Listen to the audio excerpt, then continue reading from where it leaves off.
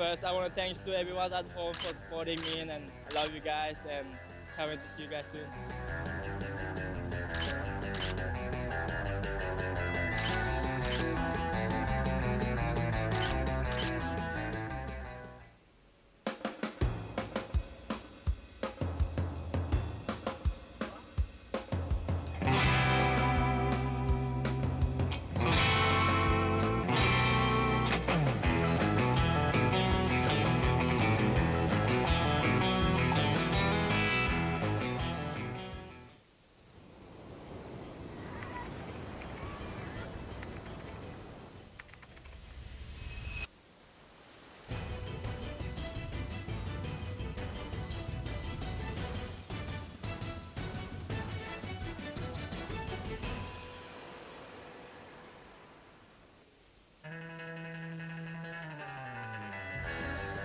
First, I want to thanks to everyone at home for supporting me, and I love you guys, and can't wait to see you guys soon.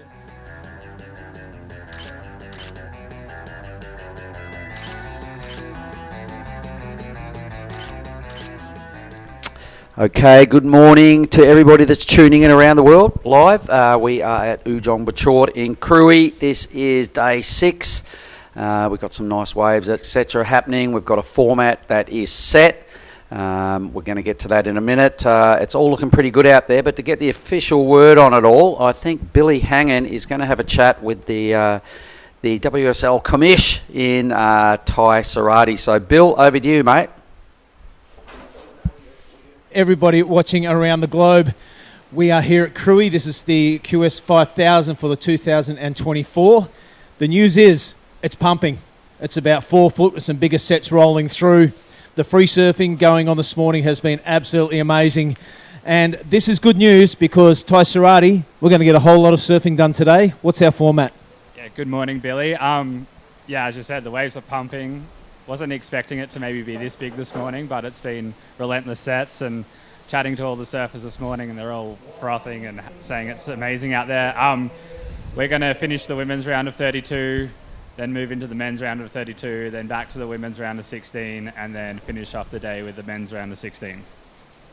Well, that is a whole day of solid action. Wherever you are around the world, grab yourself a coffee, grab yourself a tea, lunch, dinner, breakfast, whatever time zone you're in, but strap in. It's going to be a cracking day.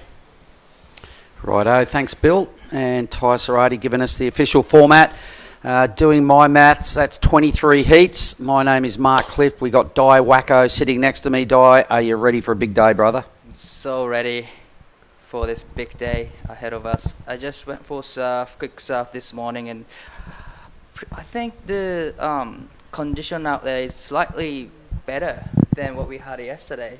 There's some consistency and a lot more sets coming through, so it's going to be a fun day. Unreal. So you've had a surf. Can I ask, what time did you get up to do that? 5:30 in the water.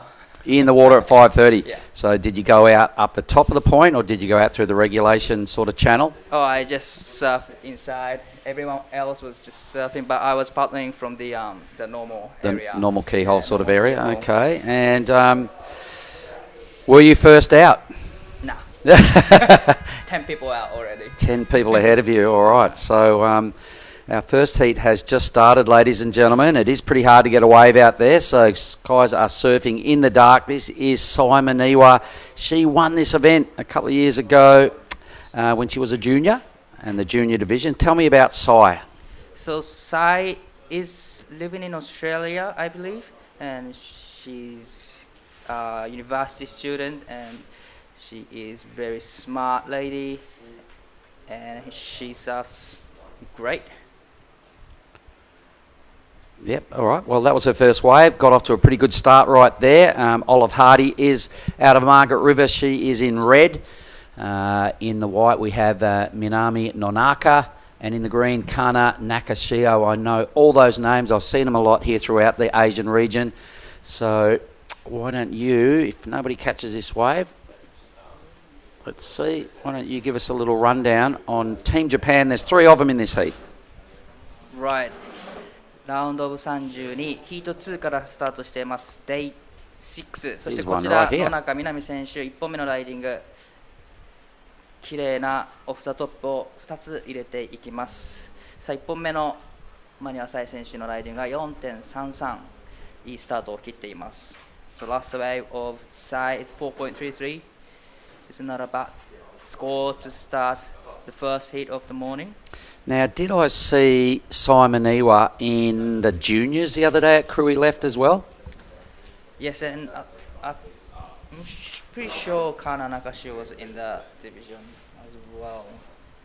But I gotta check the heat draw.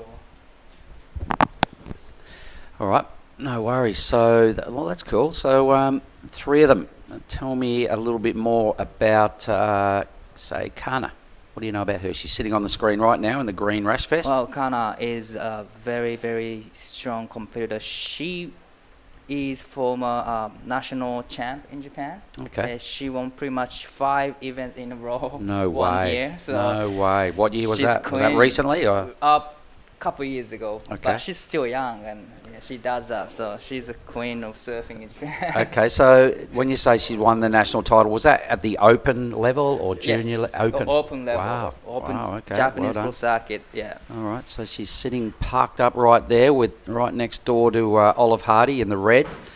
So I imagine the Hardy clan at home in Margie's will be watching this eagerly. It is about 10 to 7 here, 10 to 8 in West Oz, and it's a Sunday morning. If anybody, I'm sure you crew are up down there watching. Welcome to it, day 6. No wetsuits needed here, no hoodies, no long pants, no nothing. A t-shirt and boardies is good enough. Gets Good pretty enough. steaming hot, doesn't it? Still hot in bodies in the water.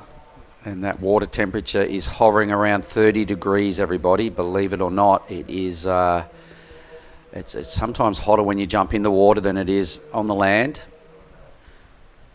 And heat 1 of the day is rolling a 3.67 for Nonaka, 4.33 for the former champ in Maniwa. 25-minute matchups all day, 23 heats coming at us. We've got a lot of heats to get through today. Potentially, organisers are trying to wrap up tomorrow. We're thinking Krui left is the word on the street. There's nothing Wow. official. Nothing official, but Nothing official, Gonna but there be is interesting. allegedly another banging swell about to run head on into Krui area. All right. So green on the hunt, Nakashio, inside wave, wants a piece of this, 中 and she's 島 got の it. 選 Go 手 for it. テイクオフ1本目のライディングです。さあこちら綺麗な波になってきそうです。素晴らしいファーストターンからすぐさま2発目大きなスプレーを出していきます。これはいいライディングになっていきそうです。さあここ少し速いセクションを抜けてきてすぐさまアクション、こちらもスプレーを飛ばしてきます。素晴らしいライディングが続いている金中翔選手の1本目、しっかりフィニッシュも決めていきたかったがここでこけてしまいました。残り時間20分20秒。 Oh, Olive's got a bomb. Look at this thing, ladies and gentlemen. Out of Margaret River. Her sister is in the very next heat. I'm sure Margaret River Town are watching. Olive does a lot of her best work on a backhand, I reckon. She's picked a nugget here. Has to bail out, so you can see the difference. Sometimes those bigger waves, if they've got a little bit too much wall on them, it can be a lot of race, and then maybe get denied as it gets down towards the end of the point. Look at our work site here. You can see Ujong Bachur, the reef, Ujong Bachur, just rifling off down the line as clean as a whistle. We do have a little bit of wind this morning, unlike yesterday. So it's a clean scene. Great drone angle. You can see the judging tower bottom right-hand corner of our screen right there. The shoreline, there's still plenty of trees on this point. It hasn't been built out. It's like we've said in recent days, it's got a touch of the old school Indo about it. So let's have a look. I really like this wave. I think she really connected well early. This hit here. Really Boom. like that one. Big Yep. spray. Yep, a smaller wave, but she did some pretty good surfing. She got another couple of top turns that really count down the line here. Look at this thing. Boom, crunch. Yeah, similar size of the other surfers, size and Minamis, but slightly better actions. Yeah, it's a pity she Okay. fell right there. Now, total contrast to Olive's wave that was probably twice the size, way faster, limited scoring opportunities for Olive, so it's going to be a big advantage there to Nakashia on that wave. Might even be the better wave of the heat at this point. Won't be a monster number, but it'll definitely be in that mid-range. 現在、ウィメンズ QS5000 ラウンドオブ32ヒート2が行われていますが、この後ヒート8まで行った後はメンズ QS5000 ラウンドオブ32に、移っていきます。そしてその後ラウンドオブ16ウィメンズそしてメンズを行い、本日のスケジュールが終了。この後スエルが、大きなスエルがまた入ってくるので、まだオフィシャルではないんですが、明日はまた別の会場に移動する可能性があるそうです。とてもエキサイティングな試合になっていきそう。Alright, some replays flying around. So is this the first wave of Nonaka? Well served from Nonaka Minami. No, she's owed a score, so that's her second ride. Alright, so we've got 3 scores coming. One for that lady, that was it. The wave we saw from Green and the first wave of Olive. So decision time, because they're trying to set a scale here, I imagine, the judges, and they're having a little chats and going, okay, let's get this right. It's going to be a long day. This is going to set the precedent for the next 6 heats in the women's. A few scores dropping for Kananaka Shio, and we are still waiting for one more score for her first ride, and we are still waiting for the Minami's last wave. Well, judges are taking a long time. Yep, Olives, they won't have too much to think about with Olives. No real big hits, but they've got a number in. What is it? 5504 Kana's first wave, and that put her into the lead. 55 is single high score in this heat so far, and we're still waiting for those red and white last wave.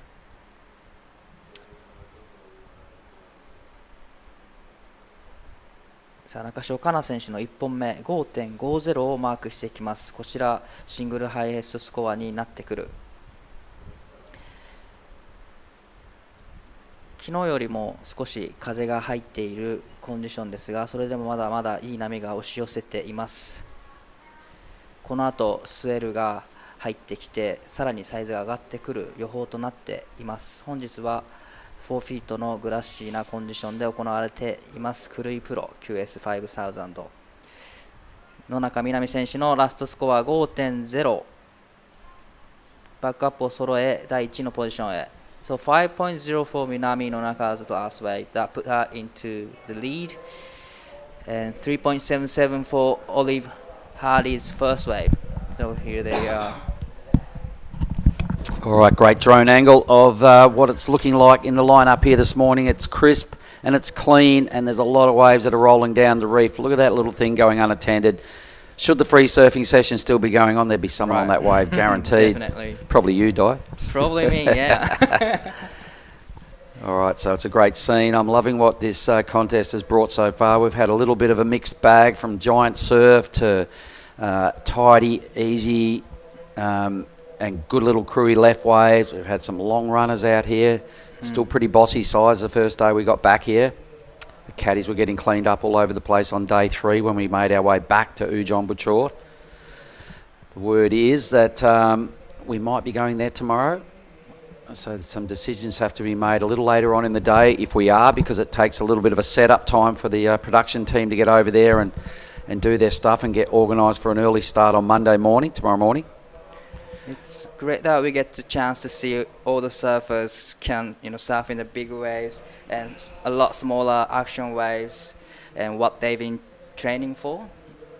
Yep, you've got to be ready for everything, don't you? And then next week it's going to be the exact opposite. It's going to be right-handers, shorter, bigger, not shallow water. It's a whole different ball game again once we get to Lagundri Bay. For the big Lagundri Bay barrel. Look out. There's going to be some freight train surf next week. So you guys had a pretty big session last event too, right, last year? Last year, look, the first out of our 7 days, we probably had 5 really dodgy days at first, because the whole Mentawais, Tallows into the Nias region, had this horrible wind going through it all most of September, because we were way later last year. It was in September. It wasn't back to back with this event. So it was a dodgy wind, not a lot of swell. So some heats were like, oh, weren't that flash. There was always a swell coming. The second last day it rocked up and it was a little bit raw and a bit grumpy, and there was some things going on. It was unsettled, but it was big, and everybody's like, beauty, we've now got at least some solid surf. And then the next day it mellowed, it hit its straps, and it was, I don't know, 4 to 5 to 6 foot and just grinding. And one takeaway from that was Philippa Anderson got such a good tube to win. You know, I think it was a 10-point ride. I might have to ask it a bit later on, but I'm pretty sure it was. Rio Wider won the men's. Yeah, and Ryaru Ito was on fire. He was. I think he was a quarterfinalist. Yeah, he was. He almost beat Rio in that heat. That was a great heat to watch. So that's why yesterday when I saw Ryaru Ito in the draw, I went, I've made a note of that guy's name based on his performance last year. So anyway, we're just looking into the future. What's going to happen when we get to Lagundri Bay, but what's going on in this heat? Nakashio with the best score. Team Japan are holding down the top 3 spots. Exactly the halfway mark now of our first heat of the morning, heat 2. Everyone that advanced yesterday pulls the jersey on today. If they get through these first rounds of 32, they'll have to do it all again this afternoon in the rounds of 16, which will put us, I think, into quarterfinals, surfer on surfer action following the end of today. That's what we'll be down to. So there's the beach. You can see some surfers just jumping off the shoreline. In the white in picture is Emily Burke with her caddy. We've just gone past the judges' tent. There is the athlete zone. We are positioned in the room right behind that. Further down the beach, the officialdom, the police, the water patrol, that's them in the big orange tents. They've been camped out there since the event started. And further down the shore, we're getting down towards Jocko's place. Joko, there it is. A few crew milling around by the pool. And we're a little further down. There is Family Losman. That's where pretty much 20 of us are staying. Dino's there, the bar, restaurant, couple of rooms up top. And further down they go towards the fishing village of Tanjung, Setia. Thanks, Ryan. That was pretty cool. It's always good to show everyone what the beach looks like as well as the waves. 日本からライブ配信をご覧の皆様、おはようございます。こちらクルイプロ QS5000 ウィメンズ QS5000 ラウンド32ヒート2を行っています。この後このラウンドをフィニッシュしメンズディビジョンに移っていきます。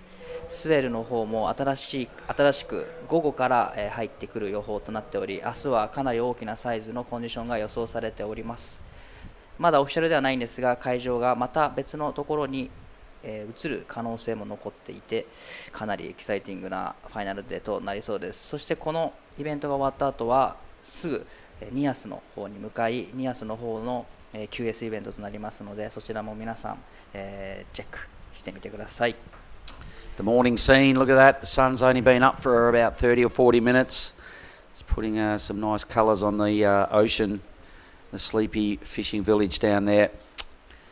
It's a good scene. No waves caught for some time, so they'll start to be getting a bit nervous. We're at 10 minutes. So everybody's got a good start here. Everybody's, had 5 waves surfed. There's no complete fails. Nobody's caught a dead set closeout. Nobody's really messed up. So it's kind of well balanced. Really low requirements by all surfers. But you never really kind of stop, I guess, moments of stress or high pressure moments until you've got your 2 waves. So there's 3 of them in that position where they don't have a backup number at all. So it's really close. It's really kind of low scoring at this stage. You really want to get another backup score at this stage.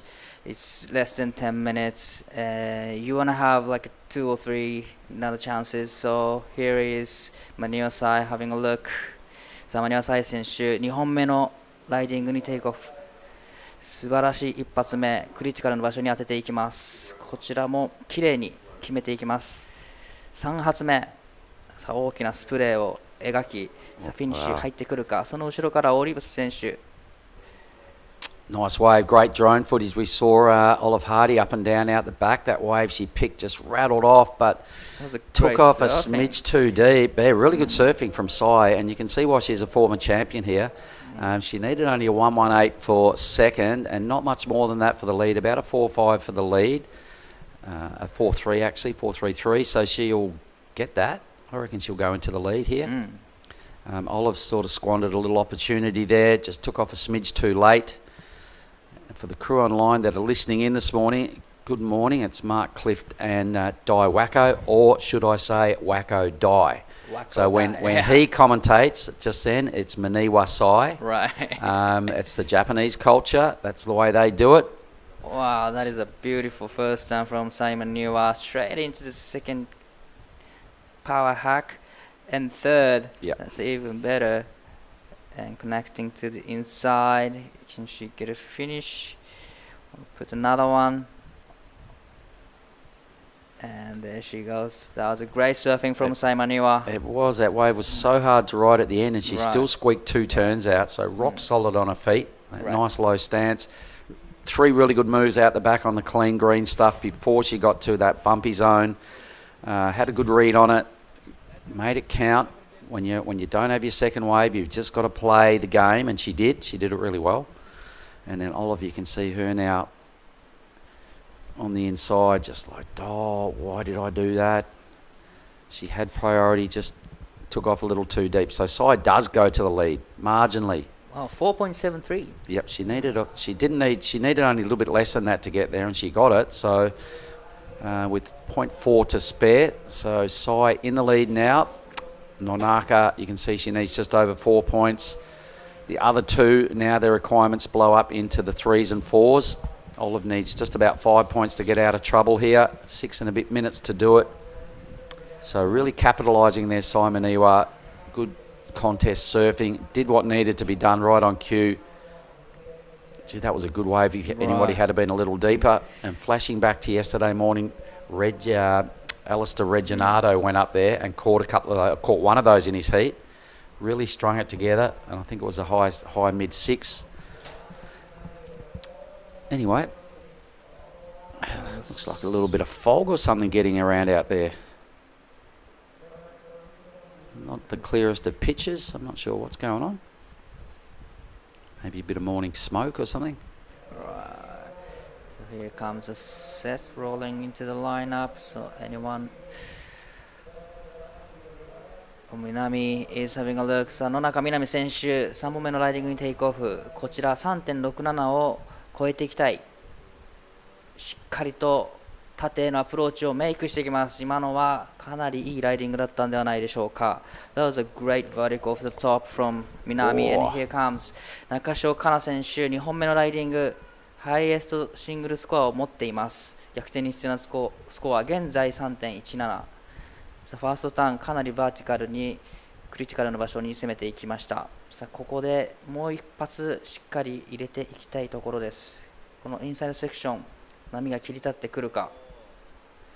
Strong ride going on here. I'm liking what I'm seeing. This was a bigger wave. Really broke at a nice pace. Wasn't too fast. It didn't have too many flat sections on it. Makashio doing some tidy rail work close to the pocket. Kind of maximising her opportunities to impress the judges. So she will need, I think, just over 4 points to go to the lead, or around about just under 4 points to go to the lead. So I reckon she'll do that. Probably, yeah. Minami, probably the last wave of Minami is going to be her backup score, that's for sure. That was decent finish turn from Minami. And here comes the reply of Minami. All right, so it was a much shorter right than we just saw green. It was just a mini slash to kick things off. That was a nice big strong hit. So effectively one really good turn, one set up move. This was a much better ride for me. Right. He threw a lot of spray off the top. That was a little bit wrapping cut back. But after this, the wave didn't offer too much for her. The wave didn't wall up. So pretty much the first couple of turns hack was really great, and after that, a couple of the S-Curve series. But I still liked it. In the context of this heat, with no really big numbers, Olive's on now, so let's stay with the live action. Needs to capitalise here. Got to finish this wave. It looks like she's picked a ripper. Slashing hard in the pocket 3 times. Boom. Plenty of spray out the back. This is a real catch-up wave for Olive. Plays the game and just nails the finish out the back. マニュアサイ選手、テイクオフ。さあ、こちら、かなり重要な波になってくる。4.33 を上書きしていきたい。さあ、ここで大きなセクションが目の前に少しバランスを崩してしまいました。Wow, that was really unfortunate for Sai Maniwa. She was in the lead, but we're still waiting for Minami's last wave and Kana's last wave. So Sai was looking for a wave to improve 4.33. Do you think she's done it? Who's that? Which one? Sai Maniwa. I'd like to have a look at all those again from the judges' point of view, from the beach camera. Meanwhile, there's the overhead. That's our big long point break here at Ujung Bocor. I think there's going to be a real reshuffle here on the leaderboard. There's a lot of good rides that went down there, and it was a good size set wave. So this is what Olive did on hers. She was languishing in 4th spot with just a 3-point something. Got some nice slashes going on. Just a little slidey moment there, but a good recovery. So Olive, some top to bottom surfing. A nice finish without really connecting with the lip there, but had to just play the game. I love what Sai did out the back here. That was not a bad turn in the pocket. I think things are going to get really close once all these numbers drop. We're owed 2 more scores. We can already see that Nonaka has gone to the lead. Sai's dropped down to 3rd at this stage because we can see scores in the 6s are coming through. Sai hasn't really added too many numbers to her campaign. She's upgraded by 0.07. So a little wasted moment there for Sai. She's into 3rd. The other 2 are tied for the lead on 11.50 2-wave totals. A 6.5 locking in for Nanaka and a 6 for Nakashio. Olive's going to get a pretty respectable number. So stand by and we'll have a look at the leaderboard. But right now it is a tie for 1st. Based on the 6.50 for Nonaka, she gets the nod and is sitting in the lead. Right. So in the case of a tie, they go back to the single best score. So you can see the 6.5 is higher than the 6, so that's why she's sitting in the top of the ranks. Ola's put together a 5.7, so we've got a lot of numbers now in that 5-6 range. It's really set up a close matchup here. So it's absolutely game on. Pity there's only 1 minute to go because it is super close. I'd love to see everybody get another wave. That was a really good set. A lot of people capitalised there. Olive not quite enough. The other 2 enough. And Sai, out of all that mix-up, went from 1st to 4th. Right. So 野中みなみ選手のラストウェーブ 6.50 をマーク。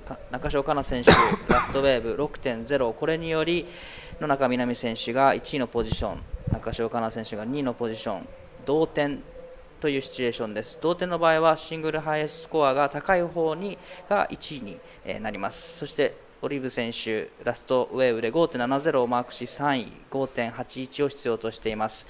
マニュアサイ選手2位から4位になり 6.77 が必要となっております。Yep, huge change on the leaderboard. As you can see, it was a solid set. There's only 5 seconds to go. I think the result is set, and a massive move on the leaderboard by both Nonaka and Nakashio. So that's it. It was officially a tie, but Nonaka wins. Right. So you can go and have a chat with her, Di. And what we're going to do is be right back with the very next heat in just a moment. So hang in there, team.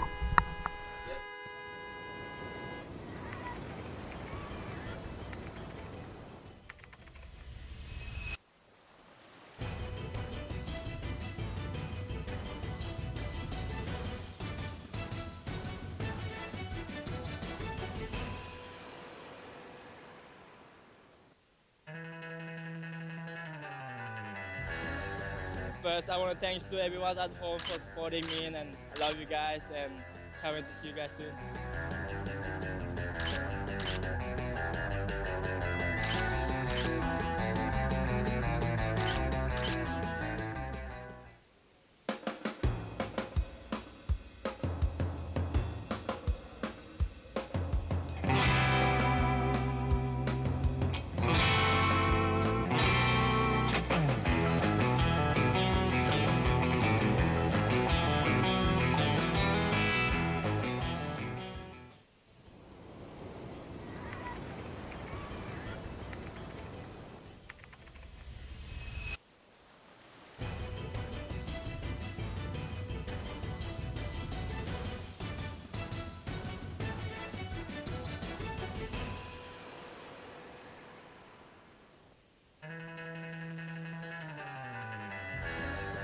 first, I want to thanks to everyone at home for supporting me, and I love you guys, and can't wait to see you guys soon.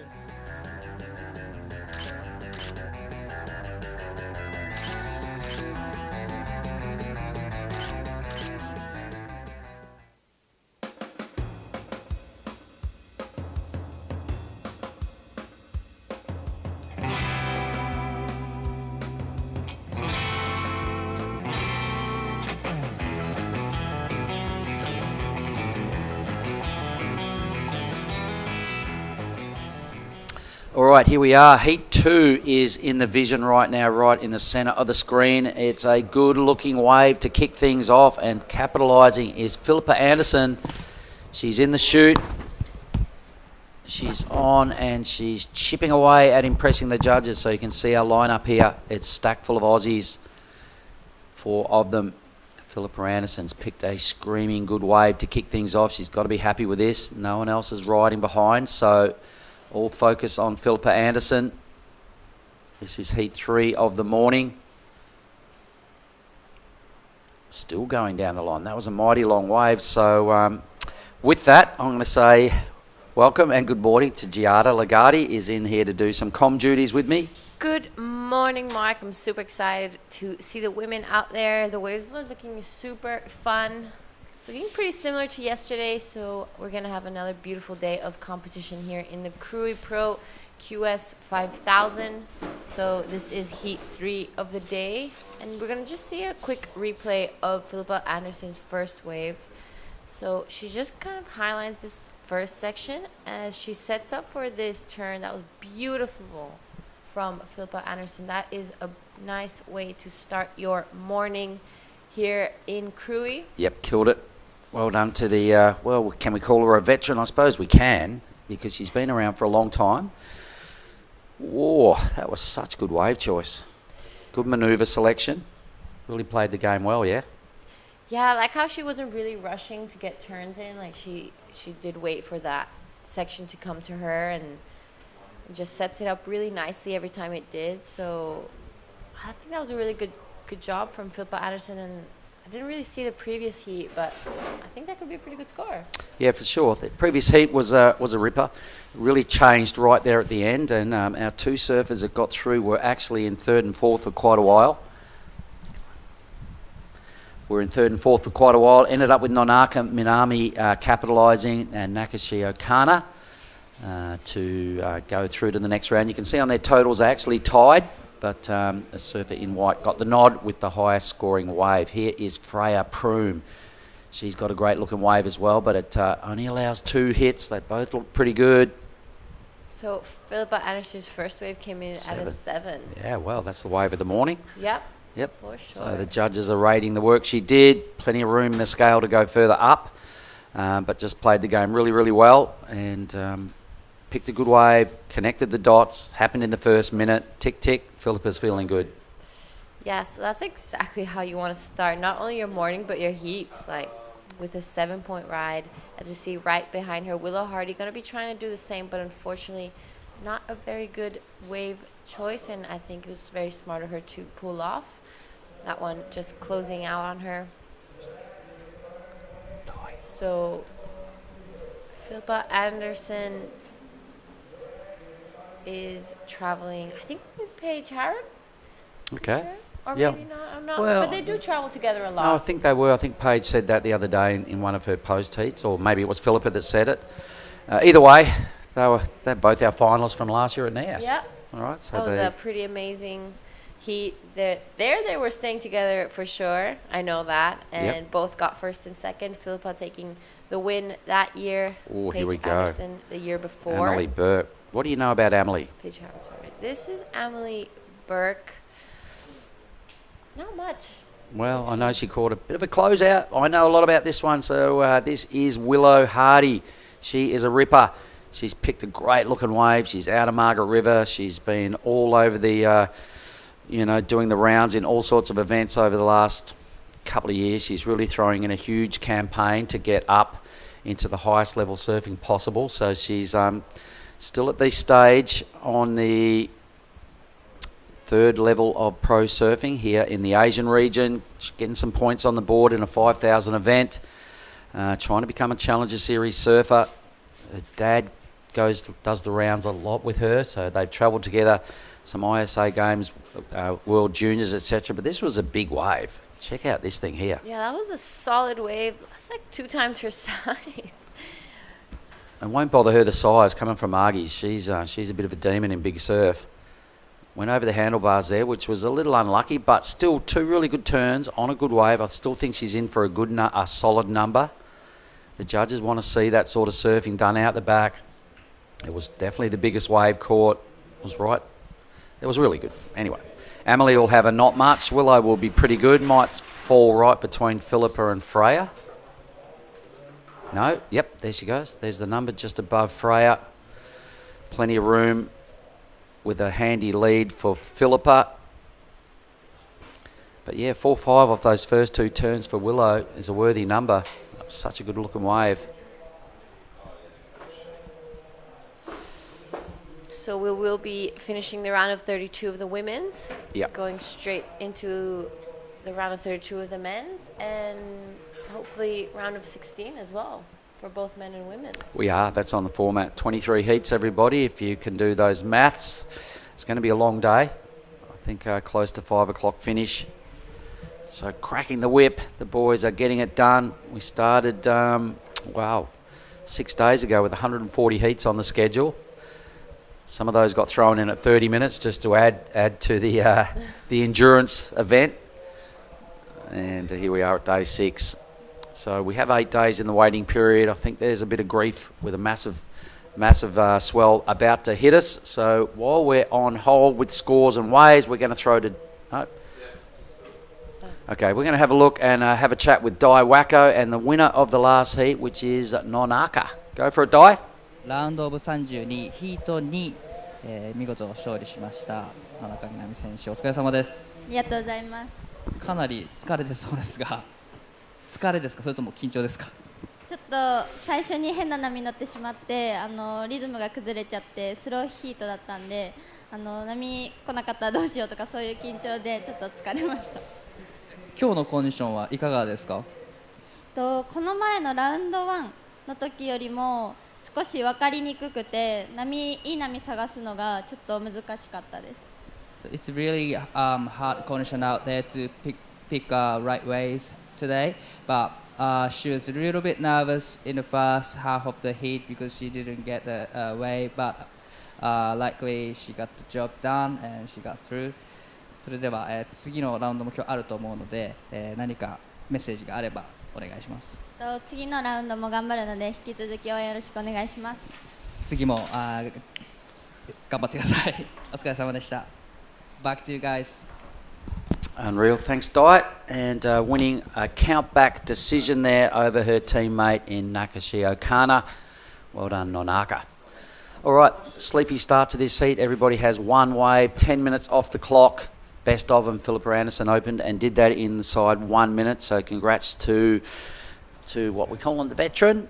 But she's cool. She's been around for a long time doing this and really setting a good standard here in the women's.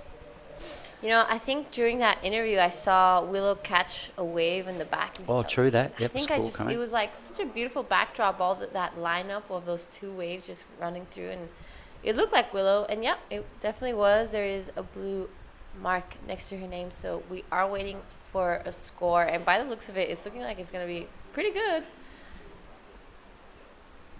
All right, did we get the replay? I was having a look at our format. Anyway, let's have a little wait for the number. Amelie's on the hunt. She kind of fluffed up her first wave choice, so she'll be hoping to do a little better this time as we can see halfway mark of the heat starting to approach. Freya's on the inside. This is her in the green. She might be too deep. They both are. So a big old set starts to push wide on the reef. If anybody's paddling out, might be in a good spot. Either way, swells like this, everybody, they kind of really start to grow down the line and focus down where the caddies sit. So there it is. Willow Hardy's last one came in at 6.7. Wow, didn't see it. Didn't see all of it. So congratulations. I saw a few big turns from the interview at the back. So okay. I was like, oh, good on you, G. It's going to be a pretty good one. Good bit of awareness, thank you. Korean on the inside, still too deep. Can't make any sense of all this energy that's pushing onto the reef. Wow, didn't quite behave itself, but it's Philippa Anna sees something she likes. So here she goes, bigger wave, takes the high line. It's speeding up this wave here. Needs to go up and tag it. Nice slash in the pocket. Can she get around? Thing flattens out. That's around about where the caddies are sitting down there somewhere. So her backup number, needed a 4-2 out of that to bother Willow Hardy.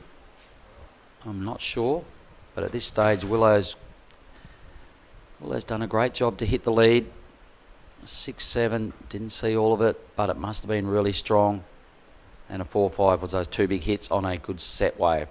Stage is set. There's the halfway mark. Emily out the back in the white with second priority. Freya will be somewhere right next to her with the lead, top priority. Freya in the green. Actually looks a little bit bigger than yesterday. Yeah, I was surprised. Everybody, I had a couple of locals telling me, oh no, tomorrow's going to be the smallest day. I'm like, really? Because I heard the opposite of some other crew in the afternoon before I was leaving work. I think it was Joko's going, no, tomorrow will be the smaller one. And then I'm like, oh, okay, that's a pity. But we've woken up. There's a lot of swell lines. Plenty of energy, G. I guess you just never know with Indonesia. You can't trust the... You know what? I haven't even asking. Everyone's asking me, what do I reckon? I'm like, dude, I haven't even looked at the forecast. I just wake up every day and deal with it. Here goes Emily. This is Emily Burke, surfer in white, looking for a 6-4-1 to go into an advancing position. Just needing to open up her... Fortunately, does not get any turns in on that one. No, that's two little missed moments now for Emily. So first half of the heat has not gone to script for white. Picked a couple of waves that did her no favours at all. Freya's been a lot more patient. She's already got a 4-3-3 and this. So let's have a look at the natural footer. Strong lady, trains a lot. She's really into it, this contest surfing. Nice strong bottom turn. A little bit of a mini schwack. Didn't really hit it flush. That's a little better. A touch of the wobbles. Whoa, has to crouch down and push hard on the board to hold that forward momentum. So the judges frown on stuff like that. I don't think they'll enjoy that too much. Yep. What do you reckon, G? Yeah, I think I agree. It was a little bit... It just looked unstable. So. Good word, yeah. A real wobbly moment there at the end. A couple of mini moves on a good sized wave. I guess when she paddled onto that thing, she was expecting a bit more out of that wave, and it just kind of didn't do her many favours either in reality. I think maybe if she paddled into it a little earlier, it could have really improved that first section. Could have gotten there earlier and hit that more critical section, but unfortunately, maybe just got there slightly too late. There it is again. So let's have a look. That's the section I was talking about. All right. Yeah, you're right. She didn't really flush that first bit. Okay, got there a little late. Yeah, so here the wave just kind of flattens out a little bit. It does stand up for her one more time, so this was her more critical turn. But she does get a little bit stuck on the top and comes down a little bit unstable. So I think no really good connections on that wave. Yeah. So comes in at a 3-2-3. Yeah, fair enough. Pretty good. But have a look at the top of the leaderboard. Philippa's done enough to regain first. That bigger wave she just caught, a 4-5-3. So there's our current heat leader, Philippa in the red. Next heat starting to paddle out. Let's have a look who this is in green. Jolly Stokes. There you go. Well done. So in the next heat, we're going to see Elise Cooper, a past winner here in the Krui Pro. We're going to see in the blue Ando Santos. Still remember her barrel from Nias a few years back. She got a 10-point ride there. It was very, very impressive. We'll see Rosie Smart in white and Jolly Stokes in the green.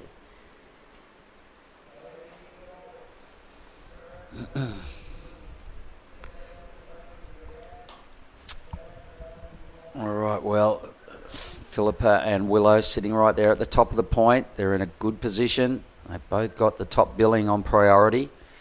The Margaret River crew down there. Good morning, team. Willow is looking pretty strong here. She's picked 2 really good waves. She's only ridden 2. Everybody has 2. Philippa Anderson has picked the best of them. That first ride in the opening minute was absolutely gold moment for Philippa.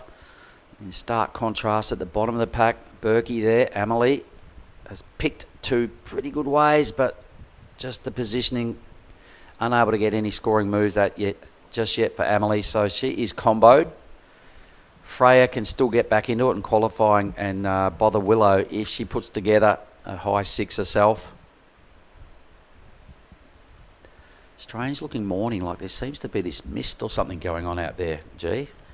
Yeah, we were seeing that yesterday as well, but I think it's that mist and overcast that allowed us to have that really glassy day all day. Oh man, how was that yesterday, Arvo? Yeah, it was beautiful. It gives that oily effect to the water just because there's absolutely no wind around, so it's not pretty to look at, but it's helpful for the waves. It was kind of nice yesterday not to see so much of the sun after some laser burning afternoons with the bright sunshine. Yeah. It gets so brutal out there. So an all-day sort of cloudy affair yesterday. We all went out and had a little bit of a free surf. How did yours go?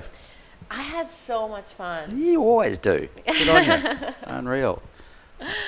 I was so stoked. I haven't surfed in like 4 days, so I wasn't even going to paddle out. But then I saw you go and I saw Misha and the boys and Alex. So I was like, you know what am I doing? I'm just going to head out there. At least you're going to know plenty of people in the lineup. Yeah, exactly. So I went out and caught like 4 or 5 waves. So I was when I saw Garut and Gogo race out as well, I was umming and ahhing, go, do I, don't I? They ran out of our accommodation. I went, I'm with you boys, see you out there.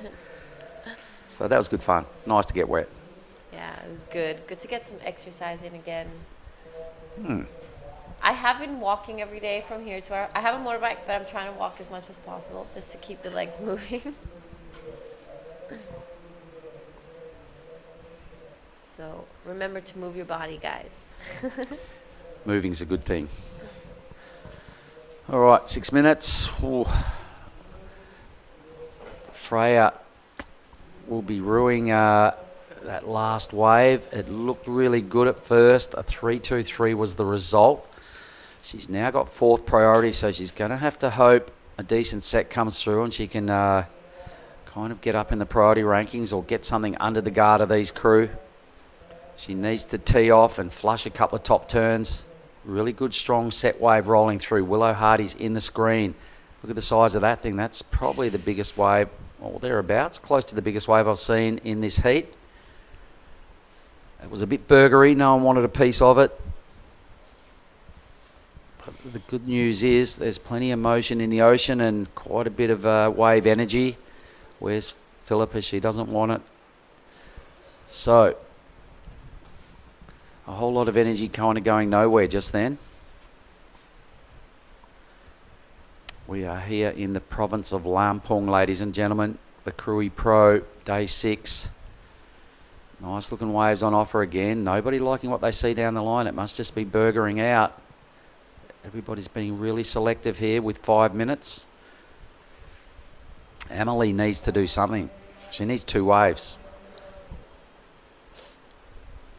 She needs to ride something and get back quick smart. So it might have paid her to investigate one of those and at least get a 2 or 3 or a 4 and get out of combo. Time's ticking away, so it's becoming a gnarly situation for White. It's hard to say. We can't see what's going on down the line. Maybe they just closed out that whole set. Not sure, G. Could be.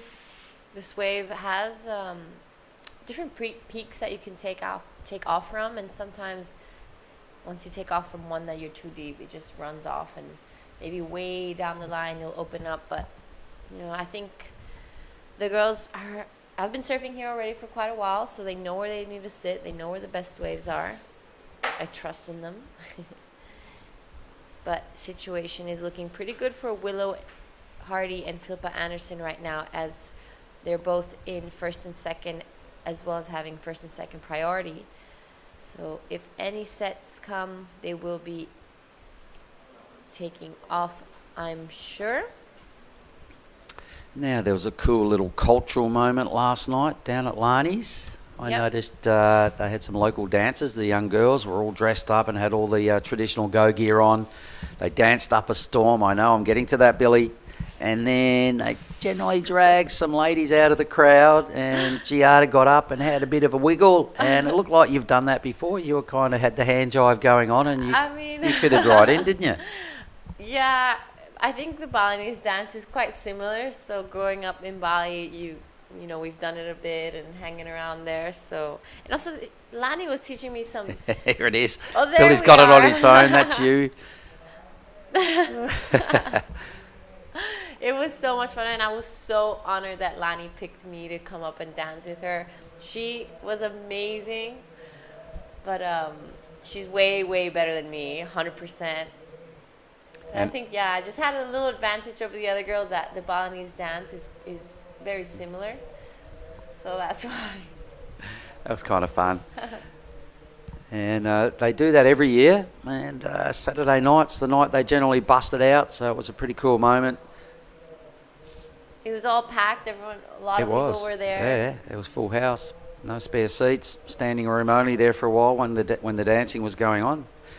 Something's going on in the lineup. The surfers are paddling. There's a chunk of ocean heading their way. Two surfers that really, really need to make sense of this is Freya, and I'm not sure whether Emily now has enough time to get her two waves. So Willow Hardy has top priority. She's in second. Needs this to go close to 5 points to overtake Philippa for the lead. Gets a good crunch, and geez, what a recovery. Needs to hold on here and get back onto the clean green stuff, and she does. Fast wave, another heavy section drops down in front of her, and you can see the speed of that wave was a little bit too much for Willow. Now where's Philippa? Does she bite off this second wave? No. There was no second wave. Anyway, I don't think Willow really had the opportunity to attack and get a 4-8. Here it is again, G. What do you reckon? I don't know. I'm actually really liking this wave. I mean, she was getting that first section was huge. She just kind of dropped from the sky on that one, and unfortunately gets a little bit stuck behind. But here she manages to get a nice turn again. I think she tried to pull in on that one, but it just runs off from her. So 2 big turns. Willow's score is in. She does go to the lead. The judges are loving it due to the fact that a couple of things happened on a really large wave. And I guess there was some risk involved in the 2 turns, so apologies. But there we go, a 5-7-7. So Willow does go to the lead. Judges sending that message. They just want to see some attack on the lip. I mean, that wave was big. It was, wasn't it? It was pretty big. Those sections she hit were pretty heavy, so I think that was a really, really good wave from Willow. I was really impressed, and she kept it together, like kind of airdropped and managed to keep herself on her board and hit that second section nicely. I might have to put some numbers on the board here because Philippa's 7 is still stacking up as the best wave of the day. Here goes Amelie. So Emily Burke, taking a look at this one, she's looking for a combination of 11.53, so unfortunately will not be getting that done. Now we're gonna count this one down, and it's looking like it's gonna be Freya Prum and Philippa Anderson. Sorry, it's gonna be Philippa Anderson and Willow Hardy taking first and second. So well done to those 2 girls, and we're just gonna go on a quick break, and we'll see you guys next heat. I'll go have a chat with Willow.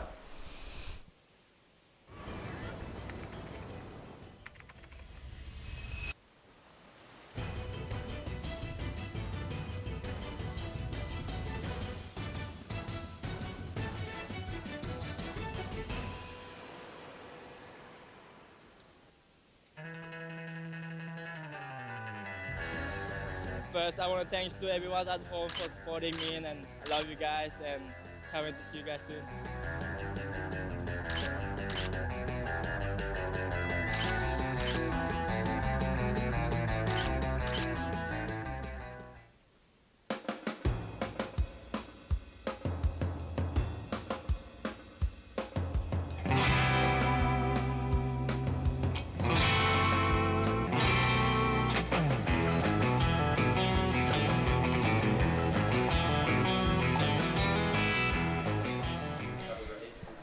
All right, guys, welcome back to the Krui Pro QS 5000. We are starting off with the women's today. This was the results of the last heat. In first, we had Willow Hardy. Second, Philippa Anderson. Unfortunate for the other two girls, but they had a really good run. And this is heat 4 of the morning. On your screen right now is Elise Cooper in the red on a really good-looking wave. She started off nicely. This thing's going to stand up for her. She hits it, unfortunately, falls out of the sky on that one. So we have blue Ani dos Santos and green Jolly Stokes. The other day got a buzzer beater to finish off. In the booth with me is Oni Anwar. Good morning, Jada. Yeah, this is green. Wow, looking really sharp, so powerful. Loudon likes that carve. Look at this finishing. Can she make it? Yes, that is a good first wave for green. Jolly Stoke. We're just sitting there with the family, as you can see behind. White is paddling for this wave. Rosie Smart. She's been surfing really good lately, as you can see how deep the bottom turn is. Nice first carve. The waves are solid. There's good size sets coming today, as you can see that one. Really tricky on that section, but if you can manage to do what just Rosie did, it's gonna be rewarded. Wow, Yes, everyone's so busy. Ando Santos out the back. A surfista brasileira, mas mora na Austrália. She is just a quick up and out. So all 4 surfers have waves ridden in this heat. Yeah, how good is that? I love that everybody's catching a wave, staying busy. That's what I'm here for, to watch some action. Hanging out with the Stokes and the Lawrences down the beach, watching some hits before I come in here. It's really nice to see the energy and what they are saying. Yeah, they are just super supportive, and we've got Zap as a caddy today for his younger sister, and it's really fun to be around them. That's great. Family trip to Krui, doing some contests, get some points, and that's the best feeling ever when you bring your whole family over. Yeah. It's very, very lucky of them to be able to travel with their siblings and their family. It's like a holiday. Can be on holiday or can be an argument. Yeah, my God. Depend what kind of family you are. Sometimes And how brothers. well you guys get along. That's true. Can either be a holiday or a headache. Yeah, when I grew up with my older brother, I always when I was a kid, I always fight with him. When I missed him now. Oh, that's cute. Yeah, we fight like a brother. Brothers and sister. But yeah, it's interesting point you bring up, like traveling to these events. Some people it can be really hard for some people because they have to be away from their family, and you're traveling by yourself and you're far away from home. So it's easy to start missing home. This is away from the last heat. This is away from the last heat. Philippa Anderson, just a quick ride. Jolly Stokes. Judges still taking a hard look at this one. Beautiful first wave. Straight up for this second one. That's my favorite turn of this whole wave.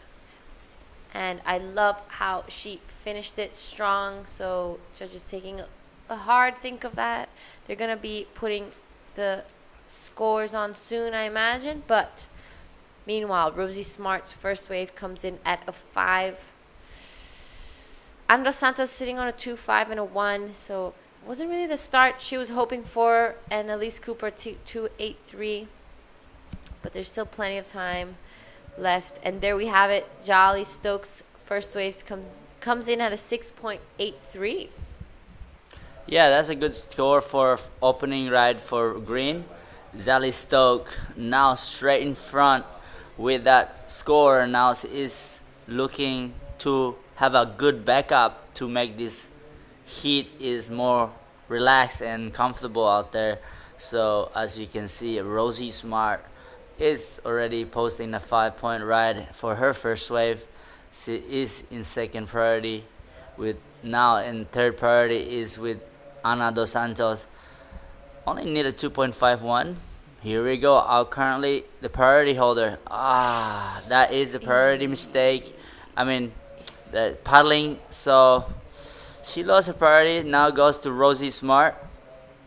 Now Rosie will need a 1.84, which is easy because today waves are fun and rippable. Some good direction, swell direction, fun size. So yeah, 18 minutes surfers in the water. So as you can see in the lineup right now, we got white in front with the priority, second priority blue, third priority is with red. It's good that all the girls get to surf this today. Maybe swells are picking up tomorrow a little bit big.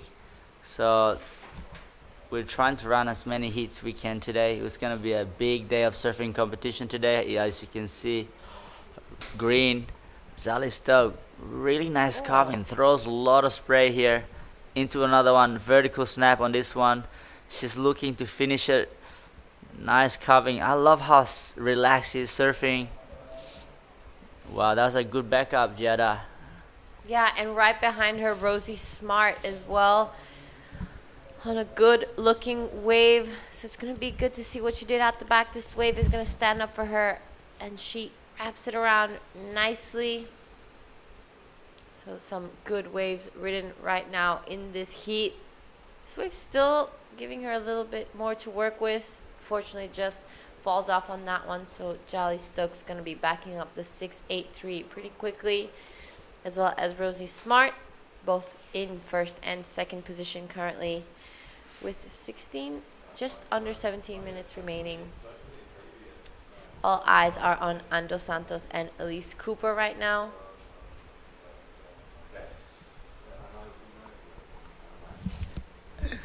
Yes.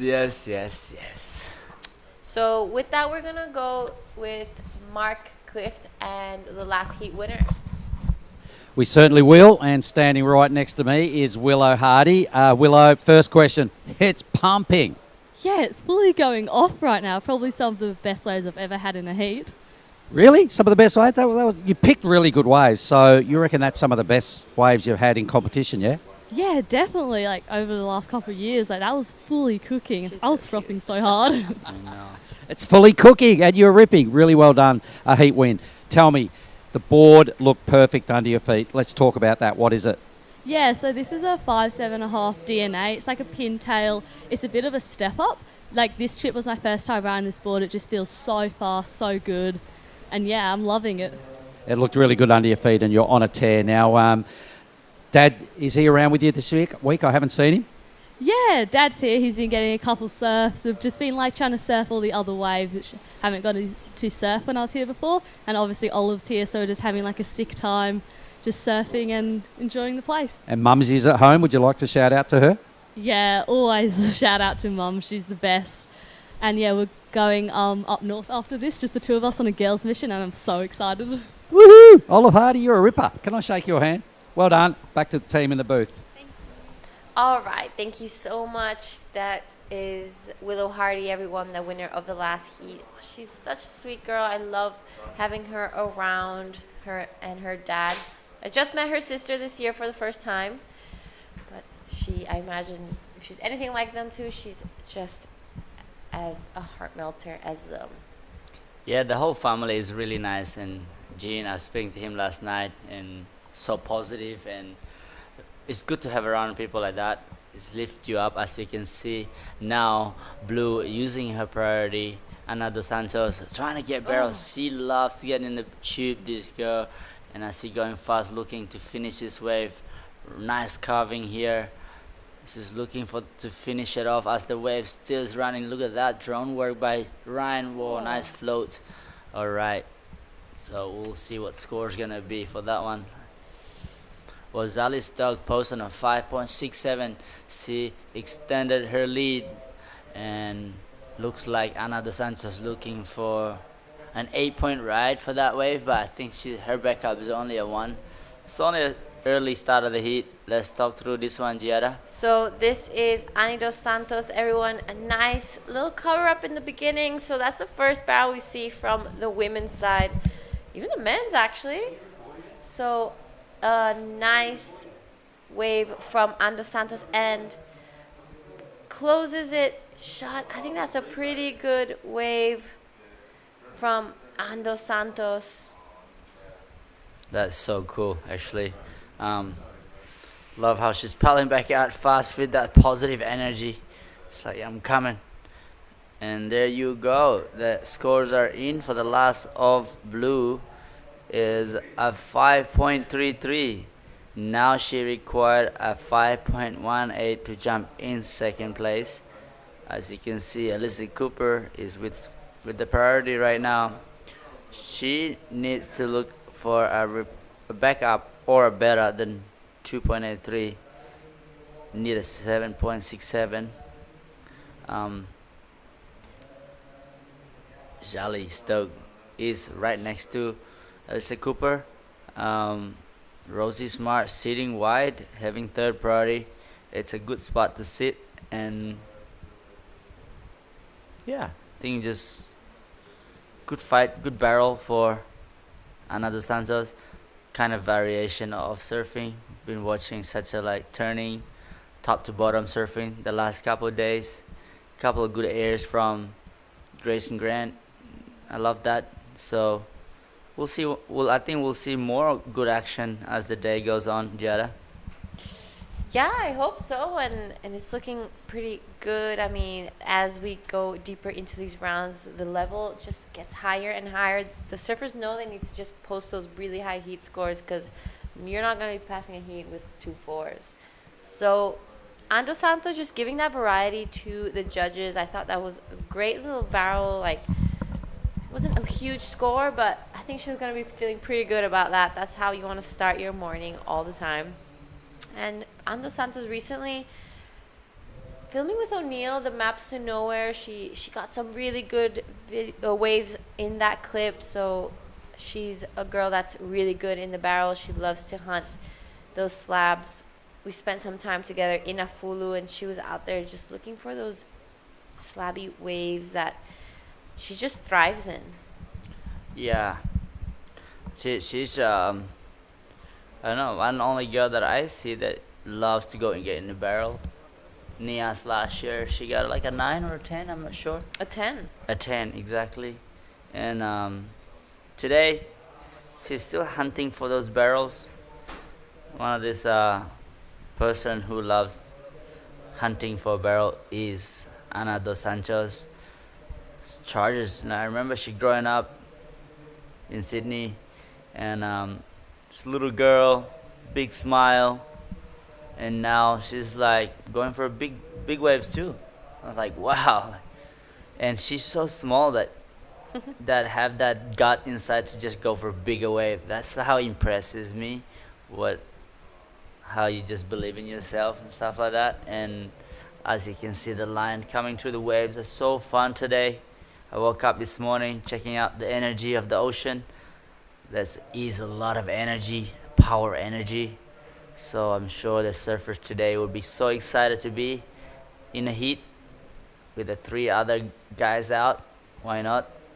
Trying to get some points, showing us who they are as an athlete, and grab some cash.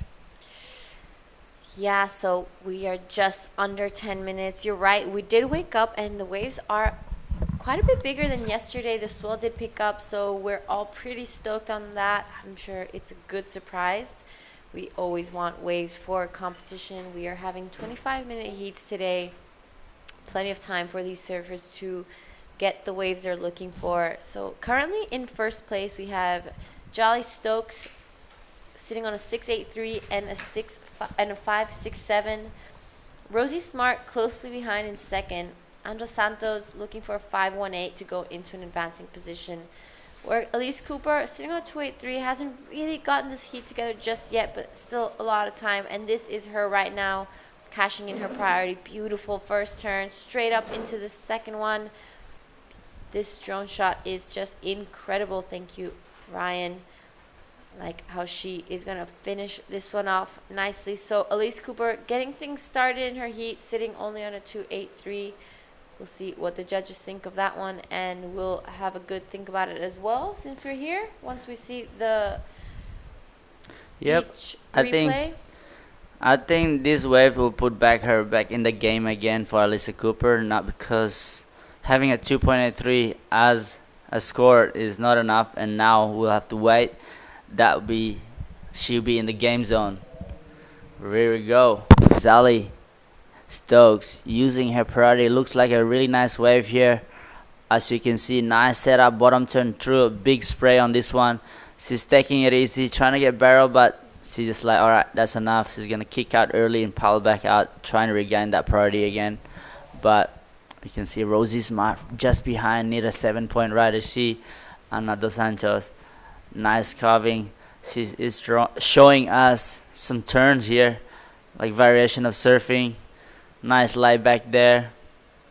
Looking for a 5.182 takedown, Rosie Smart. But let's see, there's only 2 turns on that wave. Here you go, Rosie Smart. This is our surfer in white, and just wasn't really convinced with what the wave had to offer, so decides to pull off. So scores to come in for all 4 surfers. Curious to see if we're going to have any change in situation. I don't think so, but maybe a good backup for Elise Cooper, as she only has a 2.83 to her name. 7 minutes remaining in this heat. So coming up next, we're going to have the heat 5, round of 32 women's. We're going to see Paige Harib. We're going to see Sierra Kerr, Lydia Kato, and Sumomo Sato. So it's going to be a pretty interesting heat. Things are getting heated every round here at the Krui Pro QS 5000. So here are some of the replays that we missed on. Elise Cooper, score yet to come in for this one. Beautiful first turn, straight into the second one. A little more vertical and under the lip. Good finishing here for Elise Cooper. So this is going to be definitely her best wave of this heat. Judges having a think about it. Jolly Stokes, this came in at a 2.80, doesn't go in her top 2. Good first turn and pulls off. She did have a look trying to get barreled, but decided to go straight into it.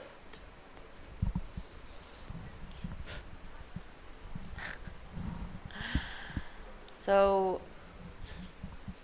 no changes just yet in the situation. Ani trying to get rid of a 3.67. Look at that wave. Oh, I'm so jealous. I wish I was out there too. Don't you, Oni? Yeah, I like it. So everybody's in the water right now. As you can see, I'm currently heat leader with the priority. Green, Zali Stoke. Looks like there's some good waves coming. Will Zali Stoke go on this one? Nah, she's letting it go now. Why not? Rosie Smart in second priority. She's gonna give a good shot. Look at this bottom turn. She's doing some nice big turn right here for Rosie Smart. She's looking for a 7-point ride on this wave. Unfortunately, maybe wave's fading, but let's see the finishing. Bang! Throw the tail, coming unstuck.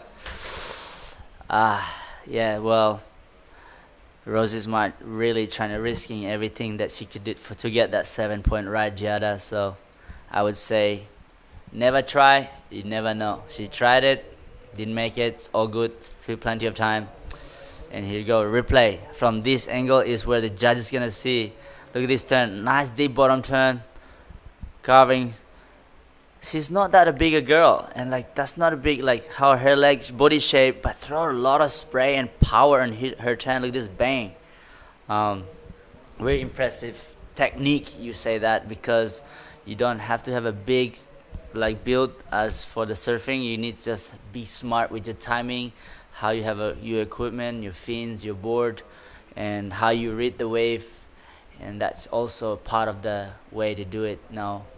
So yeah, that is Rosie Smart still in second place, holding that second place really tightly. As you can see, Ana dos Santos needed a 5.18, and then all right, guess what? Alyssa Cooper is in the game. The 3 minutes and 40 seconds to go, a 6.43, the last wave of Cooper, Alyssa Cooper, as we now need at 4.07 to take down Rosie Smart.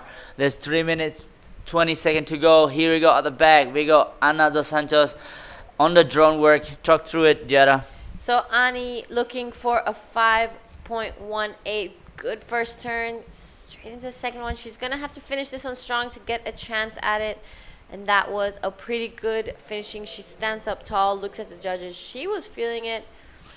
So needs that 5.18. Elise Cooper with second priority, only looking for a 4. So we'll see if she'll get a chance to get what she needs. Jolly Stokes sitting in first place with first priority, so she's going to be controlling the lineup. This is Ani dos Santos replay. Good first turn, throws a lot of spray, sets it up to finish here. I'm liking that. I don't know if that's going to be a 5, but I think it's going to be pretty close. Yeah, there you go. Sorry. Still waiting. There you go. It's more coming. It looks like a good score for Blue. Ana dos Santos looking for a 5.18. There you go. She got a 5.97. Now push her right in second place, pushing down Rosie Smart in third place, looking for a 5.81. And Alyssa Cooper in fourth place with score of a 6.43 as her best, looking for 4.87 to go in second place. In front with the priority, Jolly Stokes is really happy at the front there with the priority, with a 6.83 and a 5.67. There is a minute and 40 seconds to go in the water. The waves are starting to pulse in now. Get some nice hollowed, some barrels there. You can see the waves hugging the reef. I think the tide is dropping. So let's do some action. So we're about to reach the 1 minute mark. Elise needs a 4.87. She can do it. She did it on a medium wave earlier. She's just going to be hoping for one last chance here to keep her dream alive at the Krui Pro QS 5000. We're about to reach 1 minute. Jolly Stokes with priority though. If a wave comes, I don't know if she's gonna let Elise catch it. You see Elise Cooper just paddling a little bit closer to the reef. She's gonna have to catch anything that comes her way. 40 seconds left. And it's looking like there's some lines coming out the back. Will they get there on time for Elise to get what she's looking for?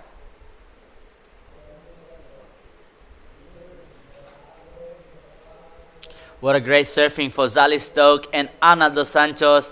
As there's 20 seconds to go, Alyssa Cooper and Rosie Smart looking for a score. Rosie needed a 5.81 to advance. Alyssa Cooper look for a mid-range score, a 4.87 to make it a next round. But looks like the time is ticking down for this. Is 3 seconds to go.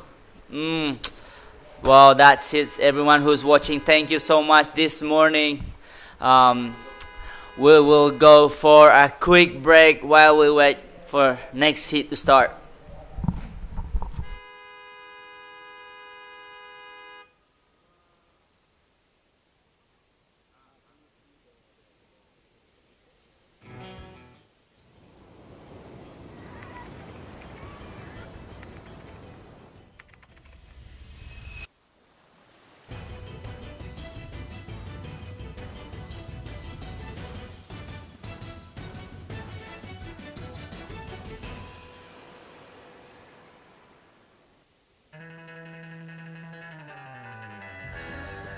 First, I want to thanks to everyone at home for supporting me, and I love you guys, and can't wait to see you guys soon.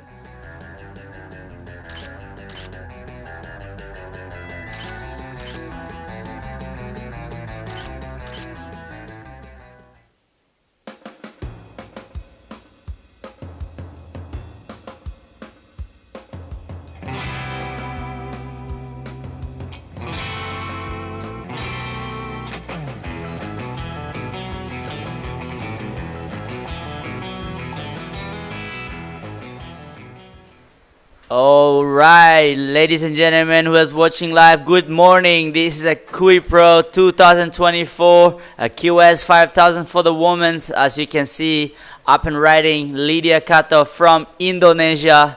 So that is heat 5 right now in the water, round of 32. We like to say congratulations to the last heat. First place, Zali Stoke from Shansen Coast. Second place, Ana dos Santos from Brazil in blue. And unfortunately, Rosie Smart and Alice Cooper is eliminated in that round. But there's some more good action coming here, Billy. What do you think? Good morning, Billy. Good morning, Oni. How are you? Fantastic I'm great, with thank you. you. Again, Paige Harrod will take on Sierra Kerr. Lydia Kato is in the white. We've seen her ride a wave already. Sumomo Sato is in the green. On your screen right now, this is Sierra Kerr. Nice grab rail bottom turn, but the top turn not so successful. So we'll see how that pans out in the next 22.5 minutes. But gee, Oni, that last heat was really stacked, wasn't it? We had a former champion and a loose Cooper. Rosie Smart has been electric for the first 3/3 of this contest. Ana dos Santos, a strong performer, and Charlie Stokes. Yeah, any one of those surfers could go on to take this contest out. So heat number 4, super entertaining. Heat number 5 looked like it's going to live up to that reputation also. Bit of a paddle for the girls in Sierra and Lydia. This is a replay of Sierra's first wave. I like the intent. It's just over the handlebars. Maybe that board looks a bit longer than what we usually see Sierra ride. And sometimes that takes a wave or two to get used to. Exactly, Billy. As you say before about that last hit, the variation of the surfing that they are showing us, that's really cool. Ana dos Santos pulled in some barrels, and Zali Stock really do some nice big damaging turns and vertical snaps. We throw a lot of power and flow what she's offering. That was exciting for me to watch. As you can see, they made it through the next round, and they're going to be surfing against the best of the best after this round. Round 32 is already looking gnarly, and then imagine in the next round, Billy, a round of 16. Yeah, the round of 16 where it starts to get really interesting. Exactly. You want to really make it through that, get into the quarters and semis, and get some points, get some dosh, and try and get those rating points to steer you in the way of the Challenger Series. Exactly, Billy. And as you can see right now, we have an international heat right now. We got Paige Harrod is the most dangerous surfer. Has been around for a while. Love Paige. Paige is such a cool person. And also, she's from New Zealand. And then comes with Sierra Kerr, a daughter of Josh Kerr from Australia, living in the Gold Coast, Coolangatta. And you know what? In white, Lydia Kato, one of our generation from Indonesia, representing Indonesia in the Olympic qualification. They're living in Kuta there, the family's there. And then another one who's in green, Japanese surfer, Sumomo Sato, one of the best Japanese surfer right now. So what an exciting hit to see. But meanwhile, let's stick with this live action. This is Paige Harrod on her forehand, looking really sharp. It's a larger wave, and looking to get her campaign going from this drone angle. It does look good, but the lip has kind of avoided her. Tries to slip in for a bit of a funnel, but not really what Paige is looking for, one would imagine. All right, we look over the screen, and we can see that Giada is standing by with the winner of the last heat. Go for it, Giada. All right, I'm here with Jolly Stokes. Congratulations. You're looking really comfortable out there. Your wave selection was incredible. Tell us a little bit what it's like. Yeah, it's super fun out there. It's really tricky because it's pumping and you don't know which wave to go, but I guess they're all pretty good, so just try and hope that I get a good one and showcase my surfing, and yeah, stoked to get a couple. I saw that you're here with your family, so tell us a little bit about the travel dynamic that you're on right now. Yeah, I'm traveling with my 2 brothers and my brother's girlfriend and a couple other friends, so it's been good. We've all been down here supporting each other, and yeah, all the support helps. So have you guys come here on a surf trip beforehand, or how long have you been here? Me and one of my brothers have done this comp before, and then we came back with the whole family. I've got a little sister as well, and mum and dad, we all came back last year, like middle of the year, and had a couple of weeks here, and so yeah. All right, and tell us a little bit about your board. It looks really good under your feet.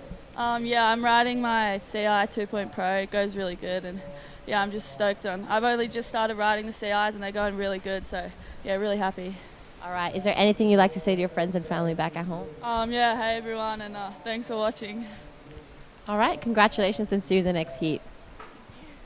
Back to you. Wow, what a nice way to finish that interview. Thank you, Giada, and welcome back again with us. Now there's 18 minutes to go as we have Sumomo Sato posted at 3.83 in the water. As everybody got a score now, but not a really big score, Billy. So it's still early in the heat as well, so we have to wait. As you can see now, nice deep bottom turn, holding that rail. This is the replay of Paige Harp. She knows how to surf this wave. Look at that focus. And she might get a barrel. Can she make it? Unfortunately not. So that's all she wrote, a 3.7 for that wave for Paige Harp. Yeah, as we were suggesting, mate, that front-on view didn't look as good as the drone angle. Sometimes you get a bit fooled. Everything looks super sick from up in the air. But yeah, Paige Harab, that 3.70, not a bad way to start your heat, but not a good one either. Kind of a little bit full of water, that wave, and a little bit burgery, if you like. Yep. It's the swell direction now is better than yesterday. And if you pick those right wave, they allow you to do a proper good turn. So here we go, paddling. Nah, there's a lot of better wave than that. So the girls are really good at picking the right wave, as you can see now. In and out for Sumomo Sato. She's trying to stay busy, but also staying busy is not that good out there. You can't select your good wave because there's a lot of wave come, as you can see now. Paige Harp, currently in second place, looking for a backup of a 3.7. Nice turn. All right, so that's all she wrote in that wave. Now, so surface in the water, we have priority is Sierra Kerr. So that you see that attempt that she's trying to do, big, massive backside snap on that one, Billy, but she knows what to do now. Yeah, Sierra has that one wave under her belt. Fast learner, excellent surfer. So yeah, maybe just getting used to that equipment for today. The swell is slated to get larger as the afternoon progresses. So we'll see how much power the Indian Ocean will have in it today. But it's going to be interesting action out there. 23 heats we're going to get through today. Yep, 23. You're already yawning. I think you're Yeah, in trouble. sorry, I was just looking at Ryan and so I got yawning. Stick with us, everyone. Get yourself a coffee. It's going to be a great day of action. Right now, it's Paige Harab out in the lead. Sumomo Sato has got a couple of waves to her name, albeit the last one a very small score. Lydia Kato and Sierra Kerr are not going to hang around and wait for the other two surfers to build a house. They want to knock it down, build one of their own. 15 minutes to do it. Plenty of waves happening out there at Ujung Bocur.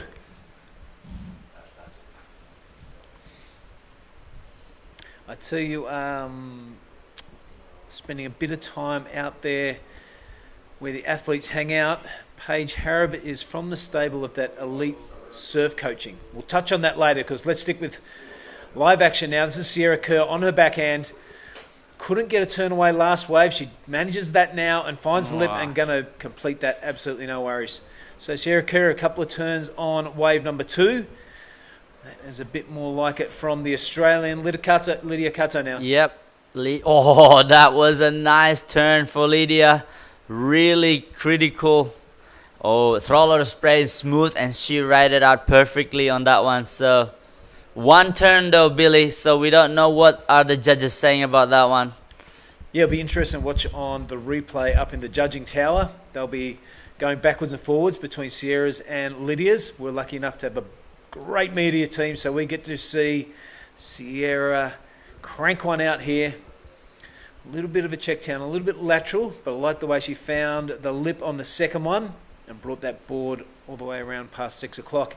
Lydia, right in under the lip. Yeah, that was impressive. So we'll see how they go, and we'll have those results out for you soon. Right, have a look at Sierra Kerr, a 4.23. Will Lydia better that score? Waiting for those scores to drop down. Yeah, the scores are coming in for that one single turn from Lydia Kato. Looks like a good score for one turn. There you go. A 6.17 for a one turn. Wow. See, that is what the judges want to see. Top to bottom, straight to the top, the vertical snap, throw a lot of spray, ride it out perfectly. You get rewarded. Yeah, much deserved. That was a critical turn. It was suggested before, right under the lip, so could have been hit on the back of the head any time, could have fallen off any time, so it was critical and it was dangerous. So well done to Lydia. Yeah, as I was talking before, Paige Harrop out of that elite surf coaching stable. Philippa Anderson also in there, and Amari Hearn also under the tutelage of Ivan, doing a great job. And more of a learning phase for Amari. Yep. Amari. Imari. Only a young lass, but it was caddying for Paige, or caddying for Philippa. So getting around all the action and seeing how things work at a QS 5000s, invaluable experience, and a really good move there by Ivan to keep the young lass involved. And it's great to have a full-time full-time coaching facility there in Bali.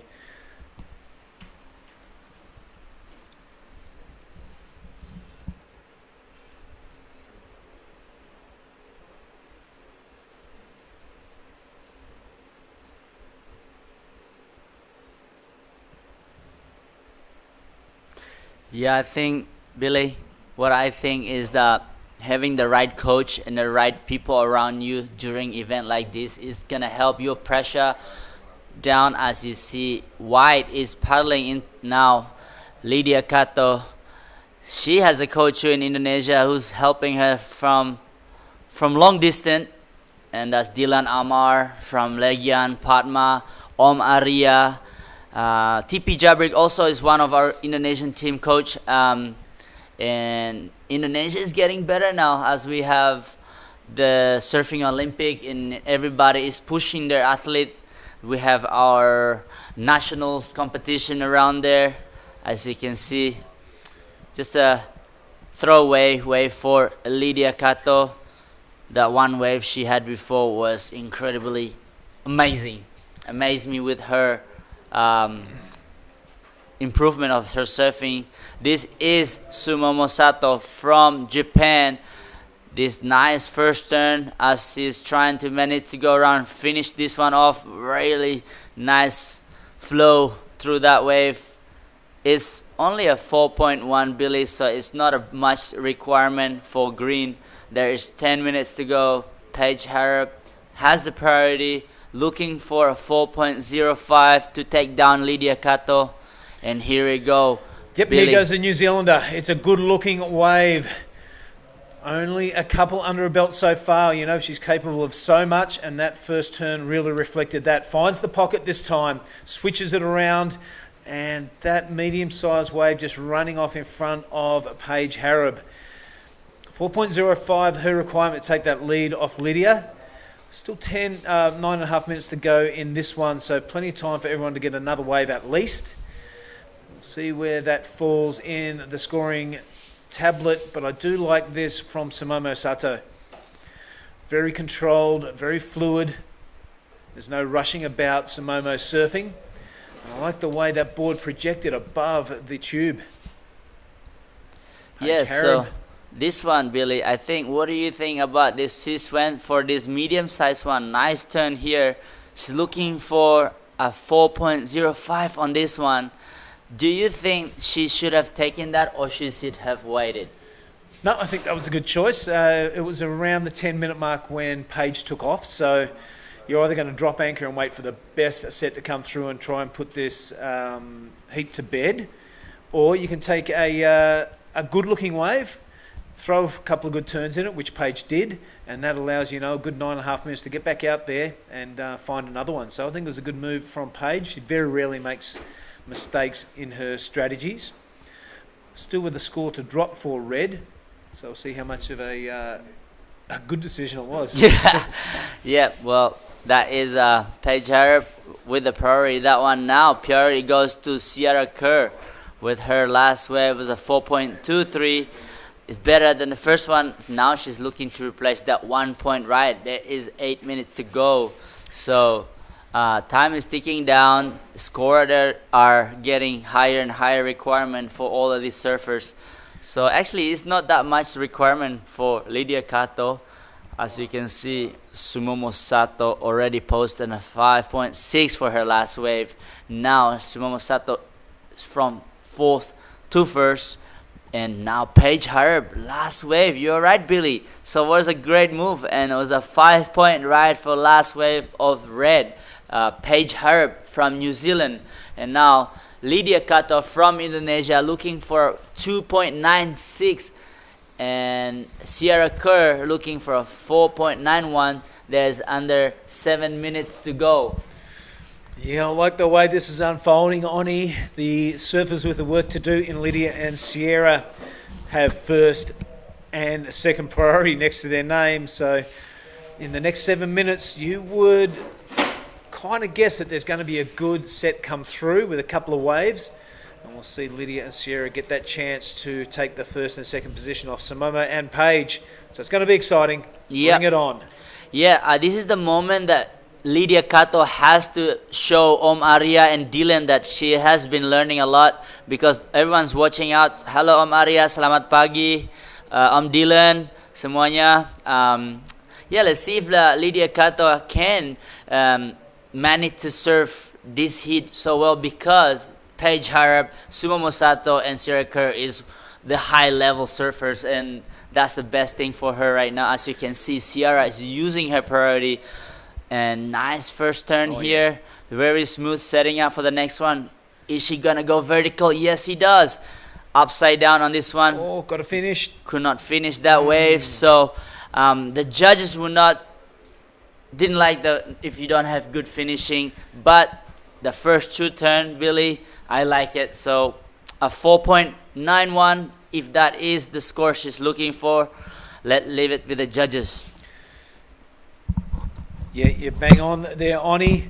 A couple of good turns from Sierra, and now this is Lydia Kato from Indonesia. Good looking set wave. Hooks it right under the lip. This is more like it from the Indonesian.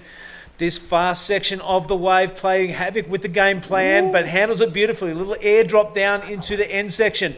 It's got to complete this wave. She doesn't into a face plant at the end, but a couple of really handy turns for Lydia Kato out the back. So we'll ask for it. And we got it. One wave from white, one wave from blue. Let's see where that lies with 5 minutes remaining. Heat number 5 for the round of 32 of the women is going to be another cracker. Yeah, Sierra Kerr's replay this one. Nice first carve. Setting up for this turn right here. This is the money turn that all the just want to see. But didn't finish it, but still will be a good score, I reckon, for Sierra Kerr. As I love this wave. This is a big wave.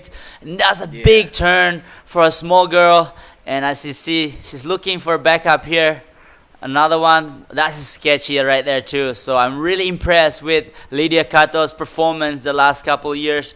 She has improved a lot since I saw her. And that could be a good backup for Lydia Kato for sure.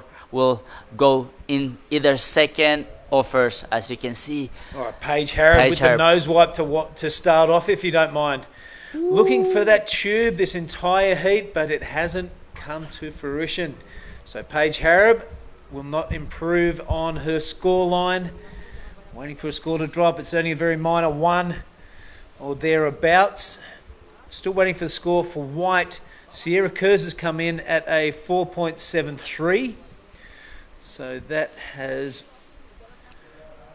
improved her scoreline, but not changed the position on the leaderboard. So Sierra Kurz sitting there at third. Ya, di mana Lydia Kato sekarang masih di posisi keempat, membutuhkan 2,96, tapi ombak terakhir dari Lydia Kato sangat bagus sekali dan ombaknya lumayan besar. Kita harus menunggu kepada semua yang nonton.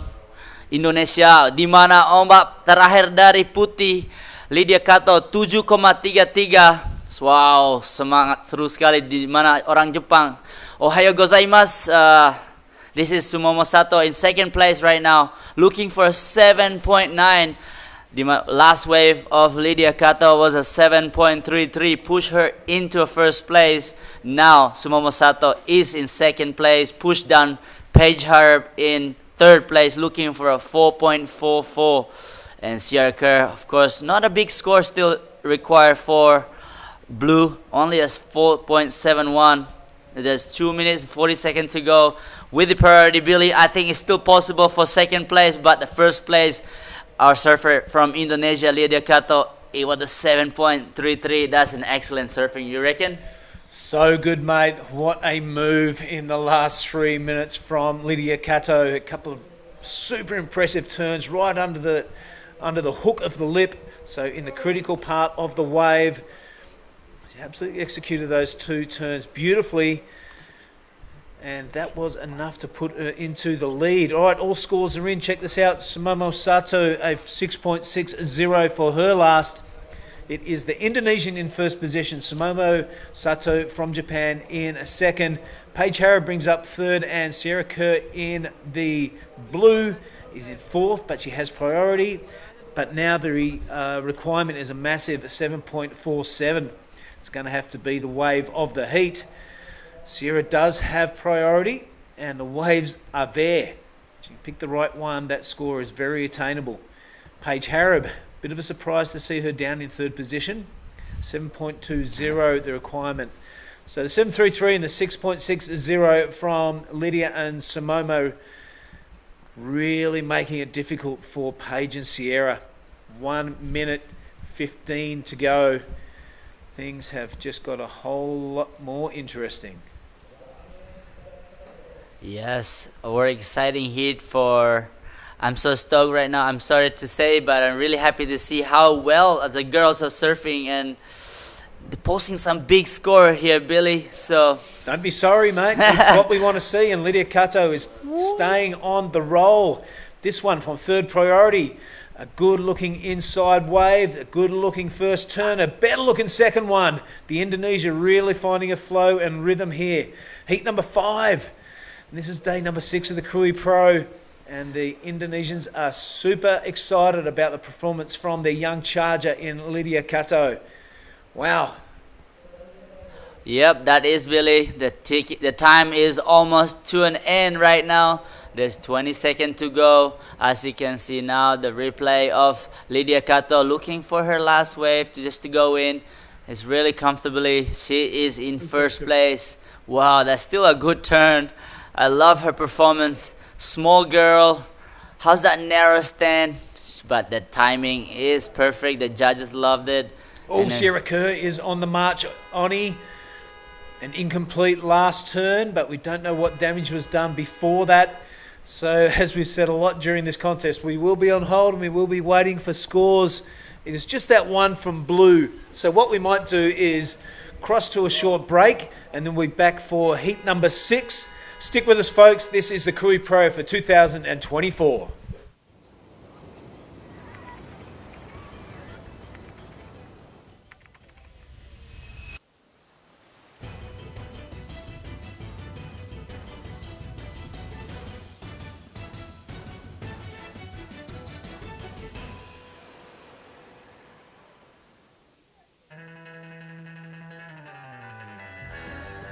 First, I want to thanks to everyone at home for supporting me, and I love you guys and can't wait to see you guys soon.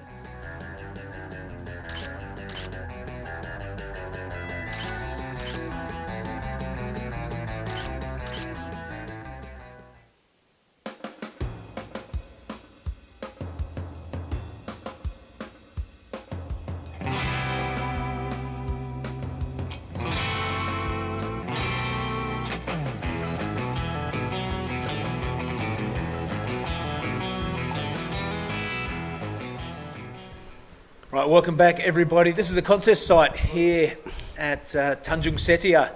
Lydia Kato took this one out over Sumomo Sato. It was very surprising to see Paige Harab and Sierra Kerr relegated out of the contest. Sierra Kerr, an absolute superstar in the making, and the veteran in Paige Harab. You would expect her to be around as it got towards the pointy end of this contest. But it is congratulations to Lydia and Sumomo. Ava Henderson from New Zealand takes on Coral Durant from Australia. Nixie Ryan is in the white and Rhea Campbell is in the green.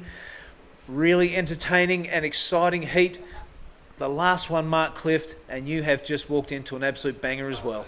Certainly looks like it. 4 Australians about to do business in Heat 6 here, so there they are in the lineup. Their names are on the screen. Henderson, Durant, Ryan and Campbell. Oops, we've got a New Zealander, sorry. Ava. So the Anzacs. Ava on the inside. It's pumping out there, Billy. I was just watching sets roll through. Man, oh man, what a scene here at Ujung Bachor. Great way to kick things off here. A little stuck behind and gets the guillotine. Ava Henderson. Pumping, mate. There's so many good waves out there. It's ridiculous. Every guy that's just rolled up, that get off their scooter, they go, man, look at that, they're pumping. And they can't stop watching because there's a lot of waves. And there is, I noticed there's also some opportunity to sit reasonably deep at the moment. There is, mate, but we have seen a lot of just what happened to Ava Henderson there. We've seen a lot of surfers get caught behind that section after their first or second turn. Even surfers with the calibre of Paige Harab. So you still got to be selective. You still got to pick out the good ones. But it is absolutely on the pump. You're correct. And there are a lot of contests around the world would love to have these waves. And bit of an inside scoop, Billy. I think we've got a major celebrity about to do our next post-heat interview when we get to it. So Don't give it away. I'm not going to give it away. So for the crew online, you know, to hang in there, tap your friends. It's a major coup for the event. So we're just a little preamble into something pretty exciting coming up. Ava, this is the replay of the 350. One nice, really good hit right there. Unfortunately, the wave just races off and just stuck right under the bonnet a little bit too much. Yeah, you've got to commit to those turns, but when you do, you run the risk of running down the line. All right, this is Nixie Ryan. Unstuck on her first attempt also. Now, I'm really looking forward to watching Coral Durant in this heat, mate. Being no West stranger. Being West Aussies, you know, we love the West side. He goes Ava again, the Kiwi. Another big crunch. Once again, a little stuck. Another one manoeuvre wave for Ava. So, given the playing field that's out there, the judges really wanting to see 2, 3, 4, and even 5 manoeuvre combos to extract big numbers. These one-turners aren't really going to cut it. They aren't going to cut it, mate. We saw Lydia Kato take that heat out.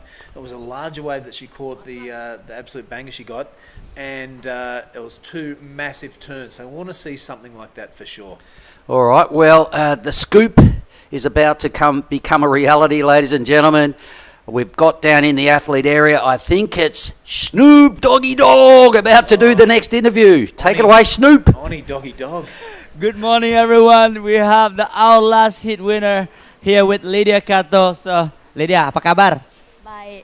Kita bahasa Indonesia aja ya. Oke. So, gimana ombaknya sekarang? Ombaknya jauh lebih besar daripada kemarin, dan yeah, it's really fun waves, and I'm so stoked to get 6 and 7, and yeah. Bahasa Inggris atau bahasa Indonesia nih? Om Maria nonton tuh. Mau sama Maria? Hello, Maria. No, okay. So back to the real deal. Okay, tell me more about who you are and what are you riding right now? I'm Lydia, and I'm from Bali, and I'm 15 years old, and I'm riding my CI Almeric to Happy 5.5 and round tail. Okay. And are you mixed, Japanese, Indonesian? Yeah, my mom from Japan and my dad from Bali. And where are you living now? I live in Bali. Okay, there you go, ladies and gentlemen. But what's your game plan next? I'm just gonna focus and just try my best and catch a good waves. That's it.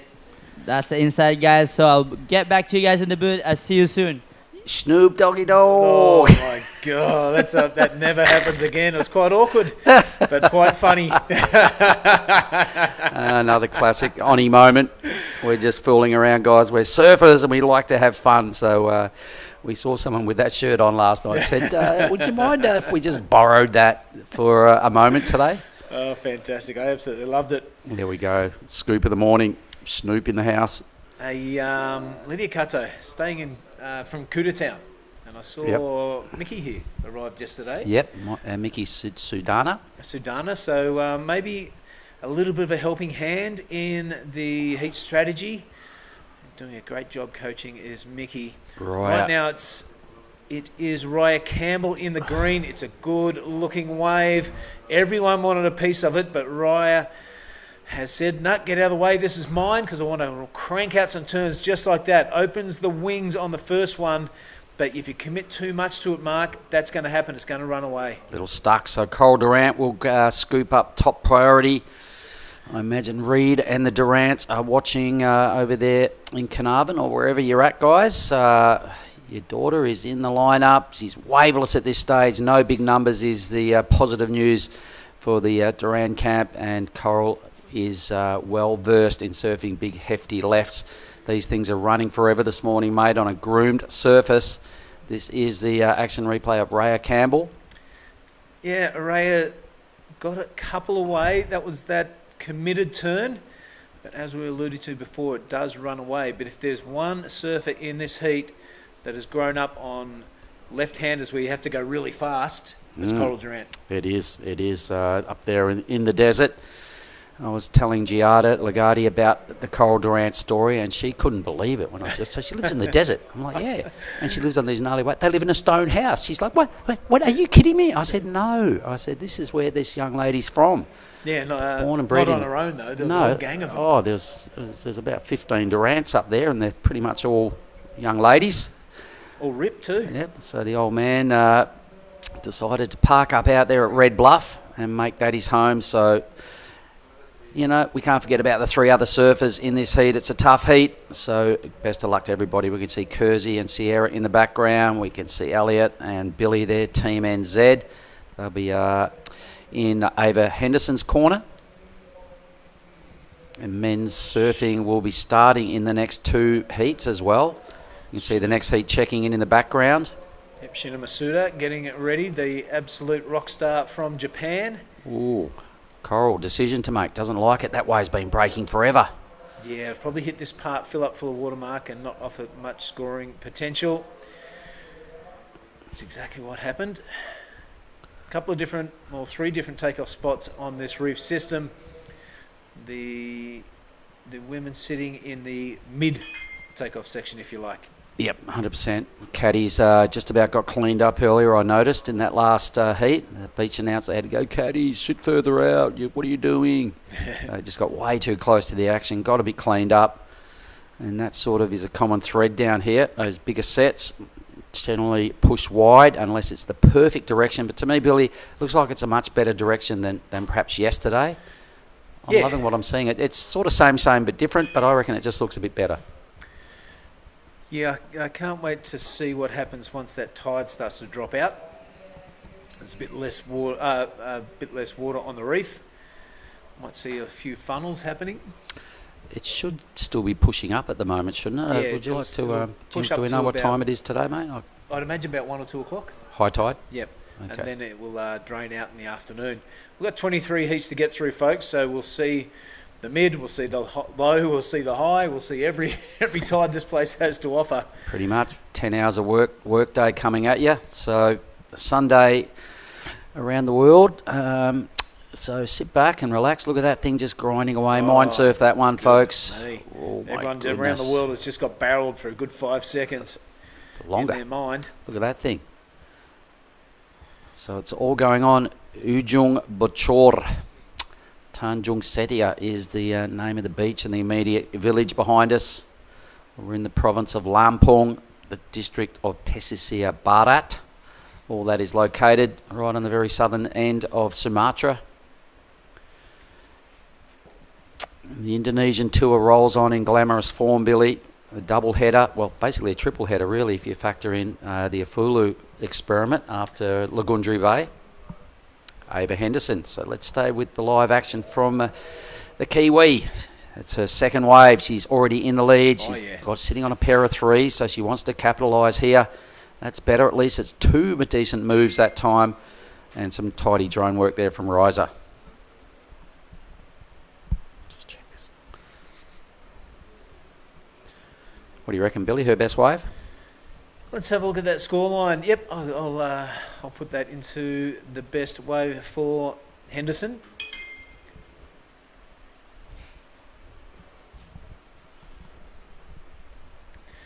There's a replay here, sticking it up against the lip. The judges love to hear that. A bit of a pinball parlor here.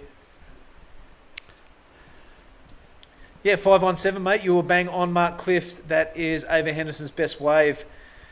A couple of attacks on the lip line has seen her shifted into first place. Roy Campbell second, Nixie Ryan third, and Coral Durant yet to get going.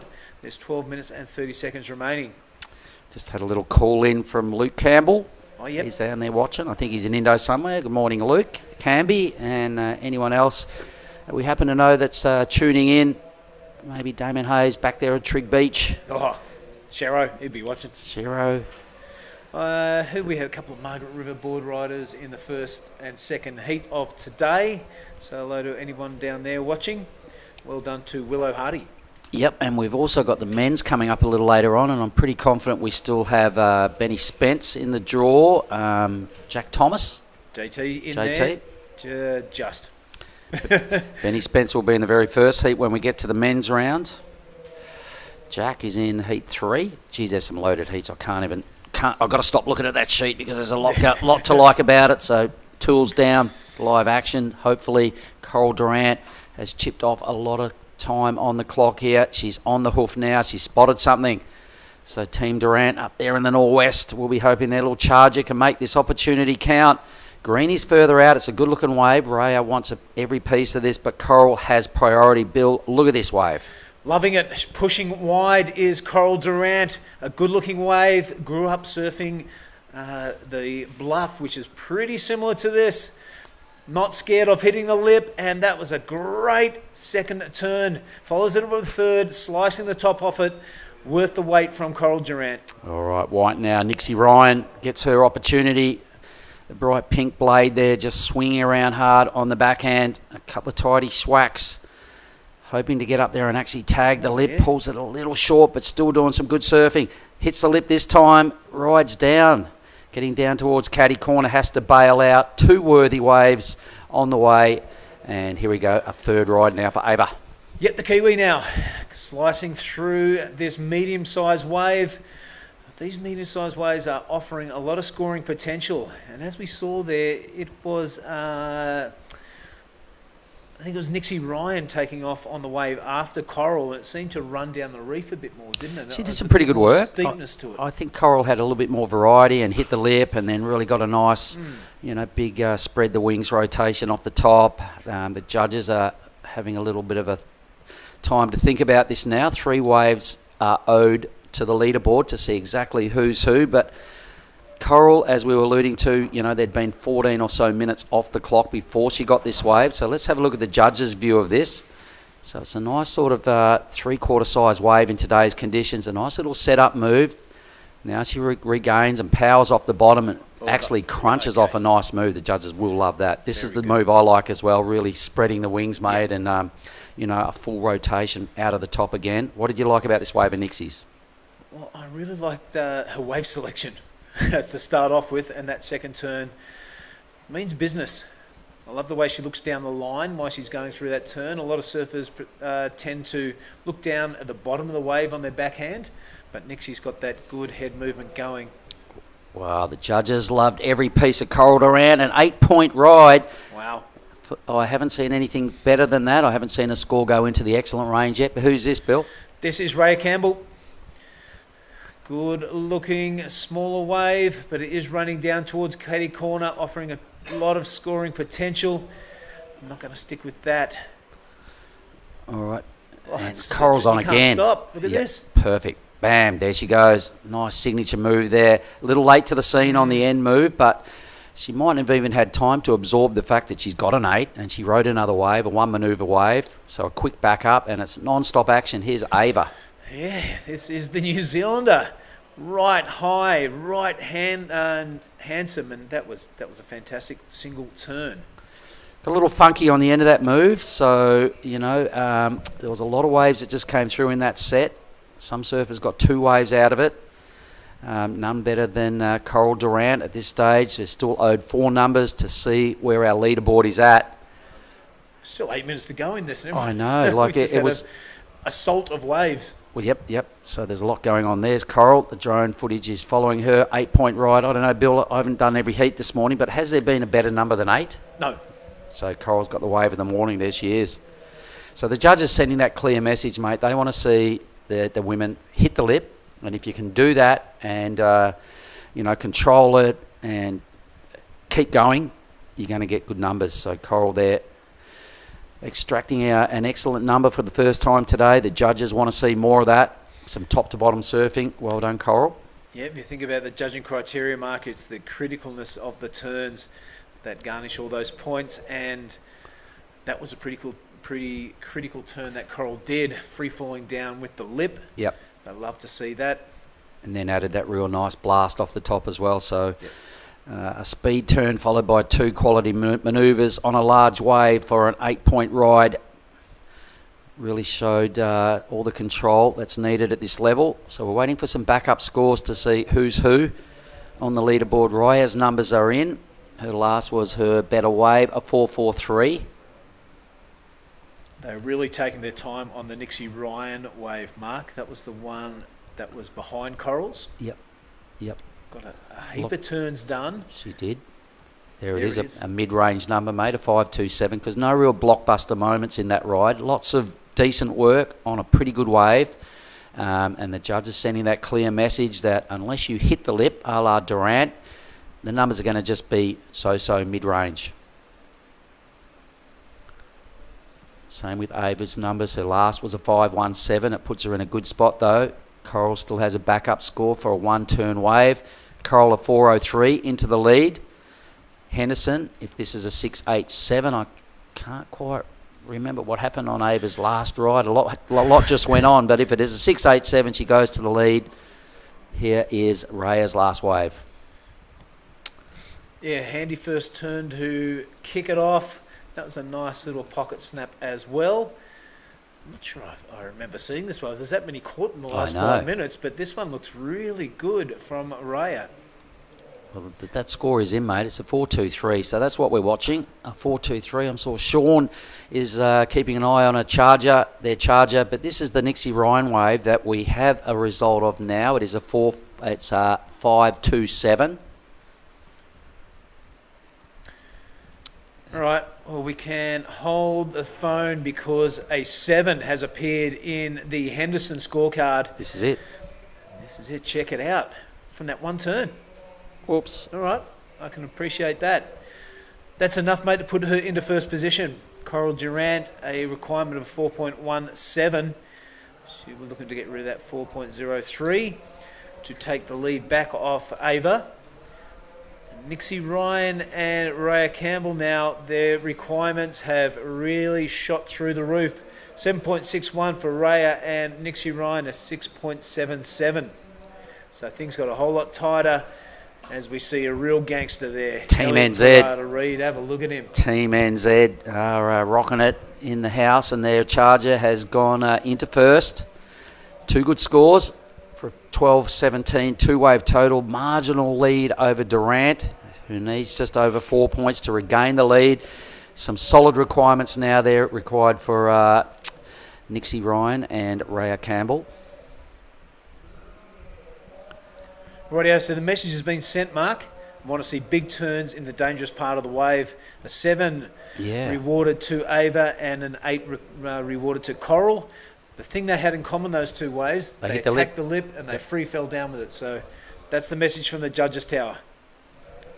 Sure is. So if you're a competitor and you got a touch of the smarts, you've really got to take note of that sort of stuff and go, right, okay, doesn't matter how long my wave is. Go top to bottom. Be brutal on what you do and attack the lip at all costs. So the stage is set. Last 3 minutes. Nixie Ryan is lucky enough, though, to be holding priority. She does, however, have to really tee off on her next wave and go 1.5 points better than her best effort. She is the surfer in white. Raya with third priorities, trying to put some distance between them. So Durant's got her in her sights, tracking her down. All part of the game, really. Trying to play a little bit of defence at the end here. All right, two surfers making a break away from Ava and Nixie. Yep, they might as well get away from Nixie because she's got clear-cut choice of anything that comes through. Raya's found a little wave on the inside, so she slipped under the guard of Coral. This has to pay off big time. She's in fourth. Needs to get some vicious surfing happening shortly to have an opportunity at that number. The wave shuts on her. Oh, Team Campbell will be a little bummed. Their charger has 2 minutes 40 to regroup. Track down that 761. Damn. 2.5 to go. Our next heat. Let's have a quick look at it.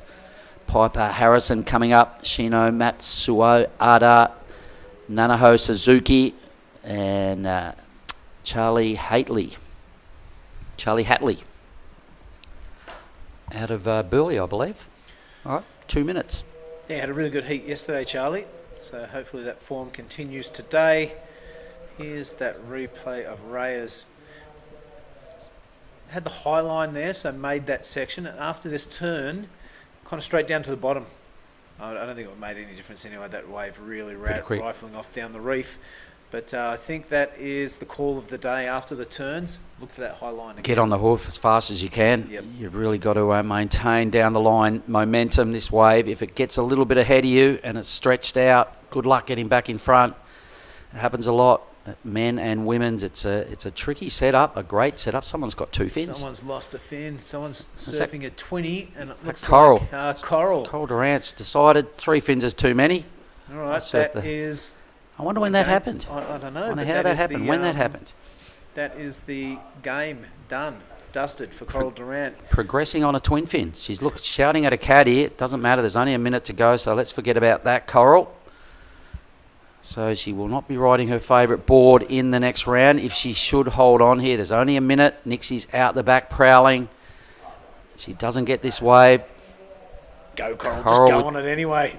Let's see how the twin fin works. She's going to go this wave, I reckon. 45 seconds. So she takes this off green. Let's have a look at the 20. Which fin is it? Is the inside one or the outside one? Pretty relaxed style. A bit of a grin on the face of Coral Durant. Oh, we just found out it's the left-hand fin. 30 seconds. Slipping and sliding going on from Coral Durant. Oh, where's Nixie? Look at this thing. Oh, too far inside, Mark. You've got to Maybe be kidding not. me. No, she's right. Here she goes. Take it away. All right, this is Nixie Ryan looking for a 6.77. Is going to get stuck behind that whitewater. So it looks like that is going to be the result, Mark. Coral Durant on the twin fin. The 20. And Ava Henderson. And Ava Henderson taking it out. All right, 4 seconds remaining. I'm not sure this is going to count for Raya. Doesn't get it, so it is the surfer in red in Ava Henderson taking it out over Coral Durant. Commiserations to Nixie and Raya. Heat number 7 is just about to kick off. We might take a little break and bring in Di Wacko for the call. We'll speak to you very soon.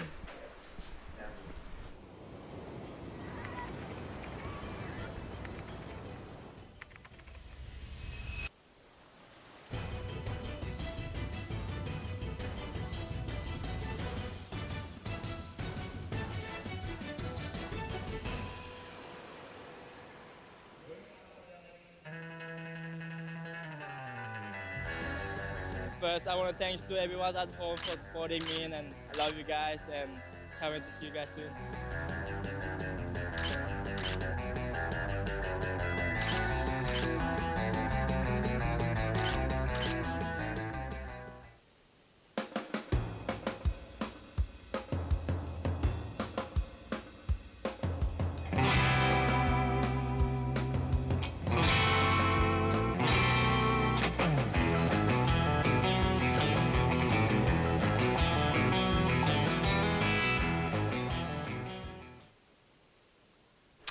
Well, g'day team, and Salamat Pagi here to Tanjung Setia. We are ripping straight into it. I've got Dai Wacko with me. Who's this, Dai? Suzuki Nanaho is up and riding. Wow. That's a great two-turn combination from Suzuki Nanaho. Well, she is very strong competitor in Japan. She's from the place called Aichi. Okay. And Tahara, where we had probably the WQS 6000 start back in 2015, or the era long time ago. But she is up and coming, strong competitor. And against, we have Shino Matsuda in blue, Piper Harrison in red, Charlie Haley in green. This is red is the apron lighting. This is a good looking wave here. Piper Harrison. Let's have a look at it on a backhand. Marlon Harrison's sister. So this heat is alive, everybody. This is heat 7. Oh my goodness, how's that bottom turn from blue? Who's this? This is Shino Matsuda up and riding. 松田詩乃選手、1歩目のライディングにテイクオフ。素晴らしいオープニングカーブ。そしてカットバックを何個か入れて、このインサイドセクションにフィニッシュを決めてこれるか。ここはしっかり決めていきたい。しっかり決めていきました。That was a well served from Shino Matsuda. Oh my goodness. There's going to be a lot of great scores coming in. Oh, there certainly will be. Man, oh man, I can't wait to see the replay again. That first bottom turn into that first manoeuvre was so good. So let's have a look at the judge's angle of Piper's wave here. Just getting going now, sort of setting stuff up. Still some setup work going on here for Piper. She'll know she hasn't really belted it yet. Kind of not quite a belt either right there. So let's see what goes on with this section. A little better, maybe pulling the turns marginally short and not really connecting with the lip. But watch this, everybody. She's a nice big wrapping calf. And again, whammo. Boy, oh boy, she's really leaning that board over. Some confident surfing out of the Team Japan Matsuda. Super impressive. Wow, I haven't seen a lot of her before, and even nails the finish. Have a go at this, everyone. From start to finish, a brilliant ride. I'm expecting some big numbers to go on for Matsuda in the blue. That was so sick. Charlie's put together a 4.5 on her first wave in green, a 7.67 from Suzuki. Team Japan are off to a ripping start. 7.67 is a great way to start this heat. Suzuki Nanaho. Wow, that was her first wave. 鈴木菜々穂選手1本目のライディングで 7.67 をスコアしています。ヒート序盤、ここで 7.67 を持っているのは非常にメンタルも安定していくでしょう。なかなかヒートをスタートしてすぐにハイスコアをゲットすることが難しいコンディションとなっています。A 3.6 for Piper for not quite connecting with the lip. That's the result. The judges are sending that message. Let's have a look at Charlie now. Open with a 4.50. Gets a nice tidy slice going on here at a first opportunity. Great section now. Whoa, maybe just got a little funky off the bottom turn and didn't quite get a really good read on the lip line that time. So Charlie will turn that wave into a one manoeuvre wave. Judges still having to think about Matsuda. I loved it. I can see a big number potentially straight to the lead off one wave. It's going to be up there around Suzuki's number, I reckon. Right, it's a very different kind of wave comparing between Nanaho's and Shino's first wave. Oh, so here's a replay. Have a look. What do you reckon went a little bit wrong here for Charlie? Probably went too high a little bit. She should have done it just under the rip, probably. That will give her the opportunity to throw a lot of sprays. Yeah, I think she probably just squared up the bottom turn perhaps a little bit too much as well. So where did that number go for Matsuda? Wow, 6. I could see a little bit more out of that. But the judges, I didn't really get a close watch on Suzuki's first wave, so Marv. A 6 is still a good number. So Matsuda, quality surfing from start to finish on a good wave. Right. 6. 松田詩野選手、1本目のライディングで 6.0、こちらもグッドスコアをスコアしていきます。まだまだヒート序盤、ここからヒートが展開されていきますが、序盤で6点台、7点台を持っているのはすごく精神的にも安定していて、バックアップを揃えるのに、有利に進むでしょう。All right, while we're waiting for some more action, we're going to throw down to the athlete zone with Billy Hangen and Ava Henderson. Go, guys. Yeah, thanks very much, Mark. Yeah, Ava won that heat. I tell you what, you had 3 Aussies breathing down your neck, but a Kiwi pulled it off. It must be good having Billy and Elliot and the rest of the New Zealand team over here. Yeah, 100%. Pretty stoked to have Billy and Elliot and Caleb and all the girls. It's always good getting that extra heat knowledge off Billy and Elliot, just because they've done the QS so many times, and yeah, they just, I don't know, they got a bit more wisdom. It's nice to learn off them. You betcha. Now, that heat had a bit of everything. Coral Durant snapped her fin off on her leg when she fell off. No harm, no cutting, which is good. But you got a 7-point ride off one single turn. Did you realise that when you're out there? When they told me, I realised, but before that, I didn't quite think it would be a 7, just because the scoring's a lot more higher in the QSs, I guess. But yeah, I'm pretty stoked to have landed it. It kind of like fell over, my head pretty much hit my board, so felt a bit funky, but still made it, which is good.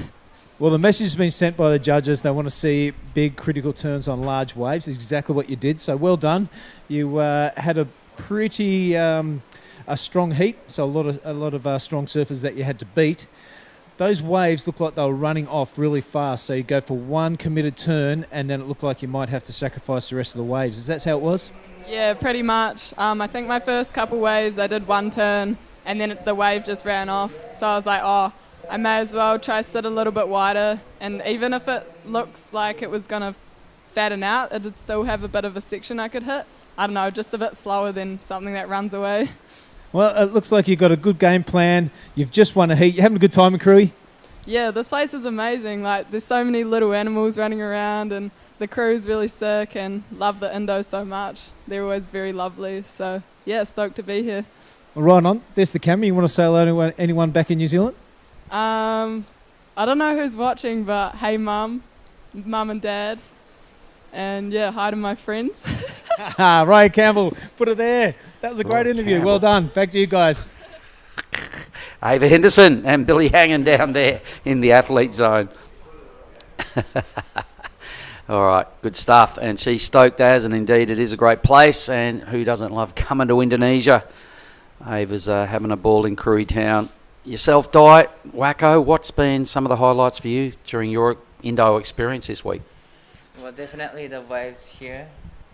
Definitely the waves here is one of the highlights, and because I'm goofy footer and I love this left so much, and all the vibes around this area is, yeah, everything is a highlight. All right, and the food, no real adjustments needed. You're all cool with the I'm cool with everything. The padas, the chili, and everything else that goes on. The goreng. Right.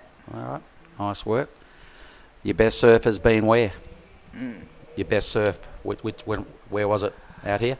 Probably out here or another island in Indonesia, Simelu Island. Oh yeah, Simelu up there. Yep. Just above the Banyaks. Yep.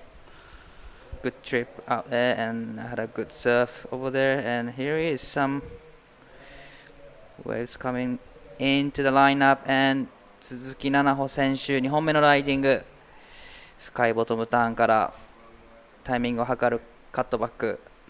そしてここでバーティカルに行きたいところですが、波が少し緩慢になってくる。ここからインサイドセクションに入ってくると波が切り立ってくるはずです。そこでいくつかターンをしていきたい。さあここはしっかりタイミングを測って、さあここでバーティカルにまだ続く。さあ最後のセクション出てくるのか、ここで。All right, let's stay with green now as well. Charlie trying to get back into the groove of things. Her numbers aren't that high. Her best score is a mid-4. Screaming down the line here. Tags that end section. Needed to hang on. Kind of tried. Surfed off the screen. I think she fell. Anyway, let's just stay tuned for the numbers. So that was white and green, both already in first and second. Here's the replays again. So for you, what was the best part about this wave for white? I really loved the first bottom turn, actually. Just drives really great, generating a lot of speed. But fortunately for her, that the wave didn't, wall up for her. So she kind of did a couple of S turns. But probably this one went for vertical. And I loved the little chop hop thing in the end. Yeah, just tried to sign off with something a little funky. She was feeling pretty good after the ride, strung together a lot of moves. Charlie as well now screaming down the line, really laying heavily on the inside rail on these bottom turns, grinding it around on the heel side. Some strong carving going on here for Charlie and Suzuki, so both these surfers will easily upgrade their totals. Really positive attack on this wave, even hitting that last section with a lot of oomph. I'm pretty sure she didn't ride out of that, but either way, previous, lots of really good work done on a solid wave. The score in for Suzuki is a 4.83, as you were alluding to. Never really connected properly with a big hit above the lip. Didn't see a lot of board above the lip. Lots of surfing done for a 4.83. So Charlie needs an 8 to go into the lead. Either way, she's just improved her 2-wave total with a 4.4. So there we go. That's the state of play at 12.50. 2-wave total for Suzuki with a strong lead. It's all about second spot here. Sitting there with a 6 is Blue. Here she goes. 松田詩野選手、2本目のライディングテイクオフ、逆転に必要なスコアはわずか 2.90 です。大きなカービング、少し波が速くなってきたが、ここはプルアウト。It was only one turn, but I really loved the big carve. She only needs a 2.9. Probably going to get that. Glamorous conditions here this morning. Red is eyeballing a really good wave. This is Piper, who opened with a 3.6. Maybe she's learnt from that last effort. Probably got to get up there and attack the lip. There's more of that mid-face stuff there for Piper. It's not really going to cut it. The judges at this round, this level, the round of 32, they've got to do Ava Henderson stuff, hit the lip. They've got to do Coral Durant stuff and attack the lip. You don't do that, the judges are going, you know what, ho-hum, mid-range numbers. Right, it doesn't matter how long you go for, you just got to attack the lip. And we saw that by Suzuki's wave and also Charlie's wave. They surfed off the screen and did probably 6 or 7 turns for kind of 4-point rides. Right. Not enough. This was really good for your girl. So into second, what was that number? So 3.20 for that last wave for Blue, and this is Piper's last wave. That was really unfortunate for her. Yep, just got a little funky on it. Lost sort of connection with the rail and the fins, and down she went. Gonna have to regroup Piper. 10 and a bit minutes to go. She needs only a 5.61 is kind of the good news. Matsuda, I'm loving what that Japanese goofy footer has got. Heat 7 is rolling out. 10 more minutes to go. I'll let you in on who we got up next, everybody. It is Suzuki Amuro, Yoshida Kako, Isabella Campbell, and Akita Mirai. 3 Japanese surfers in the next heat, mate. That's why you're on the roster. Right. You're going to be sitting in on that one. Should one of them win this heat as well, we'll get you to do the post-heat and rip back and take us through all the action of the last heat of the round of 32 of the women's. The round of 32 Women's QS 5000ヒート7現在行われております。さあ日本人の選手2名クレジットされていますが、1位、2位を独占しています。鈴木菜々穂選手、最初の波で 7.67 ハイスコアをマークし、バックアップ 4.80、現在 12.50 で、トップのポジション、かなり2位との差が開いています。松田詩野選手 6.0、そして 3.20 で2位のポジション。まだバックアップをしっかり揃えられていませんが、残り時間まだ10分あります。ここからバックアップスコアを伸ばしていくでしょう。3位にはチャーリー選手、出のスコアは 4.71、パイパー選手が4位、5.61 必要です。残り時間8分48秒。So what was that, Di? Just a rundown on the leaderboard? Yep, just I'm just telling these guys about the scores, and yeah, that's about it. Now, are you getting any feedback from the fans at home? Have you got any of your buddies messaging you up going, hey, we're watching, we love it? Yep. Yeah, you getting some of that? I got quite a lot of messages from people that I don't know. And that's good. They just message me that it's good to have Japanese going on, and so that we understand what all the surfers thinking out there and how they feeling about heat and all that details. Cool as. Well, that's why you're here, my man. A big part of the Asian tour that we roll through is being broadcast, and there's a lot of Japanese surfers here. A big part of the audience is out of Japan, so hence you've got a job, you've got a gig. Right. Yeah, and we're going to be doing the same thing up there in Nias. So a nice initiative out of the ASC putting this production together. The PSOI, sorry, putting the production together.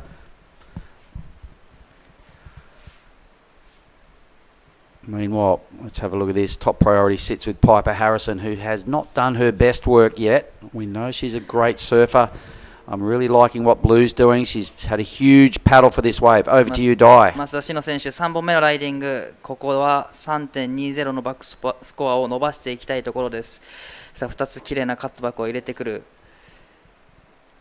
スティープなセクションがここから出てくると思います。ジャッジはこのしっかり縦へのアプローチに対してスコアを出している印象です。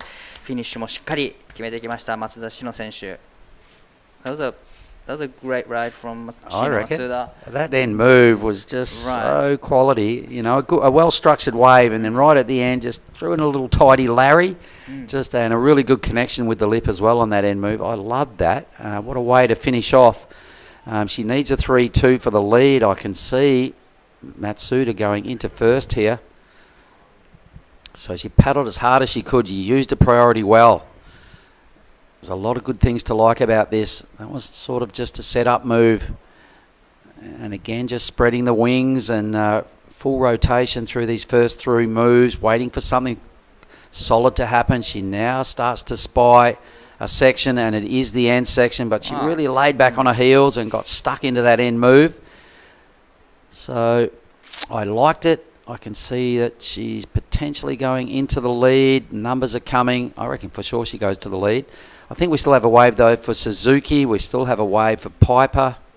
Well, a lot of actions going on right now, and still there's a wave coming into the lineup, and Charlie is having a look.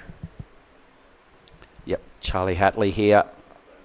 Can't make sense of that one. Nothing going on. So holding firm with the priority is Green.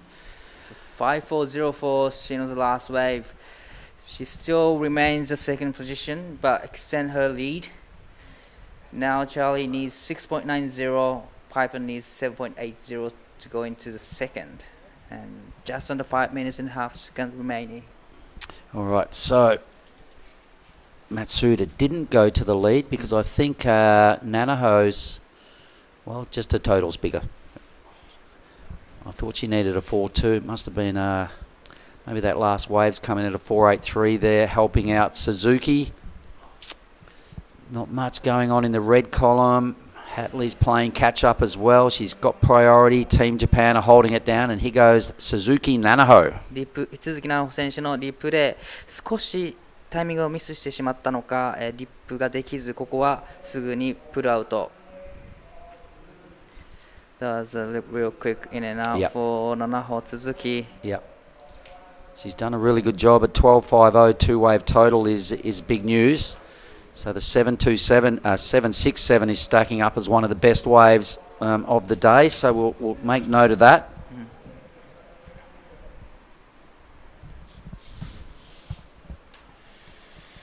But I like that wave of Blues. I'm loving the way she's surfing. I even really liked her first wave where she got a 6. Right. She's got a strong act going on, competing really well. I really like the way she mixed up wave number 3 with that layback hit at the end. So did the judges. Had something a little bit more brutal happened out of those first 3 moves.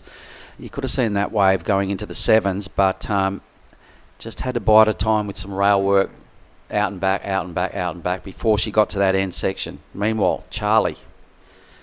Ooh, she's going to lose priority right there, I reckon. Having more than just an investigation of that wave, back into third priority for Charlie Hatley, and that's fair enough. That's the way it goes. That was a real mistake for Charlie. You could see her look in just then and probably just went, damn, what did I do? She sat there for quite a while with that priority. Needing a 6.9 could be a fatal error, just 3 minutes remaining.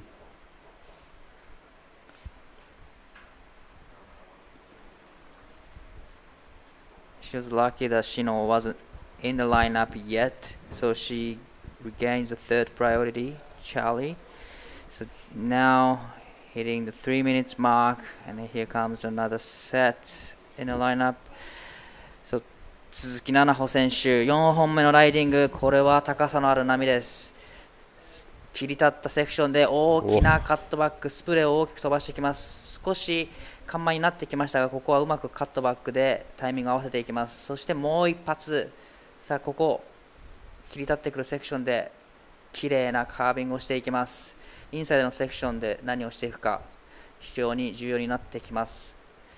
ですがこの波は切り立ってこないような、外に開いていくような波でしたね。ですが素晴らしいファーストターンでした。Wow, what a way to finish your heat, hey? A set wave like that, that first turn. It was money-san, even probably better than the second wave of Nanaho. Man, the speed she was getting out of those moves, and then powering into the bottom, she really read that wave well. Let's have a look at Charlie Hatley now. Stuff ain't working for the girl in green. Wow, she needs a 6.9. She lost priority previously. That maybe rattled her. She tried a little bit too hard on the opening move of that wave number 5 and goes down. But there's a lot to like about this ride. It's a big wave. This turn here was really just a good statement to go, hey, check out what I'm doing. Lays it over. This is a bit of a mini move in reality. Starts to stand up for her now. So high speed swack off the top. She got a real speed run going on here. The wave offered a lot. It really stood up. She repeated that move 3 times, so maybe the judges might have wanted to see something a little bit different there. And then just a nice tag, a little rebound out wide to finish off. Either way, she's trying to burn off a 4.83, so I think hands down will win the heat. Piper in red, not much is going on right for her, but here's Matsuda. 松田篠選手4本目のライディング、大きなフィニッシュですが、ここは波の力に押されてしまいました。That was a big finish down right there from Shino Matsuda, but unfortunately she got belted, hey? Got smashed.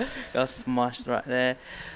She hit that end section with not much authority. Sort of put the board there and then went, and then just got belted. 5.37 for Suzuki.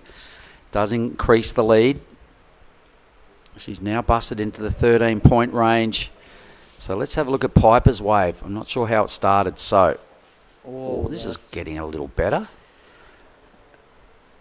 All right, she just keeps pulling those turns marginally short. Doesn't really want to hit the lip, but the judges really want to see people hit the lip. So Piper, on reflection, if she has a look back at the footage and maybe has a chat with a coach or a brother and gone, what went wrong? Probably needed to maximise those opportunities by getting up there and belting the lip. I think you better bounce out of here and go and have a chat with Suzuki and come straight back. And we'll go throw to a quick break and back shortly with the final heat of this round.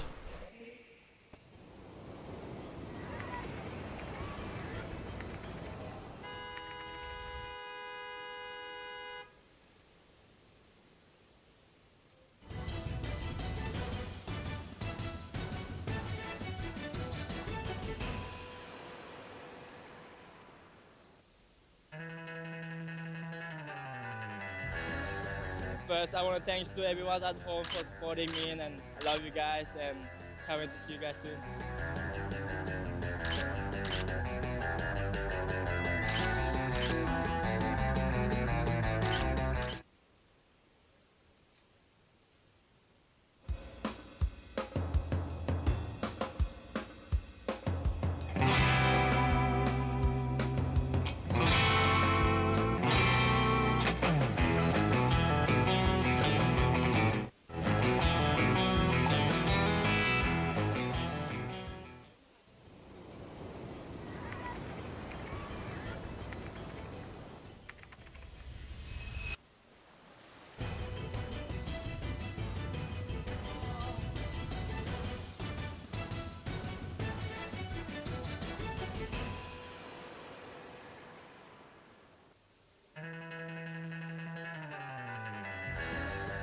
first, I want to thanks to everyone at home for supporting me, and I love you guys, and can't wait to see you guys soon.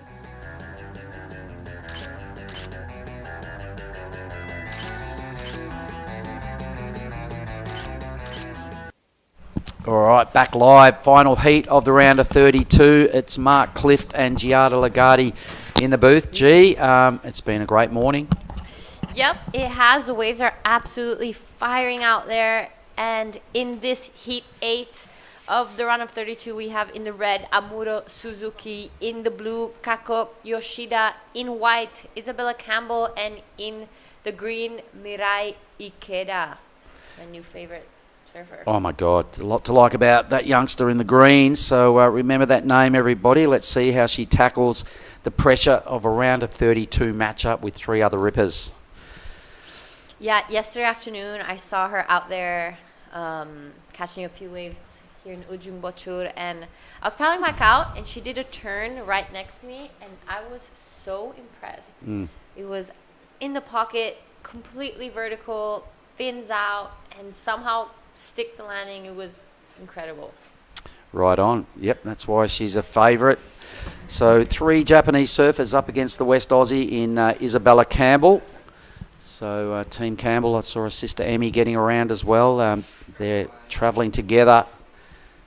Both here, both coming to Nias. Great morning unfolding here. It's almost 20 past 9 in Sumatran time.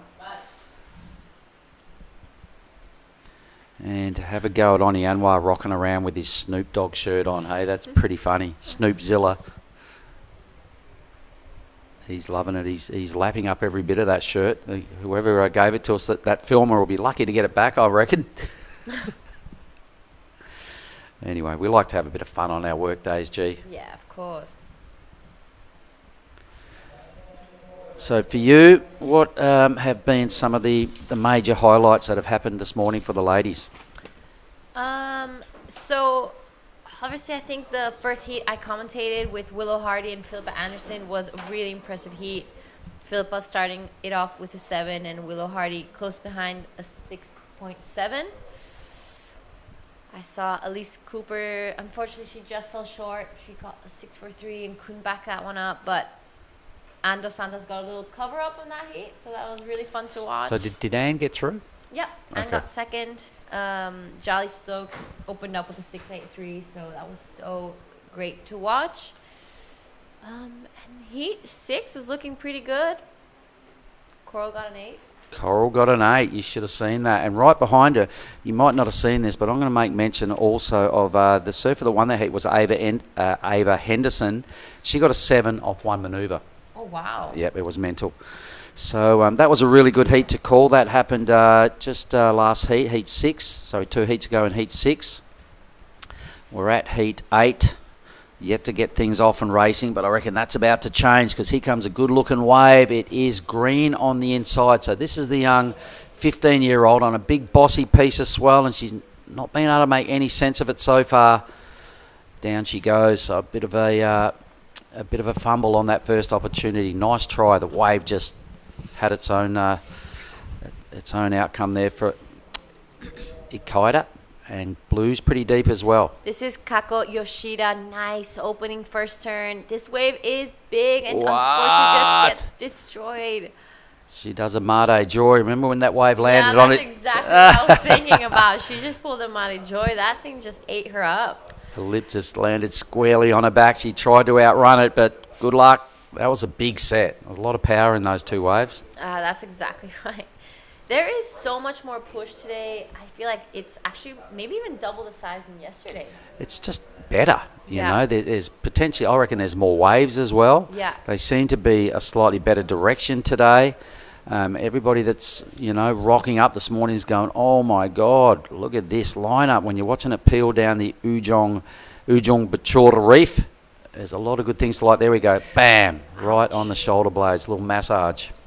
Yeah, I don't know if I would like that massage. Avoidable. So, scores coming in for the first 2 rides. Nothing too major, just some throwaway scores we know all. Broken board. There we have it. Blue copping that one right on the shoulder blades. You can see, as we were alluding to, the power of the ocean. Johnny Decker on the water patrol there. Straight over to caddy corner. Leg rope off that board. Get the new one on. Straight back to the lineups. You won't lose too much time out of this little pit stop. Yeah, pretty unfortunate for Kakoshida snapping her board on that first one, but that was a big section that just fell down on her. And right behind her, Amuro Tsuzuki, former CT surfer, opening up beautifully on just runs away from her. So nothing big just yet, but still nothing early big. Here days. comes another big one. Lots of big waves that aren't going far and not offering much for the ladies, but plenty of push in the ocean. You know what I reckon?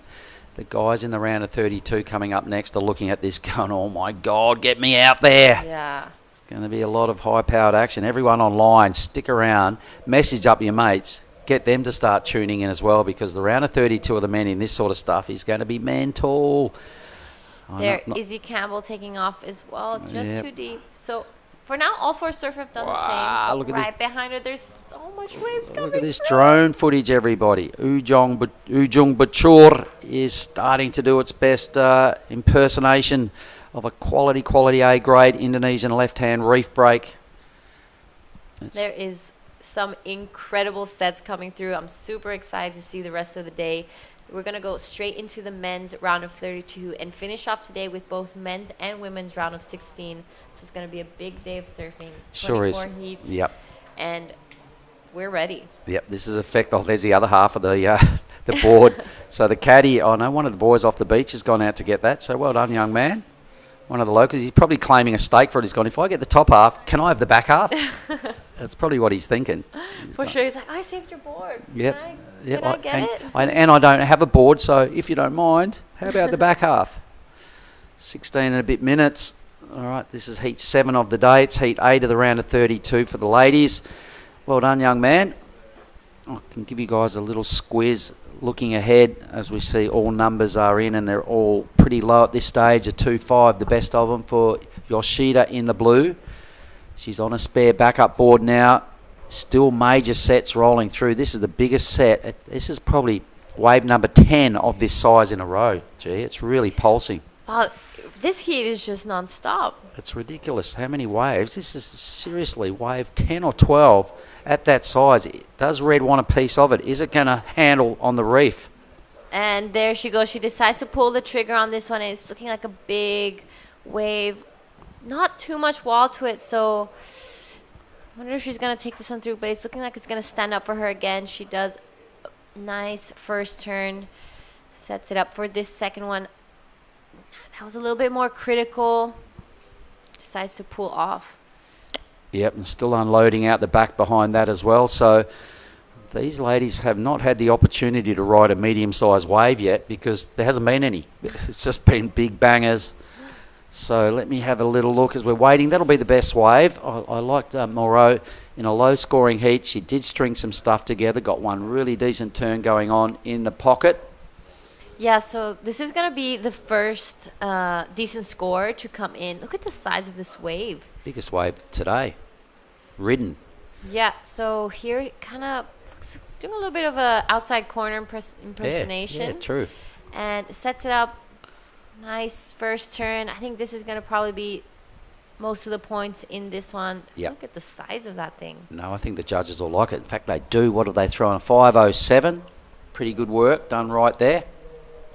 All right, so what we'll do is while we're waiting for some other numbers, the ladies are moving around, but let's have a quick chat with the winner of the last heat, who was Suzuki Nanaho. Go for it there, Dai. ラウンドオブ32ヒート7見事勝利しました鈴木奈々穂選手です。お疲れ様です。ありがとうございます。すごい見ていてこう安心するような乗るたびに決めてくるなっていう風なこのオーラというか、安定さがあったっていう風に感じたんですが、ヒート進行していてプラン通りに進めていけたなっていう感じですか？そうですね。1本目に7点後半が出せたのは作戦通りいいスタートだったなとは思うんですけど、その後にバックアップがちょっと添えられなかったのが反省点かなっていう感じですね。最後のでも5点台のバックアップはすごいいいのかなって個人的に思ったんですが、あれでは満足できなかったと。そうですね、波も良かったんで普通にプライオリティ持ってたし、絶対どういうシチュエーションでも行ってたとは思うんですけど、やっぱりヒットが入らなかったんで、そこがちょっと点数が伸びきらなかった原因かなって思います。So she was very relaxed with the first wave of the 7.8 7-point ride, but after that she didn't get a backup score that she was expecting, 4s and 5s. So probably she needed go off the top, above the rip to get really good score. But in the end, it worked out well. So she's very happy. では次の日と今日もあると思うのですが、たくさんの方が今見てくれていると思います。一言お願いします。はい、ちょっと波も上がってきてドキドキしてるんですけど、楽しみながら頑張りたいと思います。よろしくお願いします。ありがとうございます。波もかなり上がってきているので、次も頑張ってください。ありがとうございました。Thanks, guys. Unreal. Thanks, Dai Wacko and Suzuki making her way through to the round of 16. Good stuff. All right. Did see somebody riding a wave, I think, or I saw some waves over their shoulder that looked pretty good. But let's have a go at young Aikida. So this is Mirai Aikida on her backhand. Beautiful first vertical turn. Unfortunately, doesn't get to back that one up, but that was looking like it was going to be a pretty healthy score coming in for Mirai Aikida. So now the only one with like a keeper is Amuro Suzuki. I think it was really smart of her to, in between all those sets, catch that one wave. She's the only one who has actually done it, and we're reaching the halfway mark, so it could be, unless if those big sets come again, it's not looking very good for the girls. It was kind of, Keita hasn't got a head around the lineup at this stage. She's got 2 waves that are below 1 point. From reflection, that's her best wave. It's the first manoeuvre she's done in the heat. The number is in. It's a 4.83, so that's keeping her in the hunt. It's put her into second. So the young lady in a low-scoring exchange with just big bombs unloading everywhere. She's got the second best number now. So at least good work for filtering out that one manoeuvre and making that happen. Mirai Aikida, 15 years of age. He goes blue now out the back. Who have we got? Kako Yoshida also on her backhand. Good first turn, sets it up for this second one, just wraps it around, gets a little bit stuck on the rail as she's just wrapping it around, but just falls off on this one. We'll bring Dai Wacko back in to help with the this final heat of the women's round. Yeah, so really interesting here how Mirai Akita just did one turn and got a 4.83, whereas Amuro Suzuki managed to get 2, but they weren't so critical, they weren't so explosive and in that crazy section, so just on one turn, almost got the same score as Amuro Suzuki. But now Kako Yoshida a little bit stuck on this one and unfortunately doesn't manage to shut it down. But lots of waves. It's been a pretty good heat. So last wave of Kako came in at 3.43. What are you thinking, Dai? Well, I was thinking if she's okay with a head crash earlier the heat. I was looking out from the beach and the size of the waves getting like bigger and bigger and bigger from this heat. It's crazy how fast it can get this size. Yeah. Huge. It's way bigger than yesterday. Way and bigger it was than funny, yesterday. afternoon they were telling us that just conversation, it might be smaller, it's the smallest day, but it's definitely not looking like the smallest day out there. We already had a broken board. Kako Yoshida got devoured by a wave and her board snapped in half. Luckily, Johnny came and helped out. Her caddy was out there, gave her the replacement board, and she's out there again. Currently in the lead, but Amuro Suzuki only looking for a 0.86 and Mirai Akita looking for a 0.98. Izzy Campbell also looking for small scores, so it's still anyone's heat. Right. No major scores just yet. Everyone's still looking for a backup or looking to really start off to get those big turns in. Dai, Mirai Akita has really impressed me this event. I was telling Mark that she's actually, I think, my new favorite surfer for the girls' side. Right, she's very competitive surfer, and she's very strong. Like she's very smart. She doesn't barely do mistakes, like make mistakes. So that pretty much every heat, she's got pretty good score total. And in this heat as well, she got 1 turn and 4.83, which is like unreal. Great surfing from Mirai Ikeda.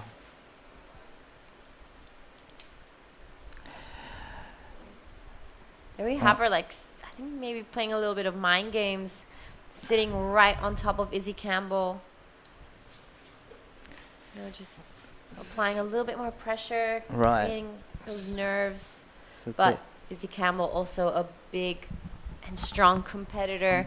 She's been traveling around. She's done the juniors. So we'll see if she cracks or not. Just under 8 minutes left in this heat. This is the last heat of the women's, as we see. Amuro Suzuki, talk us through. 鈴木安室選手、3本目のライディングにテイクオフ。素晴らしいオフザリップ。そして立て続けに2発目。ここで少し波の方が緩慢になってくるんですが、そこもうまく処理していきます。さあ、これはいい波になってきています。さあ、最後のフィニッシュをしっかりこれも決めてきた。That was a really great surfing from Amuro Suzuki. Probably she's gonna definitely beat the backup score, and she only needs 0.85, and that's for sure. She's got it. And here comes Isabella up and riding, needing 2.68. That is good first turn and second turn. Can she make a runner section? She did, and there's gonna be last finish section, but she didn't quite go up high above the top. So this is a battle of the regulars. Right. All the girls are on their backhand. We're waiting for 3 scores to come in. Mirai Akeda, unfortunately, we saw on the screen that I think she just fell off on that one. So Amuro Suzuki is going to be definitely throwing away that 0.73. See Izzy Campbell as well. This is the replay of Amuro. What do you think, Dai? Well, really love the under rip first turn, and really like the linking turn right there. And here, I really like this turn. I mean, probably just last one. And she finishes nicely. Yeah, that was great surfing from Amuro Suzuki. Right behind her, Isabella Campbell. This is a replay again. Looking to throw away a 0.67. I think that was my favorite turn of this wave. Unfortunately, here when she tries to close it, doesn't really manage to hit the lip, but she finishes it off. She doesn't fall, so it's going to secure her score. Amuro Suzuki's last wave, a massive 7.50.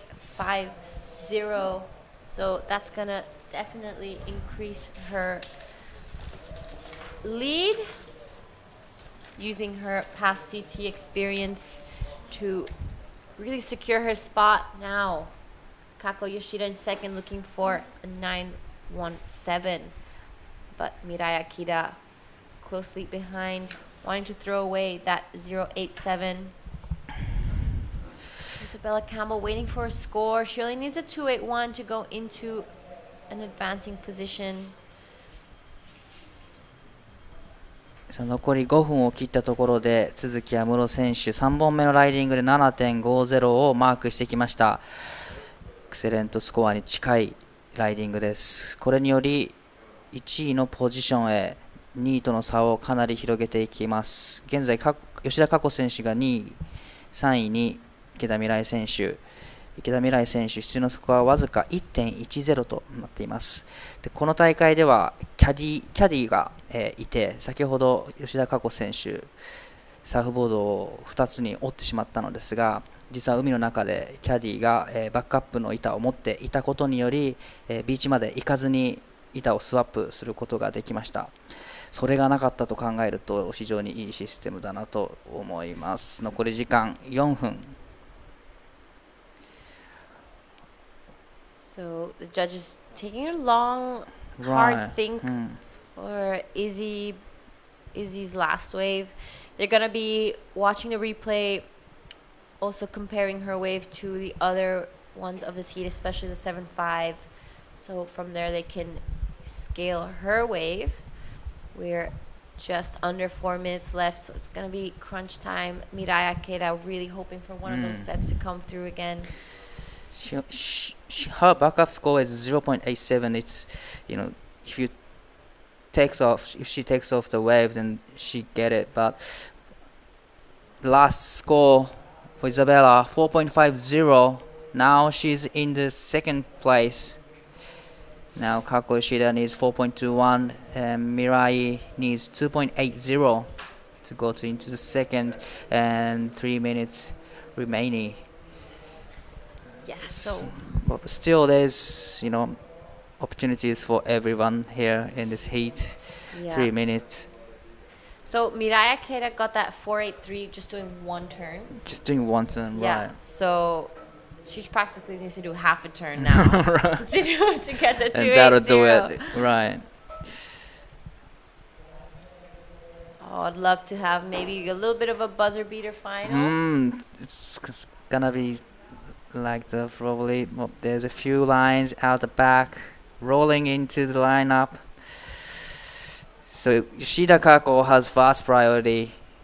Now she gets to choose.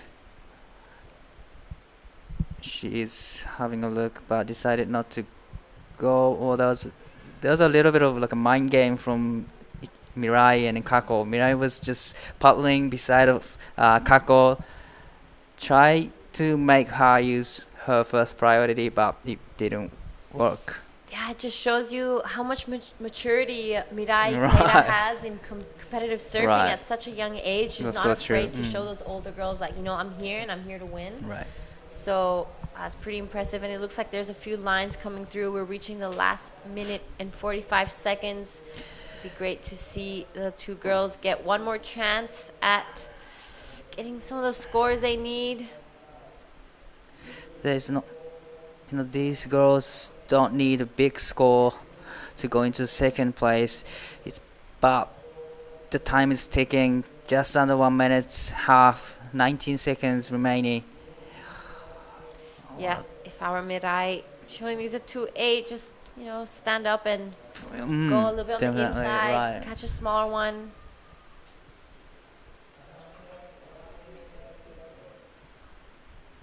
Looks like there are some waves coming through for the girls. So Kako Yoshida is having a look at it. Is she gonna go for it or not? Here is池田未来選手、テイクオフ、必要なスコアわずか 2.80、ここはしっかりと決めていきたい。ファーストターン、きれいに決まっていきます。少し小さめの波ですが、きれいに3発、そして3発目、力強く決めていきました。これは 2.80 出てくるでしょう。そして吉田佳子選手、最後のライディングになるか。大きなカットバックからの、そして2発目も大きなカービング、ここで際立ってくるところに素晴らしいライディングをしてくる。さあここからインサイドセクションフィニッシュを入れたいところ、ここも決めてきた。そしてもう一発決めて、ここは残念ながらこけてしまいましたが、素晴らしいライディングでした。Wow, looks like we are going on to the hold, waiting for those two scores. Looks like Amuro also got a wave in. So scores for all three of the Japanese surfers in this heat. Mirai Akeda looking to replace a 0.87. She does have 4 now, the third highest wave of this heat. Surely she did that 2.80 Oh, on that that's way. for sure. But there are waves for Kako Right. Yoshida as well. So it's going to be a battle of the backups again, who got the better last wave. We're just going to see what's happening here.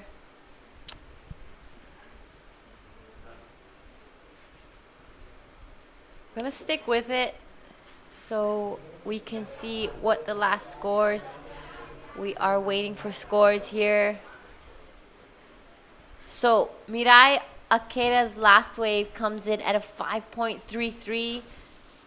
So it goes straight into second now. Kako Yoshida looking for a 6.73. Ooh, that's a big score.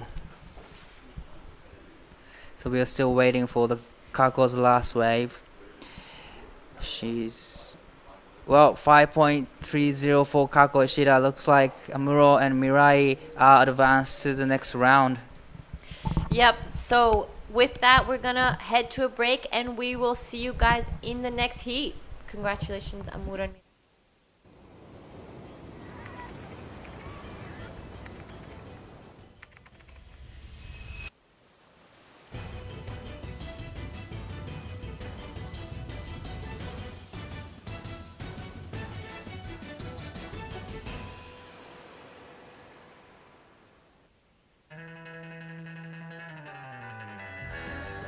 First, I want to thanks to everyone at home for supporting me, and I love you guys, and can't wait to see you guys soon.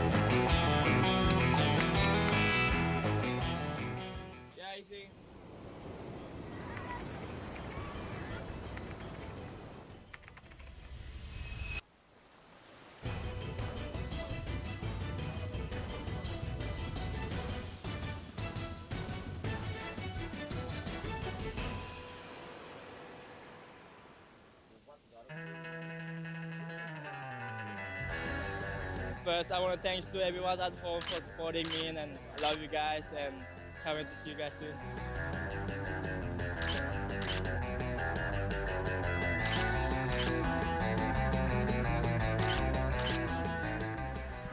All right, guys, welcome back to the Krui Pro QS 5000. So we just finished the round of 32 of the women's, and now we are up to the men's heat 1. So in the green, we have Dane Henry. In the red, we have Alistair Reginato. In blue, we have Elliot Parada-Reed. And in white, Ben Spence. In the booth with me is Oni Anwa. Well, good morning everyone who is watching live. A round of 32, heat 1. What an exciting heat right now. Everybody is really good out there, and the best of the best as we're going through from round 32 to round 16. The surfing is just better and better, and now we are going to see the first. Was he's in the water right now? Sorry. Dan Henry in green. Alistair Reginato from Shansen Coast. Right now in blue, Elliot Parada-Reed. Backside, he's from Piha. So Jamal is watching. How's this turn? Really nice turn for Elliot Parada-Reed.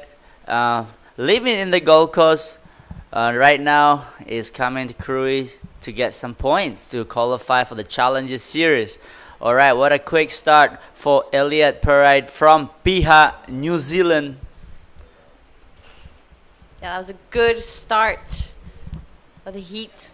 First solid score of this round of 32 of the men's. We will be finishing this round and then heading straight into the round of 16, both men and women today. So it's going to be a big day of competition. 24 heats to get done.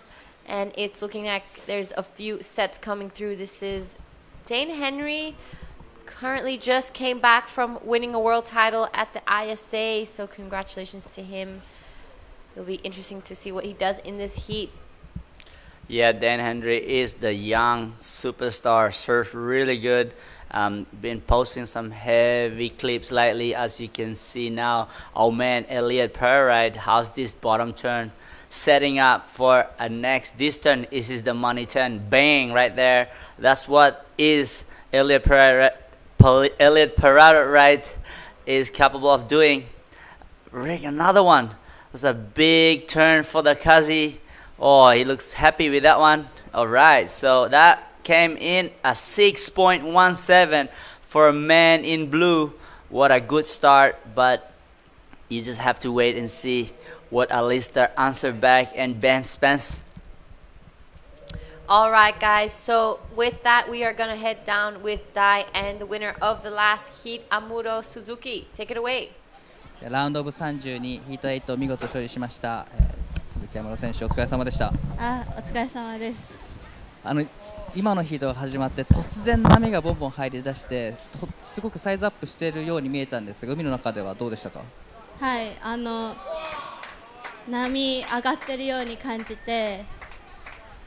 じました。でもなんだろう、自分の決めたプランをやるように今何しなきゃいけないかって考えて頑張りました。どんなプランでこう進めていこうっていうのがあったんですか？教えてもらえる範囲で教えてください。最初になんか自分が自分の思った波に乗るようにして、そこはてかチャレンジする気持ちで最初の半分を過ごして、でその後はそのシチュエーションに合わせてこう試合を組み立てる。でいつも試合の時はシチュエーションが常に変わるし、その無限にパターンがあるから、それをどれが一番いいか選んで試合しました。So it was a very hard heat out there because the wave just picked up heaps, and her plan was to challenge herself in a half a bit, and the other half a bit she's trying to do her plan, and that worked out well for her and she got through.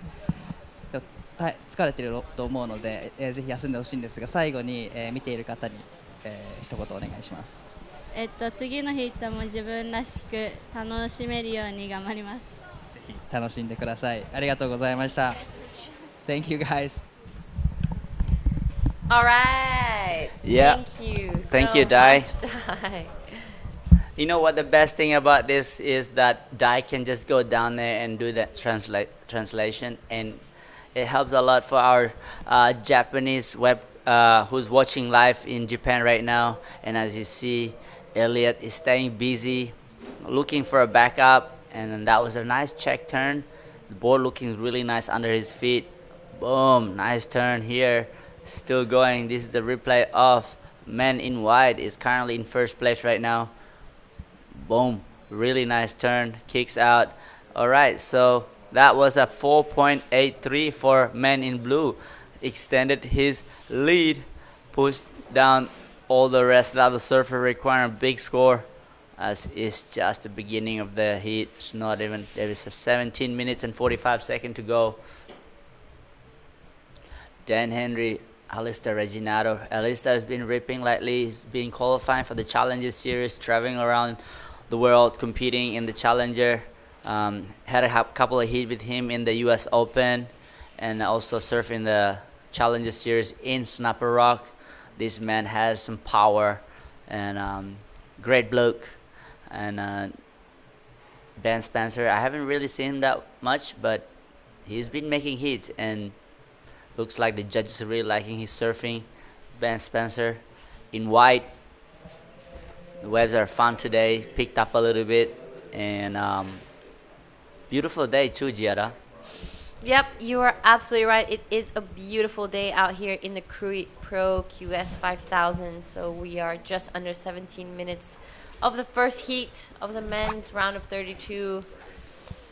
You know, the first heats are always hard because you're kind of setting the standard for the rest of the round. So the judges will be basing the scores off of you guys in the first few heats, but some big names coming up. In the next heat, we're going to be seeing Boston Phillips. We'll see Taj Stokes, Kai Sking, and Bodie Williams. I'm excited to see Heat 3, Winter Vincent and Mega Artana, as well as Jack Thomas and Dom Thomas. the end of the heat, we'll be seeing Jarvis Earl. I'm seeing Marlon Harrison, Nathan Cook, some really big names. Grayson Grant as well. Hopefully he'll be pulling off some airs. So after today, we will be finishing the round of 16 and heading straight into quarterfinals. So that means man-on-man heats. Wow, so we'll be running a lot of heat today, so everybody is watching. Stand, I'd like to shout out to my mom, my family at home in Australia. They're watching. Excuse me. Oh, he's choking. Too much coffee. He's still alive. Coffee kick.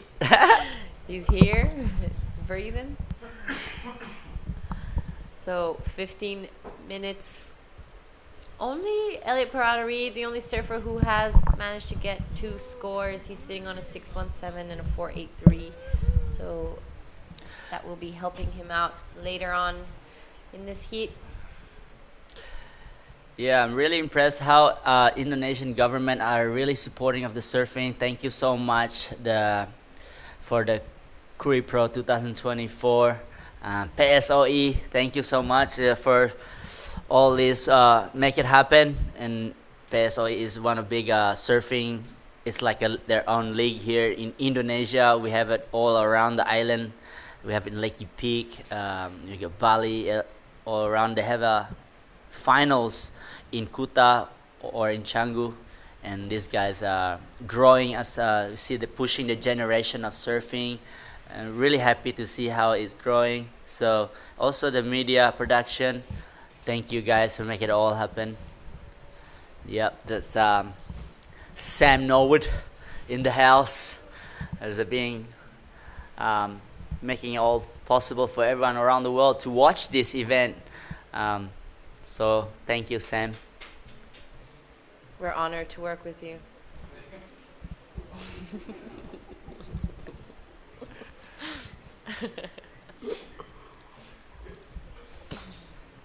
All right, so not much going on in this heat.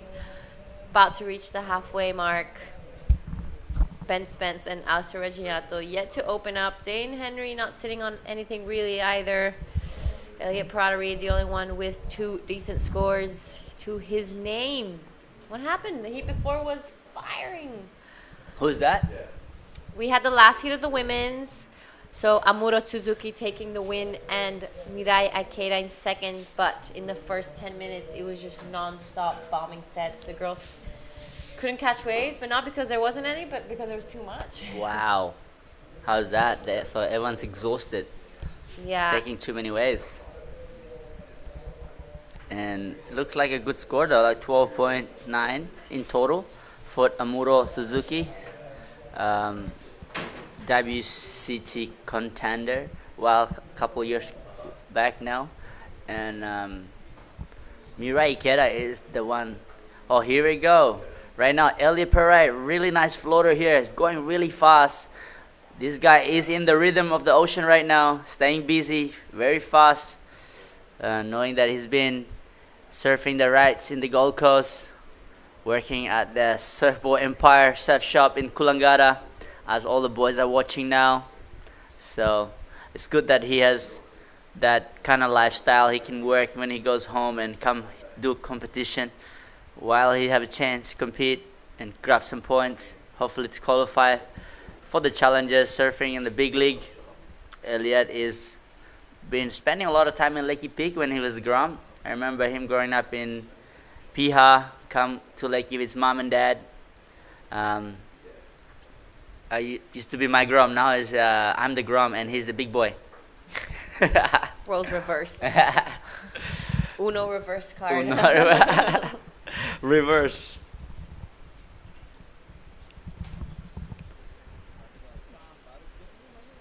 So yeah, there's a 11 minutes and 30 seconds to go in the water.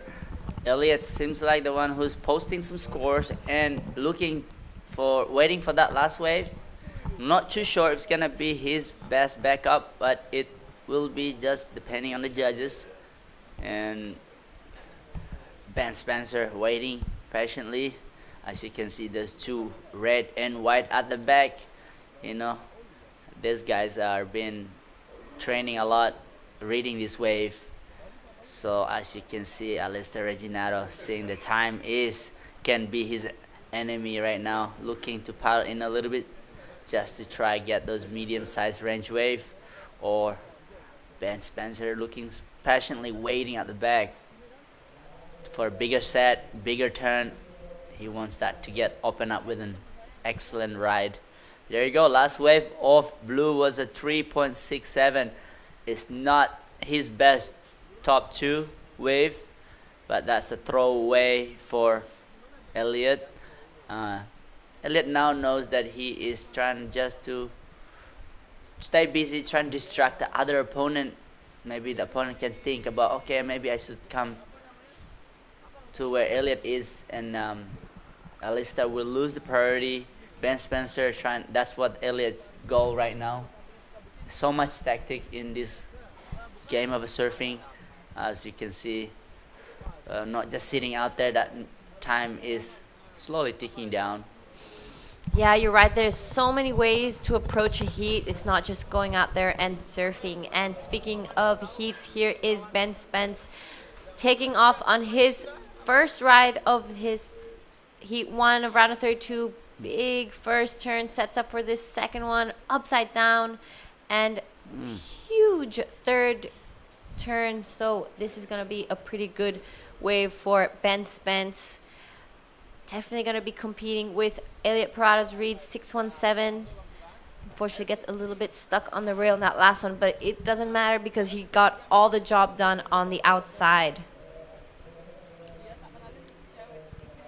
So Ben Spence puts himself back into this heat with that first wave ridden.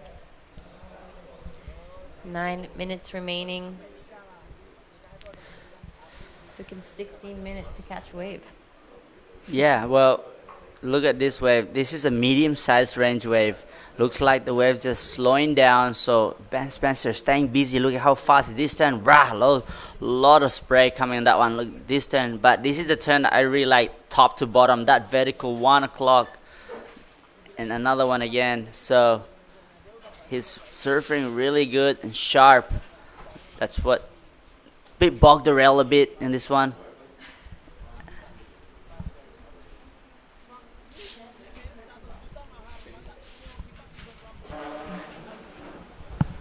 Well, that is the last wave of white as a 5.67. First wave of white. So now Alistair Reginato is with the first priority. In 8 minutes to go, Giada, what's going on out there? What do you think Alistair's gonna do? I think there's a few sets coming, so I think he's probably going to cash in his priority and take off, because we are just under 8 minutes of this heat. And, you know, to pass a heat, you need to surf. So he's going to try to get a few waves as quickly as possible. Yeah, well, you know, Alistair's been competing for a while now, so he knows what to do, what tactics he should do. But the Mother Nature is slowing down. It's plays against his strategy right now. So he has to change that strategy to something else, because that 7 minutes is not much time to get two best wave. But like I said, only takes one wave and then back up to regain again, go back in first place. So I'm just hoping that will happen for Alistair Reginato, because at the front with a 617 and a 4.83 is not a big score. So I think Alistair's hearing that as a score, he can get better than a 6.17. All right, so as we see what Alistair This is a good wave, Giada. This is a bigger set. So this is what he's been waiting for. Nice, see that turn. Can he make it around? Wow. Unfortunately, the pressure kicked in his feet and just bit caught behind on that wave for Alistair. But that turn was the money turn. If he can just combine another turn, the judges will reward it. But there's 6 minutes to go. Now he has fourth priority. With that, is pressure is kicking in hard inside.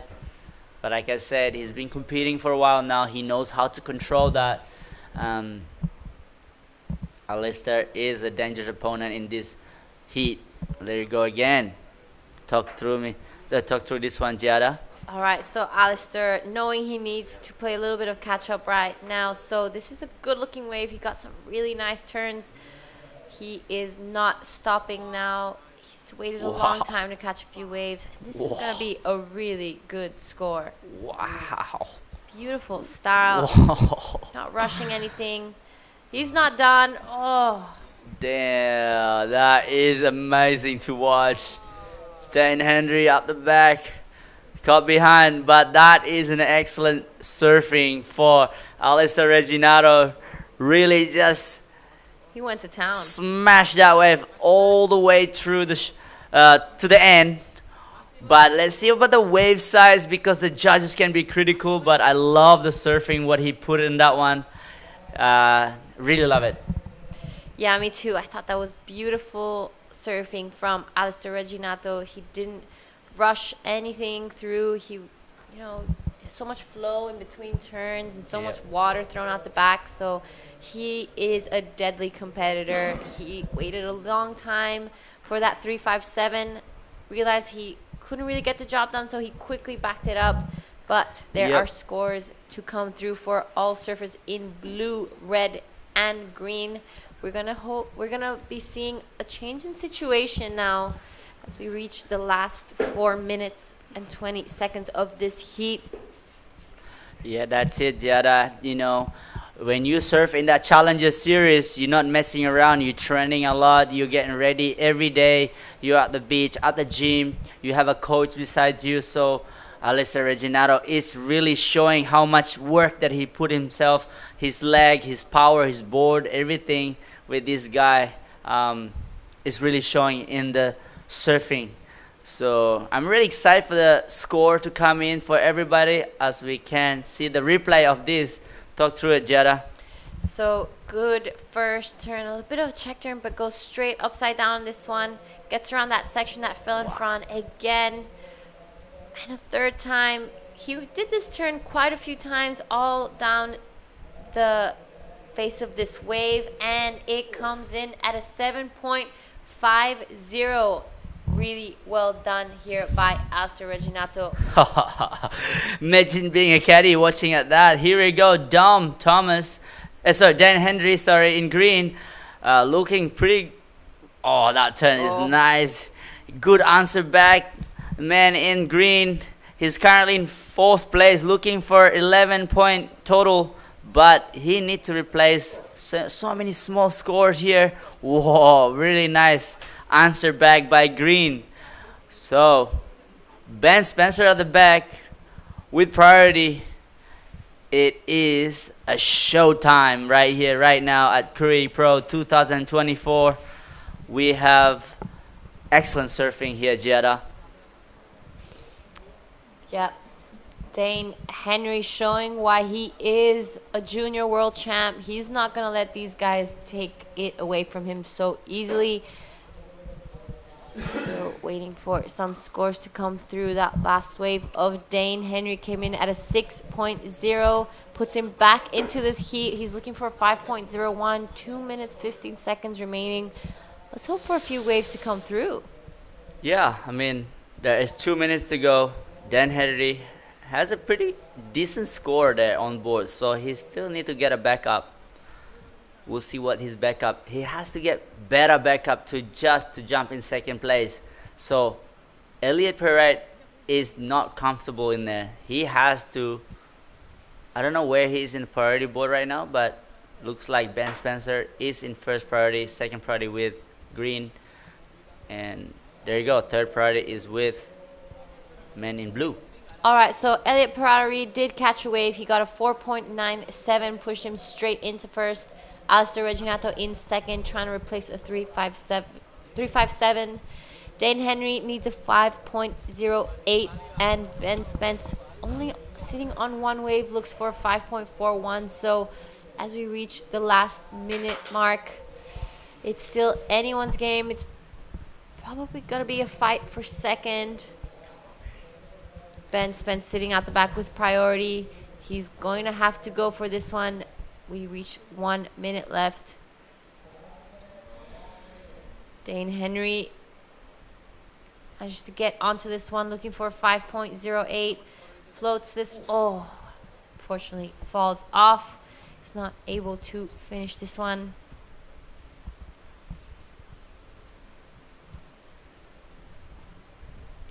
Well, there's a 35 second to go. Surfers in the water right now. Elliot Perrite is in first, second place with Alistair Reginato with a 7.5 and a 3.57.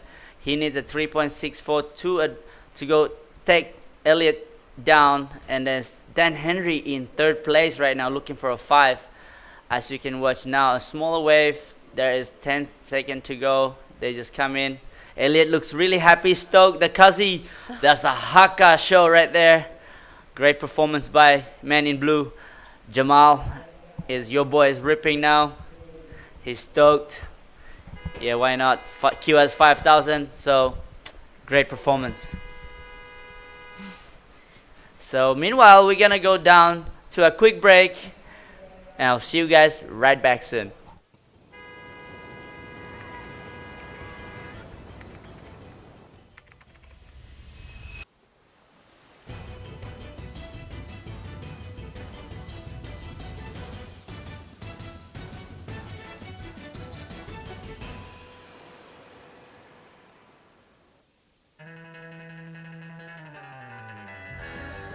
First, I want to thanks to everyone at home for supporting me, and I love you guys, and can't wait to see you guys soon.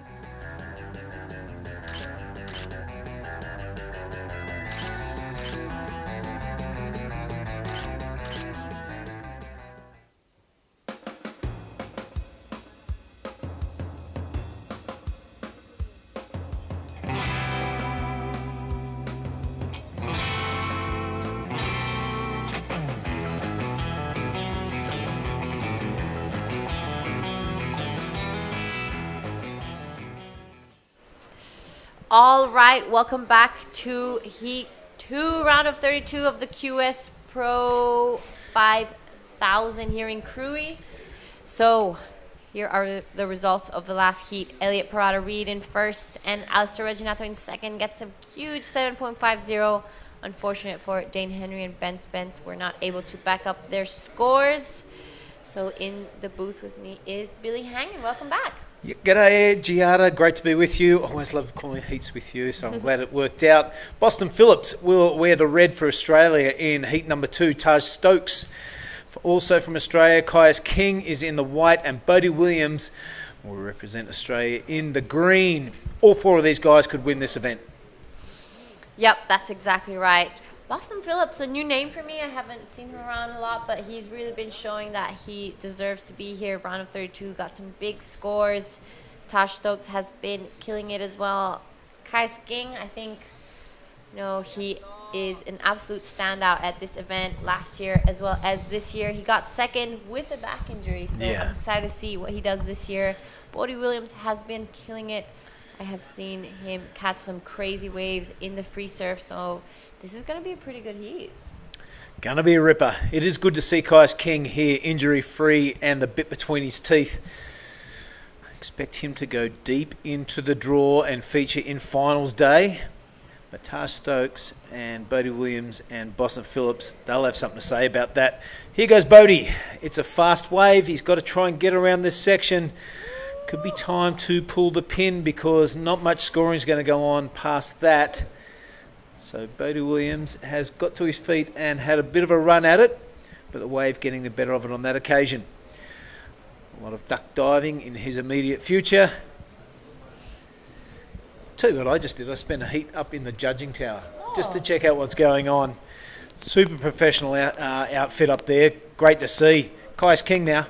This is Kais King pulling the trigger on a big set. That's a huge first turn, does a bit of a hair flick.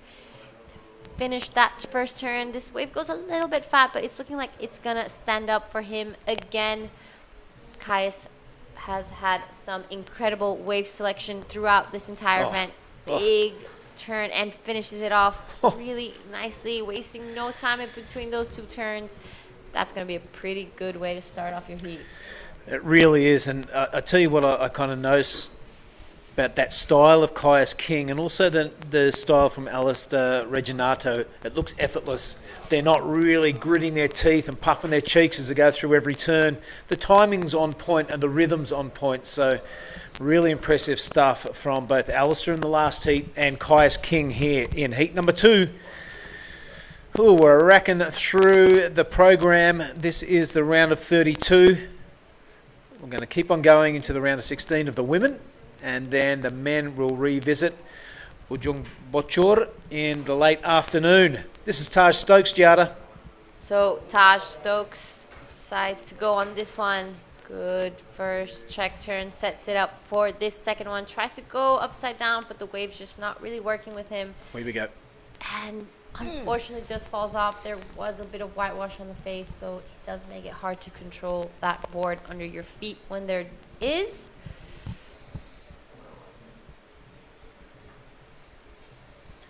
Just reaching the 20-minute mark.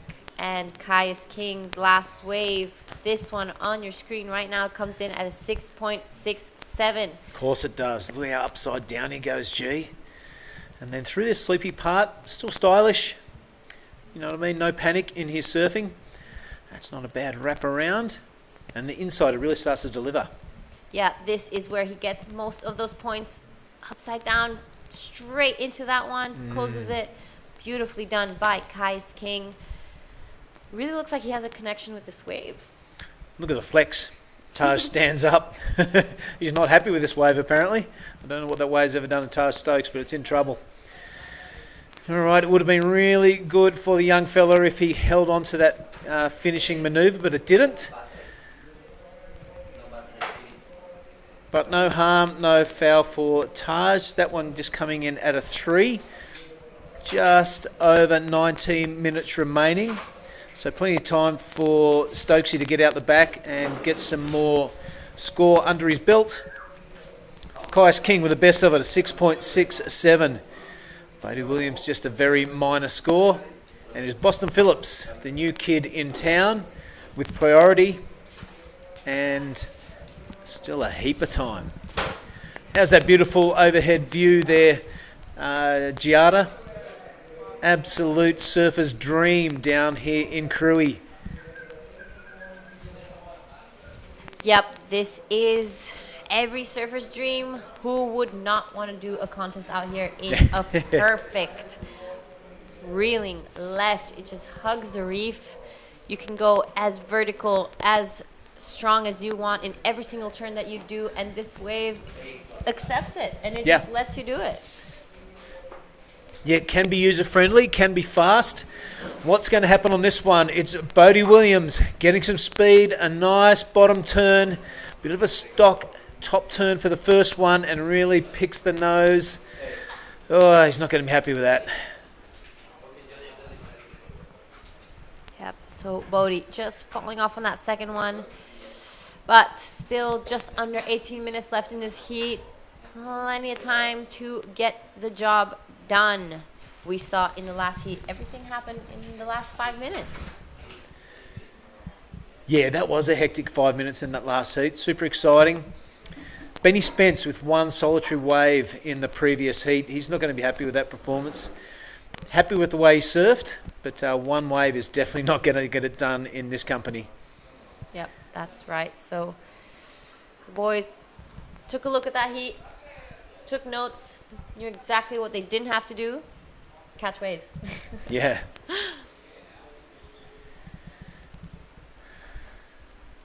All right, replays going on down. This is Bodie Williams.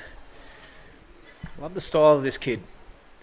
That was right in the lip, Giada, so critical but effortless. The second one, just digging that outside rail, and looked like there was a bit of a scoring opportunity down the line as well. So don't be too down on yourself, Bodie. You are looking in great form. Get back out there and get amongst it. 16 and 40 remaining. Yeah, that's exactly right. Bodie has shown some beautiful turns. He has this gorgeous style. He's pleasing to the eye. So I'm excited to see him get started in this heat. And with that, we're going to head down with Oni Anwar and the winner of the last heat. All right, good morning, everyone. We have the Krui Pro just won his heat. Elliot, my brother, how are you? I'm pretty tired, a bit stressed out, but yeah, stoked to make that one.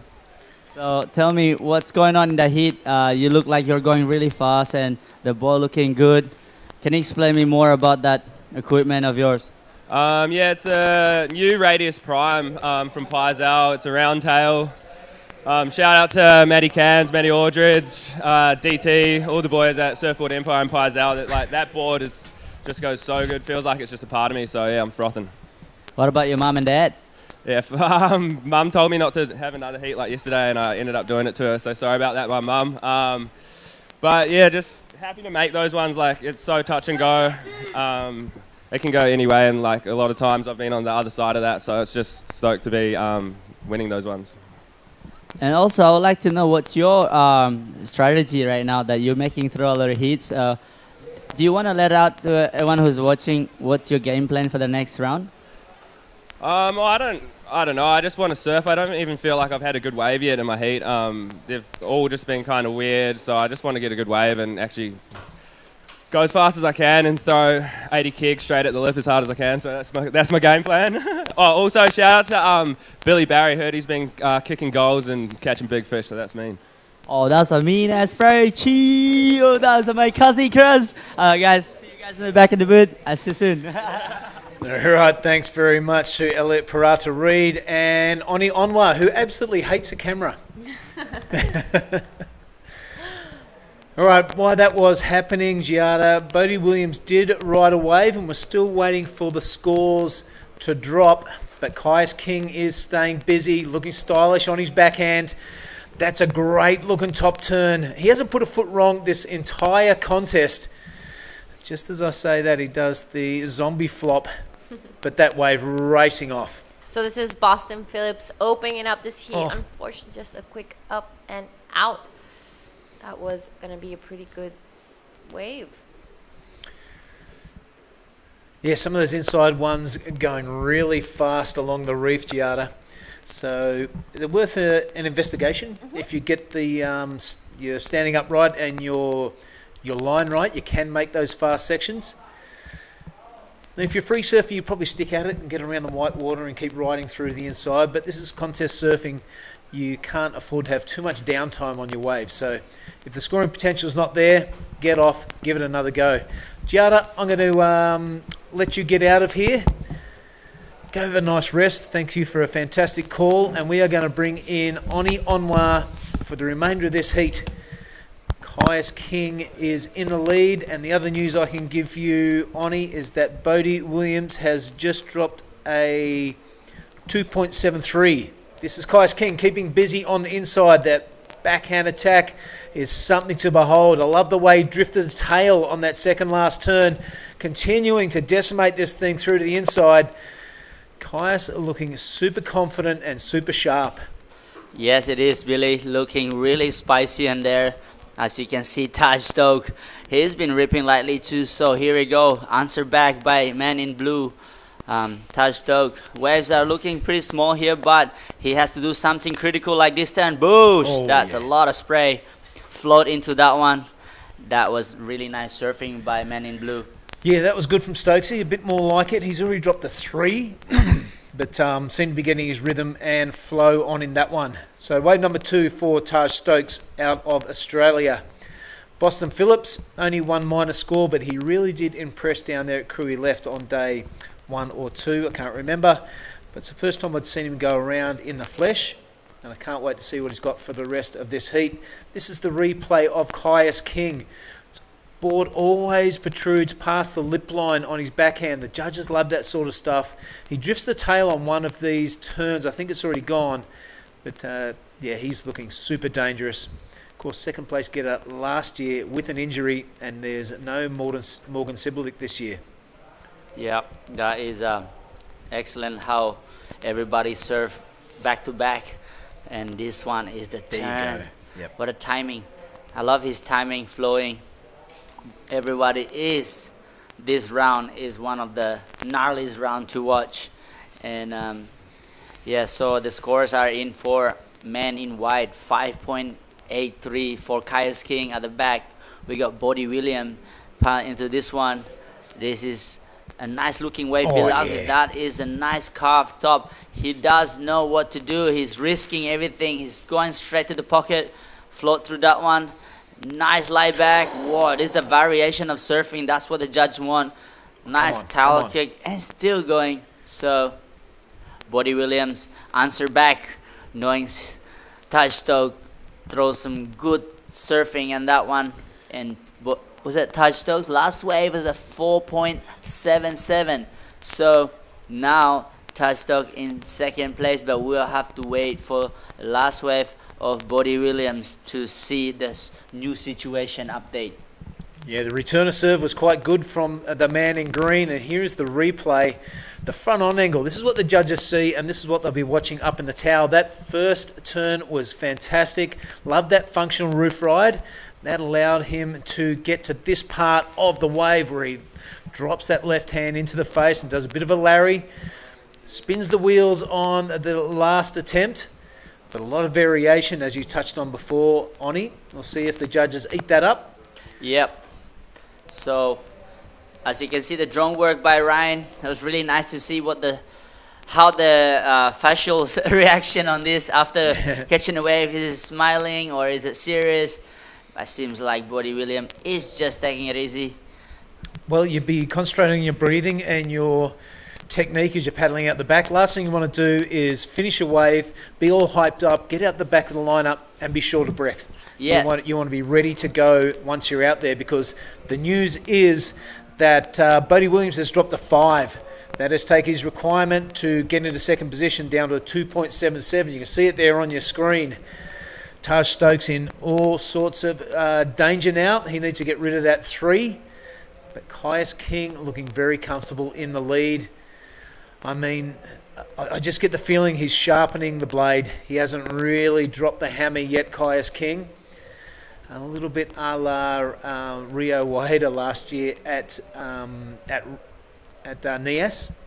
Got his way through all the rounds and got to the finals. Is kind of cruising. And then on finals day, he just opened it up, dropped the clutch and decimated the field. So I get the feeling that Kai's King still has a couple of gears to go. Yeah, it's all about the mindset that Rio Waida had that event. He was really excited to surf and represent Indonesia in the final. He really just want to show everybody around Indonesia that we all can do it. I remember talking to him before he paddled out. He said, I'm going to do it for this kid. There's one kid say, please win it for us. And it was like really inspired by what he's doing. And it's really cool, you know. So Rio Waida, one of these guys who works really hard in the gym, in and out of the water. So Kai's King is coming back stronger after the back injury, Billy. So he's been studying a lot, watching a lot. And sometimes being injured is a dangerous opponent to surf against, because they have been watching a lot more than what actually we do. We've also done your rehab, Oni, and a byproduct of doing rehab is the rest of your body becomes really strong. So you're injury-free, but you're also on point. So beware the wounded warrior, because they can stick it to you if you're not looking.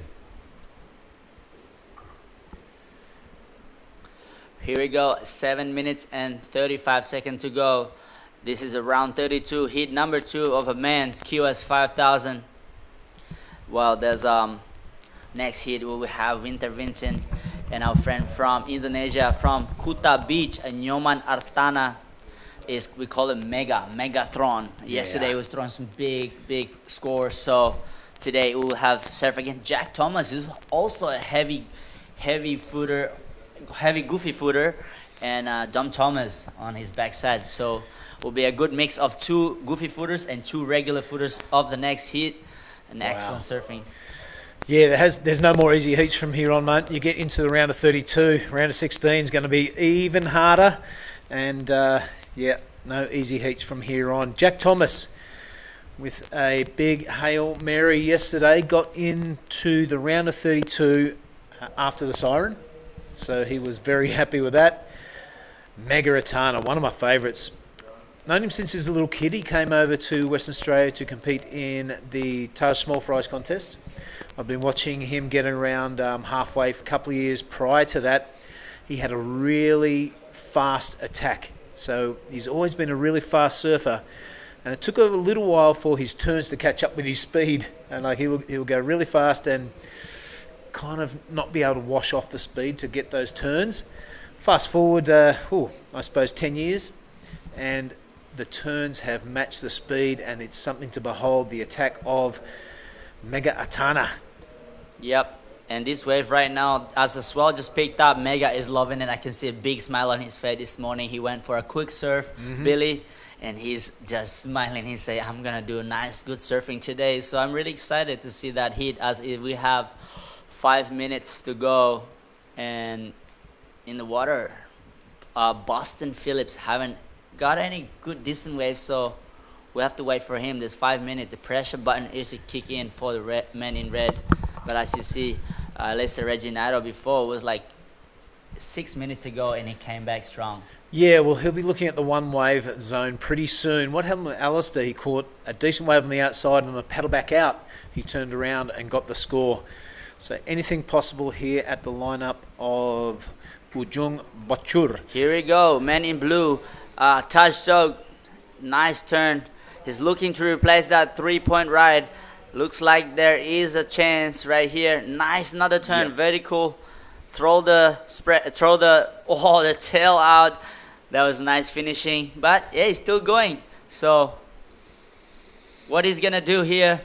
Will he finish the wave strong? Because a 3-point is already there. So surfing great by men in blue. Yep, that 3 points is out the window on the on-way. You're spot on there, mate. That will make the requirements for Bodie Williams and Boston Phillips a little larger. Loving the different angles brought to you by the ASC media team. Well done, gang. That's a bit more impressive from front on, and really holding that rail for a long time through the second. Now he starts to get going. This is Taj Stokes. Coiled up, ready to go at any time. Did well to get around here to the bonus section. Didn't just sit on his laurels, decided to put a little schwack in there, and well worth the effort because he gets that 2 for 1 at the end there. So well done to Taj Stokes. We'll wait for that score to drop, and that will give us an accurate situation. But right now, we do know that Boston holds priority. Just that one very minor score. See in the bottom left-hand part of your screen there. Kind of looking around, a little distracted. Yeah, there's no set coming, but I can see a little lump at the back there, but I don't know if it's gonna arrive on time for Boston Phillips, as this 3 minutes is very small amount of time for that set to reach the point. And we are waiting for the last score of Taj Dog. It did change the situation. Oh no, sorry. It replaced his 3-point. It was a 6.3. What amazing surfing. That was one of his best waves then for Taj Dog. Now he's looking for a 6.21 to take down Caius King. And Bodie Williams now in third place, looking for a 6.08 to go in second. And Boston Phillips, a combination of 11.07. Time is ticking down, and what a great surfing for Taj Dog to replace that a 3-point ride. Yep, pretty smart surfing. It wasn't a big wave, it was an insider one, but he made the most of every opportunity given. Alright, first priority sits with red, so Bodie Williams, we're hoping that a 2-wave set comes through, where he's going to have to repeat the dose of Taj Stokes on a medium-sized one. Bit of urgency about his paddling now. Here he goes. This is the goofy footer. Delays the attack on the lip. No, good theory, because the first 2 turns are on point. This is very similar to Taj Stokes' wave. He's going to have to get going to get around this fast part of the left-hander. He does. Not a foot wrong on that wave. Wow. We'll see where that slips into the scoreline, a 6.08. It's either going to get the nod or get the shake, but man, Bodie Williams making a good go of it. As we look out the back, Oni, there are sets pouring through. I like that decision from Bodie Williams. Yes, it was great surfing, smooth, power and flow, and that is the judges want to see. Will that be a 6.08? Or I don't know. We'll see. We'll see. Well, we've got to compare it to the last of Taj, which came in at a 6.30.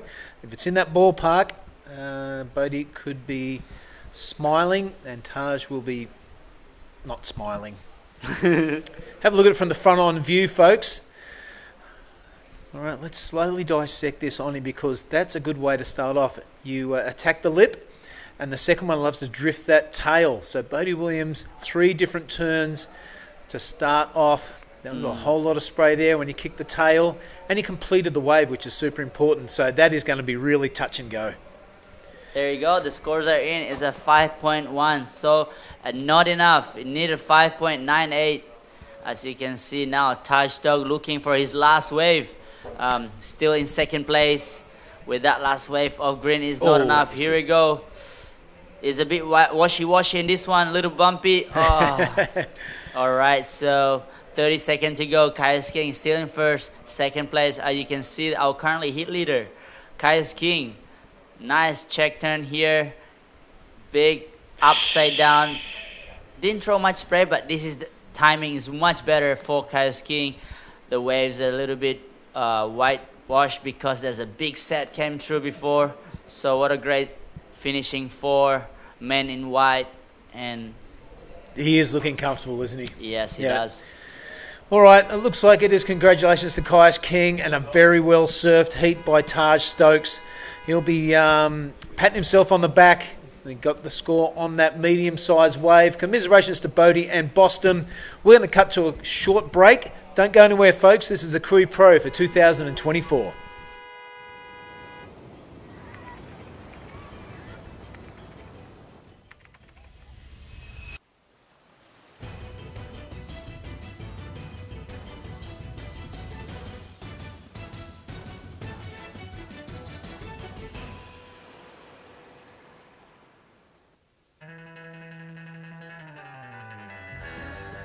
First, I want to thanks to everyone at home for supporting me, and I love you guys, and can't wait to see you guys soon.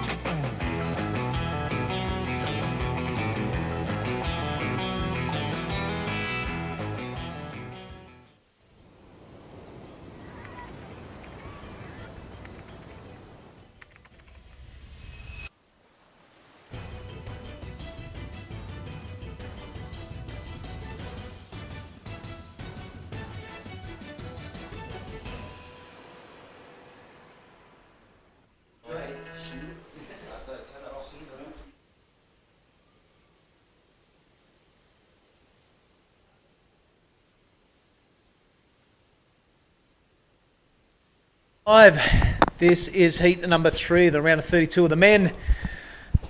Features some heavy hitters, but let's have a look at that last heat. I'm going to fill in Mark Clift of the results. As Kais King looking super comfortable. Didn't put a foot wrong that whole heat. Taj Stokes surfed a really intelligent heat, I want to say, because he got the score to solidify that second place on a medium-sized one and absolutely delivered. So it's commiserations to Bodhi and Boston. What happened with Boston? A 0.83 total. That's all he got. Yep. No so way. He kind of dropped anchor out there and didn't pay off. That was it. Yeah, didn't pay off. The combatants in this one, mate: Winter Vincent, Jack Thomas, Mega Atana, and Dom Thomas. Let's stay with JT here, the West Aussie. Boom, crunching away the big fella. Oh, what happened over there? The handlebars. It's like he hit a calipper or something. Well, he was giving it a pump and he was ready to launch into that next section, and that was rather bizarre. But look at this thing. Another bit of bizarreness from Dom Thomas. Winter Vincent, a big-time performer throughout this series, mate. He's already opened with a wave. We didn't see it. What is it? Yeah, that's a 6.83, mate. He is... his professionalism in the space of 12 months has really blown me away.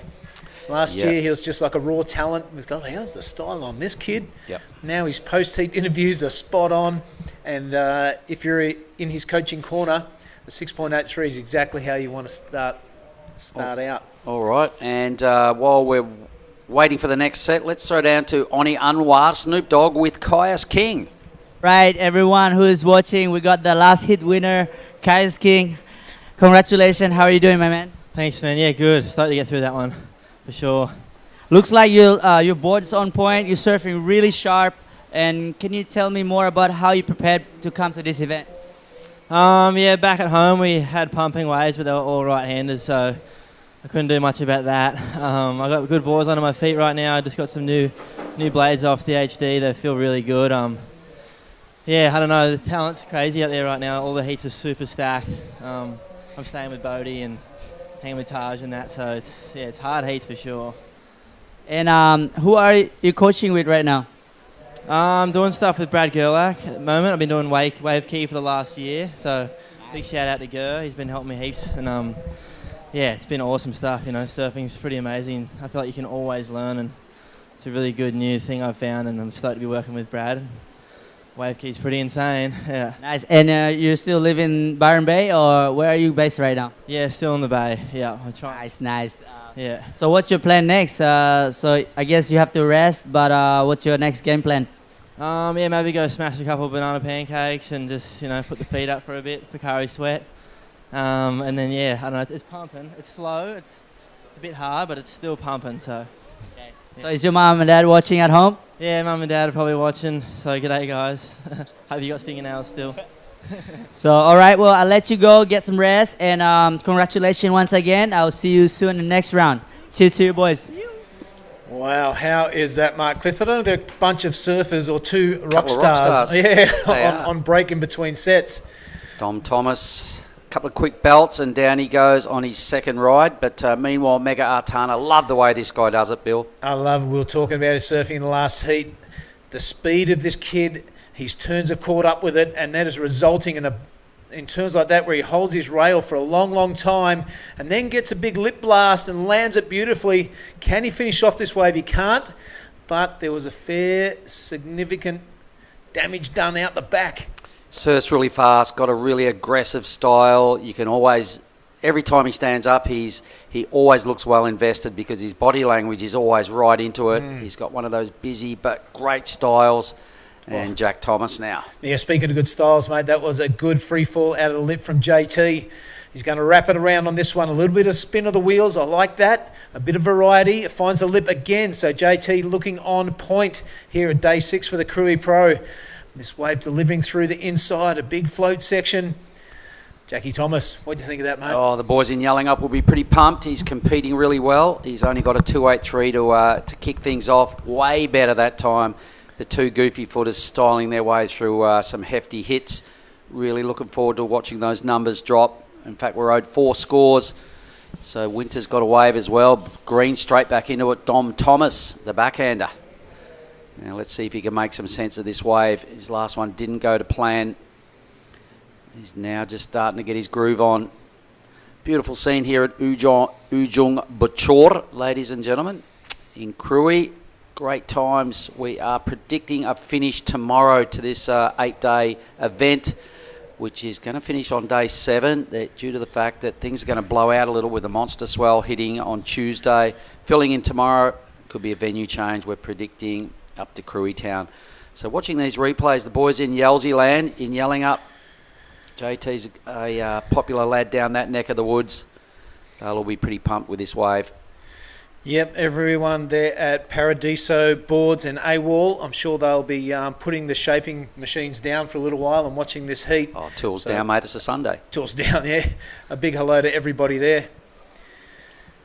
All right, this was a pretty good effort by Dom Thomas as well. Falls again here, though. So stuff not really going to plan. Not hitting his A-grade game just yet is Dom Thomas. Waves just keep rolling through. I saw the massivest set just come through on my break. Winter's got another score to drop, so he'll have a backup number to sit alongside a pretty massive 6.83. There's the lineup. Look how long this piece of reef is, everybody. When it's doing its thing, about where that top bit of foam is now is about where it starts. Seriously. It rattles a long way, Bill. You've got to get on your bike, but there's a big tube section under that water.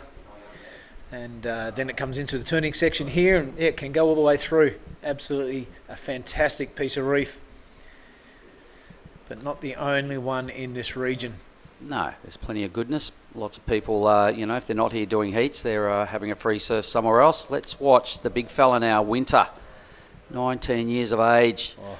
He always goes big, and that's no exception. What a way to kick off your wave. Unfortunately, gets stuck behind, but he never fluffs around with small mini moves. It's always just a quality attack on the lip.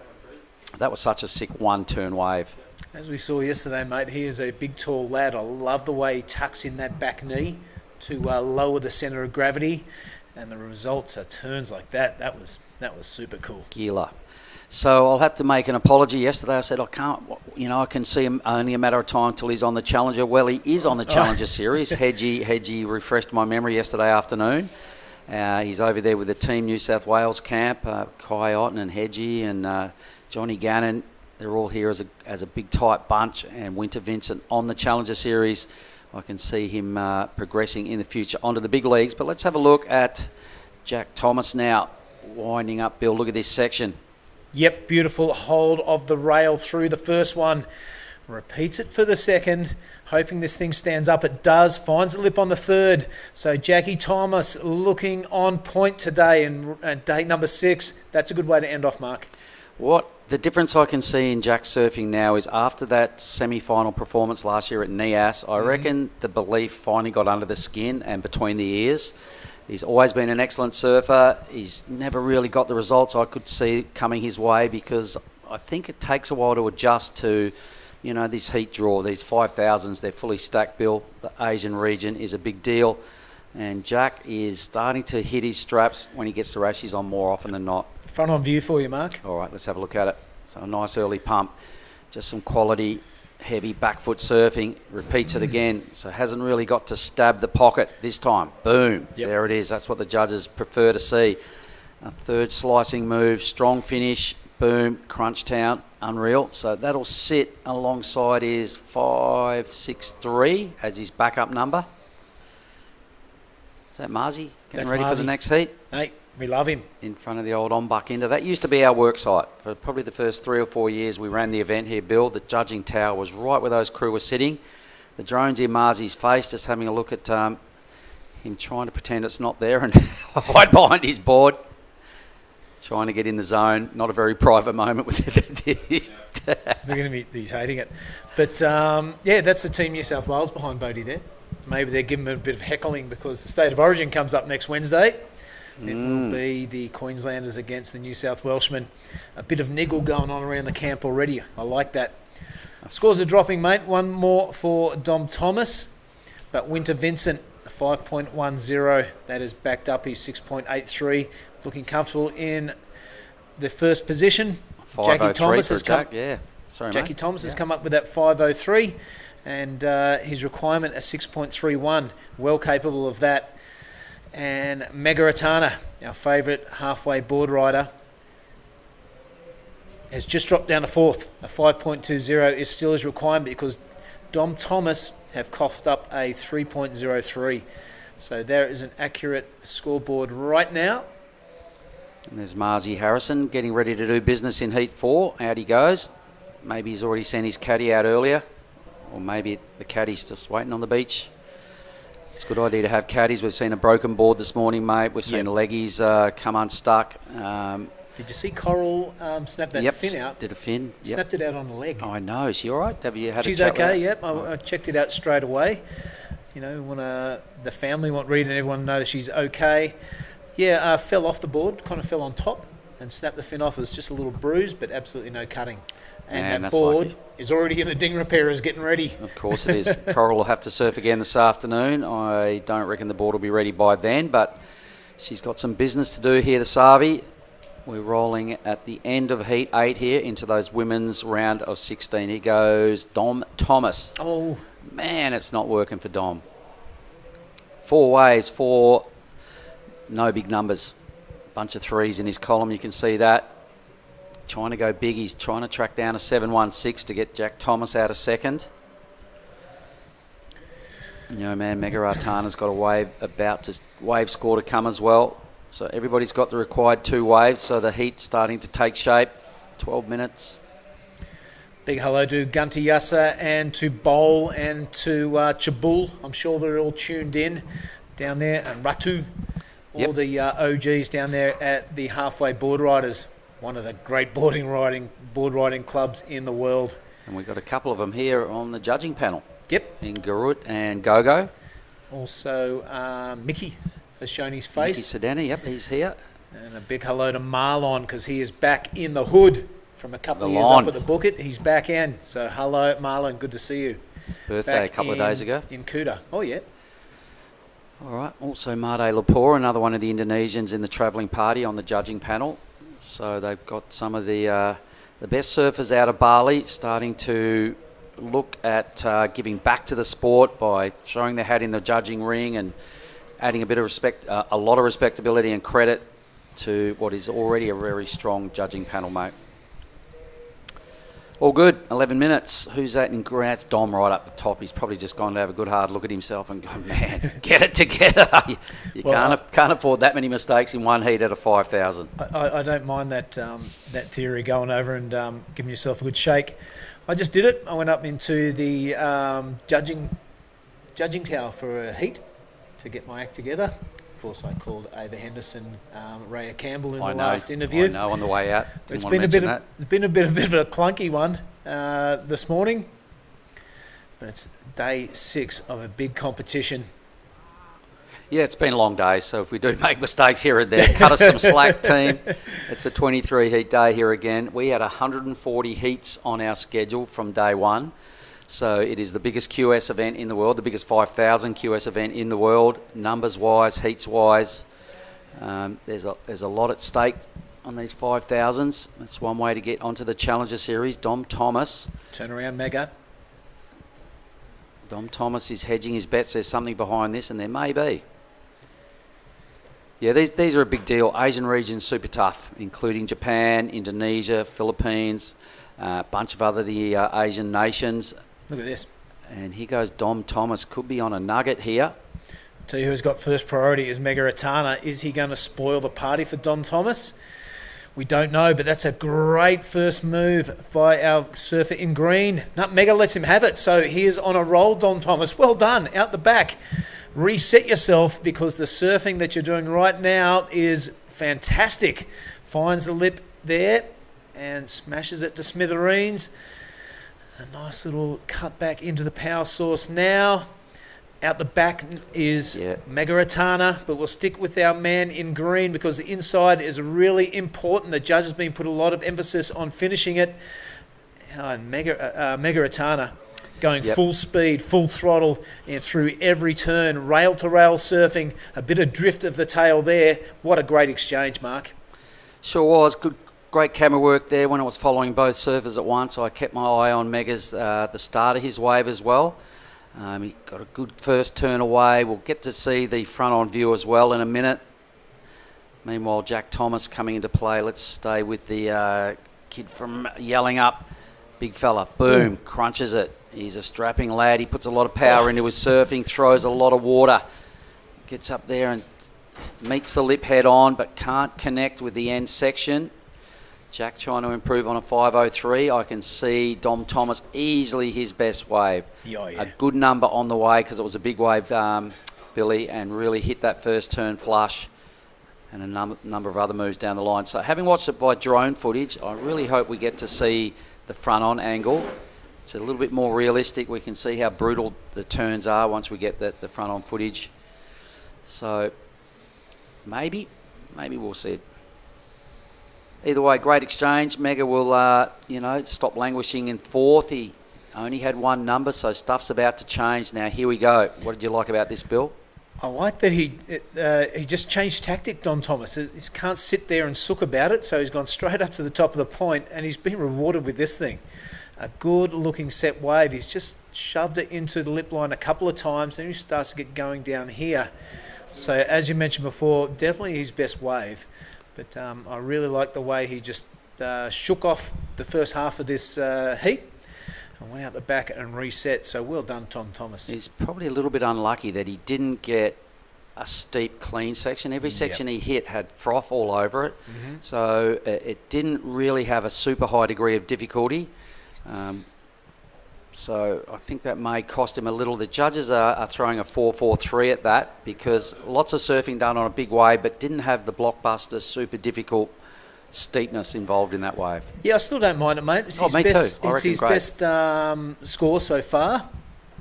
But you can see it straight away from his body language. He's in a better mind space. He's just got to go out and make that 4.43 his back up. So good luck to him, but this guy's on fire. Yep, love the way he does it. We had a chat last night about his heat yesterday.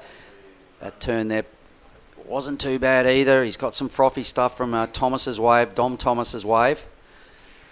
He's now starting to really get some back foot involved. So some flat-out attack, as we're used to seeing from Megatron. The number coming will probably end up being just another mid-ranger. But either way, he only needs a 5.2 for second. It might go there. Yep. Definitely in the same kampung. Yeah. In the same village. In the similar conversation. So the judges are having a think about this. They've really been loving his act, actually, yesterday. When we had a debrief last night, he's like, so what do you reckon? What do you think I should do? And I said, more of the same. I said, look, the judges are loving you. Be confident. Don't have to change it too much. Just play on. He said, is that it? I said, let's keep it simple. You're on fire. I said, I love the way you surf. When I saw him after he came out of his heat and I had to give him the beach interview, I said, man, how was that heat? And he looked at me. I said, how was that first wave? It was an 817. He looked at me gone, amazing. And I said, yes. It was one of the best scores yesterday, an 817. Yep, not many crew went into the 8s. So there he is, contemplating what just happened, and he's be real anxious to get a beach announcement with only 5 minutes to go. Yep, one has Jack Thomas has dropped. That is a 5.40. Finds himself in second position now with priority. Taking the time with the scoring, the judges, but in my heat up there, just to see what was going on, you have Misha on the replay, and if a judge wants to see that replay again, all they have to do is ask, and there's a big screen up there, and they can really dissect the rides, and they get it right more often than not. They're really having a good think about this one, and Winter Vincent's got a score to drop as well, which I didn't see. So it can be some real stressful moments in that judging tower when a lot of waves get caught, because sometimes they get behind the 8 ball and they've got to play catch up. They've got to watch the screen. They've got to then, quite often they watch other waves back as well because the number is kind of close. So they go back and forth a fair bit. Winter's number is in. It's a 6.2. So that extends the lead. Doesn't surprise me one bit. He's a quality act. It's all about Blues number now, Nyoman Artana. 5.57 mark is the new requirement. I know, went up a little bit, didn't it? He wants to knock Jack out of that position. Good thing about Thomas is that he has priority. So if Mega makes that number, he's got a good 3.5 minutes to return serve. Yep. It's going to be really close. That's why it's taking so long. It's obviously a major decision to be made. The judges probably realise this decision could either put someone in the round of 16 or send someone packing. Green's gone back up the point. Why not, Dom? I reckon you don't have much to lose at this stage. Chasing a 6.6. Second priority, only 3 minutes. He's getting proactive again here, so I kind of like his theory. He really fumbled his first half or so of this heat. He's starting to get his groove on. Needs a good bowly wave. All right, that score still in the ether somewhere. Megatron would just be waiting there going, have you guys forgotten about me? Well, they want to get it right, mate. So they won't be rushed, and they won't be, even if it takes it into the heat, they will get it right. And that's, at the end of the day, that's what you want. And having a chat with Ty Sarati a moment ago, the move to Krui is starting to take effect at the moment, mate. Our minivan we worked out of the other day is in the house. It's starting to rip the chairs out and get the setup going on because we're pretty confident. 75% confident, says Ty Sarati. He goes Dom Thomas up and out. Oh, just in and out. Mustn't look very good down the line. No. Great looking set wave approaches again. Priority sits with Jack Thomas. He's in the white. It's too big. It's too wide. Nobody wants a piece of it. So when Ty sees these sets coming through, he's going, this is good, because it means the prediction for tomorrow is accurate, and that the move to Krui will be warranted for finals day. Yet this swell a little early, Mark, what we're seeing right now on screen, but it is an indication that it'll be bombing tomorrow. Have a look at this. This is Dom Thomas. He will have to make way for Mega Etana because he holds second priority. Wraps that thing around this wave, filling full of water, not much steepness to it, but he stays with the rail-to-rail surfing. Now he can get up there and belt that thing. So one decent hit, a bit of a fist pump. Mega Etana has 2 waves owing now. Yeah, he does. So we've still got no idea who gets through this heat, folks. Winter Vincent's got a 13.03 2-wave total. He's got to be feeling pretty confident currently with the 2 biggest numbers on our scoreboard, but we are owed 4 scores. Jack Thomas still has priority, mate, so he's languishing around there in the white water. Maybe it's just the remnants of that big set that rolled through. And Winter Vincent with 49 seconds is a bit of a victory lap for this young man. Check out that style. It's timeless. Jack's dropped down into third, so Artana went up with his second last score. So Jack will need a wave for the crew in Yelling Uptown. Send him your mojo. JT, 32 seconds to respond. Into fourth. There's still a score to come for Mega as well, that bigger wave. At this stage, Jack needs a 5.44, but it might even be more than that. How did he not get a wave with first priority and all those sets coming through? These 2 guys got one. It's just a matter of being in position in that takeoff zone. 10 seconds to go. Now, 2 surfers riding that wave in. Lucky there wasn't an infringement. No, Mega joined the party in the whitewater. I know, right at the end, but still, if Brett had a run into him, it's true. Yep, it was still part of the heat timer. So anyway, let's not get too nitty gritty on it all. Look how close that is between Mega in with a 17.03 and 11.07 and 11.03 totals. We are on hold. We'll get back to some scores to finalise this heat. We'll be back in a moment with heat number 4.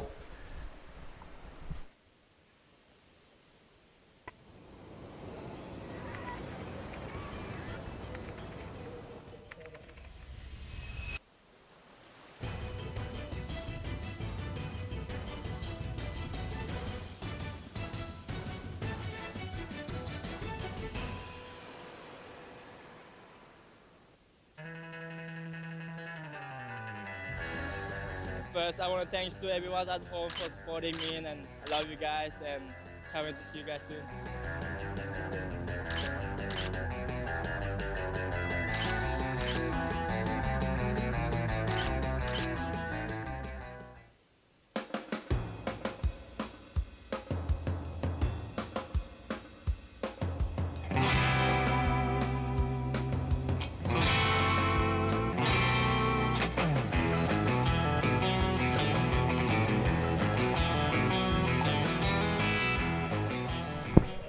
Back here to Ujung Bachor. There are the official results. Super close, 0.04. Jack Thomas is out, so is Dom Thomas. The Thomas boys go home, and Mega Artana gets on his merry way into the round of 16, along with Winter Vincent. There's the scene of our work site. I'm sitting right next to Di Wacko, but that's a damn good picture when you see what our workplace looks like, huh? Great drone footage of the area where we all just stick around, see the actions. This is Heat 4, everybody. Let's have a look at this. Marlon Harrison, the Australian, in red. Yuji Mori, or Mori Yuji, in the blue, representing Japan. Nathan Cook, another Australian, right there in white. And Made Fajar Ariana, representing Indonesia, in green. Welcome back, Di. Hey, how are you? All good, mate. Smashing heat again. Winter Vincent just goes on his giant killing way, the big fella. Right. How's Megatron's last wave? He just got 2 waves. Yeah, he got a few, but he got 2 at the end that were really made the difference. I think his second last wave was what got him into second position by 0.04 over our West Aussie fella out of Yelling Up in Jack Thomas. So commiserations to Jack. It was really close one. There was a fine line decision between the two goofy footers as to who got through. There is our athlete zone. And here is 森裕二選手1本目のライディングにテイクオフ。これは少し波が速かったか、すぐにキックアウト。Marlon Harrison speeds down the line, clean face, yet to score.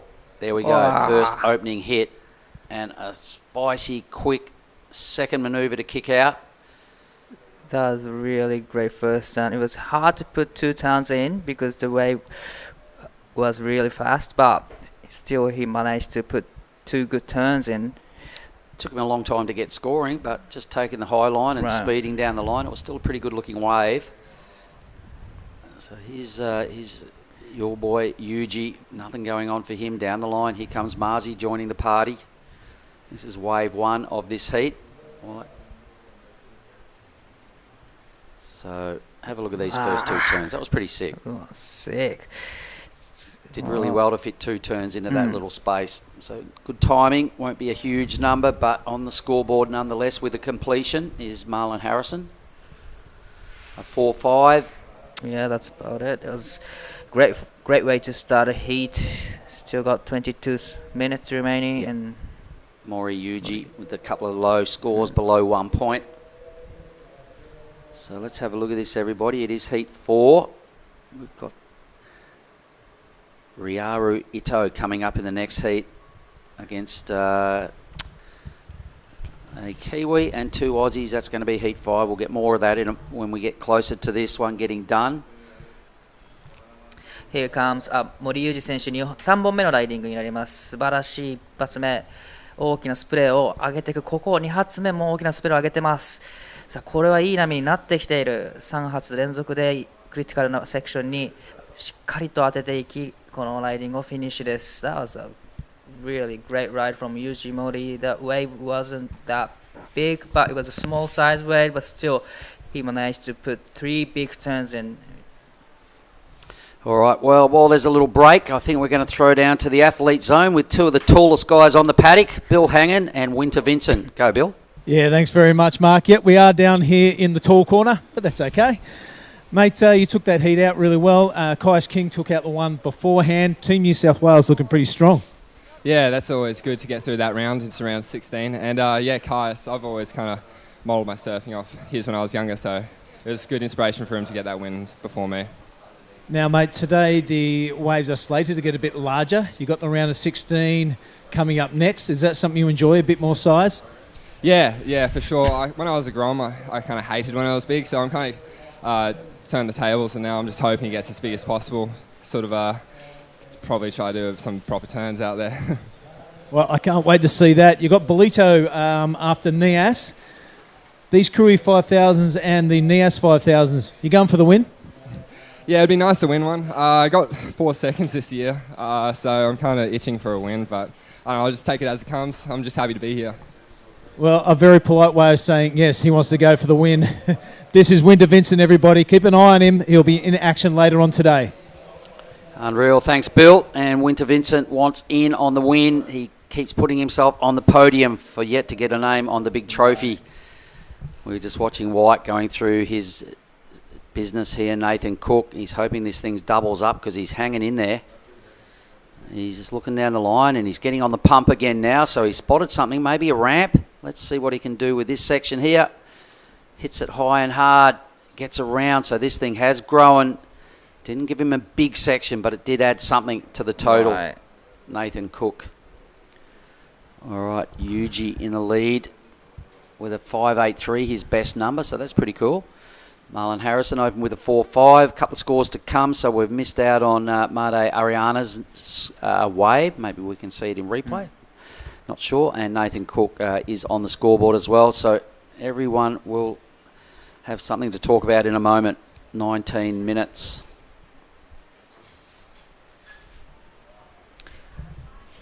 So 森裕二選手、3本目のライディングで 5.83 をスコアし、現在第1位のポジション。素晴らしい3つのマニューバーを入れてきました。波が小さかったためか、そこまでスコアが伸びなかった印象ですが、素晴らしいライディングです。So last wave for Made Ariana 2.0. So we're still waiting for the Nathan's last wave. Right on. Well, if anybody out there would like to come and visit this area, it is the province of Lampung. So you fly into the bandara there, the airport, about a 6 or 7 hour car ride up over the monstrous ridge here in South Sumatra to get to the district of Pesisir, Barat. You then point the car towards the town of Krui and you park up at the beach called Tanjung, Setia, right in front of this reef. Ujung Bocor. Judges taking a little while with this last exchange. Nathan Cook's first wave is starting to show their feelings. It's not a big number for the Cook. It's going to come in the 3 range. Yuji's still got a score to come as well. Got some big names coming up a little later on today. I can see Xavier Huxtable's name in the draw further down the line. Ben Lorenston, Bronson Mady, owner of a 9.5, the best score of the whole 6 days. I can see Jarvis Earl, Dylan Moffat featuring in Heat 8. And then we start to get down to the real nitty-gritty as we get into the round of 16 for the women's and then the men's. One more number to come to give us an accurate situation. Here goes your boy in blue. So let's stay with the live action. Over to you, Dai. 森裕二選手4本目のライディング、こちら 0.73 を超えていきたい。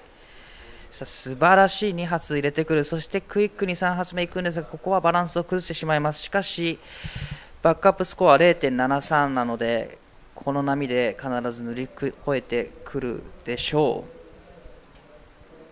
So I think Blue now has 2 scores to drop before we can confirm. Either way, he would have no doubt improved on his lead because he's just burning off a sub 1 point ride. So once those numbers drop, he will extend. Marzi Harrison, haven't seen him for a while, but here he goes. The Queenslander just getting a high speed swish going on to get him to that section. That was pretty big. Unfortunately, just buries the nose. Down he goes.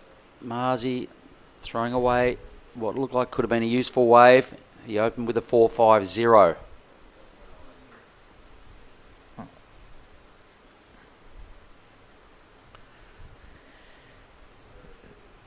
Here it is again. What do you reckon about this, Dai? I really like the second, and unfortunately he falls off, but still all 3 fins out. It was a great move. Yep, unfortunately it's going to turn into one sort of half move of a wave, so it's going to be a low number. Judges don't really have to think about those ones too much. They're still having a good think about Yuji's numbers though. Right, they're taking a long time to think about those. We're going to have 2 scores for Yuji's and 1 for Marlon Harrison. Oh, Marlon's will be a throwaway to be between a 1 and a 2, no doubt. Yuji, though, with 2 scores to come. He's already posted the best score of the matchup. A number drops in at a 4.57. And I imagine we've got his last effort to roll through as well, which I don't think was that big. Probably won't, well, I'm pretty sure it won't drop into his top 2. So that leaves Fajar out the back now with priority. That's him in the green. Really polished, goofy footer out of Bali. He's been really impressive the other day. Oh, maybe how many days ago it was, back at Krui left. Right. Whew, man, I saw him surfing insane heat. He got tubed about 4 times during his heat. Some high speed slicing and dicing on the clean walls at Krui left, which is the prediction for tomorrow, folks. Things are getting in preparation to make the move tomorrow. And it will be finals day.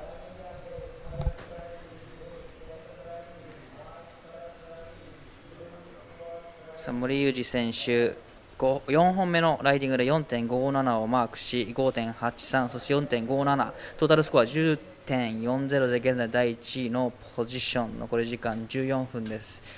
波の方がウィメンズ、ラウンド部32の後半より、かなりサイドが上がってきたので、予定よりも早くスウェルが、届いているようです。明日は今のところオフィシャルではないんですが、また別の会場へ移動する可能性が出てきています。So what was that? Just going through the situation? Situation, and then just it's not official, but we might move to the Krui left tomorrow. Yep, 75% sure that. 75% sure that was kind of the result that's going on. And Taisarati, every time the big sets come through, he's kind of going yep, keep picking up, keep picking up. They don't want to get to Krui left tomorrow and find that perhaps it's not big enough. But the swell has been forecast to keep filling in today and all day tomorrow. So we've got 8 hours. By the time we get to Krui left tomorrow, we'll have an 8-hour day on our hands of finals day. So we could afford to maybe go and hold around there and wait for it. We could afford to extend heats should we need to. Or if it's not what we were expecting, we can also afford to roll into Tuesday, which will be guaranteed at Krui left. All right. So either way, the event will finish at Krui left. That's the lowdown. That's the news that's getting around our comp site at the moment. Everybody online. We've still got plenty to get through here today. Everybody trying to scratch into the round of 16 to get to finals day, which will feature pretty much all surfer on surfer matchups except our pro junior men and women's finals. 4-person heats there. And what did you make of the Krui left wave the other day when we were there? Do you reckon it's a good venue? Well, totally, it's a good venue to have a competition over there. It's a short range wave compared to this the venue right here, but still it's got a lot of walls, and there's actually the barrels at the back. So I reckon it's really great venue to have competition. It's so different to here, isn't it? So different.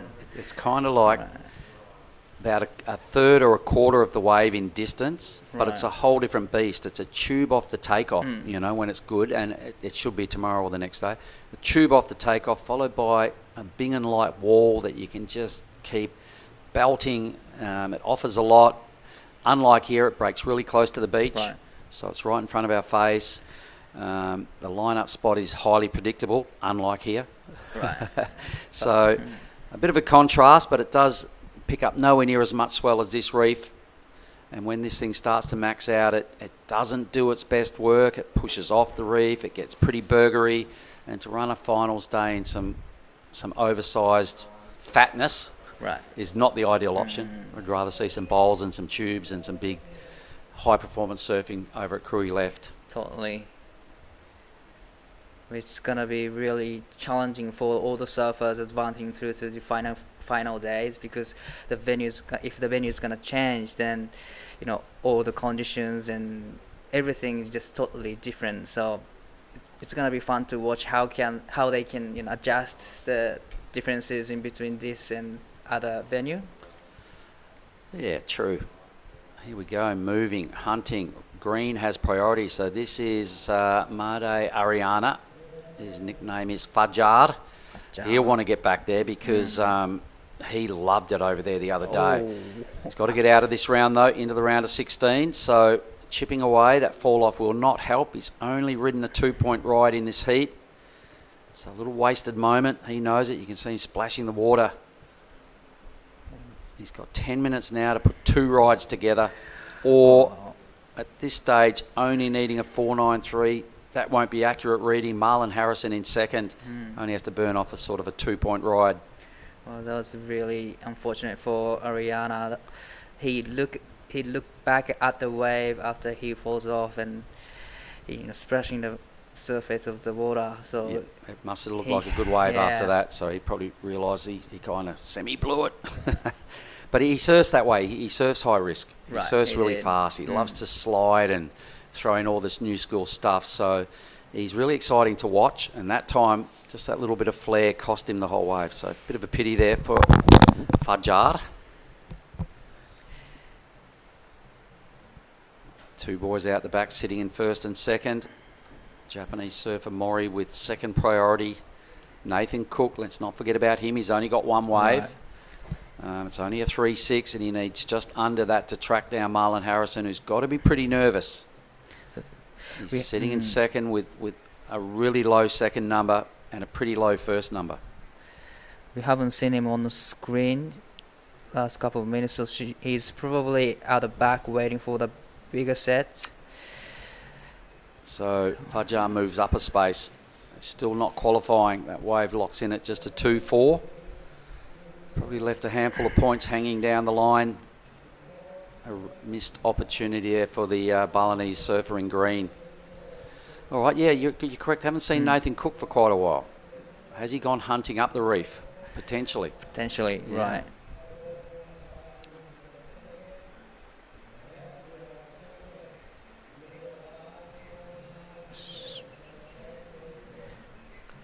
So how is Team Japan looking at the moment, mate? Who have we got through to the next round? And who do you reckon is the best chance for the Team Japan to take this thing out? I really love watching Ito Ryaru's surfing. So probably one of my favorite is going to Ryaru Ito. Is he in one of the upcoming heats? Yep, or in Heat 5, next heat. Okay. Up against one New Zealander and 2 Australians. All right. Wow. And we've had a few other campaigners make it through to the next round, have we, out of Team Japan? Not in the men's division. This is the first we have Japanese competitor in the round of 32. So hopefully he's going to get through to the round of 16. All right. And we've got a few others coming up in the back end of this round. Right, we have Hiroto Arai in Heat 6, and we have 2 Japanese surfers in Heat 8. Why don't you give us that in Japanese so the crew at home know what's happening? Right. ラウンドオブ30に、現在行われているのはヒート4ですが、この後ヒート5には伊藤リアル選手、そしてヒート6に新井宏斗選手、ヒート8には2名の日本人選手がクレジットされています。加藤翔平選手、そして大戸凛太選手、この後、5、6、8と、出場してきますので、皆様スクリーンの前で楽しんでいただけたら。All right, a wave presents itself. Here comes Nathan Cook. He's gone missing for quite a while, so indeed he did take his act up the point. He's a big dude. Look at the size of him. Gets up and climbs over that foam, no worries. A bit of a down carve to set up. A little mini schwack in the pocket. He needs to get moving here and post some big, vicious moves to really extract something worthy out of the judges. Now, Blue, here goes your boy. 森裕二選手5本目のライディング、一発目綺麗な大きなターンをしてきた。ここでクイックに3発目、フローターで大きなセクション抜けてくる。さあここから何をしてくるか。この後波がまだまだ切り立ってきそうですが、ここで、キックアウト。とても素晴らしいライディングでした。森裕二選手現在1位のポジション 4.57 をバックアップとして、こちらのスコアを乗り換えていきたいところです。Brilliant surfing from the man in blue. Right. I really liked it. And here goes Fajar. Made Ariana now. He's got a lot of froth to deal with here. He needs a wave in a hurry. He's got to stay in touch here with the top 2 riders. This wave just gets way too fast and no hits further down the line. A great exchange, particularly from Mori Yuji. I really liked it. Really loved loved quality it. Surfing there. It was unfortunate for Rihanna. There's a lot of whitewashes on the face, but here is a replay of Yuji Mori.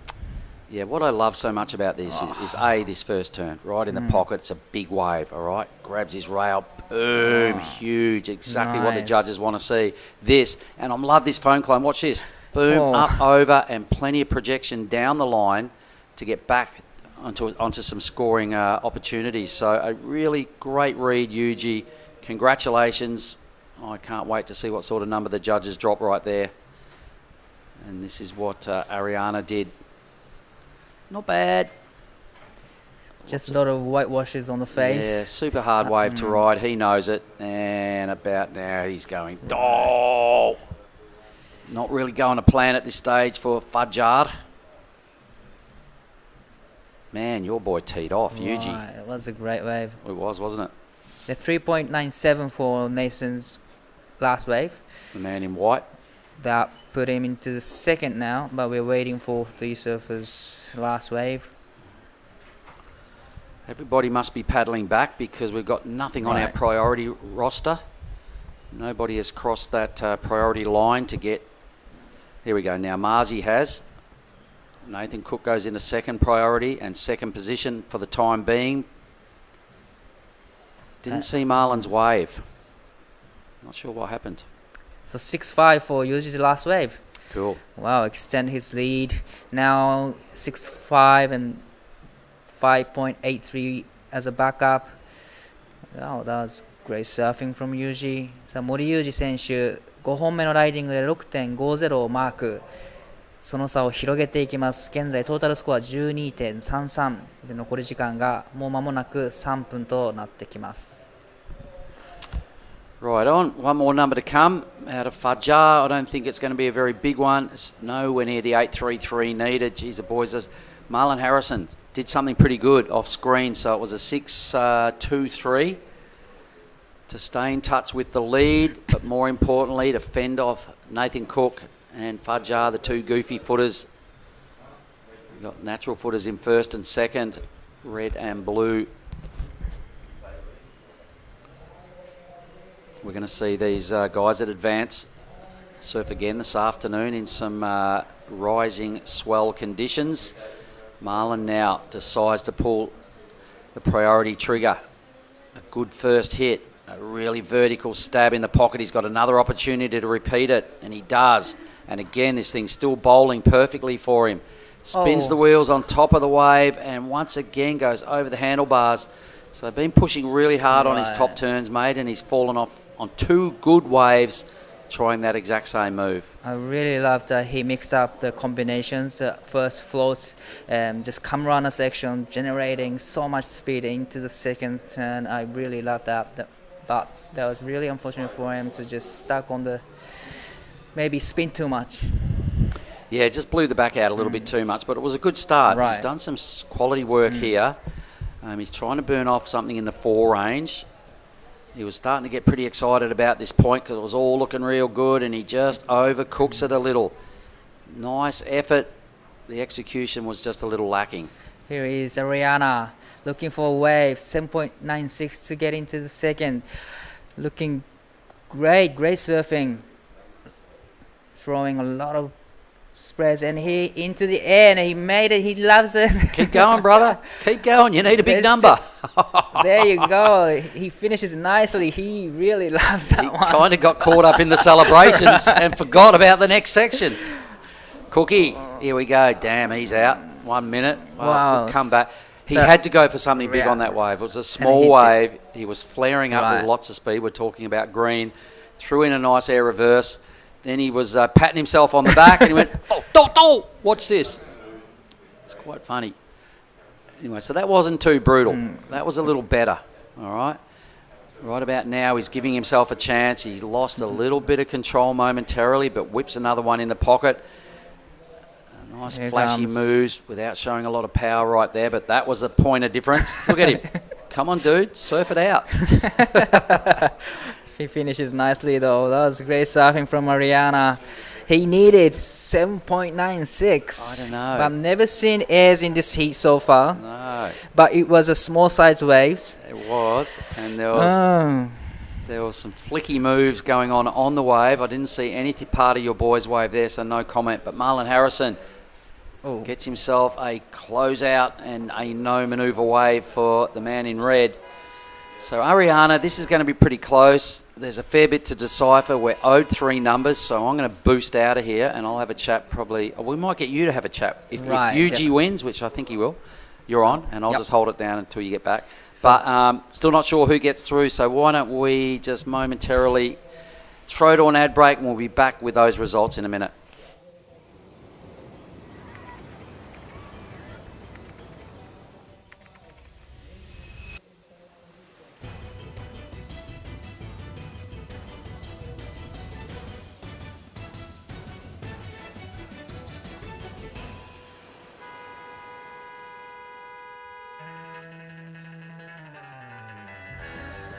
First, I want to thanks to everyone at home for supporting me, and I love you guys, and can't wait to see you guys soon.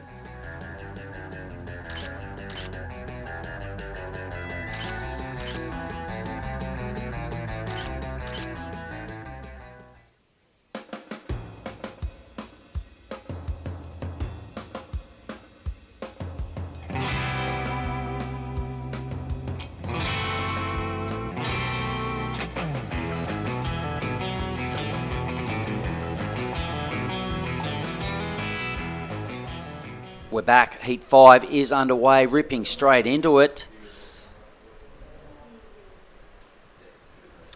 Well, that's the previous heat. We need the results of Heat 4, which we'll get up in a minute. No, they were results of Heat 3 we're looking at. We already know those. Winter Vincent won that one. We're looking at Heat 4 results. I'm pretty certain I can see them on the side of my screen. So it is Yuji Mori who took that heat out over Marlon Harrison. Gia, you won't know this, but Made, he was chasing a high 7. He got a mid-5. He'll have to settle for third, the man in green. And Nathan Cook in white will finish in 4th place out of that last heat. So looking at this heat, who have we got? So in this heat, we have in the green Axel Kurata, in red we have Ryaru Ito, in white Oscar Berry, and in the blue Billy Stearman. Exciting heat. I think Ryaru Ito really came into my radar, I think last year, and I'm so impressed by his surfing. Yep, he was. He put on a gutsy campaign up there on his backhand at some big little Gundru Bay caves, and he caught my attention as well. Axel Kurota, he generally surfs smart. He's a quiet achiever. He's been doing the rounds for a while. Oscar Berry is always a bit of a resident of the back end of these Asian events. He generally does quite well. There's our official results on screen now of Heat 4, everybody. Yuji Mori, well done. And Billy Stearman, well, he's the best we've got out of New Zealand, and he's really throwing it down. Him and Elliot Parada. Elliot's already through to the next round, and Billy is a big deal throughout this Asian region. He's a fantastic performer. So another high-level heat is in the gates. Yep, so this is going to be a pretty good heat, and as we pass these rounds, these heats are going to get even more intense. We're going to be seeing high scores, and I'm pretty excited. Oh man, if you like what you've seen so far today, guys, the swell is predicted to keep ramping up today. The surfers that win today are surfing, that have won this morning, will surf again this afternoon. So some fantastic performances that are only going to get better, as you said, Giada, throughout the afternoon. Same with the women's. That's exactly right. We will be heading straight into the round of 16 for the women's here. We're going to go those 4 heats, then straight into the round of 16 for the men's, and we will have our quarterfinalists decided. I know. By the end of the day, we're down to surfer on surfer matchups from here on in over the 5,000 events, men's and women's. So we've got a lot to get through, basically, is what we're saying, and you should stick around online and hang in there. It's a great venue. It's been really consistent today.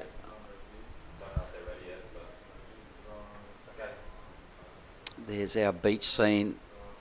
There's our beach scene there. So we are going to throw down. There's Marlon. He's just got a second place and get some fist pumps going on from the boys. Let's have a word from the winner of the last heat, who's with Diet Wacko. Go, fellas.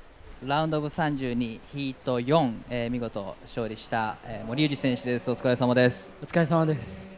いや見ててすごく安心するというか、もう乗れば決めてくるっていうのが伝わってくるヒートだったと思いますが、いかがでしたか？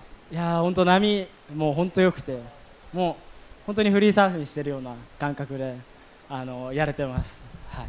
すごく一発一発をしっかり攻めれてるような印象なんですけど、やっぱこの攻めるっていうのは自分の中でこう何か持っていた目的でもあったんですか？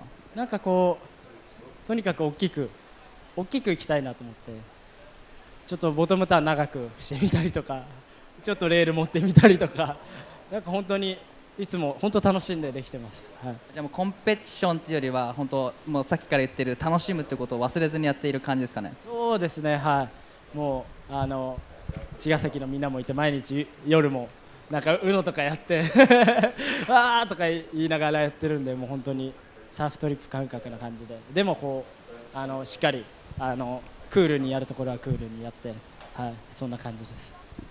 Yeah, he was just having fun out there. He wasn't thinking about plans. He just trying to focusing on just having fun, enjoying the heat. Just like Surf Trip, he's been traveling with boys from his hometown, Chigasaki, and he's just enjoying it.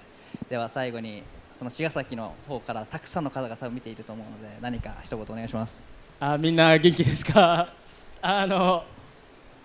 ヒート楽しんでもらえたらこれからも続くんで、なんか本当に演技を楽しんでもらえたら嬉しいです。応援よろしくお願いします。次のラウンドも頑張ってください。ありがとうございました。Thanks, guys. Good on you, Dai, and well done to Mori Yuji through to the round of 16. See you this afternoon, along with Marlon Harrison.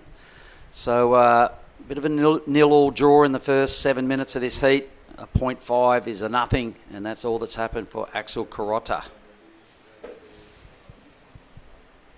There they are. There's the man in question. In the white is Oscar. The blue is Billy. The red is Riaru. And that's Axel in the green. So the boys are scampering around, trying a little bit of reshuffling.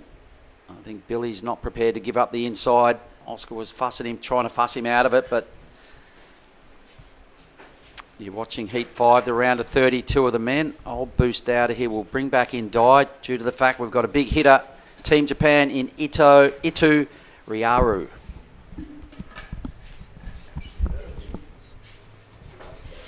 Yeah, so Dai, I was just telling Mark that I think Riaru Itu is also one of my favorite surfers in this event. He had an incredible performance in Nias. I started to, just look at his videos he posted on Instagram, and I'm so impressed by Riaru Ito's surfing. He kind of reminds me of I want to say Clay Marzo. Oh, I was gonna say that too. Really? Right. Because he's one of my favorite Japanese surfers too. Because you don't know when he takes off the waves, and just I don't know what he's gonna do on the waves. So it excites me a lot. Exactly. So every time he stands up, it's exciting. Right. As we talk about exciting, here is Billy Stearman. Has been a past winner here in the Krui Pro, loves a good long left, 2 good turns. He's going to start this heat off pretty nicely, and he shuts this one down, stands tall, shows the judges that, yes, he did complete it, and he's going to be the first one in this heat to be starting off with a pretty decent score. I did a post interview with Riyadh yesterday. Oh, here is surfing green. That's a great surfing from Surfer Green. And here's Oscar Berry. Oh, John just manages to stay on this one. This is a good looking wave, one of the biggest ones we've seen today. So it'll be interesting to see if we could see what he did out the back of that one. Waiting for scores for 3 surfers in this heat. Riaru Ito yet to open up his campaign on this heat 5 of round of 32. He's sitting out the back with priority. And talk us through this one, Dai. そう伊藤リアル選手1本目のライディングになります。形のいい波にテイクオフ。大きなカービングをしたんですが、途中で少しレールが引っかかってしまったようです。タイミングがすごい素晴らしかったのですが、惜しいところでした。ですが早めに、こけてしまったので、このまま沖に出ればファーストプライオリティをもう一度ゲットできるチャンスがあると思います。Well, that was really unfortunate for Riaru. That was like signature move from Riaru, big carve, but unfortunately, probably he broke the rail a little bit. Yeah, so still waiting on some scores to come in, and I'm seeing something good for Billy Stearman, who comes in at a 6.17. That is his first wave of this heat. He pushes it straight to first, but we're waiting for scores for Oscar Berry in white and Axel Carota in the green. So Riaru gets back to the point, and it's looking like he's liking this one.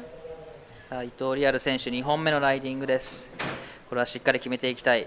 綺麗なカーブからのトップターン、素晴らしいところでオフザトップをしてきます。大きなカットバックで波のパワーゾーンに戻り、そして大きなカービング、これも素晴らしいマニューバーです。さあここでまたパワーゾーンに戻っていきます。ここからまた切り立ってくる波、インサイドセクションに行きました。ここは最後のセクションが出てくるのか。しっかり決めていきたい。ここでシグネチャームーブのレイバックをしてきます。素晴らしいライディング、伊藤リアル選手です。残り時間14分13秒。That was more like Ito Riaru's surfing. And that's why he's one Right. of our favorites. That second turn was huge. And that wave was big. It was one of the big ones of the set. Right. So I'm super excited to see the score of that one come through. Still waiting for a score of white Oscar Berry. Do you think the lost control on the first turn for Oscar Berry will affect the score? I think so. And here's the replay of Ryaru Ito. Wow. The Japanese Clay Marzo. Beautiful 2 turns, wraps it around, gets back to that whitewash. He has so much speed. This wave, one of the bigger ones we've seen yet. Takes it all the way to the inside. He's giving that variety. He taps this one, and I really like this one here that he's about to do now. A little bit of a layback. Wow, that was an incredibly well-surfed wave by Ryaru Ito. So that was a real quick 2 combination from Axel, surfing green. That was probably 5.77. That's a pretty good score. So 5.4 for Ryaru Ito's first wave. We are still waiting for the scores for Oscar Berry as well. Yeah, so needs a 6.34 to go into second. That's Oscar there paddling back out, going to get third priority. Yeah, so it looks like the judges really, emphasizing that fumble he had kind of really lowered that score a little bit. Gets a 3.83 for his last wave. And this is our surfer in white, Oscar Berry. Just gets a little bit stuck on the top, unfortunately, falls off, doesn't manage to ride out of that one. We are reaching the halfway mark of this heat. So a little bit of a slow start. Right. Not too many waves ridden. No real backup just yet. Only maybe Billy Stearman's 617 being the most significant score here. さあラウンドオブ32ヒート5現在行われています。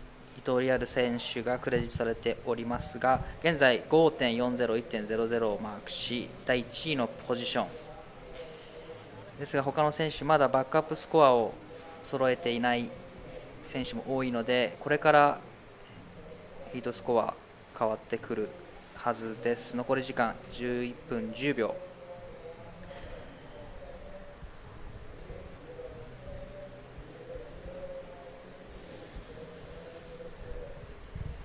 Just under 11 minutes left. So coming up next in the Heat 6 of round of 32, we're going to be seeing in the red Ben Lawrenson, in the blue Xavier Huxtable, in white we're sending Grayson Grant, and in the green Hiroto Arai. Saw Hiroto having a bit of a free surf yesterday, getting some of the laps in out at Ujung Bochur. Saw him paddle for a wave, and I was like, oh, he's never going to catch this. But he caught it. Right. I was so shocked. Grayson Grant, exciting stuff. Hopefully he pulls one of those airs again that he's been doing throughout the event, and that's getting him those high scores. Well, here comes a few lines at the back into the lineup. Everyone just let the first one go and see if there's another one behind it, but doesn't look like there is one. So Ryaru Ito has fourth priority, but now he's just paddling and trying to go far back out. So I wonder what's the plan's gonna do to him. So Billy Stearman sitting on a 617, the only one who's only caught one wave. Kind of shows how experienced he is out here in this Krui left. He has won this event before. He had a final here with Rio Waida. I think. Oh, sorry, or maybe he beat Rio in the semis, something like that. Wow. So Billy really likes this wave. He surfs raglan a lot, which is a long left, so it's just in his ball game. You know, he knows what he has to do, and he does it well. He's been around for a pretty long time, so I don't think he gets really nervous anymore for his heats. Pretty much last couple of heats, he's just dominating all the heats, getting 6s, 7s.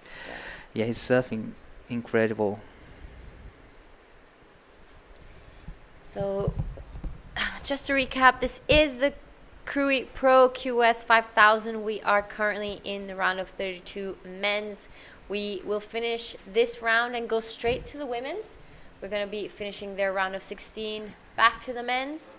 And we will then have our first quarterfinalist after the end of the day.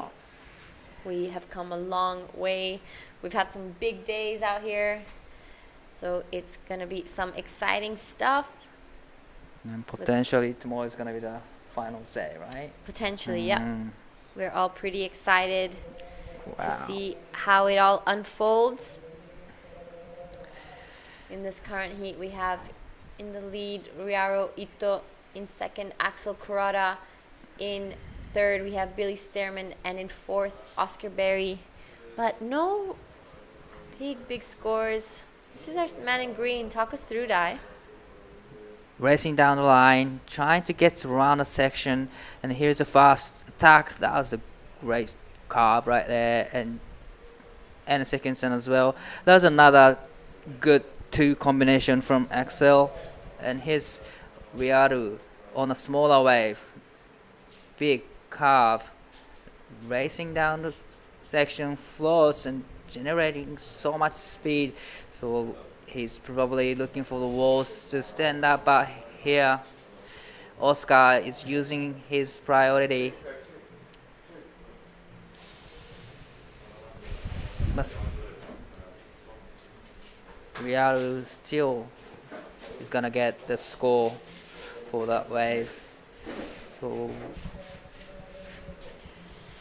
all right, so for you guys at home who maybe didn't really understand what happened just then, Ryohiro Ito had 4th priority, and Oscar Berry was either sitting with 2nd or 3rd. I don't really remember. So Ryohiro caught this wave all the way from the inside, and since Oscar had priority over him, he can drop in on him because that's his right of wave. It's not a free surfing, so yeah. So Ryohiro had to completely get out of his way, otherwise he has a potential to get interference. Right. But he still gets a score. Yeah. Right? Yeah. He still gets a score for this part of the wave that he did surf. But we will see what the judges think of this. Some really nice turns. He does this turn here. Oscar Berry takes off. Ryohiro pulls back, knowing that he can't catch the wave. So Oscar runs down the line and... Well, was it worth it or not too Probably not. sure.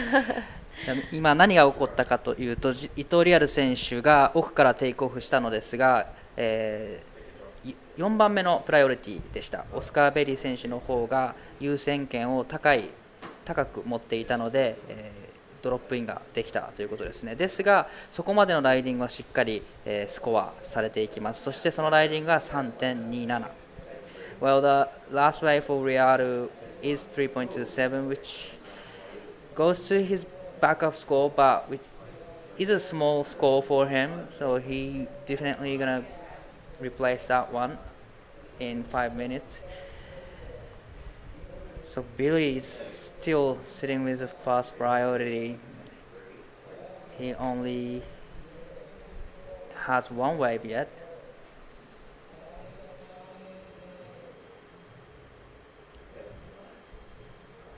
Yeah, so there is just under the 5-minute mark. So Ryohiro got a 3.27, but rapidly came out the back, got 2nd priority. Oscar Berry now sitting with 3rd priority, so it could be a pretty good tactic that he did. Right. He sold that wave to Oscar. Oscar had practically nothing. His last that came in at 1.53. Just rushed from him. Now all eyes on Billy Stearman, and he sits with priority out the back, looking to back up that 617. Looks like there are a few lines coming through.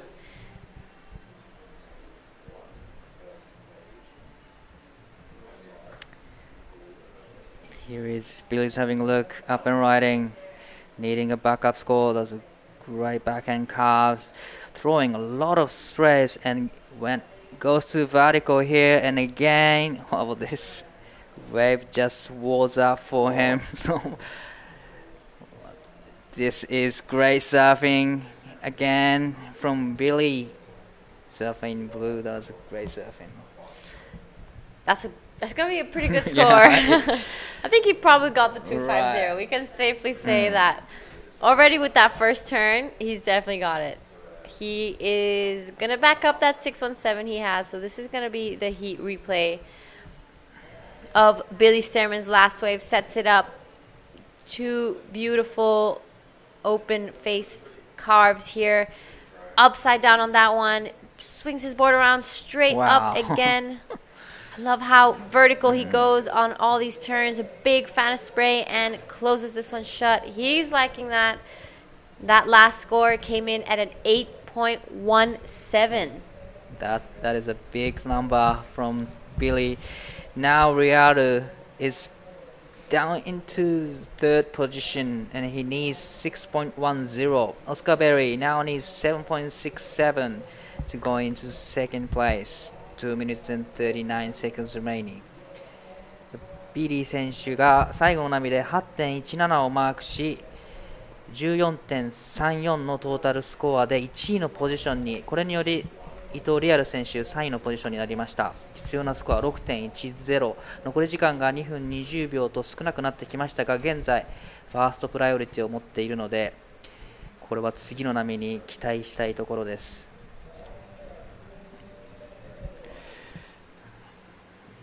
There's a little bit of a mind game there in between Surfer and Green. He's in second position now. He's trying to put some pressures to Ryaru because he has first priority. He needs pretty big score, 610, and Oscar Berry needing 7.67. Yeah, so the man in green knows how much of an incredible surfer Ryaru is, and he knows that Ryaru doesn't need a big wave to get that score. I think his surfing can do all the talking, so he's trying to do mind games, but I mean, look how close he is. Like so close. さあここで少しマインドゲームが行われているようです。2位にいるアクセル選手は、伊藤リアル選手がどんなサーフィンをしてくるかを知っているので、近くに、波待ちをし少しプレッシャーをかけているようです。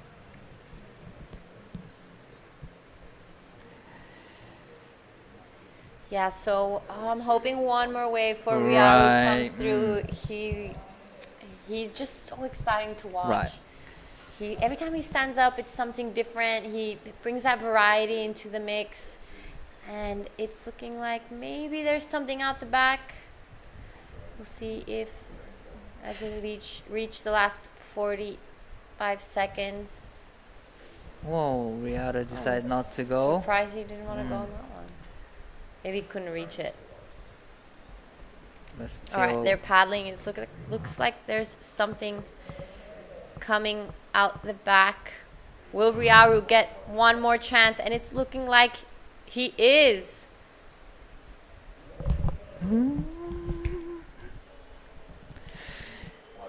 Oscar Berry looking for a 7.67 to get back into an advancing position. Closes out. So is there another set?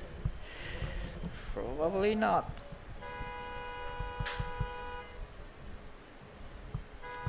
All right, so it's looking like it will be Billy Stearman and Man in Green going into the next round. Congratulations. Unfortunate for Ryaru and Oscar Berry. They will be bowing out.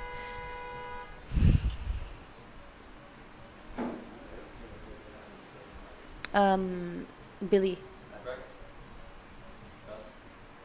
All right, so we're going to go to a break. Sorry.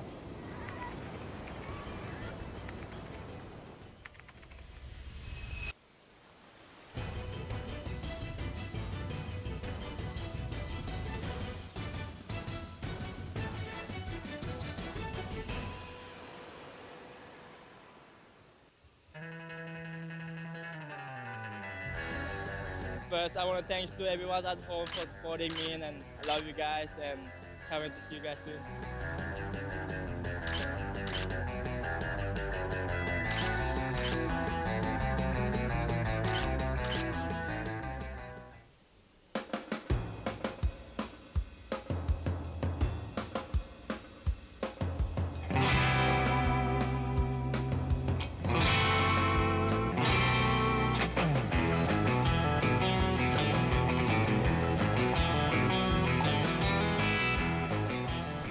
Welcome back, everyone. This is round of 32 of Krui Pro QS 5000, Heat 8. In action, surfing blue, Xavier Huxtable from Australia. Couple of big turns and a finish off really nicely. And here is man in white, Grayson Grant. We did see some of his big airs in the last heat, and here comes again, but unfortunately, and this is a surfer in red, Ben Lawrenston from Australia.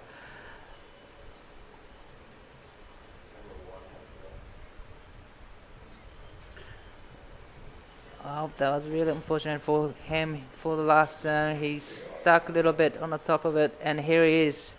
新井宏斗選手1本目のライディングです。縦へのアプローチをしますが、少し縦へ行き過ぎたか、フィンが抜けてしまい、ここで、終わってしまいました。Welcome back, Mark. Yeah, nice work, Di. So, yeah, your boy just overcooked that one move. It was a little bit of a pity. I have noticed Grayson Grant over this event, a slender little fella who has a big air game, and he has a wide variety of moves. So he's caught my attention. They've got him penciled in as out of Sweden. I'm not sure where he really resides, but Xavier Huxtable, I've seen this guy surf a lot. He's been a big-time performer on the Asian Tour. Every time we come to Krui and Nias, he's one of those guys that features highly as well. Wow, he's tasted the CT flavour as well with some wild cards there at Bells Beach. But this little fella here, he's slender, he's small, he looks young, but when he gets his groove on, he surfs pretty big. I noticed him do a variety of moves on one wave the other day that I went, oh my God, that's that guy? Okay, I got it now, and your boy.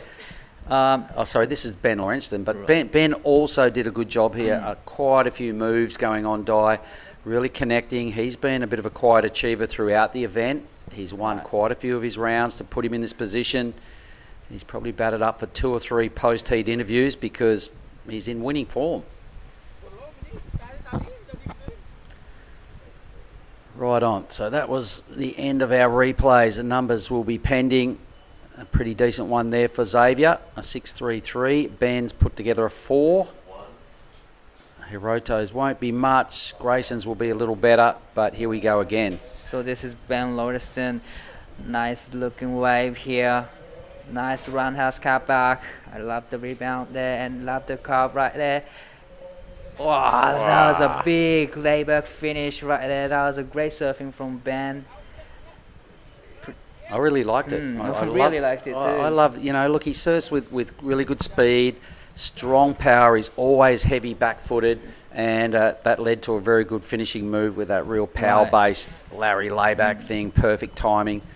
We've said it before, we've seen it a few times this week. It can be an easy move to mess up, but what I've noticed is the judges love someone that finishes that way. Right.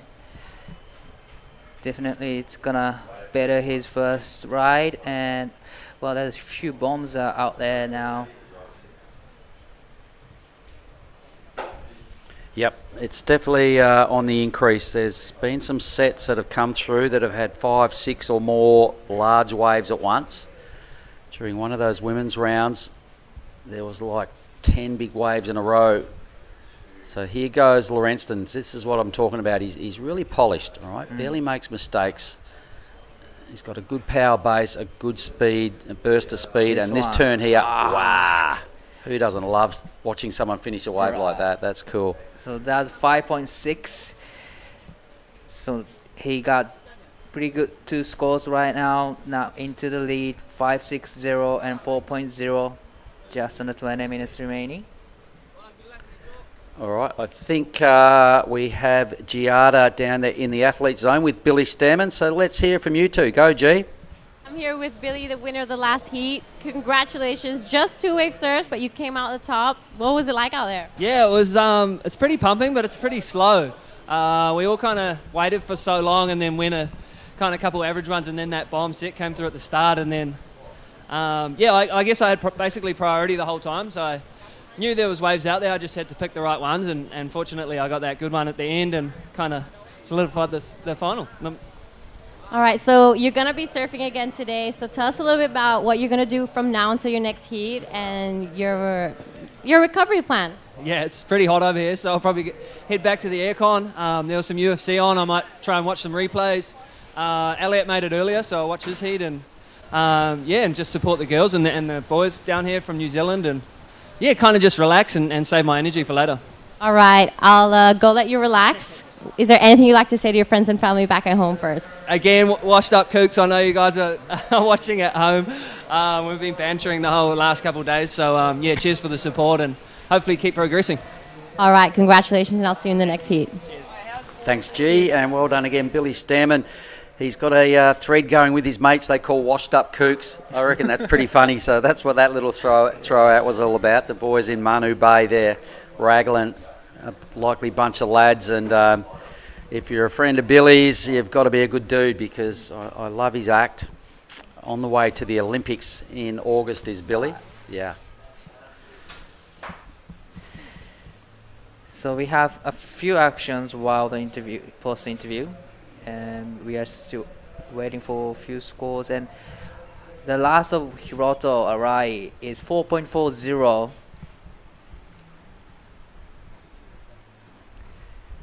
And here is Suffering Blues via Xavier. Let's have a look at this. Oh, he had to bail out because the cheeky little Grayson Grant had priority and he knew it. So smart move by Grayson taking this wave. It's a really good looking thing. It's got some height. It's super clean. He's really starting to tee off here, and he throws down his own version of a Larry finish. The stand tall claim. He loved it, and so did I. Here's Giada Lagarde coming back in. I really loved the Grayson Grant's last wave. Without any air game, it was a great basic turns, but throwing a lot of sprays, and really loved the last turn. This is a replay of Arai's last wave. There's a lot of whitewash on the face, but still he managed to put 2 solid turns in, and this score comes in 4.40. Oh, welcome back. Thank you. Yara. And this is the last wave for Grayson. So I just missed this one. I was coming back from the interview, but it's looking like a really good wave from Grayson Grant. And this one. Huge finishing. That was beautifully done by Grayson Grant. He gets a 6.50, pushes him straight into second. Wow, so this is an action-packed heat. Xavier Huxtable having a 6.33. Wow, I've missed out quite a bit. Right. So a lot of actions in a fast half of the heat. It's been 10 minutes already, but a lot of actions going on. But man, Grayson Grant, I love to see him in the air again. So in the last heat, he did massive air in the last heat. Yeah. Yeah, that was really impressive stuff from Grayson Grant. He passed those 2 heats doing some huge airs, a full rotation in that last one. It seemed like each time he hit the water, he was getting better. And this is Xavier Huxtable now. Wow. Good first turn, sets up for the second one. That was massive second turn. Unfortunately, just falls off, doesn't get around that section. It looks like that wave's just running away from him. Here is 新井宏斗選手、3本目のライディング、スコアをしていきたいところ。素晴らしいオフザトップスプレーを飛ばしていきます。さあここでフローターで少し前に出てきた。ここでもしっかり縦へのアプローチ、フィンを抜いてしっかりコントロールしてメイクしてきました。バックアップスコアが 0.93 なのでここは塗り替えていくでしょう。トップスコアの 4.40 を塗り替えられるか。残り時間14分30秒。So a couple big scores needing to come in for both Xavier Huxtable and Hiroto Arai. So this is the replay. I love that first turn. Whack that one straight into this second one. And this one is gorgeous as well. Straight up, tail slides, finishes it, stands tall. Another great surfing. Yeah. Even though the second turn was a little bit of check turn. Oh, here he is, Grayson Grant, a big float, but unfortunately he falls off.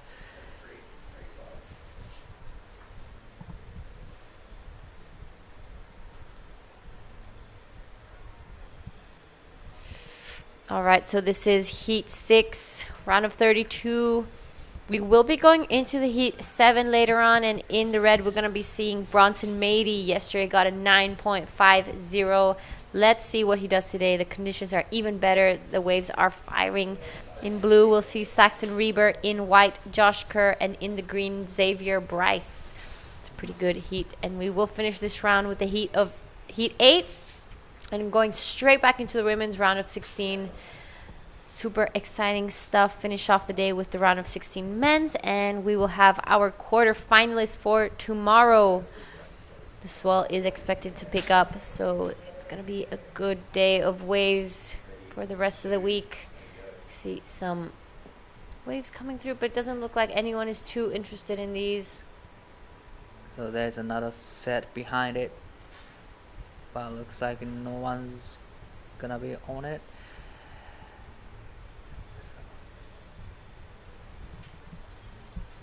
現在ラウンドオブ32メンズ QS5000 ヒート6が行われています。この後ヒート8が終わり次第ウィメンズラウンドオブ16に入っていきます。そしてその後ラウンドオブ16メンズディビジョンを行い、今日のスケジュールは終了となります。新井宏斗選手3本目のライディングで 6.37 をマークし1位のポジションへ。So the last wave of Hiroto 637. Now he's in the lead. So now Grayson Grant needing 3.10, not a big score, and Xavier Huxtable needing 3.27. So everyone has good single score. So it's just... All right, so Xavier Huxtable's last wave came in at 3.60. Wow. That pushed him straight into second. Now Ben Lawrenson with priority, looking for a 4.34. Grayson Grant looking for a 3.43. Not big scores. We know they can do it. Grayson has the highest scoring wave of this heat, so he's going to be pretty excited.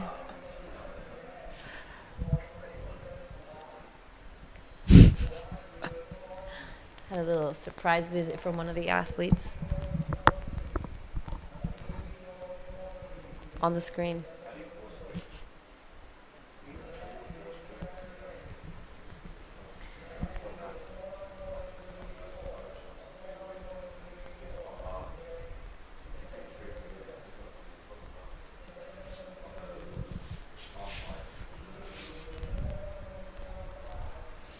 So some pretty excited names coming in the round of 16 of the women's. Still 4-man heats, but only 4 heats. I'm seeing Willow Hardy. Jolly Stokes has been charging. Holly Williams has looked unstoppable. Nanaho Suzuki as well. Coral Durant got an 8 in her last heat. So exciting stuff to come today. We have seen some incredible surfing and big upsets as well. Big names dropping out. So 10 minutes remaining, and this heat is really close one right now. Look at those scoreboard. Everyone has mid 5s, mid 6s, and it's all about the backup score now. The blue needs 4.45 to go into first, and red needs 4.34. White needs 3.43. So these aren't the big score for these guys. They are all capable of getting those scores. And here's a guest again.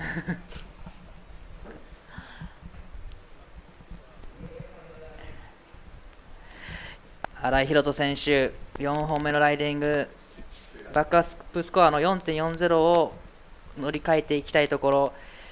これもまた素晴らしいライディングです。1発目、3発目としっかり際どいところに当てていき、スプレーを大きく飛ばしています。ここで 4.40 を塗り替えていくとリードを広げ、かなりいいポジションに行くのではないでしょうか。残り時間9分を切ってきています。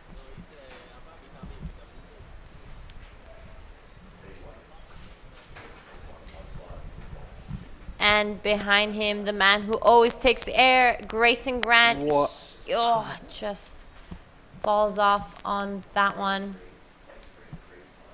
Some big sets rolling through. We've seen it pick up in size throughout the day.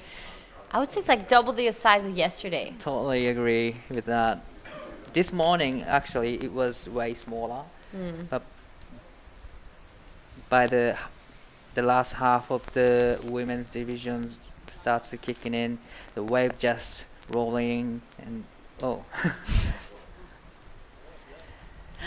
So Hiroto Arai does improve his situation. He gets a 4.97 and increases his lead.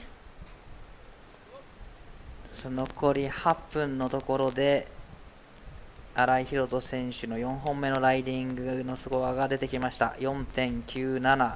これにより2位との差を広げていきます。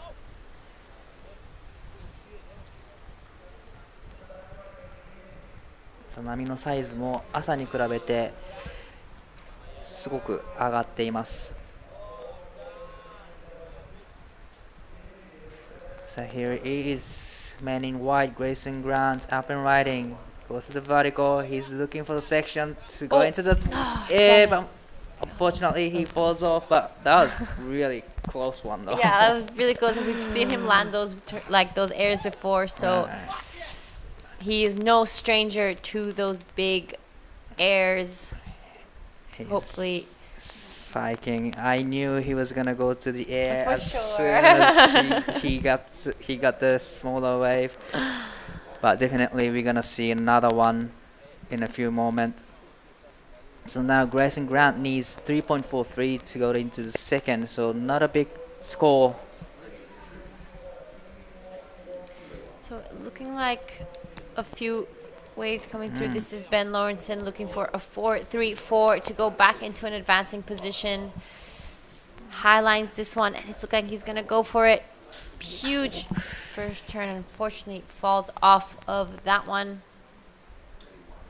So here comes another set in the lineup. Man in blue, up and riding. This is good looking wave. So much walls. Big flows. Can he get around the section? Unfortunately, he couldn't. So he was looking for 502 to go into the lead. And also he's looking for the wave to replace the 3.60 as a backup score.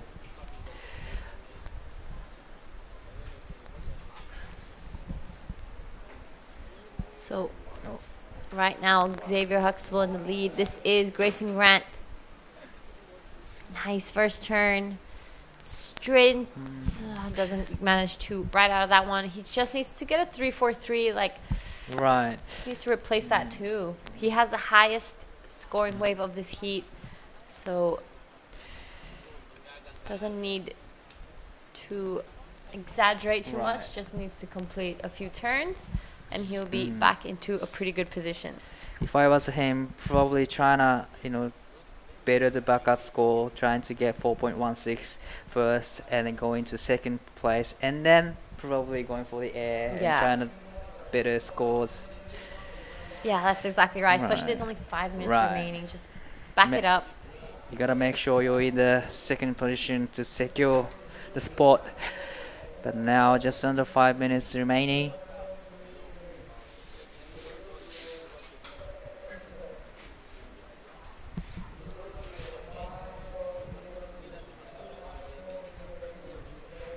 So Ben Lawrenson with priority again out the back.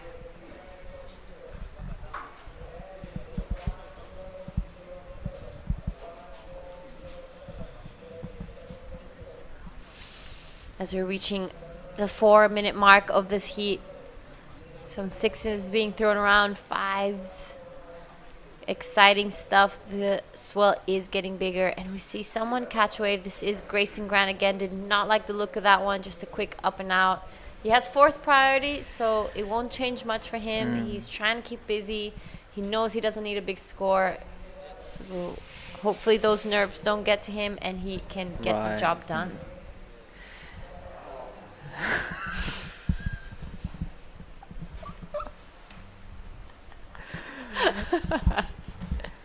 I'm sorry.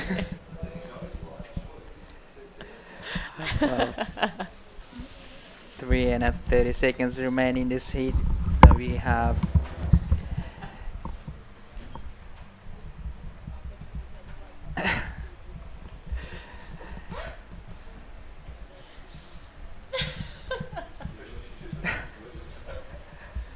wow. So Hiroto Arai is in the first place. Xavier Huxtable in the second. Ben Royston in the third place, needing 5.07. Grayson Grant needing 4.16. They are not a big score, and these surfers are all capable of getting those scores. So it's just all about the time. Time is ticking. Just under 3 minutes remaining. Okay, I'm trying to keep myself together. Sorry, guys.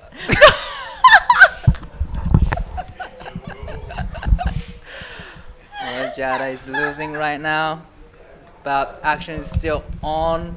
Xavier is up and riding, needing 5.02 going to his lead.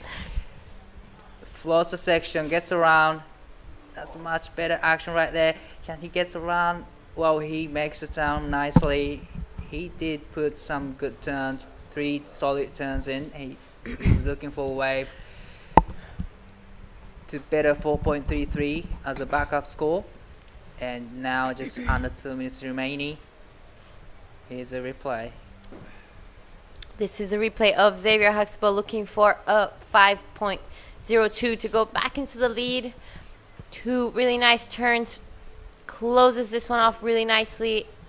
So, see what the judges think about this last turn. Will it be enough to go to first or just extend his lead? And it comes in at a 4.93. So it does extend his lead, but he doesn't go to first.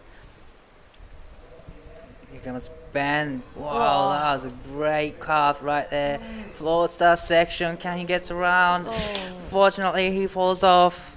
Now, first priority is sitting with Hiroto Rai. And he's up and riding. Arai Hiroto 選手。5本目のライディング。素晴らしいフローター、ここ決めてきます。2発ですが、大きな2発をしてきました。現在、第1のポジションですが、バックアップスコアの 4.97 を乗り換えていきたい。Here we go, man in white. Huge first turn, sets it up, goes up straight to second turn here. Wow. Love that layback.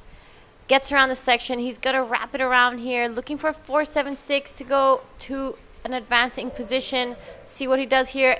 Huge turn. And it's looking like he likes it. He's going to take it all the way down to the inside. Maybe he'll go right even. But out the back, it looks like someone else is on a wave. Ben Lawrence in the red needs a 5.67.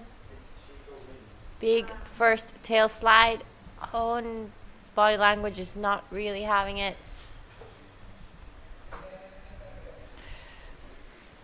So we're going to reach the last 5 seconds of this heat.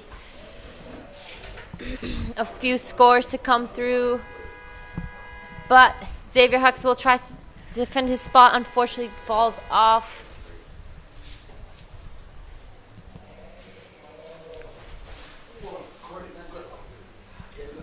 All right, so a few scores to come through for all 3 surfers in this heat. Sorry, all 4 surfers in this heat. This is a replay of Grayson Grant. He needs a 4.76. That was a big first gouge. I love that. You know, just laid it back, straight hacked into it, wrapped it around this one. I don't know, I have a pretty good feeling about it. Right. Needs a 5 practically. So we'll see what the judges think about that. He claimed it. He liked it. Bigger wave.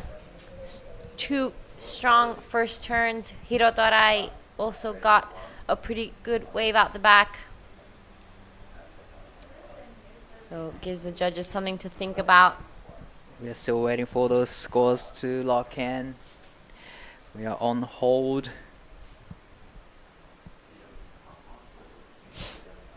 So yeah, we were gonna wait for those scores to come in. See what the judges are gonna think of these waves. You know, they're gonna compare it to the other waves of the heat. They're gonna be replaying these. There is Grayson Grant, our man in white. He's feeling pretty confident. Right. Was that a yes or a maybe? I'm not sure. So Ben Lawrenson's few waves start to trickle through. 227 doesn't go in his top 2. Now we're waiting for scores for white and green.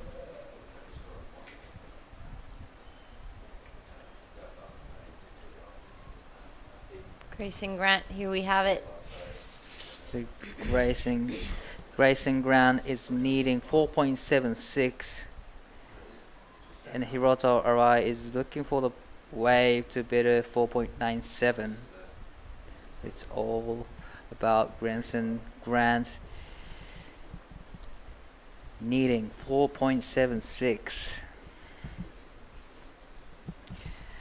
There we have it. On screen, Xavier Huxtable. There his travel buddy, Owen Moss. Excuse me. It's been a pretty interesting heat.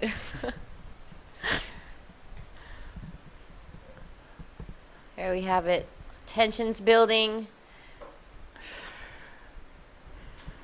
Everyone's waiting. Well, this is a really What do you long way. think? Well, pretty sure he got it. To me. I I'm think not he a got it judge. too. Yeah. But judges are taking long time to think about it. If he gets a score, he will be surfing again later on in the round of 16. Riza.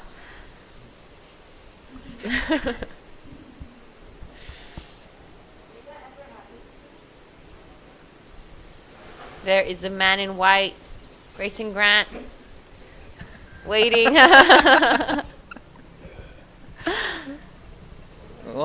Oh, and it's looking like he's gonna get it. And he gets it. Grayson Grant goes to first place. Hiroto Arai in second. Congratulations to those two surfers. All right, we're gonna head to a break and we'll see you guys in the next heat.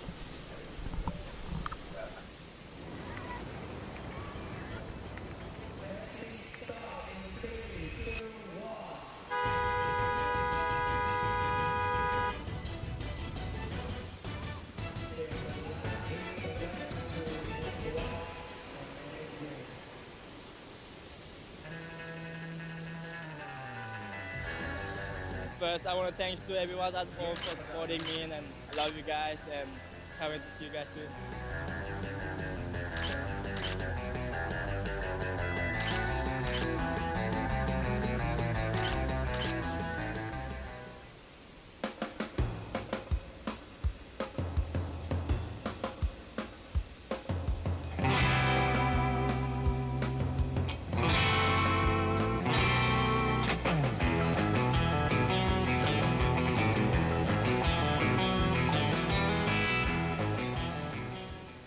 All right, welcome back, everybody. Well, that was a tension-filled end to heat number 6, but it was Grayson Grant getting it in the last minute, getting the result after the siren. In fact, there was a lot of emotion sold there between Grayson and his travel buddy, Owen Moss.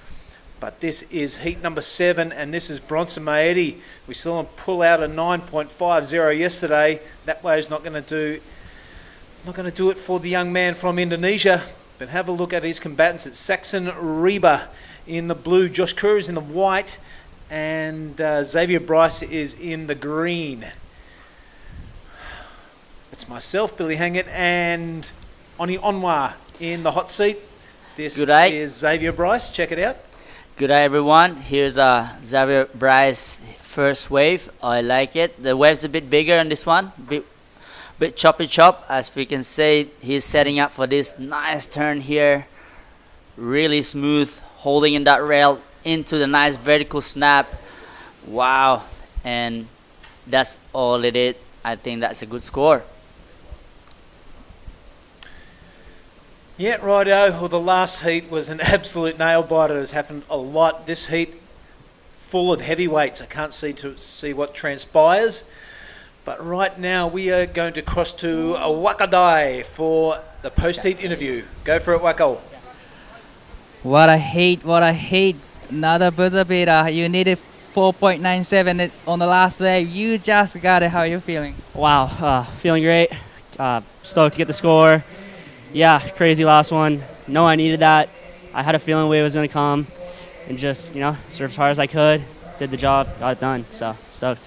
What was going through your mind on the last wave? You knew that you needed a 4.97, which isn't the big score. Yeah, not a big score, but still, that scale's been pretty, set hard, so I still had to surf the wave, good, not safe, but, yeah, I just closed my eyes right before the wave, took a breath, and, yeah, did the surfing, so stoked. Probably you're gonna surfing again this afternoon, so I'll probably let you go. But before that, you wanna say something to your family, friends back in home? Yeah, shout out to all my friends and family supporting. You guys are the best. Yeah, let's do this. Feeling good. Let's keep it going. Yeah. Well, congratulations and good luck in the next heat. Thank you. Back to you guys. All right, thank you very much, Wakadai, and thanks you to Grayson Grant. While that was going on, Josh Kerr got a wave, and this guy is keeping busy. It's Bronson Mady in the red. A really heavyweight heat, this one. Bronson Mady with the highest score of the event thus far. We've got the veteran Josh Kerr, Saxon Reba and Xavier Bryce, high performers. So this heat is going to shape up to be another barn burner. Expect that word to be repeated lots of times until the end of this event. Yeah, I mean, Xavier Bryce with that first wave, what an excellent way to start. But Bronson Mady is just right behind him, trying to get rhythm on. And Josh Kerr's replay here, really smooth and fast. I don't know what he's riding actually, but that board looking spicy and really smooth. Throws a lot of spray. Look at that. I want to try one of those board, to be honest. That's his quad, mate. That's quad, yep. Well, Josh Kerr's, ladies and gentlemen, nice top to bottom surfing, which is the CT surfers coming here. It's good to have him here and enjoying Krui and put some action for all of us. Yeah, the CT surfing, you're right, top to bottom. Yeah. Yeah, really good point there, Oni. Now, while we have a little break in the action, there's one wave being ridden out the back. We'll stick with this at Xavier Bryce. A good looking medium to large sort of a wave. He goes upside down, slices the top off for his second turn. Vertical on the third. So Xavier Bryce really getting his rhythm on. He's got to land this thing. He does a little bit of a wind to the windows to keep it stable. But he gets that bonus inside section, a couple of mid-face turns, not much to the scorers, but that one will be good. Hits the lip for one last time. So you can tell by that flop off that Xavier Bryce was pretty happy. Yes, it is one of the best wave too came through, and wave selection is on point for Xavier. Here we go for Saxon Raber in blue. Nice style. And this wave is linking all the way through. What a nice finishing too for the opening wave for in blue, as you can see the replay now. Man in green. Yeah, I like that. There wasn't much downtime on this wave at all. Love that slice, and I really like this 12 o'clock attack for the third one. His style is I love his style, to be honest. He just look like Andy, semi-Andy, Ethan. Look at this finishing right here. Zhoosh. There you go. What a smart surfing for Xavier Bryce. And now, mate, we did have a little bit of an incident a few heats ago. I want to bring it to the serious side of things for a little while, not long. We saw it was the Winter Vincent heat that he won. It was Jack Thomas left out the back needing a score. He didn't quite get it. That's no worries. On the inside, Winter was riding a wave. Megaratana turned around, caught the whitewater and stood up. And there was a lot of chatter in the athletes area, and there was a lot of stuff flying around the social media pages about if that is an interference or not. So I have done a fair bit of research, spoke to the head judge, and I'm going to read this out, this rule. I'll cut it off to what is really important. The surfer with priority has unconditional right of way and can paddle and ride for any wave they select. The surfer's opponents, in this case it was Megaratana, can paddle and ride the same wave in any direction and be scored providing they do not 1. Hinder the scoring potential of the ride of the surfer with priority, or 2. Cross in front or bottom turn around the surfer with priority. So Mega did neither of those two, Oni. And so it's pretty much play on. There was a lot of chatter and a lot of people getting in Jack Thomas's ear. I've sent this rule to him so he can sit down and have a look at it and see if anything really happens. So judging panel spot on there. Okay, there was no hindrance of scoring potential from Mega to Winter, and there was also no crossing in front or the bottom turning around the surfer being Winter. So play on. Commiserations to Jack, but hold your head up high, mate. And Megaratana, let's keep your concentration going until you hit the beach. Mm-hmm. Go for it, Ronnie. Well, Bronson Medi, he's in first place right now. Billy's, it's a really heavy drop on that one. I hope he's okay. But Bronson Medi is now pushing down in second place, still waiting for that score.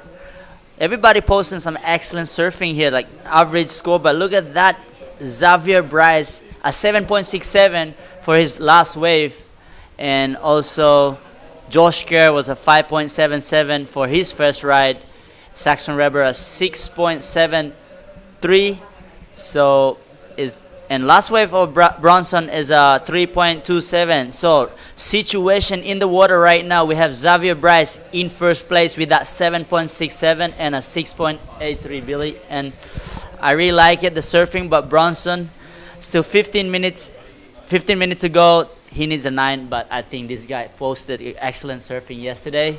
So I'm sure there will be some excellent surfing more to come. Well, if he just repeats the dose of yesterday, Oni, he's got it. A 9.50 was rewarded for that crazy tail high air. And beautiful landing in the soft white stuff. So, right now, what would you do if you just care with a priority? Well, far be it from me to tell Josh Kerr to do anything in regards to surfing. I think he knows exactly what he needs to do. That last wave was a performer, a 5.77, just out of the good range. But yeah, he's been in this situation before. He knows what to do. Been in many, many buzzer beater situations has Josh Kerr. None more famous than the time he took down my boy Taj Burrow at the Margaret River Pro when it was a CT, when it was a QS, I'm pretty sure. Got 2 10s within the last couple of minutes. So that was quite amazing. I've seen him put a lot of competitors to the sword with some crafty work. Sorry about that little hiccup. There are some scores coming through. Yep, all up to date.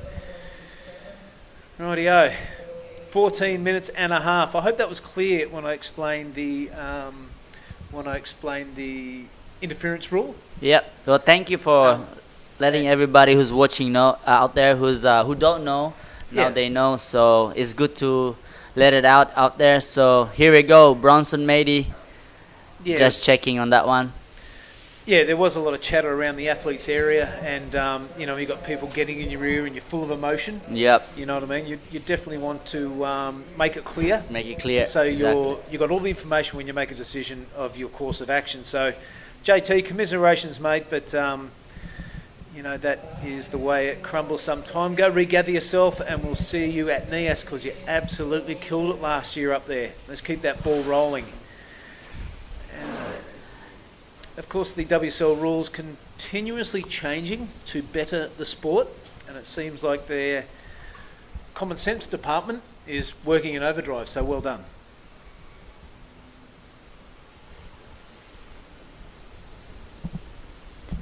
So we have next hits are coming up. Jarvis Earl in red from all the way from Cronulla, and we have Shohei Kato from Japan, and Dylan Moffat from North Narrabeen, Australia, and come up with another Japanese surfer, Rinta Uto. Wow, these guys, 3 backside surfers and 1 goofy footer. As you can see yesterday, Jarvis Earl throws some nice big airs with the finishing. So I want to see what he's going to play against those 3 backside guys today. Billy? Yeah, you're right there, mate. He's an exciting surfer. I feel that he has got a couple of gears to go as well, Jarvis Earl. Like, he's a bit of in cruise mode at the moment, getting through the heats, but nothing that is really getting me excited the way he did a couple of years ago, the first time I saw him surf. But Jarvis Earl, stick around to see him in heat number 8, but right now we've got our hands full with heat number 7, because Xavier Bryce is showing the rest of the field his heels. That requirement of 9.40 is massive to take that first place. But I said that yesterday, and Bronson made me look like an idiot because he pulled out a 9.50, and that will be replayed on the highlight reel for years to come. Yeah, I mean, I love that fight between them two yesterday, where after Jarvis Earl throws a nice air, and I knew it, and it's like if Bronson saw the air that Jarvis Earl did, he would fight back to do it another one. But I asked him last night, did you see the air of Jarvis Earl? He said, I didn't know. And he knew he need to get a smaller size wave. And when he took off on a smaller size wave, a turn is not enough. So he went for a big, massive air. That's what he told me. And I was like, well, it worked well for him. And I was like, good fight. I was Lucky Pig boys, and I was really impressed. For A1, I want to shout out to Bronson's mom and dad. Good day, Mike. How are you? I don't know where you are right now, but shout out to all you guys. Lucky Pig boys. Alay, aina bengke menangom dohore. Mantanda mena Lucky Pig. Dan juga untuk Ibu Mbak Dewi, selamat siang. Sekarang Bronson lagi main. Kalembo ademena. Jadi that is a Lucky Pig language that we have that's fully different to Indonesian or Balinese.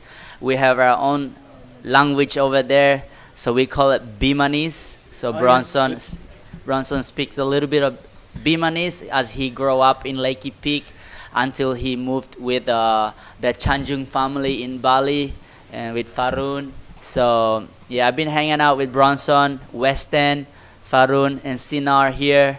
What a good vibes with them, and productive vibes as well. All those surfers absolutely killing it in every contest they go in. But you're right there, Oni. Indonesia, every island and just about every district had their own language, or they still do. It still exists. It was after World War II that Bahasa Indonesian was introduced, very similar to Bahasa Malay, and so the entire country could communicate and talk to each other. If I was to take you to Java, you would speak Indonesian. Correct. So Indonesian is the main language in this country. If you don't go to school or educated, you will not be able to speak Indonesian, but that's what is going to school is important for all of us, and learning our main language. That's right. And it's a bit of an education for bullays that come over, for white guys that come over. You take an interest in Bahasa Indonesian, you learn it, and then you go away with the boys, and when they want to talk about you, they'll just speak Balinese or a different dialect. So you have to learn about 20 languages if you want to know what's going on. So sometimes you go to an island like Krui, you think you're learning Indonesian or Balinese, but sometimes you have maybe their own language here in Sumatra. So make sure that you're learning Indonesian first. So wherever you go, that is the base language that we can connect with all the Indonesian. Good advice, Oni Onwa. I'll teach you. If you see Bronson next time, you can say Unehaba. Unehaba, what's that mean? How are you? Okay. Yeah. Unehaba lenga. In Bemanese? Yeah, that's Lucky Pig. Thank you very much. You gotta say it though. I will. try and do it on the post-heat interview if he wins. Billy doesn't want to say it. Come on, Billy. I'm teaching you Lakey Peak language. Well, the people at home want to see the surfing, so let's cut it down there. It's Bronson Matey that has made a break up the reef there, Oni. Wow. He's currently sitting in second, so he's separated himself from the pack. You can see it from the drone angle there. So taking a bit of a risk. It worked for Alistair Reginato yesterday. There's no reason why it won't work for Bronson Matey today. Sometimes the waves only up there, only afford you a one-turn attack. Yep. But we know that that's enough for Bronson. Well, one air yesterday is a 9 point, so I guess you're right, Billy. Could be paying off. Have a look at Josh Kerr and Saxon Reba and Xavier Bryce. Say, look, what's this guy know that we don't know? He's taken a bit of a stroll up the point. Also, yes, sir. Sorry to interrupt you, but growing up watching Josh Kerr, he's the air guy. He was the air guy. He was the air guy. Remember that back in Quicksilver Pro, I don't know, 2004 or something. I don't know what year that was. He won the air show and beat Kelly Slater, I think. Of course, there was a tour going through Australia called Air Show or Air Force or something like that. Something. And it was the likes of Boost Mobile, maybe. James Caddo. No, it was way before. Oh, way back. Okay. before Josh was even on the world tour. Okay. And there was a whole bunch of aerialist specialists going around there. It was super cool. It was really fast and high-paced contest. And Josh Kerr absolutely dominated.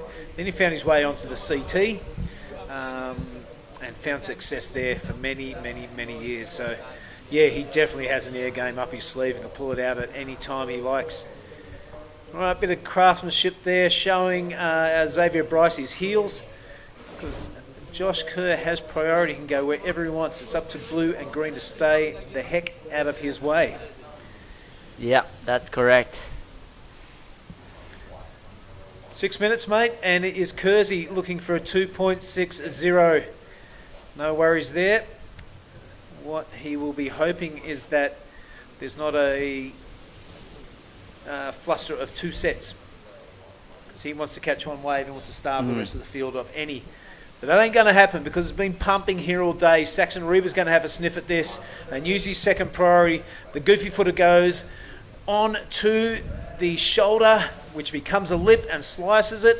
I love the second one. It gets a bit more vertical on the third. A big fan of spray happening. He's going to finish this wave off in great style. So no downtime from Saxon. And here goes the veteran.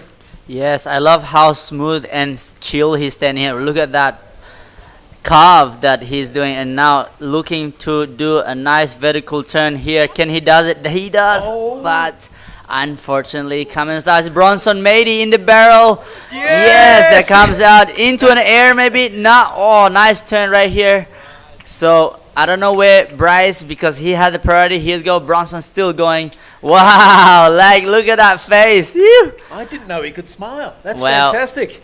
Bronson Matey, he's usually very intense through the duration of the heat, but even he loved that tube ride. A big beaming smile as he came down off his last turn. That move up to the top of the reef system seems to have paid off, Oni. I hope we get a full replay of this. Here he is. He's dropping into that hollow part of the wave on his backhand. Well, it looks like it's all over there, but he's stuck with it. Put the brakes on, and look at this. He's dragging the corn and feeling the wave with his left hand. Comes out, and a couple of really good turns to finish it off. So gave us the air of the event yesterday. And now he's just given us the tube of the event. I like it. The LPB is coming in hot, but hopefully that 9.4 is probably not the score, but at least it shows us some action. Yeah, mate, he's going to get rid of that 3.27 in a heartbeat. That's why he went deep. He wants to hug the reef, closer to the reef, because the big barrel in hollow up there. Yes, that's what I was saying. The move to the top of the reef system has paid off. Yep. Yeah, so well done to Bronson Matey. Tactical move has paid off for the young kid from Lakey Peak. All right, Saxon Reba with a score to drop. Josh Kerr with a score to drop. And that tube ride from Bronson Matey. Catching Xavier Bryce, who held priority out of position. All right, I am going to bet that Bronson sits right amongst them now. This is the priority trigger that Josh Kerr pulled on his backhand. A couple of good looking turns. This is way out on the shoulder. Josh would know that. So he tries to get a bit more vertical on this one and falls off on the finishing attempt. So not the best effort from Josh Kerr. Tell you what is a great effort on Onwa, and that is an 8.40 from Bonsamedi. Can you believe it? Oh yeah, Vaura. Straight. That means yes, the best. Straight into the excellent range for Bronson Maedy. Asked him yesterday in his post-season interview, he's going for the win. He says, definitely I'll win the Pro Junior and the QS 5000. So he has the eye of the tiger, that's for sure. The wily veteran of Josh Kerr on his backhand. Second priority, it's a good inside runner. He finds the pocket there, the timeless style. It's effortless. It's very ergonomical. And it is a pleasure to watch. Oi! I meant to say ergonomic. All right. That was a huge. So, Jersey. Oh, that is a quad. Yep, that's his own signature model board. He's launching it here at the Krui 5000. How lucky are we? I think he's wanna. Can we swap the to thruster so I can do some massive airs? Nah, he stick to it. Josh saying that he surfs a twin fin 90% of the time when he's free surfing. So yeah, just a bit more stability there for his contest board. His backup board is a twin fin, if you don't mind. Wow. But right now he's sitting in 4th position. This could be all we see of the surfing superstar. Have a look at this on this replay, Oni. Yeah, so this is a little bit smaller wave, but nice first turn right here into a float. But this is the air attempt that he's trying to do. Probably that's the cool thing about Josh Kerr. He just tries something new in the heat. So we probably haven't done that in a free surf with that board, but he's just doing it. As you can hear, Bronson yesterday did a nice air, so he probably. Wait, let's hold the phone. Something's happened. What's happening? Our eye off the leaderboard for 1 second, and it is Saxon Reba, the big mover. A 7.47. There's only 1 minute and 10 seconds remaining. Bronson Maedy, who has dropped an 8.40, finds herself in 3rd position, if you can believe that. He's looking to ditch that 5.10. He has second priority. He's got 1 minute to do. Wow, who would have thought that? Saxon Reba, only 2 waves, a 7.47 and that 6.73. So, wow, things have been shaken up within the last couple of minutes. Josh Kerr, you would think that is it for him. Bronson Maedy, you would never write him off even with 41 seconds remaining. Saxon Reba is going to keep busy on the inside and try and up the pressure on Bronson. It's only a little one. Takes a look over the shoulder. This is the taxi ride in for Saxon. And we look out, there's a little lump behind, but there's only 25 seconds remaining, and Xavier Bryce holds first priority. Bronson's doing exactly the right thing by putting distance between him and the priority holder. His enemy is that clock in the top left-hand corner of your screen. It's only 10 seconds on it. It's not looking good for the Indonesian. What an absolute bummer. That is. Well, it's a bummer for Bronson, but it is fantastic for Xavier and fantastic for Saxon. Well surfed, the young Australian in Saxon Reba. He didn't let that big tube ride get to him, and he kept his nerve and delivered on 2 waves. Well done to that man. Well done to Xavier Bryce. We're going to catch our breath and cut to a break. Stick with us, everybody. This is the Krui Pro QS 5000. We'll be back soon. Wow.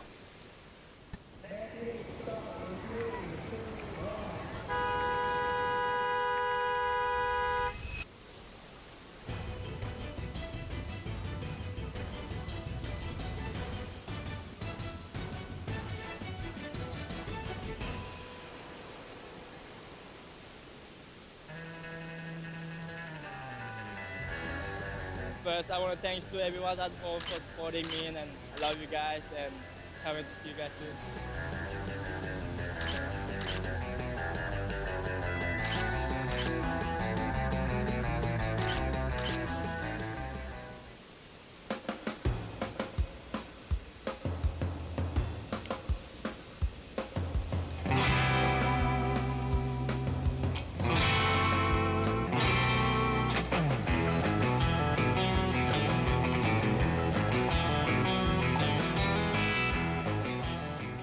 Okay, we're back, and we we have caught our breath, and we can give you the information that Xavier Bryce and Saxon Reba will move through to the round of 16. That was Heat 7. This is Heat 8. And Jarvis Earl will take on Dylan Moffat, Rinta Uto, and Shohei Karo. that voice you hear there is Wako Dai, our Japanese connection. Welcome back to the commentary booth, my friend. Here is White Up and Riding. Dylan Moffat. The great wrapping cutback. I love the bottom turn. He's waiting to attack the rip. But I decided to just go, and here is Jarvis Earl. A man in red. He's got speed to burn. He's got style to burn. That was a timeless turn. So was that.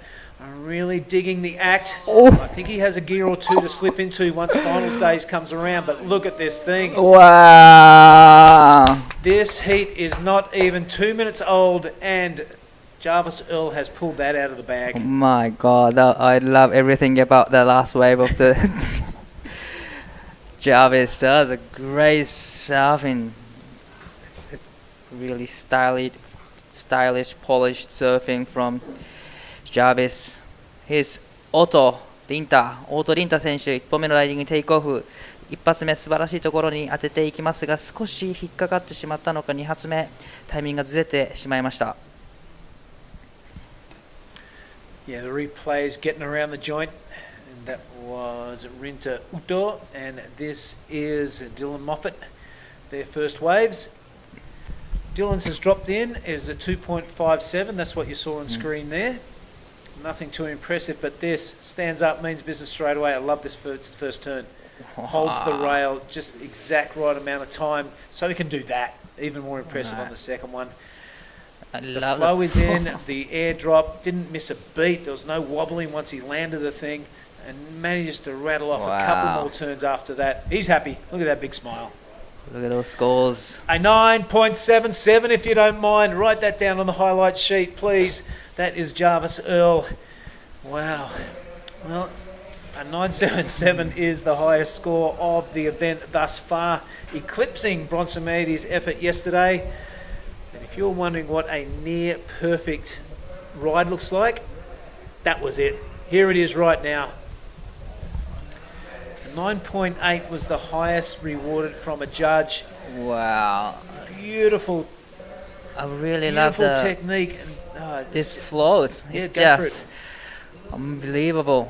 Just never stop. So much speed. Just racing down and big curves, big finish. 9.77. Wow, that's crazy surfing from Jarvis. One of the highest, it is the highest single score in this event so far. Whew.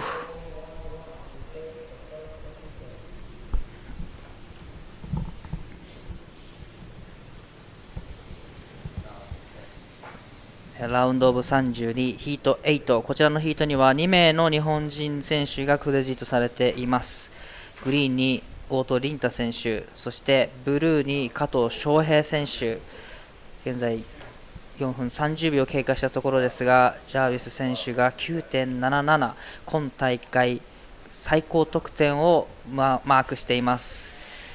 素晴らしいライディングでした。凛太太田選手は1本目のライディング 4.67。Our priority sits with blue.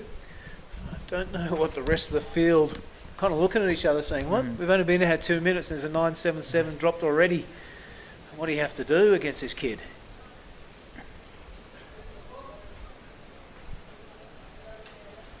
So Shohei Kato with priority, yet to open his account.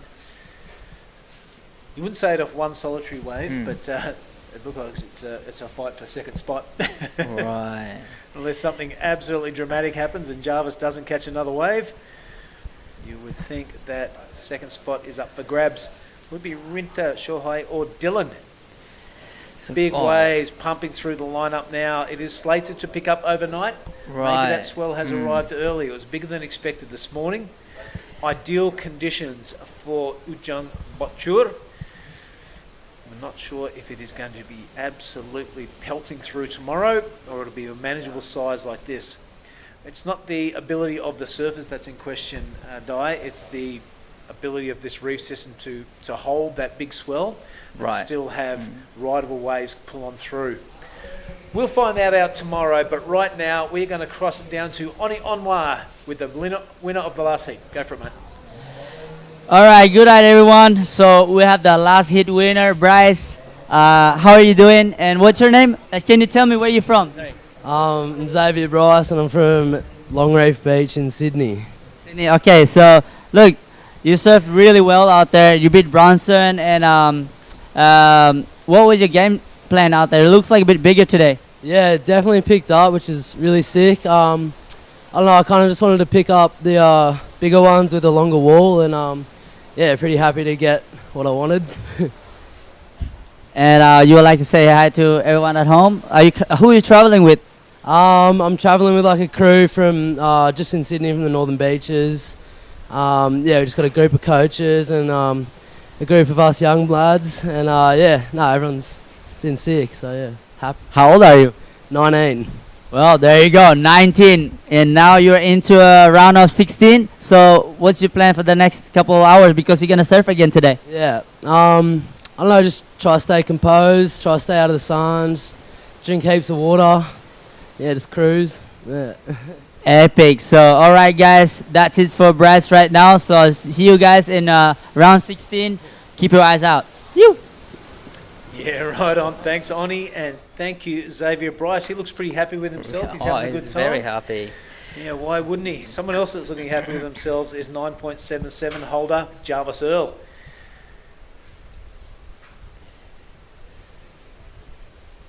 So Shohei Karo is still sitting with first priority, and there's a lot of waves coming through. We've seen probably the biggest bomb today. And there's a few lines rolling into the lineup.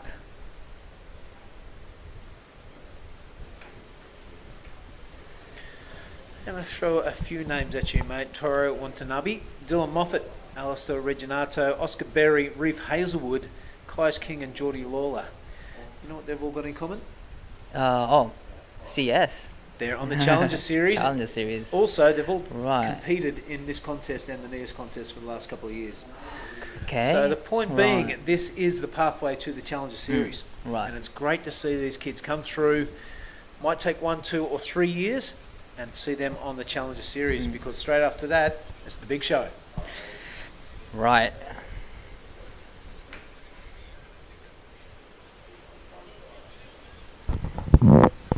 さあ現在ラウンドオブ32ヒート8が行われております。この後ウィメンズのラウンドオブ16、そしてメンズのラウンドオブ16を行っていき、本日のスケジュールは終了となります。今スクリーンを見ても分かる通り、昨日よりもサイズが2倍ぐらいになっております。新しいスペルが入ってきているのですが、明日まだオフィシャルではないですがファイナルズ勢となります。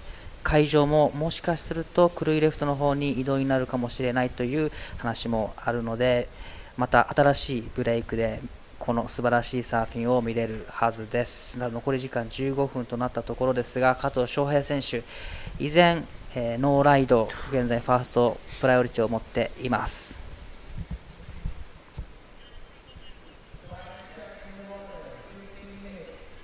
Well, 10 minutes is down, and this heat started with fireworks, and it's gone a little bit sleepy. Right. Man, if you didn't capitalise on that first set, you'd be kicking yourself. But only one surfer has really done it to any effect, being Jarvis Earl. Rinta Uto will be looking at that 4.67. I think it's pretty handy about now. All right, next heat in the water, that is our surfer in red, Holly Williams. Been looking on point this entire event. And you would think the next heat wouldn't be any exception. Philippa Anderson and Annie DeSantos. And we have Minami Nonaka from Japan. They're going to have something to say about it. They want this title as well. Oh, bit of a slip up there. Let's hope she hasn't kicked a toe on a rock.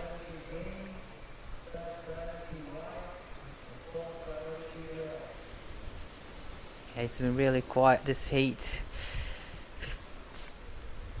14 minutes remaining. Not many actions going on, but Jarvis Earl has 9.77, the single highest score in this event.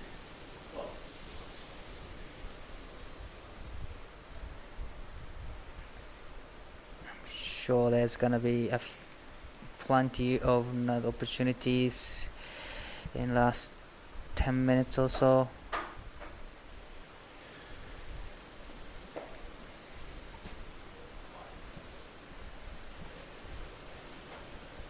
Well, that swell, like we were hinting at before, Di, is Right. predicted to get larger and rise during the afternoon.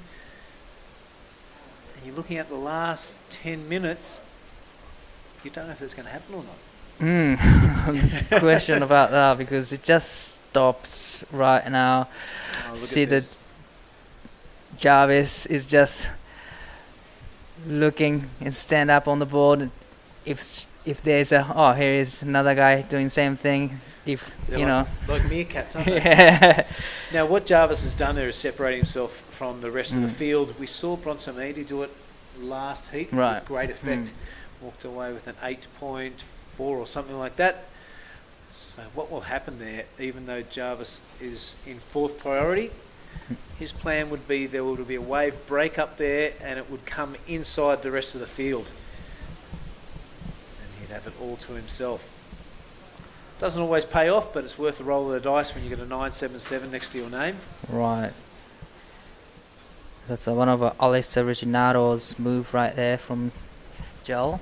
Correct. Yeah, very good. All right, there's something in the top of the screen. This is going to happen, and it will be any of these surfers can take it off him. Decides to pull the ejection lever on that one. He's not going to go. And see it just pulls inside of those surfers. So if you get the right one, you can actually sneak them under the rest of the field.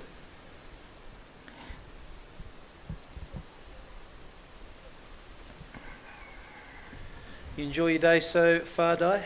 I'm enjoying every heat. Every heat's just exciting to watch all the high level of surfing here, and there's a lot of buzzer beater, a lot of excitement going on in the athlete area too. So, well, here is someone's on it. Yeah, it's up the reef, so you would think that would be Jarvis Earl, wouldn't you? A lot of speed, a lot of high line. He's going to make it through the section. Not many surfers have been doing that this entire event, but look, he's just put the afterburners on. Now he's got to wash it off and do a turn. He does, gets the double, if you don't mind. We are kind of guessing it's Jarvis Earl because it's a long way out, but there's no one else in that position, and there's no one else can go that fast. That was quite incredible. You can tell from the screen, but so it's really hard to get around the section. It's a really fast section breaking along the reef. And here is another guy. Dylan Moffat. I love the first down, fins out, and he makes it. Only one turn, but it was a solid big turn from Dylan. You're right, mate. That was a solid big turn, and we have seen the judge reward one or two turn waves. I'm banking they're going to reward that too. Let's hope he hasn't hit the bottom after that dismount. However, Dylan Moffat, I can't wait to see this. He really tweaked the tail, and he spent a whole lot of time on top of the tube. Right. But here is Jarvis Earl from down the reef system. This is the judge's angle. They'll be watching this replay. It's growing as he goes along. So he's already rattled off a series of turns. Now he says, I've got to put down the accelerator because there's a sleepy part of the wave. He makes it through to this area. Wow. Even picks up more speed. But now he's got to wash it off so he can go to the top and do that big layback. That was impressive. And the 2 for 1. Wow, up close. It's even better, isn't it? It was way better to looking at the wave closely. It was great surfing. Even great off the top in the fast section of the wave, racing down through the fast section. It comes around a section, and he does a huge carve right here. They turn and straight into flows. But it was great surfing from Jarvis. It really was. I love that 2 for 1 at the end. How's when he's like tic-tacking, going through the slow part of the wave. You could see all fins coming out of the water. It was something to watch. I tell you what, This is Jarvis Earl. He's only got 2 waves, but that second one, a 5.67. So have a look at Rinta's requirement now is Combo Land, 15.44. I think Jarvis Earl has put the key in the lock and is just about to turn it for first place. Udo now looking to back up his 4.67. We're still waiting for the second of Dylan Moffat, the last wave. That I got a feeling that can be really big score too. Only one turn, but still solid one big turn. Wow, 7.50 for just one big solid turn. Yeah, well deserved, Wow. I reckon. He was up there for a long time, and it was a big free fall back down into the flats.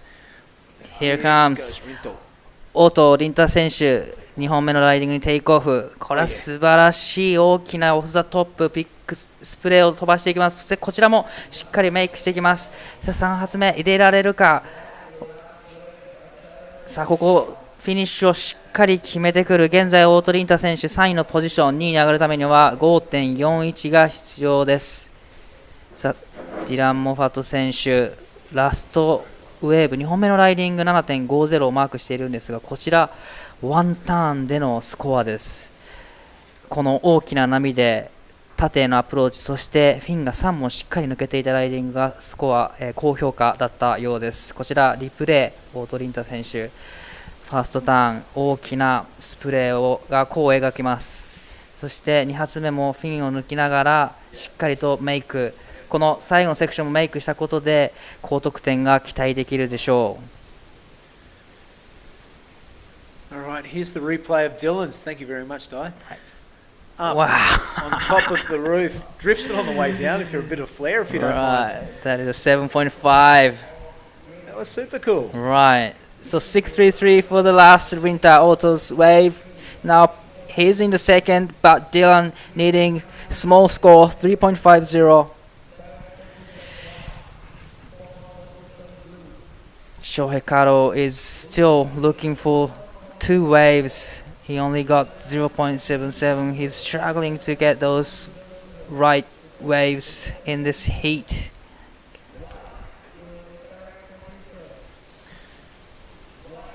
Dylan Moffat is not too worried about being in third Right. position there because he has first priority and he's got that big 7.50 next to his name.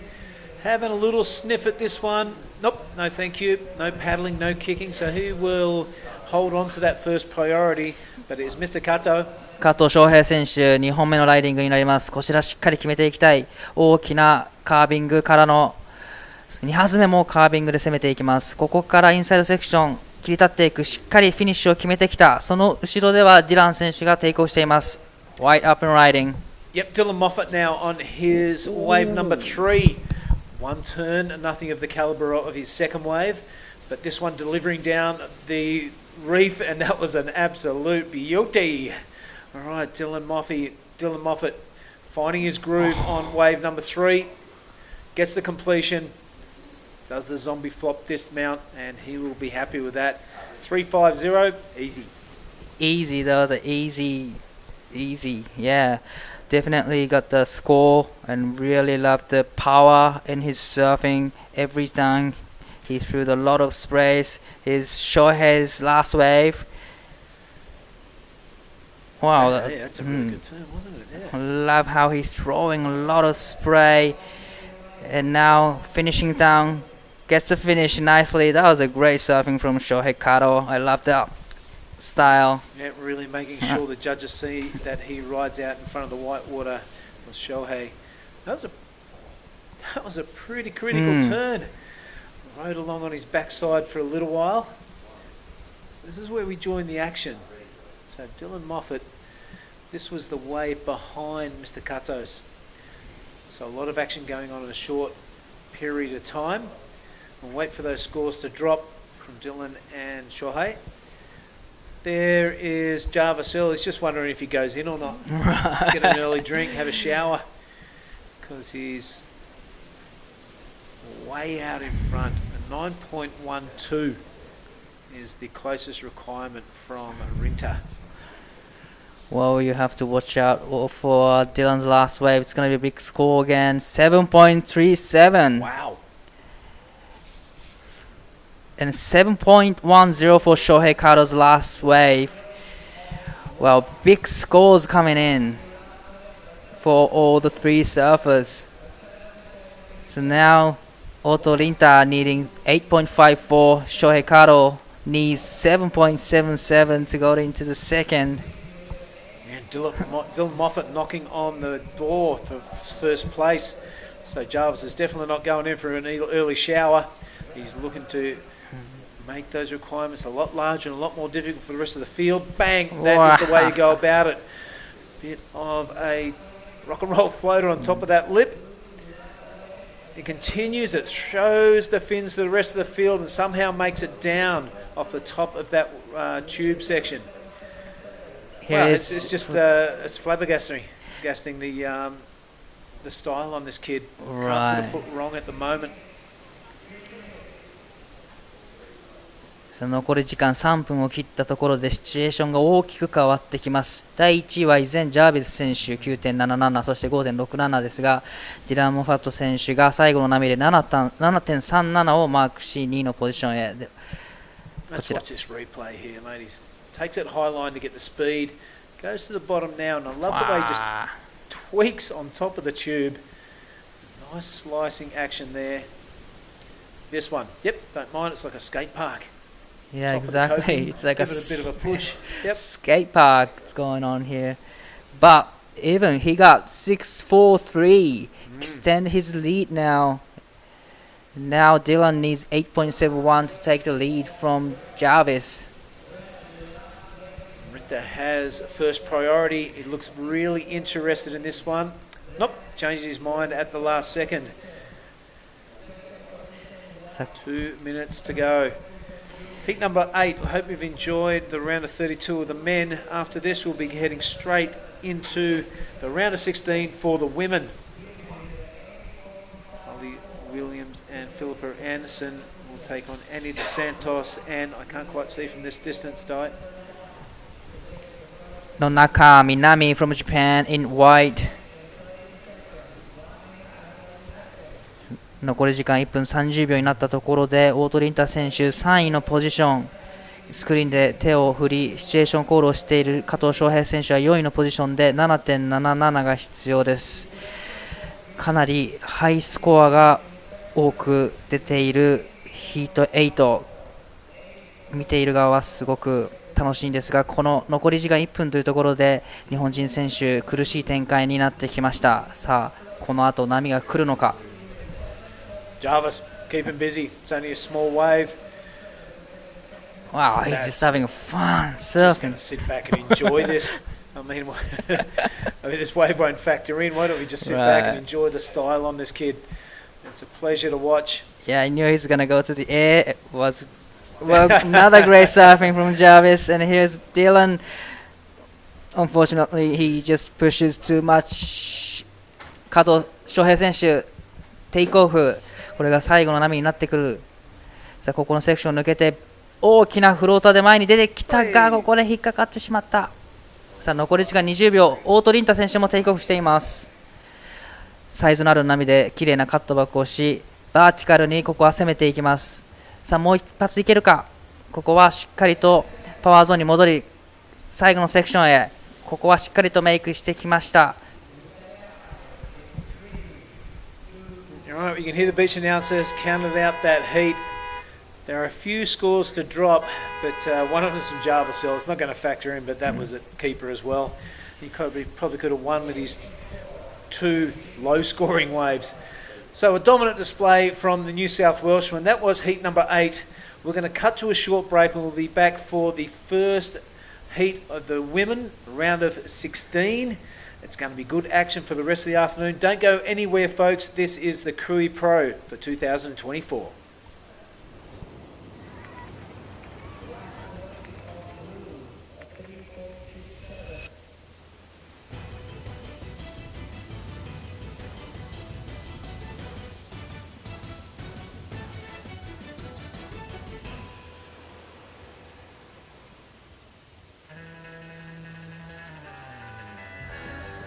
first, I want to thanks to everyone at home for supporting me, and I love you guys, and can't wait to see you guys soon.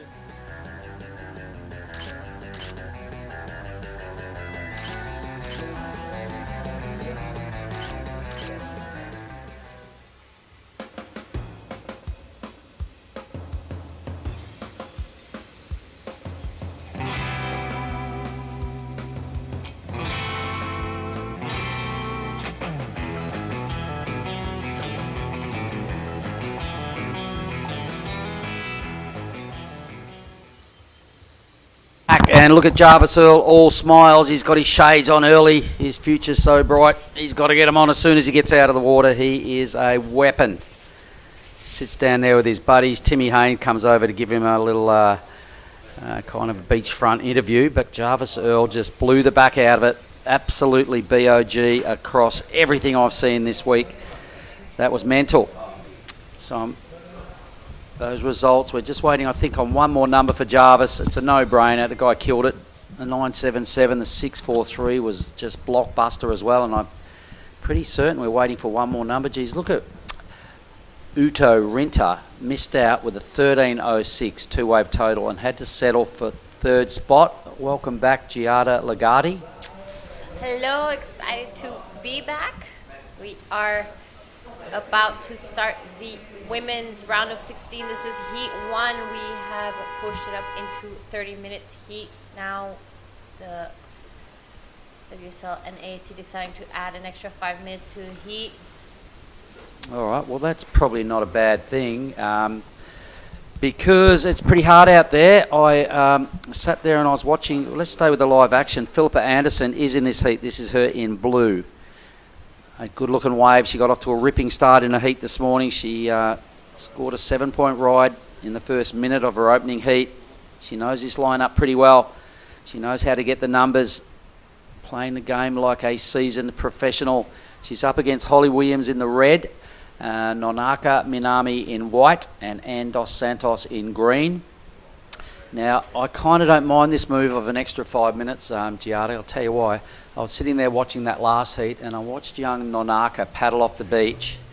She got hit in the worst possible spot by that massive set that came through towards the back end of that last heat, and she ended up way down in front of Lani's in no time at all, and she probably took her every bit of 15 minutes to get off the beach and over to the spot where the caddies were. So she's already put in a huge effort before she's even caught a wave. Seriously. Yeah, it has, like, the soil has increased so much since this morning. This morning was actually pretty small. I mean, it was like a head high sets, and now it's just like doubled in size. Kind of, when they come through, and there's quite a few waves in every set as well. So the smiling assassin Jarvis Earl is down there with Billy hanging. Go for it, Bill.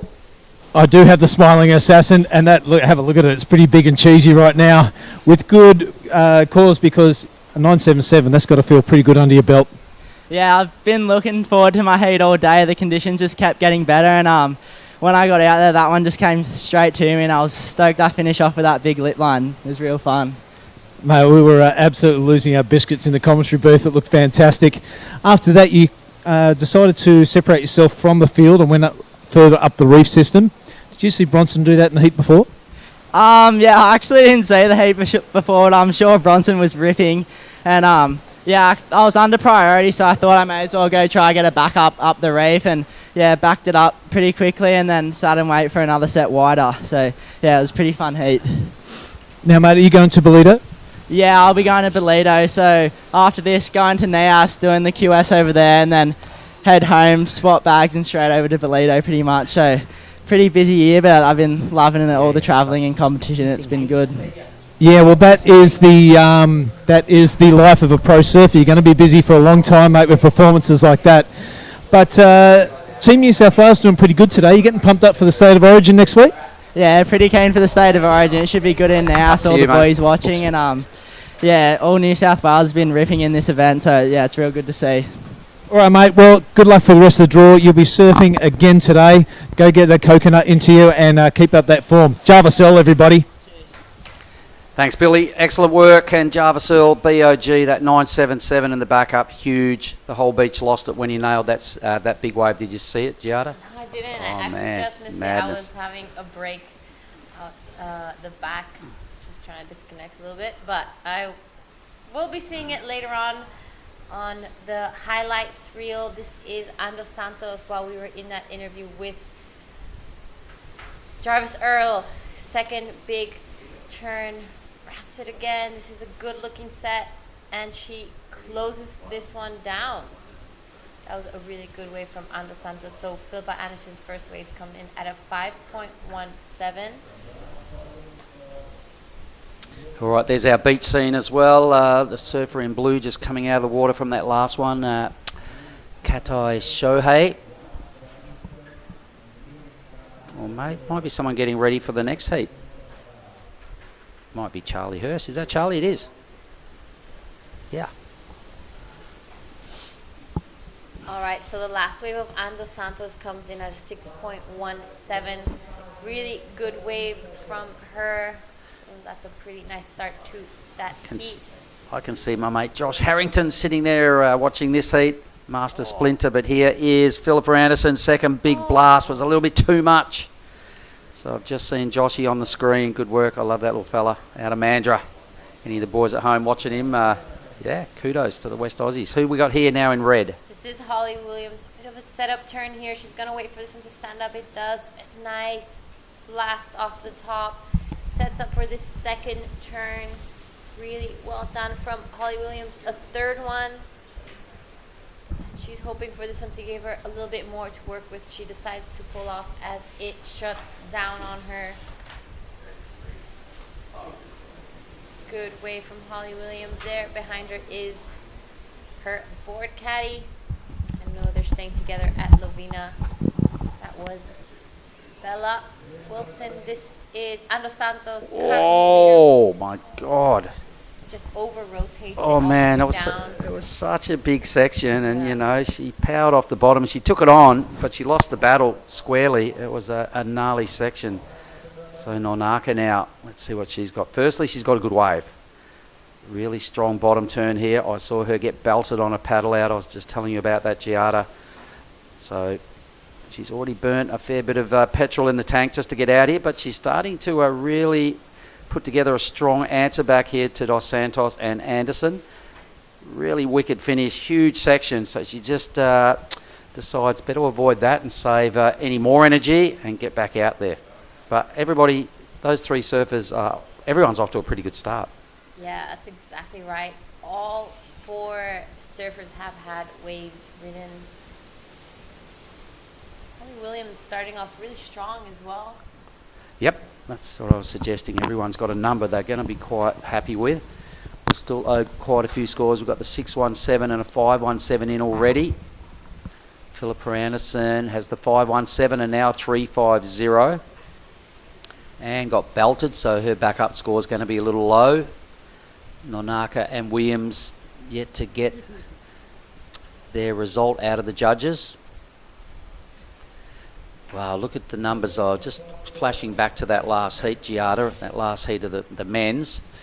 There's a lot of big scores in that score line, so an epic way to finish that round of the men's, rolling straight into these four really strong matchup heats for the ladies. Doesn't get any easier. The round of 16 is a big deal. And there's big points on offer and also quite a hefty payday for those that don't get out of this round. Yep, so the more they start passing those heats, the more intense they get, the higher the score lines. So it's exciting stuff. Let's have a little look at the point spread as well. So in this round, if you happen to bomb out in third place, you get 1,575 points. If you happen to bomb out in fourth, you get 1,440 points. But to make it through into the quarterfinals is worth 2,282 points just to get to the quarters. So a fair difference in points, a fair difference in prize money. So everybody wants in on finals day, which we're predicting is going to be tomorrow around there at Krui left. A really high performance, Bingen-like sort of wave. It offers a lot of joy. So for the crew online that are listening in, I highly recommend take the day off work or take your laptop or your phone and watch while whatever you're doing it on Monday. So Holly Williams' last wave comes out at 6.77. Nice. That is the highest wave of this heat. For now, we are just reaching the 21-minute mark, so there's plenty of time for the girls to catch waves out there. All right, well, talking about taking your laptop to work, I'll just shout out to Dan Maxwell and the boys at the Bunbury Fireys, the fire department. My mates, they're on hold, on standby like they do, waiting for a bit of work, and they've got the surfing on down there, so good on you, Dan. And even Giggs Sally is over there in South Africa. Have you ever met Giggs? No? Giggs is cool. He's done a bit of some comm duties with us before over at Karamas, and I think up here as well. So on your Giggs. 30-minute matchups rolling out for the next 4 hours. That should take us through to around about 5:30. So for the crew at home, stick around. Let's pay some homage to our top 16 in the men's and women's 5,000. As I was alluding to Giada, there's some big points up for grabs to get out of this next round. That's exactly right. And as all the scores have come in for this heat, in the current lead, we have Philippa Anderson. She's sitting with a 5.17 and a 3.50. Ando Santos closely behind, sitting on a 6.17. Wanted to get rid of that one, but Holly Williams has the highest wave of this heat. She's sitting on a 6.77, only looking for a 0.40 to go to first. Minami Onaka just a 4.67, so she's going to be hoping to get a few scores to her name.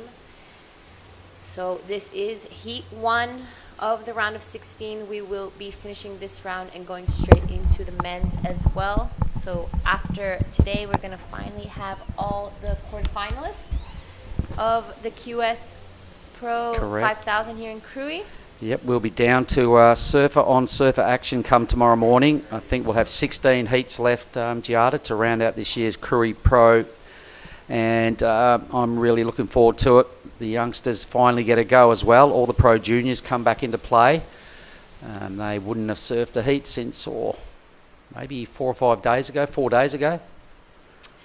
Yeah, that's exactly right. They had the first 2 days, and we got through all those heats. We have all 8 finalists. Yep. The pro juniors have 4 people in the finals, and we will get back to that as Holly Williams backing up that 6.77. She has a beautiful first turn, sets up for the second one, tries to go vertical, but just goes under the lip.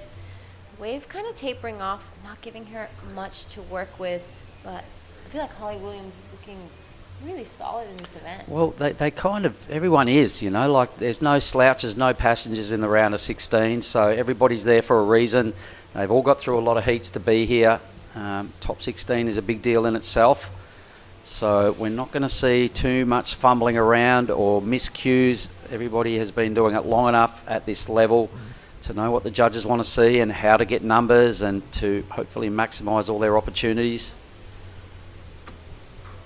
So there we have Holly Williams' last wave of 4.17. That is the one that you're seeing on your screen right now.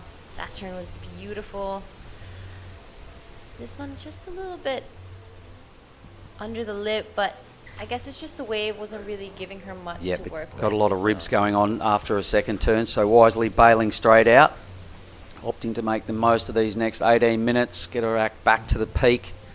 Start again, regroup. A 4.17 though is a backup number there, so she's got the best single wave score, and out of the backup numbers she's got the best second number as well. So Holly is well positioned. Right, so in Heat 2 we will be seeing Willow Hardy in the red. We'll see Charlie Hurst in the blue, Jolly Stokes in white, and Kana Nakashio in the green. As you said before, this is round of 16. Pretty big for QS 5000. We have worked some big days to get here. Someone's creeping out in the athlete zone, he realises it. All right, it's fun time. Who was it? Don't know, the masked man. I'm not Zorro. sure who that is, but he's been popping up on the screen quite a few times. Oh well, we're all surfers. We all like to have a bit of fun. It's good vibes down here. Meanwhile, look at this thing for green. So Andos Santos is an absolute charger. This is her. It's her third wave. She's burnt off a 1 point ride already. She needs a 2.5 for second. So I reckon that's happened. She now needs to get some bowly section going on. That's better. Right on cue. She might have a second one here. Kind of does. Starting to do some more top to bottom surfing here. Big section down the line. Well done. Goes into that low crouch. So she's well balanced for this section. May opt to flick out. She does. Really strong ride. Lots of setup, some really decent setup moves to get to that steepness, and it paid dividends. Really well done to Anne, I reckon, into the lead for me. Yeah, I think so too. I think so. Here it is again. What did you like most about this wave, Giada? Well, first of all, the size of it. That's a pretty solid wave. But I like here, she's just kind of, doing a few turns to keep the judges distracted that it's not really a good sectioned wave just yet. But here stands up. I love the flow of that turn straight into the second one. Here she sets up for this turn. I love how she just followed the lip line and just threw the water out the back of that one. Yeah, wicked timing. I make it 7 pretty good moves. A couple of them were outstanding. But 7 moves on that wave. It was a largish wave. She needs only a 2.5 for second. Every piece of that, she'll be tracking down. I think, what's that? Let me see. Around about 5.5 points to get to the lead. So I really think she has. If not, it'll be because of the sleepiness of those first few 3 moves. But there it is. She does go all the way to the first with a 6.9. So right on cue, and needed a wave, she got it, and more than that, she got the highest wave of the matchup to go squarely into first with a 13.07 two-wave total. That's a big lead right now. Holly Williams needs to do a mid-range 6 to catch up to her. Philippa and Nonaka now really need to answer back just to stay in that conversation for qualification.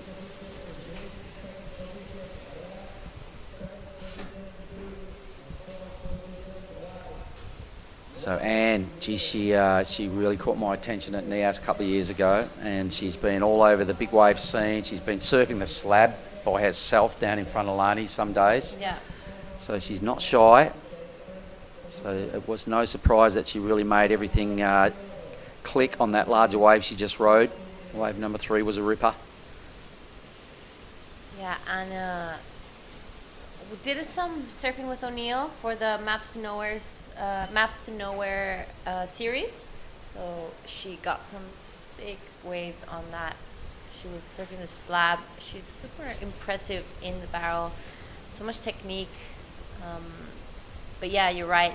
Nia, she got that 10-point ride. That was an incredible wave from Ando Santos.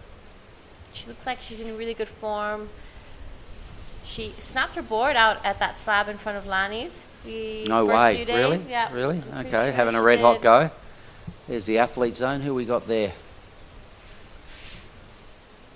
Shino Matsuda is there in the blue shirt, an Olympic qualifier. She will be surfing in Tahiti, representing Japan. She's been spending lots of time there. Lydia in the background. Yep, Lydia Kato, Lydia's our Indonesian Japanese surfer. Lydia's coming up a little later on. Who's just poked their head in the bottom of the screen? That's Rhea Campbell, All right. if I'm not wrong, surfer from the Gold Coast. I think right in front of us was Gia Lawrenson as well. So there is lots of people there at the athletes area. Well, it's a cool spot to sit down and watch the heats. It's made for the athletes. They're utilising it. They've got the board rack there. They can all check in and just do a bit of homework on what's coming up and what they need to do next.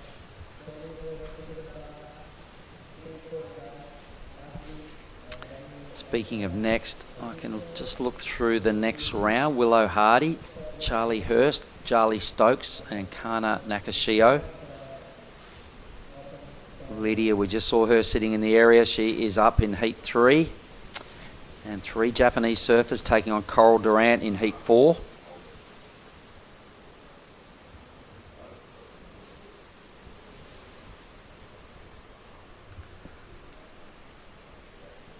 So things have gone a little quiet right now.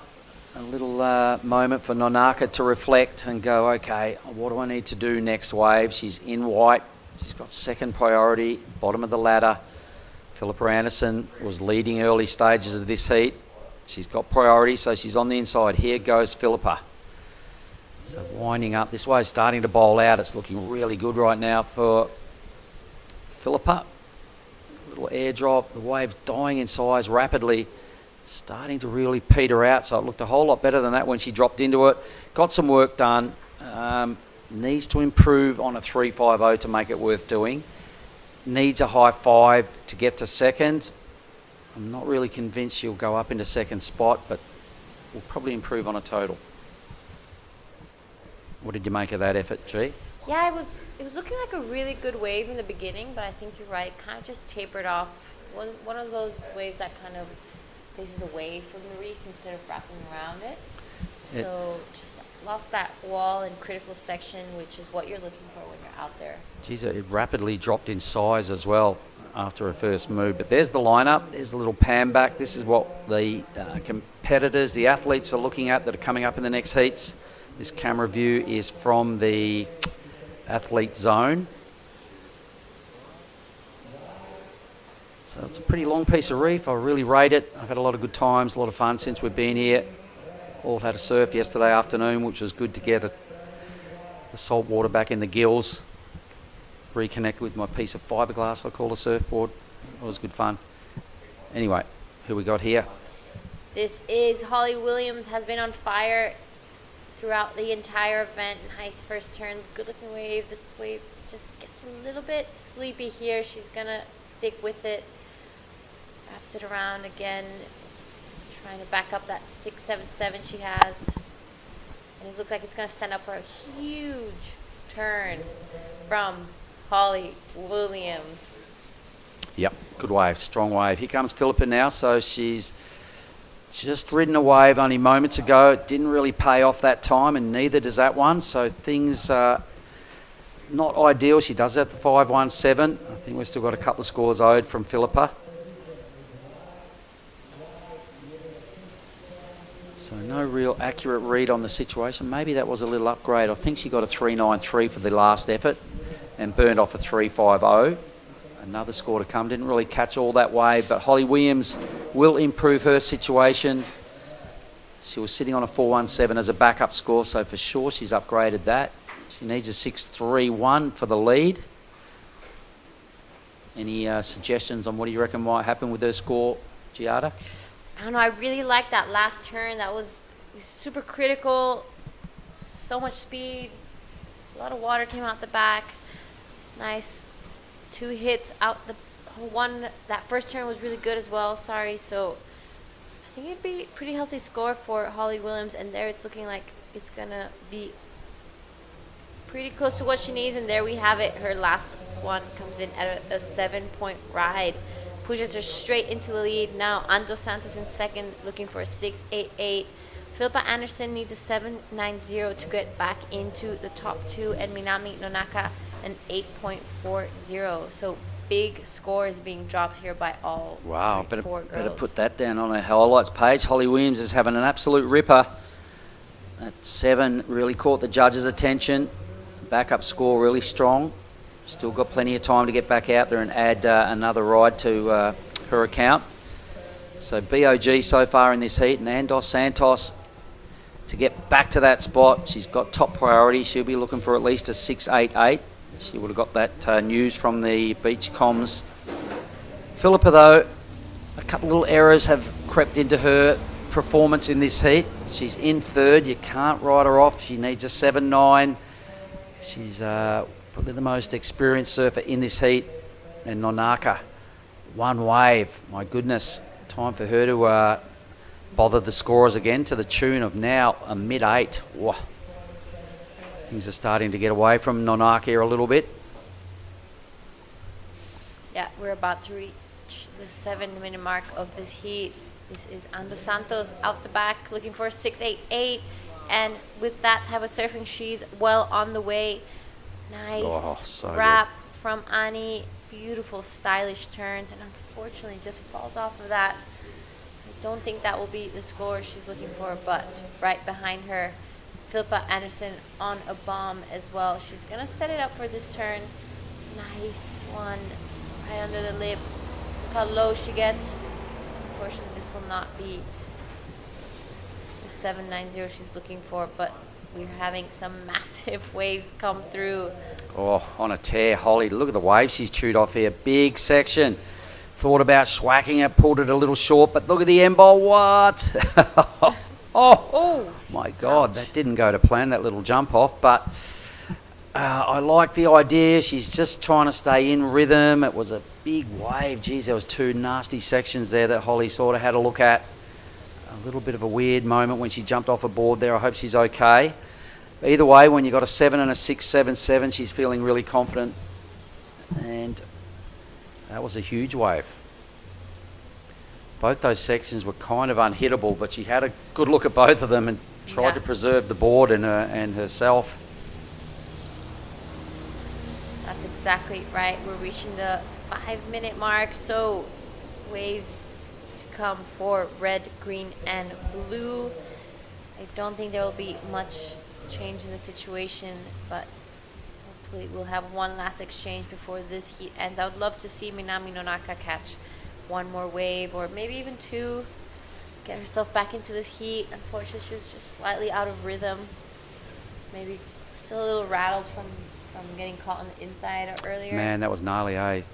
I really watched that, and I you know, when I saw her go off the beach, I went, oh, she's going pretty early, and I started daydreaming, and I saw a caddy go out, and I thought, oh, he's a fair way behind her. Okay, no worries.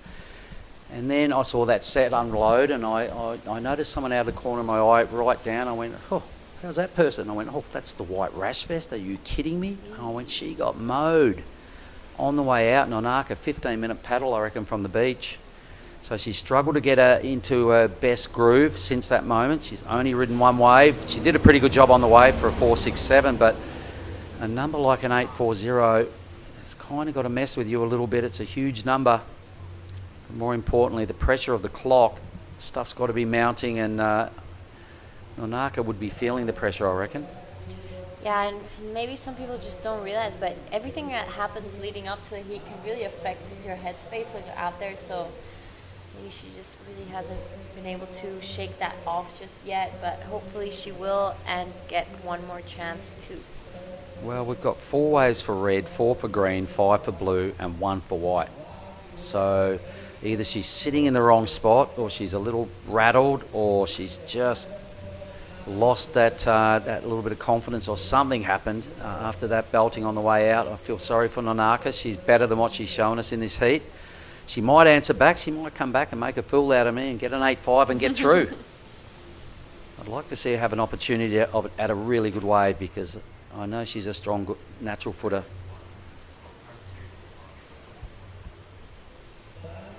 And the caddies got pretty mowed on that last set as well. You can see them sitting out there wide next to our water patrol.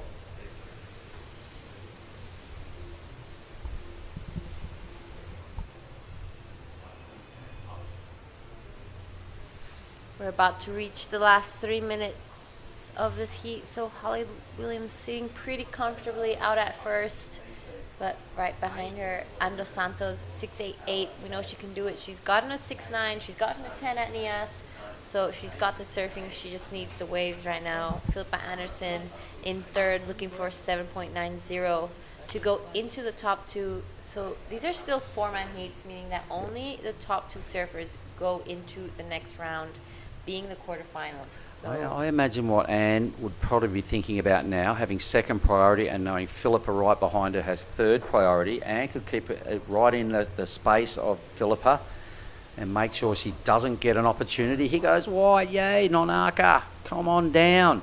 Strong surfing, needs to really get a groove on here, because she needs a massive score. Lays back in the white stuff, can't regain control, turns into a 1 manoeuvre wave. That will be the last we will see of her. So Anne does take that wave off Philippa. Did you see that? Yep, so she used the priority over Philippa, knowing what a great competitor she is, decides to take this one and falls off on that second turn. So now all eyes on Philippa to see if she's able to get that one more wave, looking for an 8 practically. It'll have to be best wave of this heat.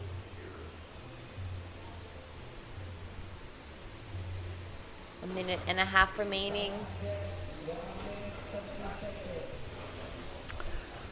All right, so great heat from Holly Williams. You've got to give kudos where they're deserved. We have Red up now, so here she is, right on cue, wave number 5. So she's had a good run of rhythm in this heat. She's really strung together some strong manoeuvres. And as you've said, she's had a great campaign to this point, and she's really stamping her claim to become pretty much our first surfer-on-surfer quarter-finalist in this year's Krui Pro. Strong effort, come on in, great job. A round of applause there for Holly. I think she could replace that 677. Okay, all Those right. last 2 hits Good were call. pretty big. I'm sure we'll see an action replay in a moment. I think the only thing probably going against her in this moment is probably the size of the wave, but So just have a look at it again for me, G, and what do you like best about this ride? so a little bit mistimed on that first one, but here she starts finding her rhythm, wobbles down, but this is where she gets really serious. So nice setup turn. So much spray in the puck on that one. I love the flow in between and this one. I feel like it was pretty critical. She finished it off nicely. 5 strong moves. Here goes Philippa Anderson. Needs a bit of a Hail Mary out of this wave, and that's not going to be it. With 10 seconds to go, I'm pretty sure the result is set with Holly and Anne moving through to the quarterfinals, the surfer-on-surfer action. So well done, Holly. Well done, Anne. Commiserations to Philippa and Minami. Over and out for that heat. So we'll just throw to a quick ad break, and we'll be back in a moment with Heat 2.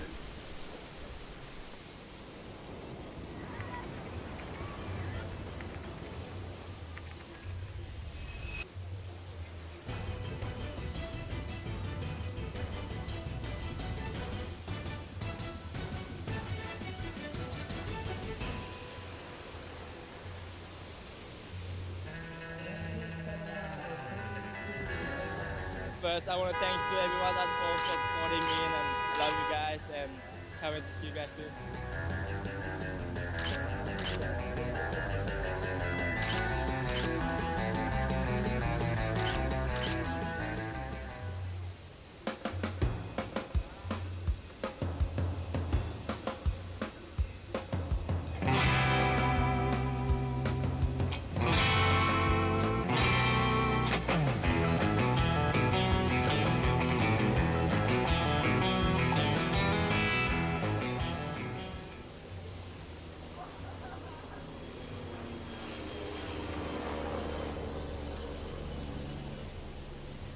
We're back. Here we are. We're looking at Heat 2 of this women's round of 16. Oni Anwar's in the booth. Oni, who's in this lineup? Good evening, everyone. And Mark, yeah, now we have red Willow Hardy. So in blue, we have Charlie Hurst. White, we have Jolly Stoke. And come from Japan in green, Kana Nakashio. It's crazy, right. good heat. Oh, they're all good. And Holly Williams, a ripping heat. So Giada's going to go and have a chat with Holly. The heat previous to that, did you see Jarvis Hill? Yeah, that was the highlight I heard today. Oh was a my 9.8 or 977. 977. It was amazing. With the mid-6 back up, just so many good things happened in that heat. But it is now the women's turn. It is the round of 16, mate. Holly and Andos Santos comfortably making their way through to the next round. There was a couple little errors out of Philippa. Didn't have the best heat. Nonaka also a couple little fumbles and not a high total there, but this heat is all well positioned and well set. I'm sure the West Aussies at home will be watching Willow Hardy here. She's a famous name out of the Margaret River area. She's cool. It's sisters here with her. Olive, I think she said her dad's here as well. Jean. What could you tell me about Charlie Hurst? Do you know much about Charlie? Yeah, Charlie Hurst is from close to Kayama, Wollongong, and she's been competing here a couple years now in Krui, so she knows this wave really well. As you can see now, our surfer from Japan, Kana Nakashio, her backside is on point. That was a nice turn. This one has a good check turn, and she's waiting for the section to hold up for her. So like, how's this turn? Rah! It's a good wave selection by Green. And Certainly was. Wow, it's still going as well. How many turns has she done on this wave? She's got an inside track here as well. she's looking for a finishing here, Mark. So that is what the judges been looking for lately. This good finishing. This wave's gone for about a minute. Yeah. My goodness, Nakashio's picked a ripper to kick off Heat 2. While we're waiting for that score, and after a little bit of hairstyling by Giada Lagarde, take away the interview, please, with Holly Williams. Yep, I was just helping Holly with her hairstyle for a little bit, but wow, Holly, you're looking unstoppable right now. Tell us a little bit about what your tricks are without giving us too much. Well, I'm a really superstitious person, so I kind of keep the same routine every heat. But I think just going out there, like, I'm just happy to be here. I have great people around me and great people at home supporting me, so what's there not to be happy about? That's exactly right. So this board is looking incredible under your feet. Tell us a little bit about it. It is a new one that Darren and I kind of worked on. It's a 510 DNA. It's kind of a little bit of a remake of what Molly Picklam's riding. She's ripping on CT, and I've been on a few of her boards, so I remade it, and it feels like so good. It's magic. All right, so leading up to this event, what were some of the things you've been maybe really working on, or if there anything you've changed in your, usual routine just for this event? Definitely working with Kerry at the OPC with like my strength, especially on my backhand. If I have a lot of power in my legs, it's gonna pay off, and it is. So yeah. So I know you specifically asked me for this. Is there anyone you'd like to be thanking back at home? My family for supporting me, Pete and Mandy, my grandparents in New Zealand that are watching me, and my grandparents in Oz watching me, and Jolie for watching me in Yamba while she's at work. All right, awesome. Congratulations and good luck. We'll see you in the quarterfinals. Thank you. Back to you guys. Unreal. Thanks, Giada. So waiting on some numbers. We've got one of them through, a 633. So you're suggesting Charlie's from down around Kiama. Do you know much about Charlie Stokes, Oni? Yes, I do. I've been actually sitting with the Stokes family as Taj Stokes there, as you can see on the screen, with his girlfriend, Gia Lawrenson. And yeah, they're a really good family. They're all a big surfing family.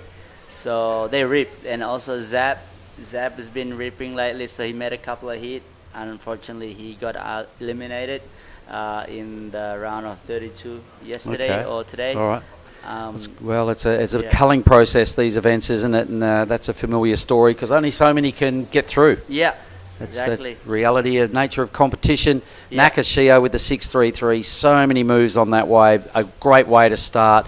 Willow Hardy in the red in this heat also. I'm going to bounce out of here and get Giada back in, but to the Krui Margaret River, let's hang tight, send Willow your mojo, and I'll see you a little bit later on in the draw. All right, well, that's Mr. Mark Cliff is going for a quick break. While that, we're going to welcome back Mrs. Giada. And Giada just did an interview with the last heat winner. We're great surfing from Holly Williams. Yeah, welcome back, Giada. Thank you. Yep, I'm excited to see this heat. Jolly Stokes ripping this morning out there. Charlie Hurst as well. Yesterday afternoon got through her heat. Willow Hardy is always one of the favorites, and Kana Nakashio already starting her heat 2 with a 6.33, so that's gotta feel pretty good. I think it's gonna be Willow Hardy taking off on this one. This is looking like a pretty solid wave. Big first turn. Tries to get around this section, and I think she will be able to. Hits it again. Beautiful turns from Willow Hardy. So much flow. Manages to stick this one as well. She's gonna stick with it. See if it gives her a little more to work it on the inside. Looking like it will, but decides to pull off. Yeah. Well, that's all right. So that was a great start for red. Willow Hardy as we speak that the whole sister also compete in this event, and Jean is here, the dad, and Willow is not scared to attack those waves, and not because been surfing gnarly waves around WA, and the waves over there some hollow big barrels, so Willow not scared to go big in this kind of wave. As you can see, people in the competitors area are having fun. So here we go. This is Charlie Hurd. Charlie is been surfing good lately, and this looked like a good runner for her. That's it, the waves kind of just run too fast, or they're closing out. Yeah, you're absolutely right. Charlie Hurst has been catching some really good waves out in the free surfs. And someone else that's been surfing good is Jolly Stokes on your screen. 2 really good turns. Sets it up for this third one, giving in that variety to the judges. This wave is going to give her a little extra to work with. Let's see if she manages to stick this one. That's going to be a pretty good score for Jolly Stokes. I really love that second turn. We're going to see it on the replay. Yeah, I do love it. That was a great surfing, nice finishing. As we can see the replay, she looks really fast and flowy. She throws a lot of spray. How's that timing hitting the critical section right here? Bam! Really good timing for Jolly Stoke. And the way she served this wave, really smart. She's taking her time. I said, looking for this finishing, this tricky turn right here. Wow. Wow, that's great surfing there. Smart. So now we're going to be waiting for scores for all 3 surfers in this heat. For now, Kana Kashio sitting out the back with priority. She's currently in first, but it will be interesting to see after this exchange what happens with the rest of the field. So each surfer has 1 wave to their name. The waves are absolutely firing today. This is the Krui Pro QS 5000.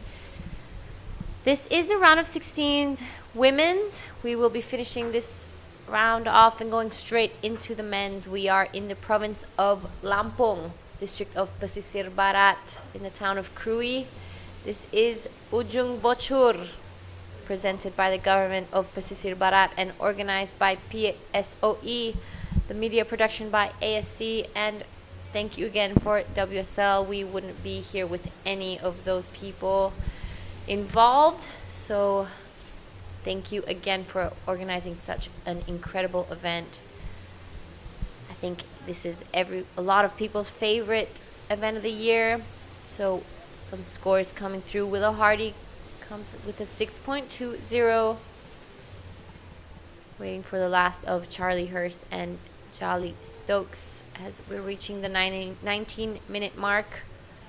Coming up in Heat 3, we will see Lydia Kato, Shino Matsuda, Ava Henderson, and Mirai Aikeda. So Charlie Hurst's last waves comes in at a 4.33, and we'll wait for one more score of Jolly Stokes before we give you the updates of it. Then Heat 4 of today, we will see Nanaho Suzuki, Sumomo Sato, Amuro Suzuki, and Coral Durant. And there we have it. Jolly Stokes' last wave comes in at an 8.17. That is a huge score for our surfer in white. Pushes her straight into the lead. Yep, really great surfing. I knew that's going to be a big score, but I just didn't want to say it start because I'm not a judge. But the way she surfed that wave, really smooth and powerful, and what a finishing way. The way she completed her finishing maneuver was just on point, because that right now at this level, a round of 16, you don't want to make any error like that. So if you could just complete your wave, pick the best wave, kind of the season making has to be on point right now for all the surfers, because you're surfing against all these Willow Hardy, who is been the highlight past few days, and now Charlie Hurt. They're all meeting against each other, and the best of the best of this event will surf against each other. So that's why Jolly Stokes is taking a proper, serious and focus in this heat. So yeah, so round of 16 is a super important round for these surfers. The ones finishing in third place here will leave with 1,575 points. And if you finish in fourth, that is equal 13th, you will finish with 1,440 points. This is the first event of the year, so very important placing for most of these surfers. Of course, if you go to first and second, you will be getting some more points. This is still a four-man heat, so both surfers in the first and second position pass on to the next round. We will be heading into the quarterfinals. Our first quarterfinals are Holly Williams and Ani Dos Santos. They will be surfing again tomorrow. I've heard rumors of going back to Krui left, but that's not so sure. yep, so I think that those girls are getting ready for next heat, and that is the one is putting the fin on is Carl. Was it? Sorry, Durant. Carl Durant. Yeah. Yeah. Yeah. Sorry. Excuse my pronunciation. Lydia Kato is in red. Shino Matsuda in blue. Alpha Henderson, Imrai Ikeda.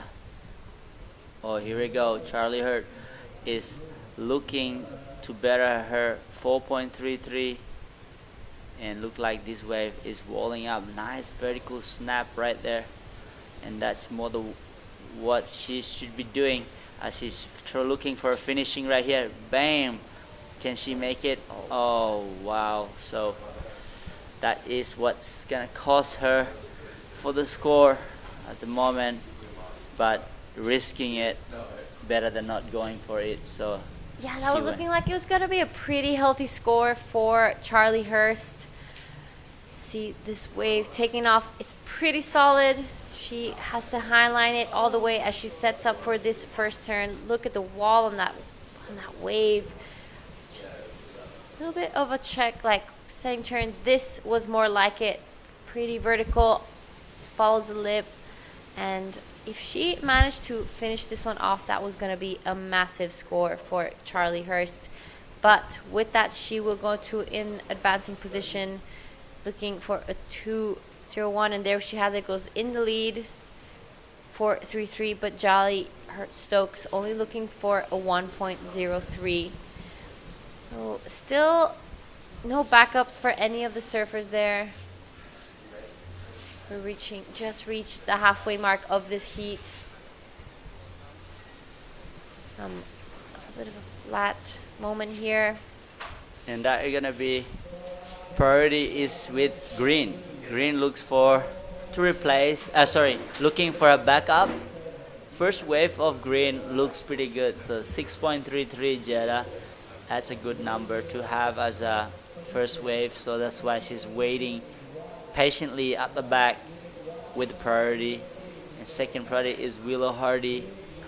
Also got a pretty good score at 6.2.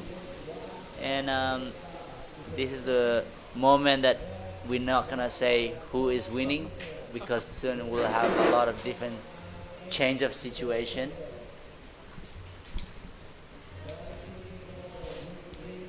Zali stuck in third priority, but having that 8.17 for her first wave, that definitely feels good, don't you think?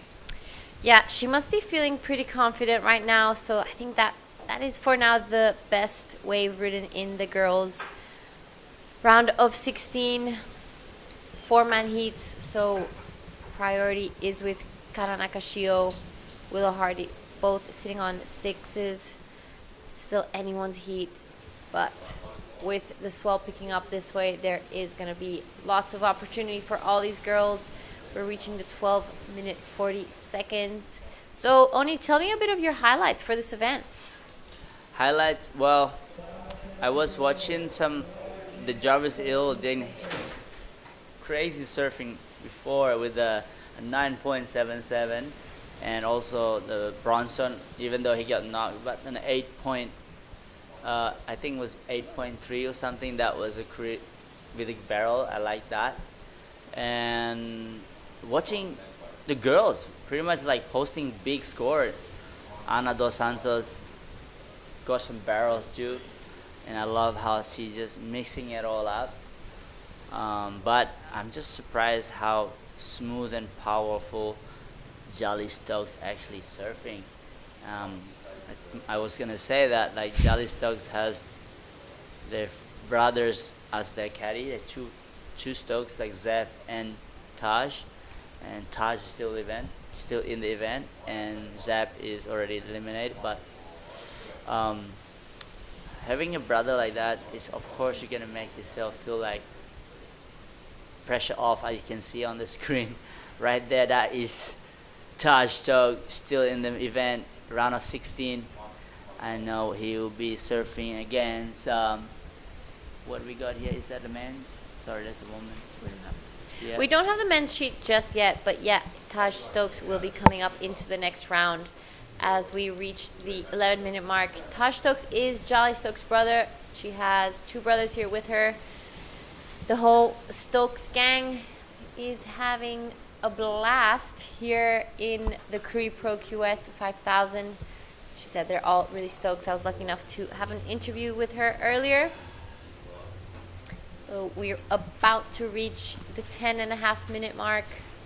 No backups written just yet, but we are excited for it to happen.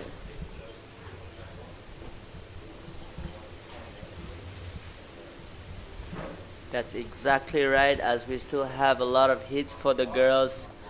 Right now we have Willow Hardy. She's using this as her. Look, the wave looks really good, this one. A solid wave, super hollow, good wave selection. Carving through this one, looking for a steep section to hit. There we go, she does, making it all the way. Wow, what a great way to do it, finishing it off. I'm sure that will be a good score, Giada. What do you reckon? Yeah, that's going to be a pretty good score for Willow Hardy. Those were some big sections she just attacked. I am excited to see what the judges are going to be thinking of that. That finishing was insane. She just like airdropped 2 of those waves, 2 of those turns, sorry. So Willow Hardy, someone who is not afraid to go big, especially here in Indonesia. She is last year's winner at Afulu, local international contest we had. But look at that. She manages to stick that landing, wraps it around. But I think this was my favorite turn from this whole wave. Huge from Willow Hardy. Billy's giving it a big thumbs up. He's liking it. The West Aussies must be liking it. I'm sure they're all tuning in, watching right now. And there we have it. Willow Hardy's last wave comes in at an 8.67. So the girls are busting into the 8s here in the Krui Pro. Yes, what a ride, what a score. Now, like everybody got like except Jolly Stoke, 8.17. Haven't got a backup yet. Look at that on the backup. That's Olive. Yes, that is Willow's younger sister. Wow, that makes it so much funner as having a younger sister cheering for you in the corner. That's the family that also makes the job makes it easier, I guess. So Willow does back up the 6 and it goes into the 8s. That's almost a 9. That's crazy. That wave was insane though, so super well deserved by Willow Hardy. I'm excited to see what the other girls do. You know, the scores are big, the waves are big too. It's an incredible day here at the Krui Pro. The waves have almost doubled or practically doubled in size since this morning, and it's looking like it's just going to get bigger by the hour. So it's going to be non-stop action here at the Krui Pro. do not miss out. We will be finishing this round of 16 and going straight into the women's round of into the men's round of 16 here this afternoon at South Sumatra. 7 minutes, 15 seconds left in this heat. Well, there's 7 minutes to go. Surfers in the water right now. Priority is with green. Kana Nakashio from Japan looking for a 2.87 to go back in second place. As you can see, there is Zali Stoke looking for a 1.03. Well, still the door is still open for second place, but for first place, Charlie Hurd looking for a 10-point ride. So it's really big score for Charlie Hurd, but she's still looking for a replacement of a 4.33 to extend her second place. So it's looking like there are some lines approaching. With that set coming through. Woo! Maybe everyone's gonna get washed up. I don't know. We'll see. Look, and it's looking like Willow Hardy is gonna pull the trigger on this bomb. She is not afraid to go big. There we have it. Beautiful first turn. Straight to second, unfortunately, falls off on that one. I love that, how she's just going for it. Really nice turn at the start, but she's risking it for the next turn. She didn't make it, but I like the effort. Yep, that was a big wall she had to drop in the beginning. So exciting stuff from Willow Hardy. Here is the replay of that wave. Look at this. This was beautiful canvas for Willow to draw on. Nice first turn. Unfortunately, comes unstuck on the second one. She just falls backwards as she's hitting that lip. We're about to reach the 5-minute mark, but Willow is not worried. She's in first with an 8.67 and a 6.20. So now all eyes are on Kana Nakashio and Jolly Stokes. Just one wave to their name. Yep, the pressure is in. Looking for the good backup is important right now for white and green. They're holding the first and second priority. It's a lot of going on now as the wave comes through, and look like they are just duck diving through this big set. Wow, swell are kicking in for tomorrow. This afternoon could be a good wave. So let's see. We're also gonna see some men's hit too later as the swell is picking up. Some great action. Folding in. 4 minutes to go. 4 minutes and 10 seconds to go. There is a set just stopped coming, and now everybody is paddling closer to the reef where they can see the medium-sized wave coming through to get that backup score for Jolly Stoke and Kana Nakashio. What would you do if you are Charlie Hurd right now, Giada? If I was Charlie Hurst, I would be probably up the point, waiting for a bomb to come through and get those scores. And there she is, listening to what I said, but it looks like some of the girls are down the line, and it's Jolly Stokes who pulls the trigger on that one. She's looking just to replace her 1.03 to go into second. Good second turn. I think this was really smart from Jolly. There's not too much time left. She needs to finish it, and she does.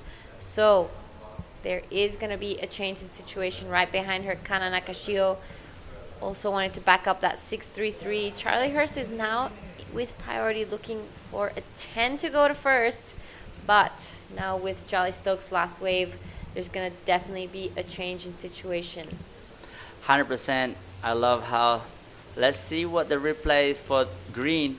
Nice first turn, but the wave didn't offer much. As you can see, the replay of white Jolly Stokes. She knows she only needs a small score So she's surfing this wave really smart, taking her time. Really nice vertical snap right here. Looking for a finishing. This is all is about right here. Bang. What a great finishing for White. So she knows that she need a small score, but I think that will be a pretty good score for me, I reckon. Yep, I think she goes straight to first, backs it up, has a 7-point ride. So now the girls in the water. This is Charlie Hurst needing a 10 to go into an advancing position and pulls off just under 2 minutes. Jolly Stokes, 817 and a 7 to her name. That Wow. Look at this total score of this heat. A 15.17 and a 14.87 for the first and second. Wow. Crazy how good, as you can see the replay of blue Charlie Hurst. I like how deep her bottom turned into this nice curve, but the wave just ran away from her. So there is a minute to 20 seconds to go. Charlie Hurst, will she have time to go back at the back? As you can see, all eyes on green, but the requirement of this is a 8.55 to advance. So do you think there's a chance, Jada? I think if a wave comes her way, that gives her the potential to do it. She can, but I'm not sure what's happening out the back. Unfortunate, wasn't able to really back up that 633 just yet. She needs the second best wave of this heat to come through. We'll see what happens with 35 seconds remaining. But it's looking like Jolly Stokes and Willow Hardy will be going into the quarterfinals here at the QS 5000. Last 20 seconds. Yeah, well, great performance by White with an 8.17 and a 7-point ride. Comes in a second place. Willow Hardy from WA with an 8.67 and a 6.2. That's it. All over Red Rover. We are just finished that heat. Unfortunately, green is not enough. This is a smaller wave, but meanwhile, we're gonna go for a quick break.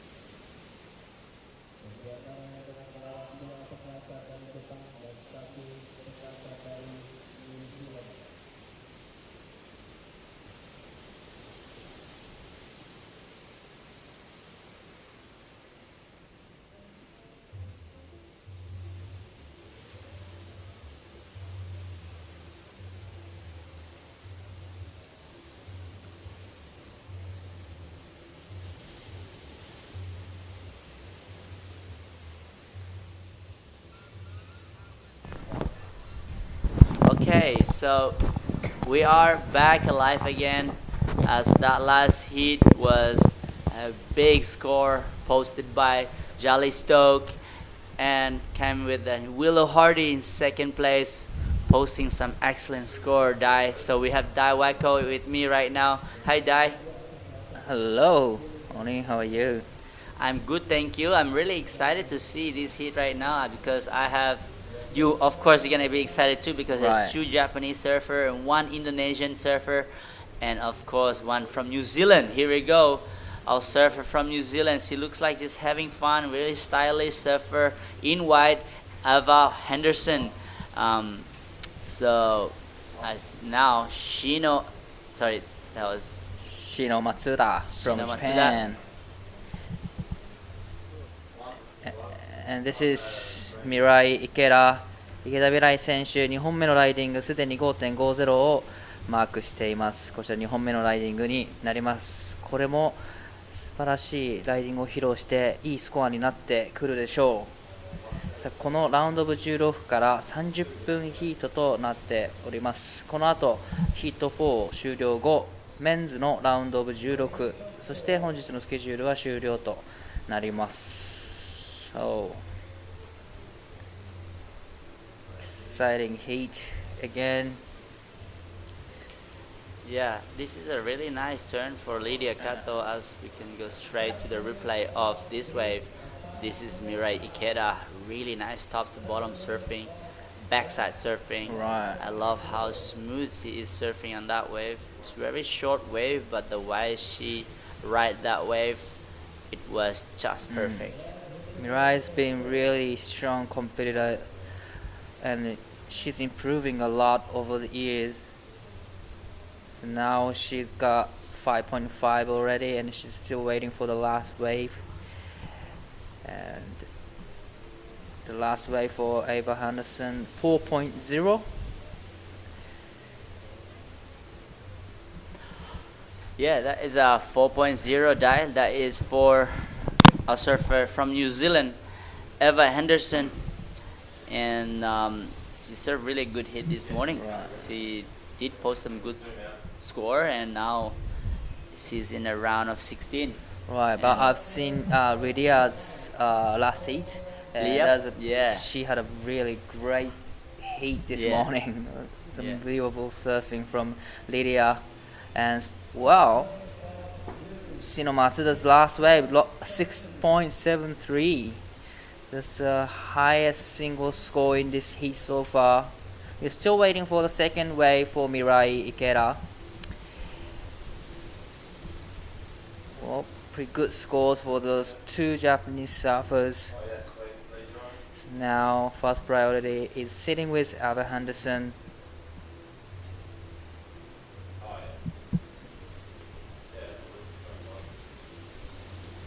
Alright, so that is the drone work from very far right from where the competitors area, where the contest area. You can see the jet ski out there. That's next to it is the caddy.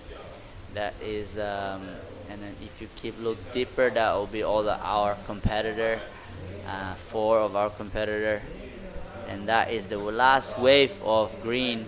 Mirai Ikeda was a 7.83, so she is now in first place, pushing down Shino Matsuda in second place.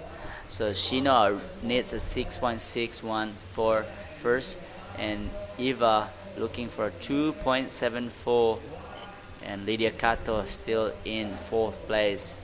She's still looking for some good wave, getting the rhythm, and 24 minutes to go. That's still plenty of time, Dai.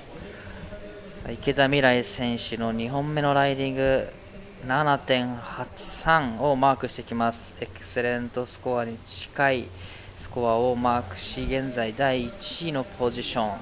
これにより増田篠選手が2位のポジションになります。大きな波での2ターンが評価されたようです。3ターン目は小さなチェックターンになってしまったので、いい波でも2つ大きなターンを入れることで 7.8 というエクセレントに近いスコアが、ゲットできる、そんなジャッジです。残り時間23分30秒を切ったところ、So well surfed from Mirai from the last 7.83 for the last wave for Mirai. She did only 2 turns, pretty much, and she gets 7.83. That's she's really like chill on the wave, but the way she attacked the wave, she doesn't look chill. She really throws spray and power. I think it's all about that timing. So, what a good surfing by Mirai Ikeda. But meanwhile, we're gonna go down with Giada with our last heat winner. Go ahead, Giada. All right, I'm here with Jolly Stokes, the winner of the last heat. What an incredible heat you put together. The waves are solid out there. Talk us through a little bit about what was going through your head. Well, I just got that 8 at the start, and then probably should have tried to back it up a little bit quicker, but just lucky I found one right in the last couple of minutes to get through, yeah. All right, so every heat we see you surf, it looks like you just get more comfortable and experience out there. Do you have your markers? What's really going on? Yeah, definitely feeling more comfortable as I go through my heats, but I don't know, just kind of going out there and just hoping that, just trying to find the best ways and just surfing, and yeah. Are your brothers giving you extra, like pointers while you're out there? Yeah, my brother was in the channel giving me some advice, which is good. All right. Well, is there anything you'd like to say to your friends and family back at home? Yeah, thanks for watching and thanks for all the support, everyone. All right. Congratulations. You're into the quarterfinals at this Krui Pro QS 5000. Back to you guys in the booth. Okay, thank you so much, Giada, and congratulations to Jolly Stoked for taking that heat out with a score of total 15.17. That is last heat, so now we're in heat number 3 of round of 16. So anything else happening in that heat while we were on the interview? Probably it's been really quiet for the last couple of minutes, so probably a lot of actions coming real soon because the wave aren't stopping, and we're gonna have 3 Japanese surfers in heat 4. We have Nanaho Tsuzuki in red, Sumomo Sato is in blue, Amuro Tsuzuki is in white, and Koro Durant in green. Coming up next heat 4.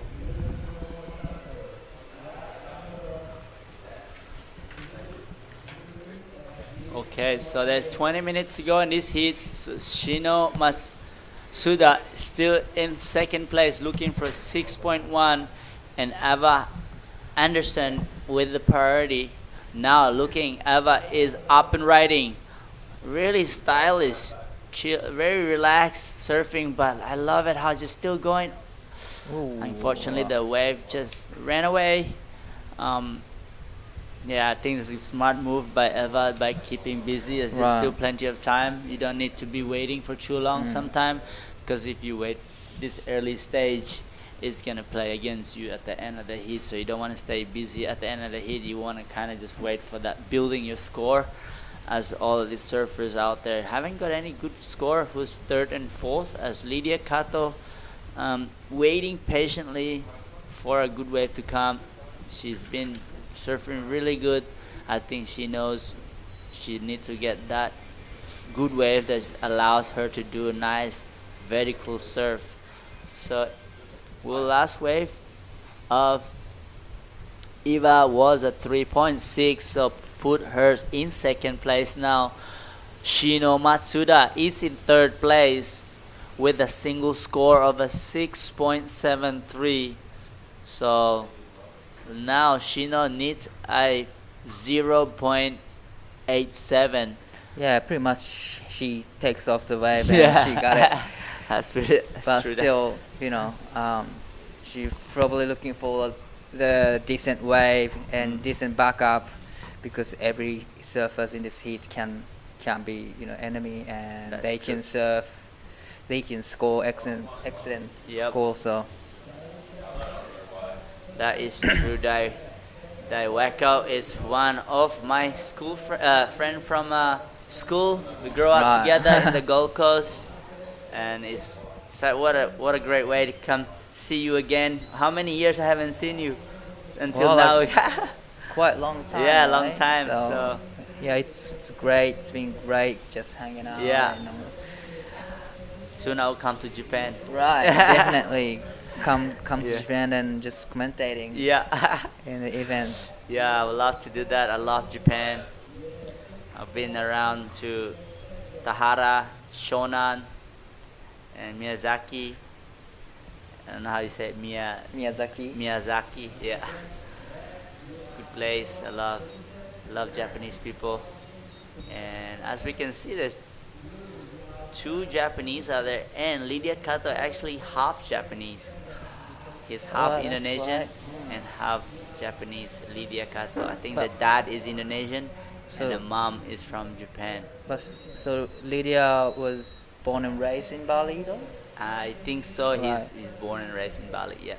So has she been competing in the Bali Indonesian circuit? for a Correct. time? Yeah. Correct. He's representing Indonesia in the ISA World. Right, right. He got selected as an Indonesian team for the Olympic qualification. Wow. And yeah, she's a really good young talented surfer from Kuta. She lives in Kuta. And yeah, shout out to Arya, who is probably watching. He loves watching surf contests. He's also a judge and also Right. our president of surfing of Indonesia, the PSOE. That's where we started the PSOE around during COVID time when we all we had the Olympic came on, and then we started this organization of Persatuan. That's what S is. Persatuan Selancar is surfing. As we're going through this one, Eva, wow, smaller wave.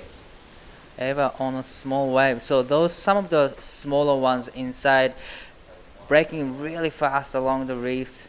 So you have to like racing down the line and trying to get around the section to get a couple of hits. So it's kind of hard wave to surf on. Because it hugs the reef, guys. So like if the bigger one that walls up, like as you Right. can see, Here he is. This is Shino Masuda is using. Is this her priority before? No, this is under priority. Lydia got this one, but looks like a little runner. As you can see, still racing through this one.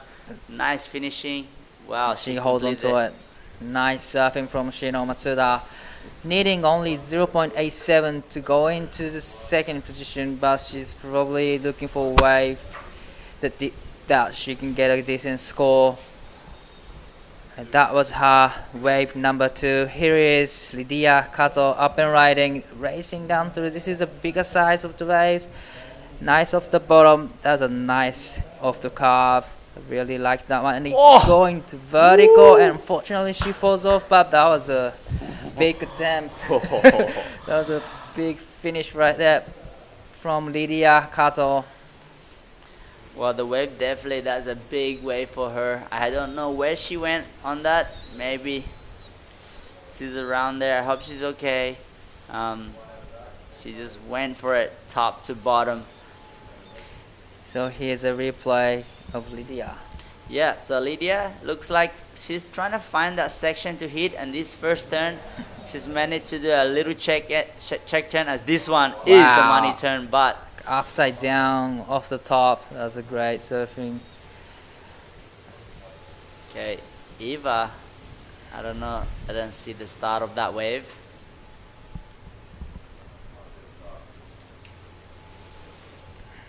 So we're still waiting for the last of blue, and that comes in 4.83. That put her into the second position. Now Eva Henderson needs 7.56 to go into the second, and Lydia is still looking the combination of 11.56 and just hitting the 14 minutes mark.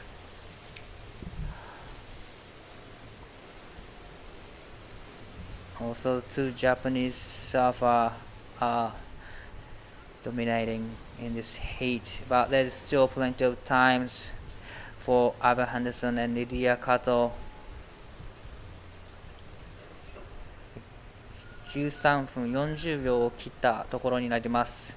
ラウンドオブ16ヒート3。さあ現在第1位、第2位と日本人の選手がクレジット。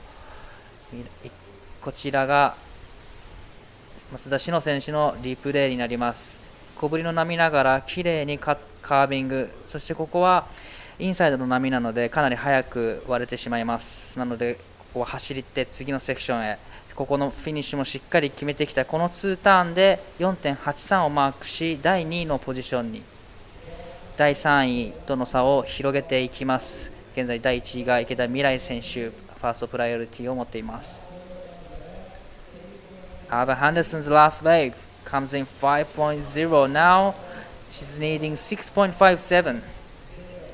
Yeah, Shino is keep upgrading her score. So before she was requiring not much, but now Shino has been still in second place. She extended her second position with a 4.83, and Lydia Kato still struggling in this heat, but there's plenty of time. 12 minutes to go. And I know Lydia is capable of getting 8 and excellent score, as we saw it in the last heat of this morning, round of 32. So she just needs to wait for the right ones in the bigger sets and just do probably put a couple of turns, and that'll do the point.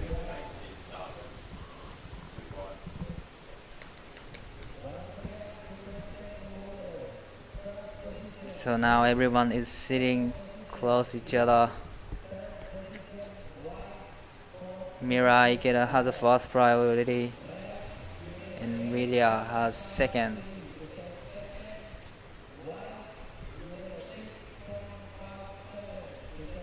I'm wondering what they are thinking right now at this stage. Oh, looks like few sets are rolling into the lineup.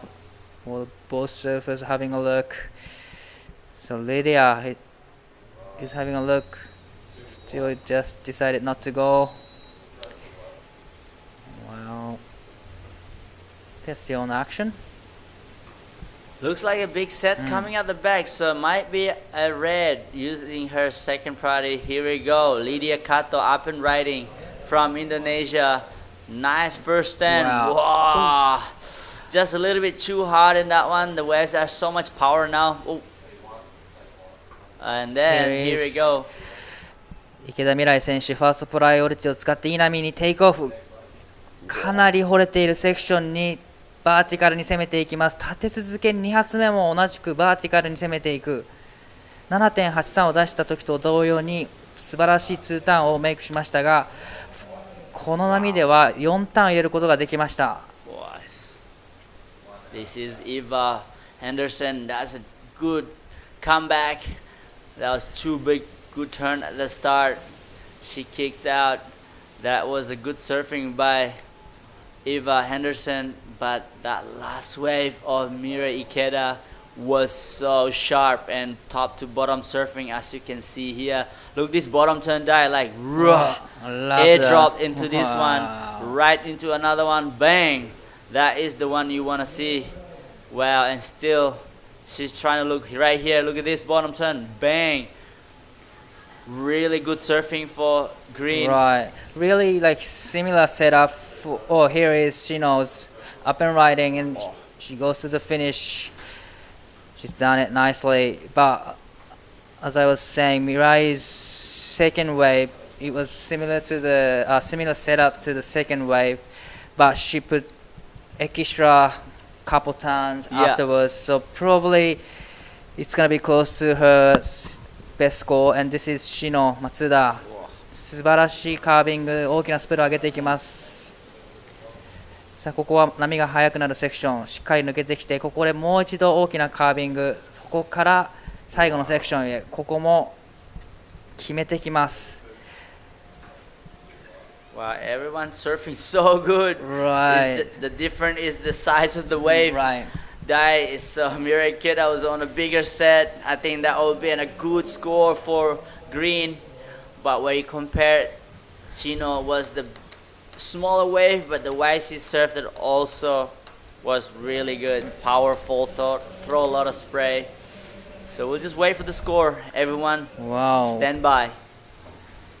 Mirai is having a good surfing in this heat. Like she's in the rhythm with the Mother Nature. Correct. Well, looks like big scores gonna come in for Mirai. We are still waiting for some few more scores to lock in. Now, 8:03 for last of Mirai Ikeda.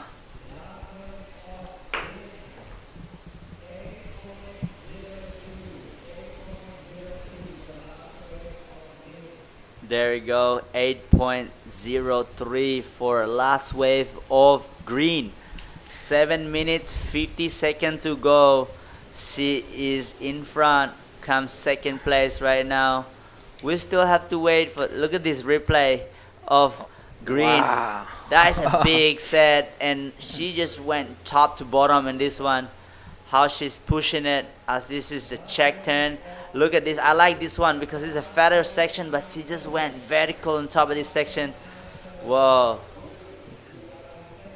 さあ、池田未来選手、3本目のライディングで 8.03 をマークし、1位のポジション、2位との差を広げていきます。3本しか波に乗っていないんですが、それぞれの波でスコアを塗り替えています。素晴らしいヒートを展開している池田未来選手。2位のポジションに松田詩野 6.73、5.97、そして第3位ホワイト 7.70 を必要としています。第4位がレッド 9.67 を必要としており、現在残り時間6分43秒。Look at this offshore. There is some, might be a barreling ladder after this win. Could be. Look at White is paddling. Okay. Oh, that was a little bit of a mistake from Ava Henderson. She loses the second priority. There you go. Scores in for last of White was a 4.67. Still in third place. Looking for a 7.7 to jump into second place. Here we go. White looking for that score. No. Just coming unstuck. The waves are just running away from her. So Dai, what is going on here? Tell me. Wow. They are having a great times, but unlikely for Ava Henderson is struggling to get the better waves. She now needs to sit and wait for the right ones probably. Yeah. And getting some scores, but her requirement is 7.7 and it's a big score, but still Ava Henderson is capable of getting those scores. So 100%. If she just wait at the back, waiting for that priority, or there's a wider one. Right. If the waves comes, everything's possible. So plenty of time. 5 minutes is still a lot of time to get right waves. So there you go. That is Eva Henderson from New Zealand. She's traveling with Billy Stedman, couple of New Zealand crew here. Elliot Perride. Here you go, Lydia Kato from Indonesia. Wow. Nice vertical turn. Can she make it? Yes. Another one right here. Waves are, looks like really big wave for her. And she's looking for a finishing. No, kicks out. That was a great ride from Lydia. Really loved the first down. Went to really vertical off the top. She was looking for 9.67. Not too sure if she gets it, but definitely replaced the best score in this heat, and now Ava is up and riding. Looking for 7.7. Ooh. Just a bit late hitting that section. Just kind of went underneath. Oh, is she okay? Yeah. There you go. So that is like 3 minutes and 50 seconds. Looks like red. Wow. The first time was solid. Straight into the second, throw some sprays. A little bit of different maneuver. That was a nice combination from Lydia. Here's a replay of Ava's last wave. That was a great turn.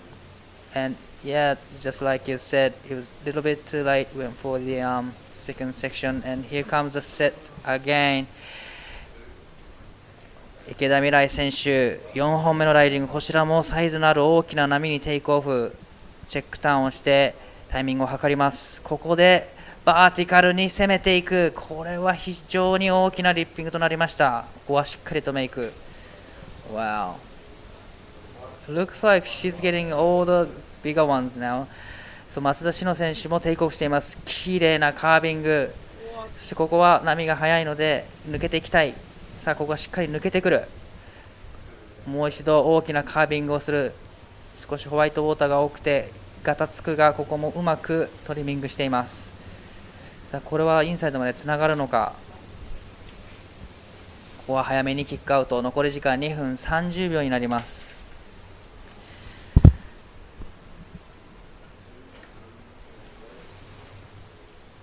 So there's 2 minutes and 20 seconds remaining, and we are waiting for those green and blue's last waves. And here it is.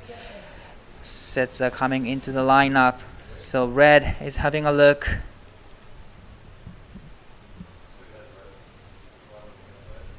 Just quick in and out for Lydia Kato.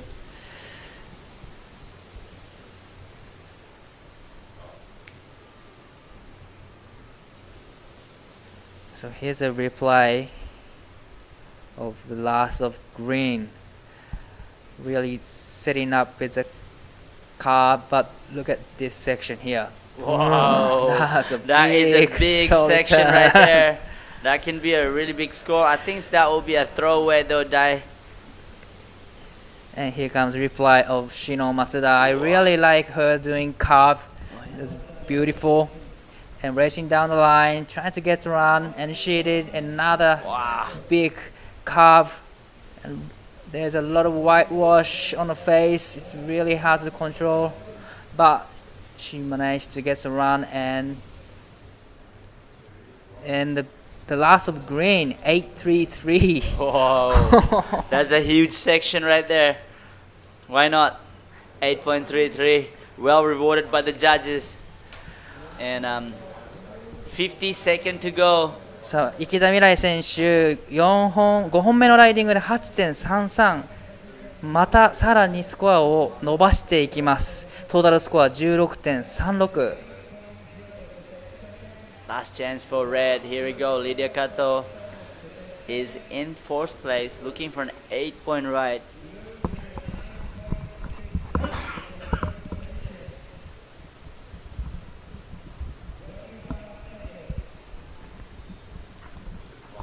So down to 20 seconds remaining.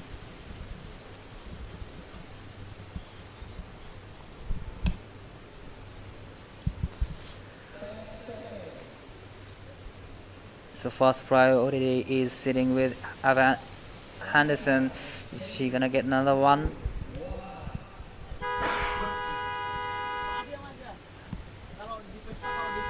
Fortunately, so this is it. We have first Mirai Ikeda, second Shino Matsuda advancing to the next round. So now we are going to the ad break and quick break. We'll come back after the break.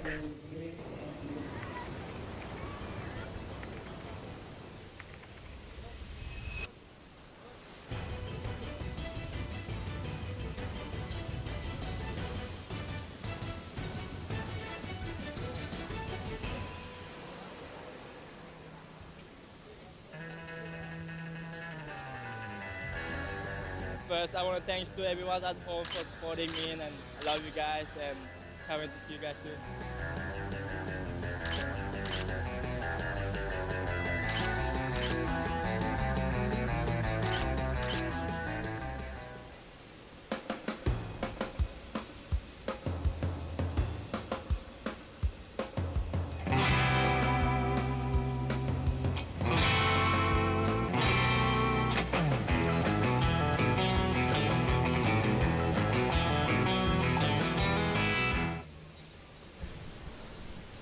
Okay, we are back live again for heat number 4 of round of 16 of the women.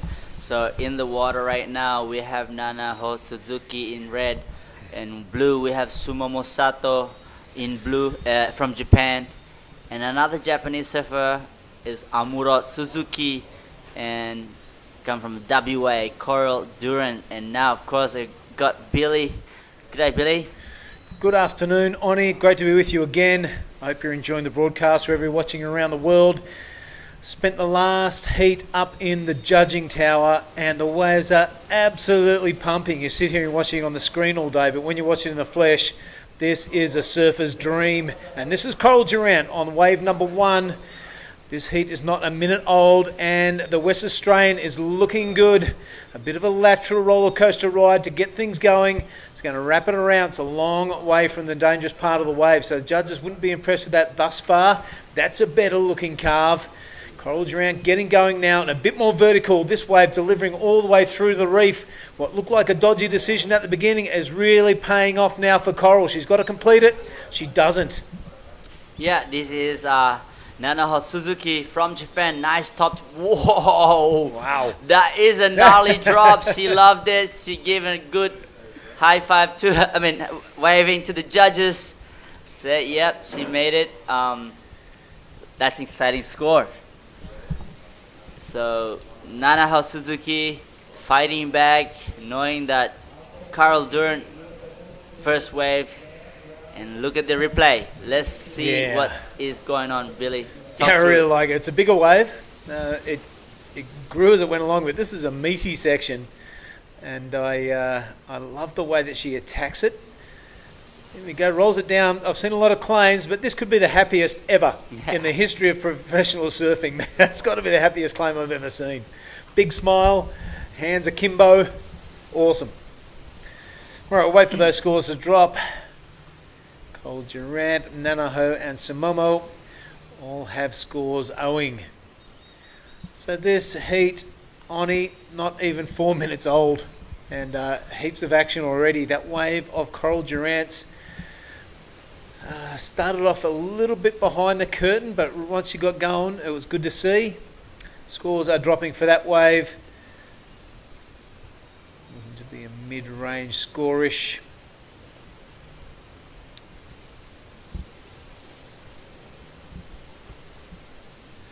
Yeah, but you look out there and see the lineup with your own eyeballs and is absolutely firing.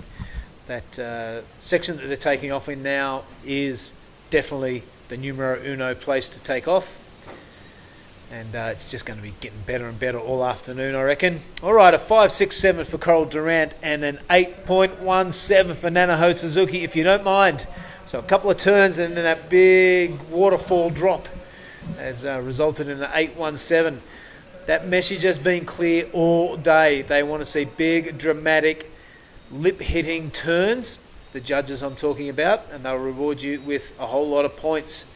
Definitely the case in Nanaho Suzuki. Yeah, that is right, Billy. Everybody's posting some big scores. There's a lot of wave coming through now. The swell is picking up. You can see a little bit of wind coming through now, so that is bringing the swell. So there's a lot of power too out there. So the wave of Nanaho Suzuki, it's a heavy drop, and I love about that. She went for it, as you can see now. This is Sumomo Sato from Japan. Oh yeah, fighting back. This is her first wave. Nice vertical snap, throws a lot of spray. Goes again. As she goes, looking for a finishing right here. Not that one's a nice check turn into another one. Let's see the finishing right here. Boom. Can she make it? Oh, that is only she did. And here's a big set coming. Everybody's duck diving this one, Billy. Yeah, everyone caught out of position by the looks of that. I reckon Coral Durant would still be paddling up after her first wave. Nanaho Suzuki is going to be very happy with her start and totally bails there. All right, so the size of the waves becoming evident by the girls ditching their boards and going deep as they can. Why everybody is underwater wrestling crocodiles and doing backflips, let's cross down to Wakadai. Here's the winner of the last heat. ラウンドオブ16ヒート3見事第1位で通過した池田未来選手です。お疲れ様でした。お疲れ様です。ありがとうございます。トータルスコア 16.36 2本のエクセレントスコアでしたが、多分このイベントの中でもトップに入るトータルスコアだと思います。でヒート見ていても乗るたびにしっかりと、ヒートスコアをこう塗り替えていっているような印象でした。もうすべてうまくいったんですか？そうですね、1本最初に5点乗ってから7点の波はちょっと右のやつだったんですけど、そこに波が来てるなっていうのは思ってたので、それを乗ってでそこからリズムが多分作れたんで、自分のサーフィンも調子良かったですし、良かったと思います。So she knew that there's a white one and she was looking for those kind of, and after she got 7-point right, she was just sitting on that area and she get the score, she get 2-8 and she did what she can do on that wave, so she's very happy about it. では明日、いよいよファイナルズ勢になってくると思いますが、この後はサーフィンされますか？それともどういうプランですか今日は？いや、ちょっとサイズも上がってきて疲れたのでゆっくりしようと思います。しっかりゆっくり休みを取ってください。たくさんの方応援してくれてると思うので一言お願いします。応援ありがとうございます。今日もすごいいい波で試合ができてとっても楽しいです。次のラウンドも、楽しみきります。応援よろしくお願いします。ぜひ楽しみきってください。ありがとうございました。おめでとうございます。Okay, thanks guys. Back to you. Yep, right on. Daiwako, thank you very much. He was there with Mirai Akita. A really dominant display by her in heat number 3. This is heat number 4 of the women's round of 16. There has been one score dropped during that interview, and it was a 5.57 by Sumomo Sato. Slightly under Coral Durant, so the West Australian remains in second place, and it is Amuro Suzuki yet to get going, our surfer in white.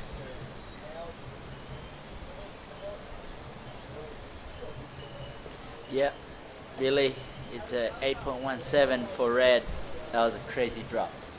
It was great. I liked it. It was a bigger wave, and like I said, maybe the happiest claim ever in the history of pro surfing. I hope that gets a replay. Can be a highlight, I reckon. Oh, of course. There was no aggression. There was no giving the business to the judging tower. It was just a good old-fashioned stoke coming out of Nanaho Suzuki. We'll bid farewell to Oni Onwa for the time being and welcome back into the booth. Wakadai. Hello, that was a great heat to watch about Nanaho Suzuki. 8.17, that was a huge 2 turns. Mm-hmm. I seen that from the beach, and that all the athletes went cheering up. Oh yeah, for that one, yeah. Yeah, right. So the athlete area, there's a whole bunch of them there. Some leftovers from the women's round that you're watching right now, and then all the men are there preparing, hyping up, got their music on, doing a bit of flexing, doing a bit of stretching. Because straight after this, in 20 minutes' time, we'll be going to the men's draw, and it will feature Elliot Parada Reed and Mega Atana, Kais King, and Marlon Harrison. That is going to be an absolute beauty, and what a way to start off the round of 16 of the men. 4 big heavy hitters. Look at these waves, absolute surfer's dream, and these girls get to surf it with 3 other surfers. Can you believe it? How's that hook from Nanaho Suzuki? Absolutely on a tear. The owner of the world's happiest claim is not going to be so happy now. Wow. She face slaps into that 4-footer. さあ、鈴木安室選手1本目のライディングです。少しホワイトウォーターが多いが、ここはしっかりコントロールして素晴らしい一発目。大きなスプレーを出していきます。さあ、ここはセクション、速いセクションしっかり抜けてきて、もう一発入れられるか。入れてきたけれども少し遅かったのか、ここでこけてしまいます。That was really unfortunate for Amuro Suzuki. That first time was solid. And Nanaho's last waves. That was a great surfing from Nanaho. Yeah, fantastic. You can tell she's got her tail in the air and ready to go. Amuro Suzuki. A lot of distance travelled on that wave, but not a lot of turns. So sometimes it's hard to get all that speed and momentum to get through the sections, then wash it off enough for an effective turn. But this surfer definitely knows how to do it. great attraction to the women's part of the draw. This is Nanaho Suzuki. I really like that first turn, a bit of a check for the second one. It's a real pity that happened because I reckon she was on her way to another banging score. This is a replay of the Muro Suzuki. I really love the power hack from Muro Suzuki, but fortunately just this wave is about to close it out, but it was a little bit too late to go up the top. So I talked to Nanaho this morning, and she said she actually broke her longer board, so she was using a shorter board, and she didn't like it, and still using it, and she gets 8. So that's the one she's surfing in this heat. Yeah, oh, incredible! Shorter board, but she's surfing great. All right, Carol Durant is used to big, long, powerful left-handers. Looking totally at home is the West Australian. That's a great snap in the pocket.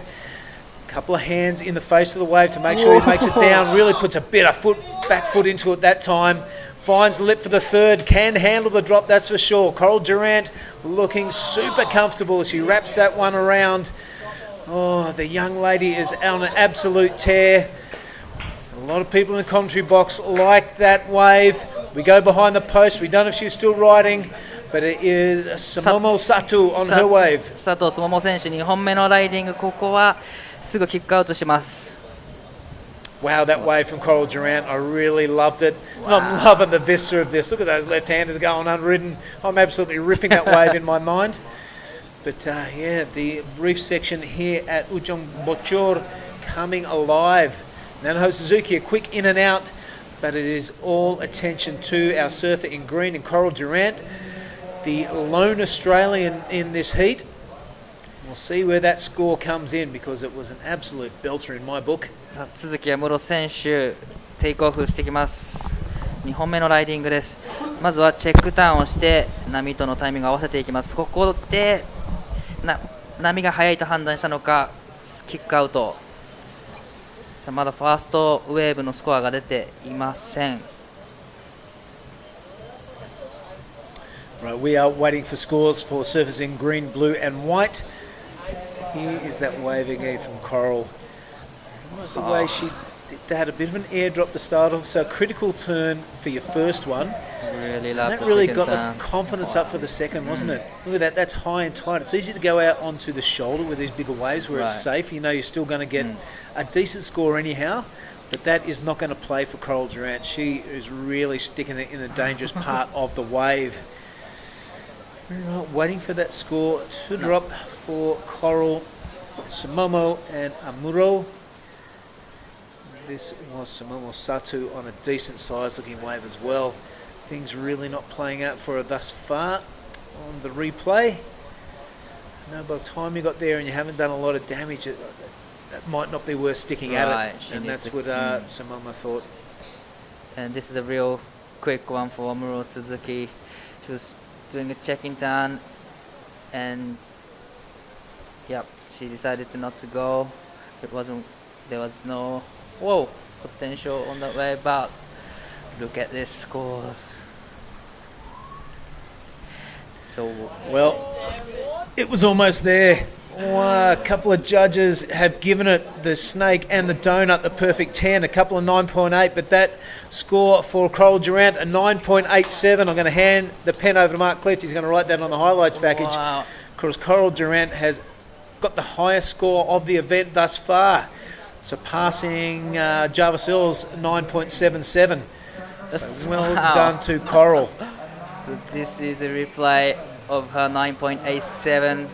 Beautiful first turn, and I really love the second turn right here. Going to the vertical, hit the section super hard, and straight into the third turn.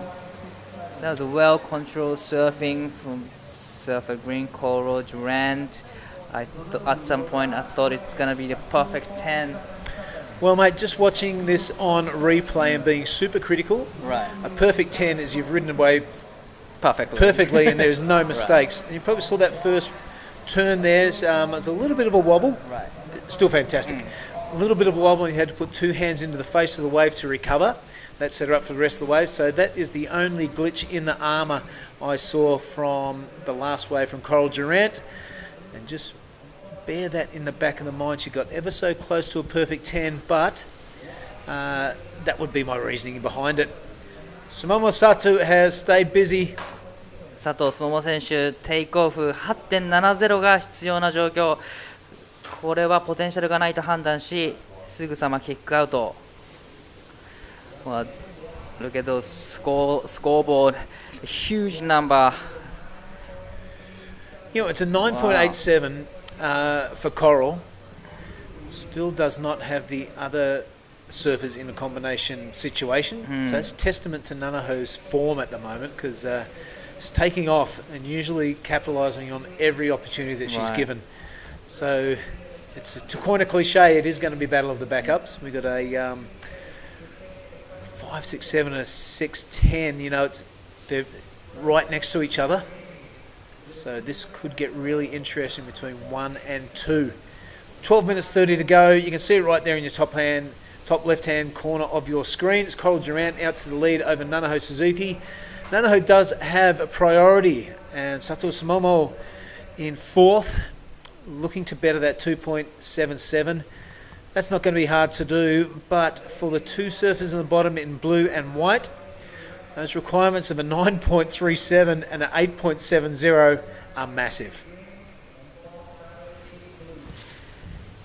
残り時間12分になったところでシチュエーションです。第1のポジション、コーラル・デュラント選手、なんと2本目のライディングでほぼ10ポイントに近い 9.87 をスコア。2名のジャッジが10点としています。 9.87 をマークし、第1のポジション、第2位に続き七穂選手 8.17、6.10、トータルスコア 14.20。佐藤すもも選手は 8.70 が必要、そして4位の都築安室選手 9.37 が必要となっております。ここでコーラル・デュラント選手テイクオフ。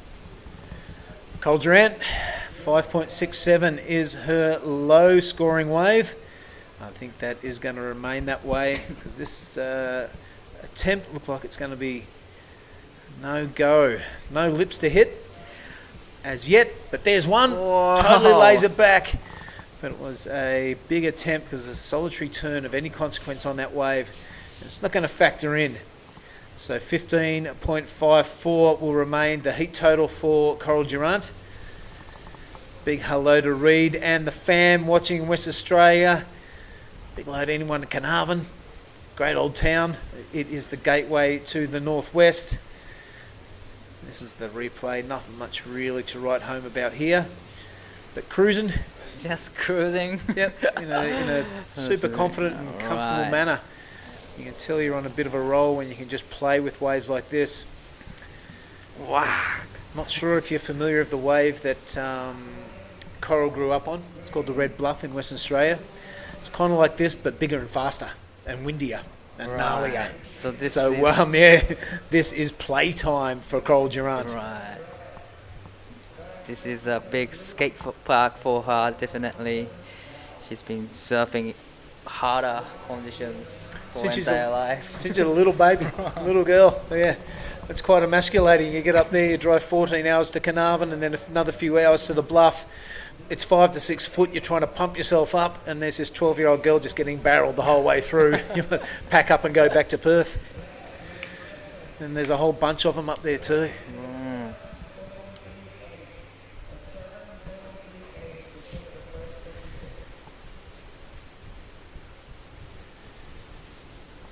Right, 9:40, and this has continued in the vein of most of the heats today. It's been super exciting. Something cool has happened each heat, and let's hope it continues into the round 16 of the men.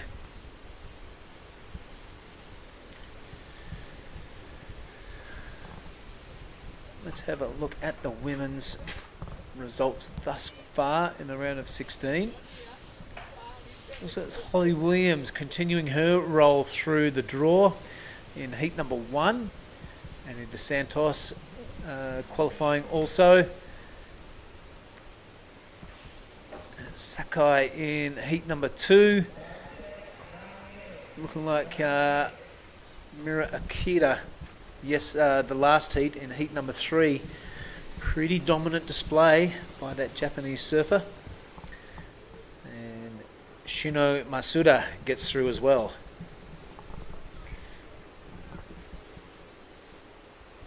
So it's going to be a pretty even spread of Japanese surfers and Australian surfers by the look of it.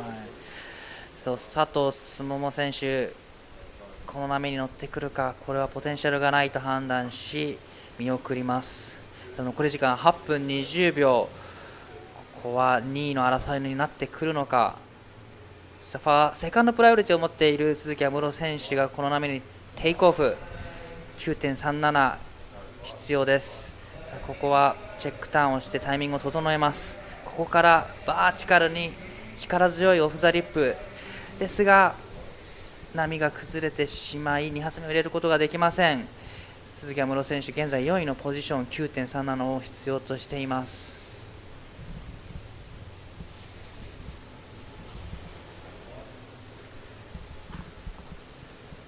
Here's a replay of the last wave for Muro Suzuki. It's medium-sized waves. It's got nice a nice checking bottom turn. Right. Nice bottom turn, isn't she? Yeah, it's I good really to see. like that. This turn, so much power in it, but unfortunately it was just closing out after that. Well, I like that decision because there she is now playing on. Try to take on that lip at that stage of the game, it would have been all sorts of trouble. Right, moved up a spot, but that requirement is 8.47 still for Muro Suzuki. That last wave coming in at a 5.80. Pretty much one turn and it gets Pretty much. 5.8. So if she, can do those kind of turns, probably put 2 turns in, then she's gonna get decent scores. 鈴木安室選手、3本目のライディングで 5.80、 小さめの波ながら力強い2発目のバーティカルなリッピング、これ一つが評価されたような形です。 5.80 をマークし3位のポジションになります。現在必要なスコア 8.47。 さあ残り時間6分30秒を切ってきました。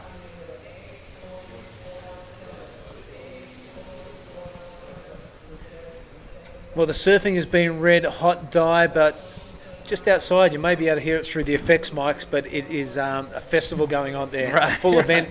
There's been dancing and bands and all sorts of business going on just outside of the contest area.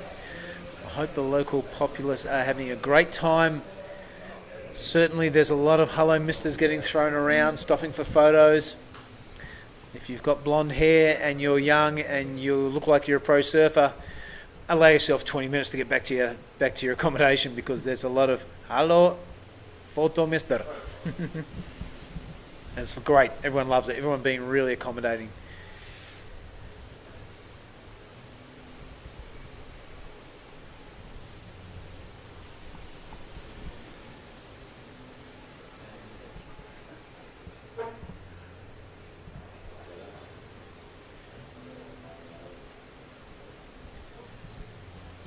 It looks like Muro Suzuki separating herself from the rest of the field, doing a Java Seal, doing a Alice Reginato, doing a Bronson 80. They've all gone up there and absolutely scored, so why not? Might get up there and get totally tubed all the way down to these girls. That's going to garnish you an 8.47. So it's roll of the dice time for Suzuki and Sato, because the super strong performance from Nano Suzuki has only been trumped by the mega performance from Coral Durant. Close to a perfect 10. Oh, really close to the perfect 10.「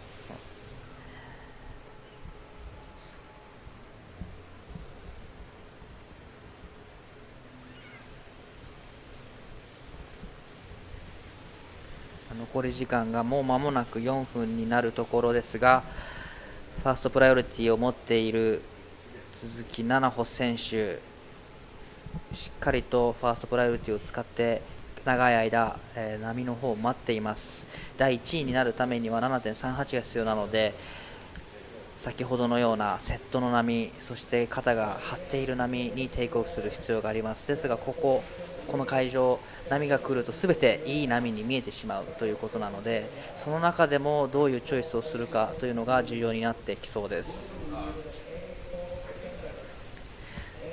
現在鈴木亜室選手第4位のポジションですが、第3位のポジションでプライオリティを4番を持っていますが、奥に1人波のポジションを取っています。この動き、プライオリティ4番を持っている選手は多くの選手が行っているんですが、この奥にも実は割れているポイントというか、もう一つピークが存在します。ここで奥から来るいい波に乗ると、この手前で待っている3名の選手は波に乗れない、なのでスコアをできる可能性があるということで、1人今奥で波待ちをしている状態です。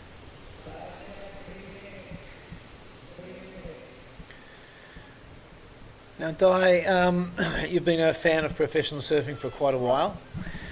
Are there any Indonesians that are quite famous in Japan?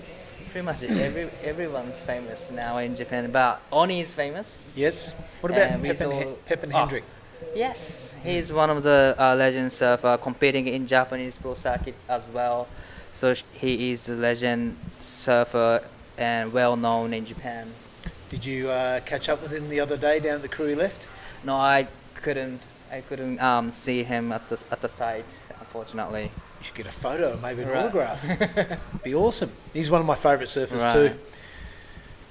Absolute machine when he was competing. You'd hate to have him in your heat. Smile, handshakes, and then the buzzer goes and you don't know who this guy is. He's in the fighting mode. Yeah. Doesn't stop, paddle. He looked like the Terminator and he surfed like it too. All right, 2 minutes to go in this one. This is heat 4, the last of the women for the round of 16. And it is Coral Durant out to, in any other heat this would be an unbeatable lead, but Nanaho Suzuki has found some form, and that 7.38 is not a massive ask for her. But 1 and 2, pretty safe I reckon, because Amura and Sumumo have 8.47 and 8.70 respectively. That's the requirement. It's been an entertaining heat, hasn't it? We got excited when Coral got that big, long wave. We got super excited when Nanaho did that big drop down the waterfall into the happiest claim in the history of professional surfing. Makes you feel good, makes you smile when you see something like that happen. It wasn't rehearsed. It wasn't a bit of anger. There wasn't pointing to the judging tower. It was, I'm so happy. I absolutely loved it. I'm just hoping there's another opportunities for those two surfers in the end, but down to 50 seconds remaining.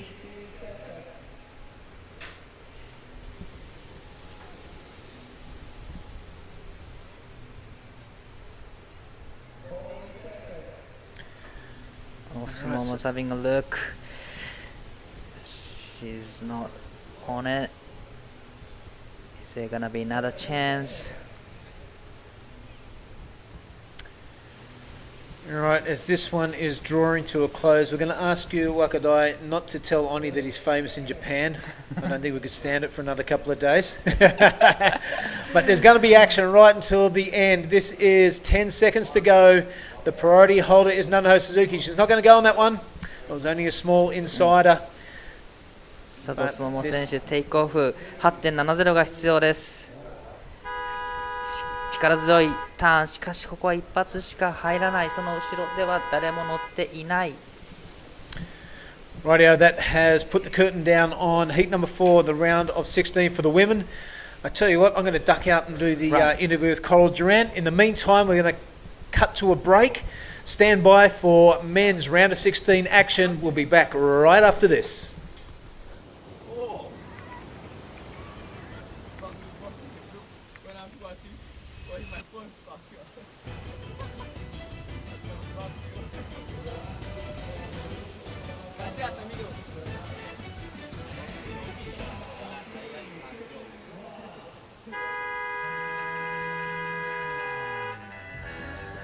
First, I want to thanks to everyone at home for supporting me, and I love you guys, and can't wait to see you guys soon.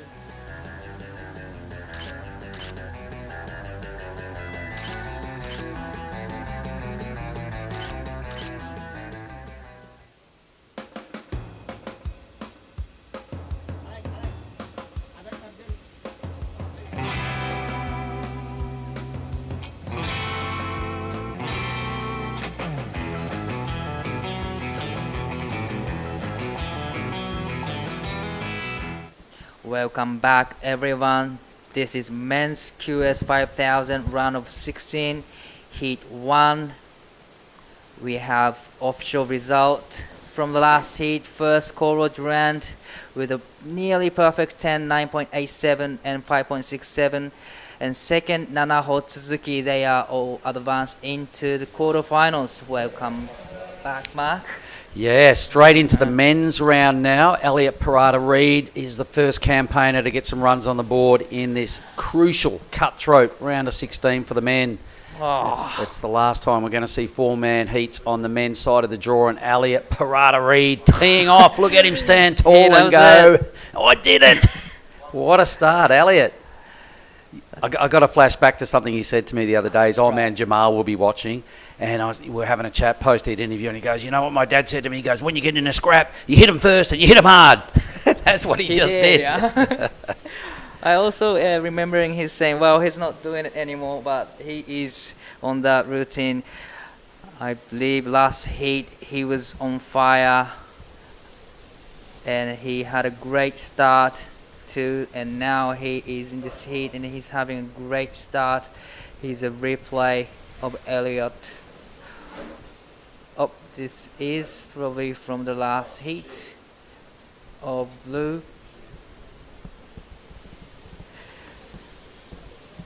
So this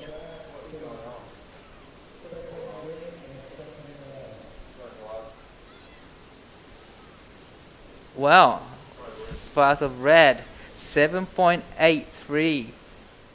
That's a great way to start off this heat.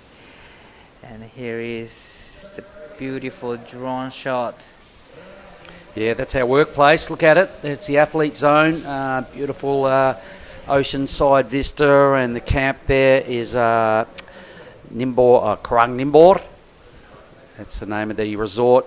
But we are parked up in a 783. Elliot Parada-Reid threw it down big time, and all these heats are a big deal. That's Kaius with the long hair in the white. Right next to him is Made Artana, mega right there in the blue. Next to him, green, is Marlon Harrison. So Elliot Parada-Reid knows he's got a stacked heat, so some runs on the board early. He's got a keeper, and he's off to a flying start. So well done to the Kiwi. So we've seen a couple of excellent scores in women's round. So we will see some huge actions from the men's. And now Elliot has 7.83. Oh man, just so impressed with what I've seen to get to this stage. I'm really pumped at this time of the event. It's hard not to be excited, Di, because we've got the best of the best. And when our work days are in pumping waves, we're watching pumping surf, we're calling heats that are blowing up. We've got amazing surfers across the board. Our work day is pretty easy when it's like this, I reckon. I love it. I totally agree. Really love watching those exciting surfing from all these talented surfers. Yep, so tomorrow will be finals day, everybody. We're going to take our act back to Krui Left, which is about a 30-minute drive away from here. It is a Bingen-like wave. The swell is on the move. It's heading up. This wave will get really burgery and a lot of wash-throughs tomorrow, and really quite out of control big. So we're going to tuck away in this corner. Backup venue is basically Bingen, but a bit longer. So it's a pretty good backup spot. All finals will be surfed tomorrow. 16 heats to roll through. So roughly 8 hours of surfing. Just waiting for Coral Durant to make her way in. We'll throw down to Billy, and then we're going to throw some kudos out to some good mates of mine that are watching. A bunch of fireys. Hold on there, boys. We love your work. Coral Durant had an amazing heat. Reid and his family up there in Carnarvon, or wherever you guys are, must be so stoked right now, because Coral has been waiting for a long time to put together a result like this, and indeed she has. So we're just waiting for the all clear before we throw down. And we've got the all clear. Billy Hangen, to you and Coral Durant, please.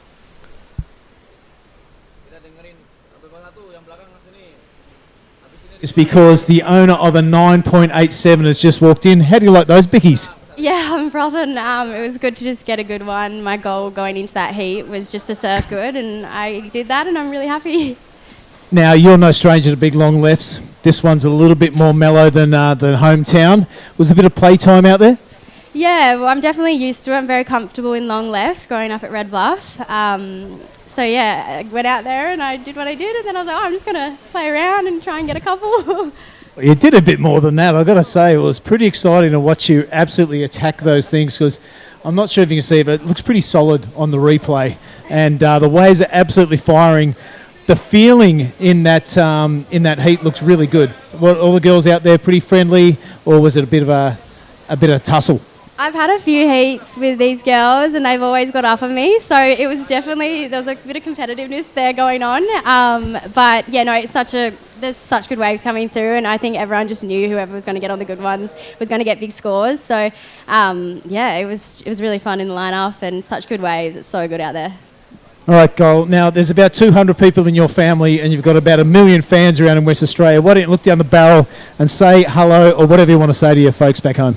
I'm sure Mum and Dad are watching. Just say hello to them, and yeah, hope I didn't freak you out, Dad. But yeah, thanks for watching and supporting me. All right, the holder of a 9.87, and the eyes definitely on the prize. Coral Durant, back to you guys in the booth. Thanks very much, Billy. And Coral Durant is an absolute favourite of mine. She's done such hard yards to become the surfer she is. She's a former Australian under-18 champion. She lives in the desert. She's got a whole lot of sisters that grew up in like a stone house, seriously, in the desert, this harshest environment. And, you know, they've travelled so many yards. To get to events as a junior, she had to drive her and her dad like, you know, 15, 16, 17 hours to get to Margaret River, to get to Perth, to ply a trade, to learn how to compete. Madness. Meanwhile, a lot of waves got caught. Kaius King, runner-up here last year. This is him on our screen. We've got a bunch of replays. Made Artana right here. Mega is his nickname.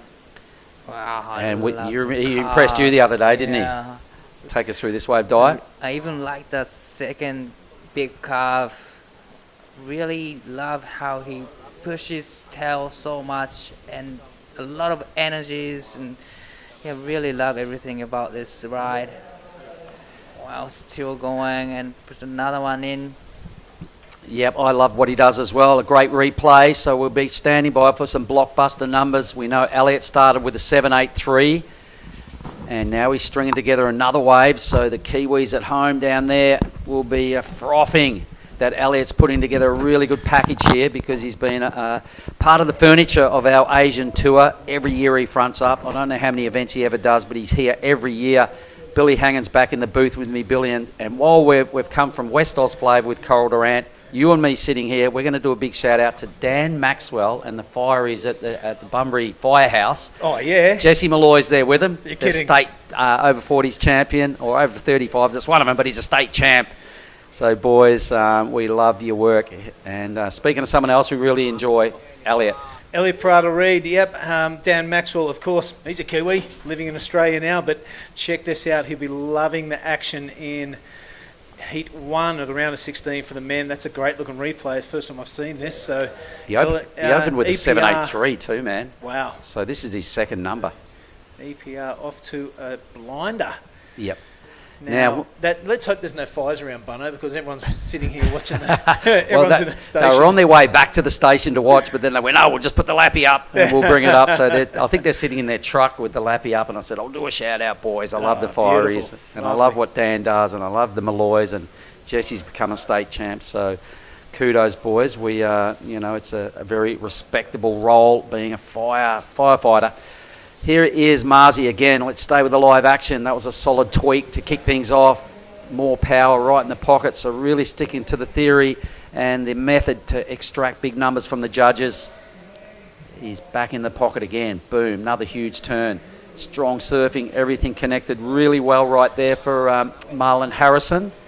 So Kai's got a good wave. Mega got a good wave. Elliot's had two good ones. Marzi's on the scoreboard with a screamer as well. This heat's really firing up, Bill.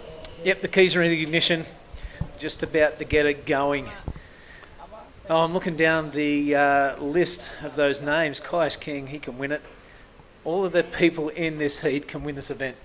How's Elliot's second number that just dropped in, mate? 6.40. That's a great backup for the 7.83. It is the New Zealander out to an early lead. Still 19 and 10 to go in this heat number 1 at around 16. It's Mega Artana hot on his heels. He only has one wave and a 7.53 is a 7.57 is his requirement. Kai's King, super dangerous competitor, 3.60. He'll be looking to throw that in the bin by the end of this heat. Just needs a good wave and there's no stopping him. But here goes EPR. Nope, just teasing us.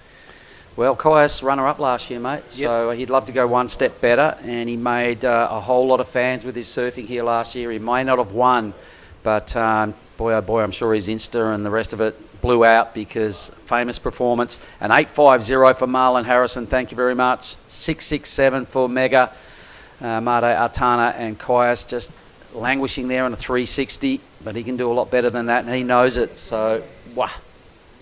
Oh, man, this is a huge deal, Billy. The difference in points getting out of this round in the rupiah they're going to pick up, it's a huge difference. But it's, you know, cash is one thing; it's always a bonus, but you can't buy points, and that's what they want. 100%.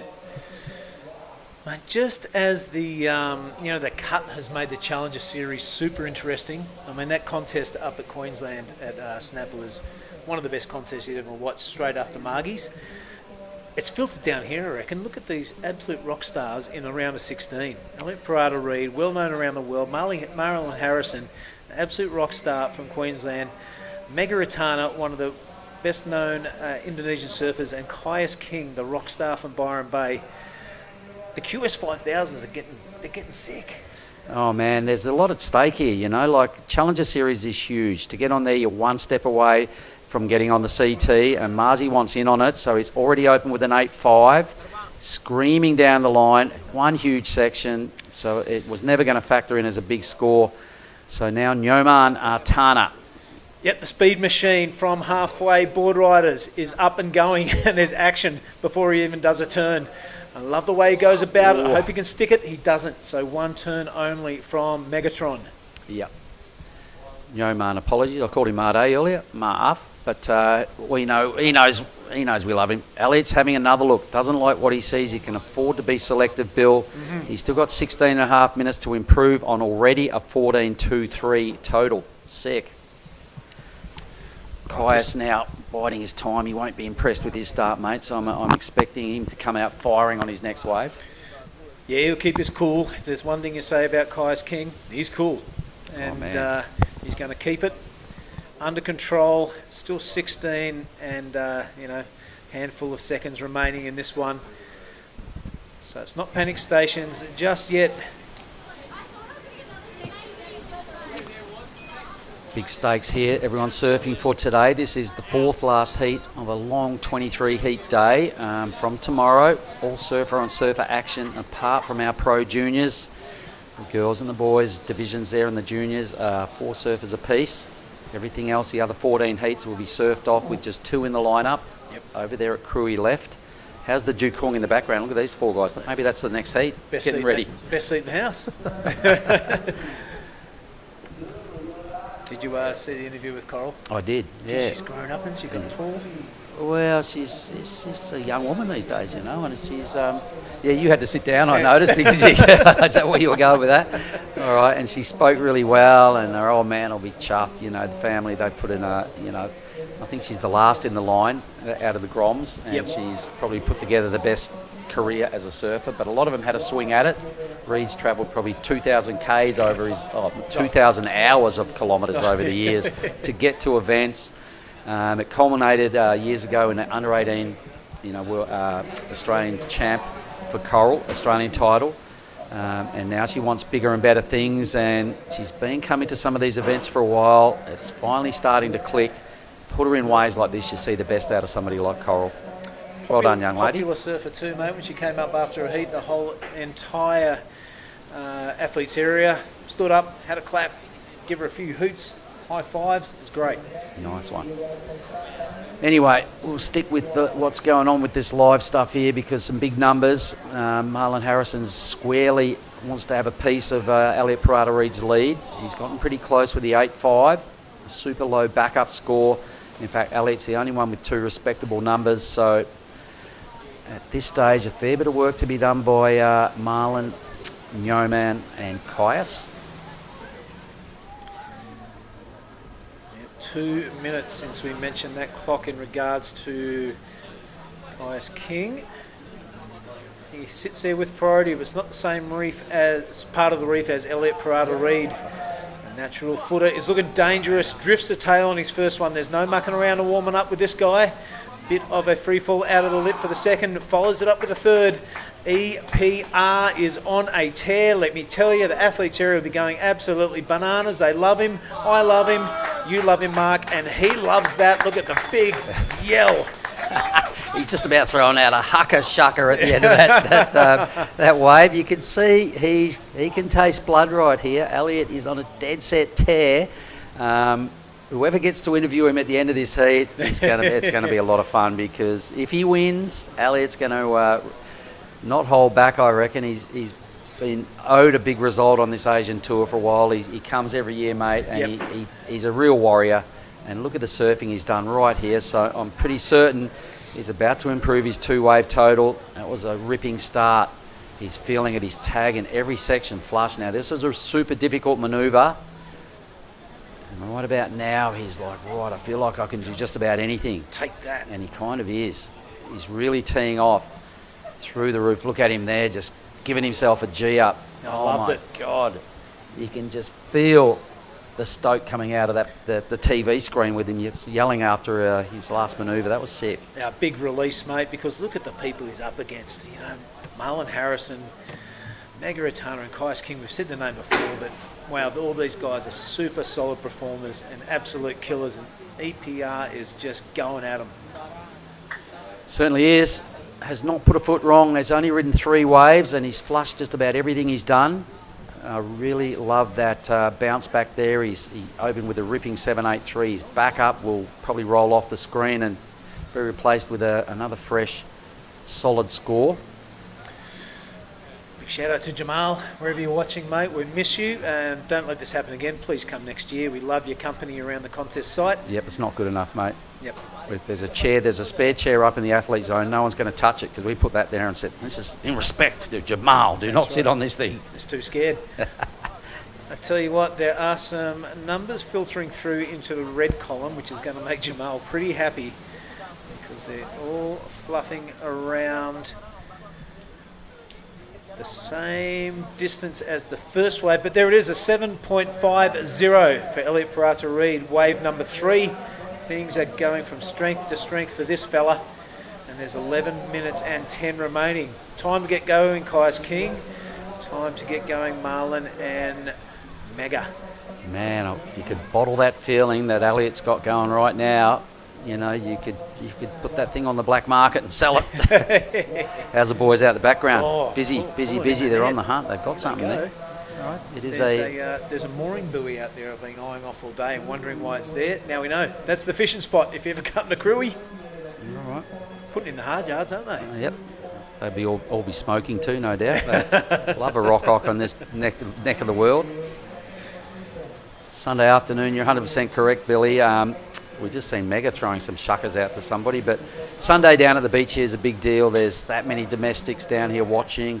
They probably don't even really understand what they're watching. They just know there's this big festival that we need to be at and check out some boules and let's go have a look. So a busy scene on the beach. There's a lot more going on than just the surfing, mate, at this event. There's been heaps of dancing and bands and all sorts of business going on just outside of the contest site proper.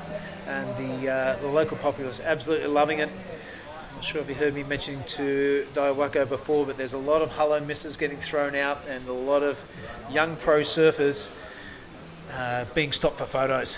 Hello, Mr. Photo, of course. Why not? One photo and that just attracts another crowd. You're stuck there for about another 5 minutes. You almost can't stop, can you? Sometimes you've got to be a little on the rude side and go, well, I'm in a hurry. Yep, here we go. Caius, all right, sat there for a long, long time.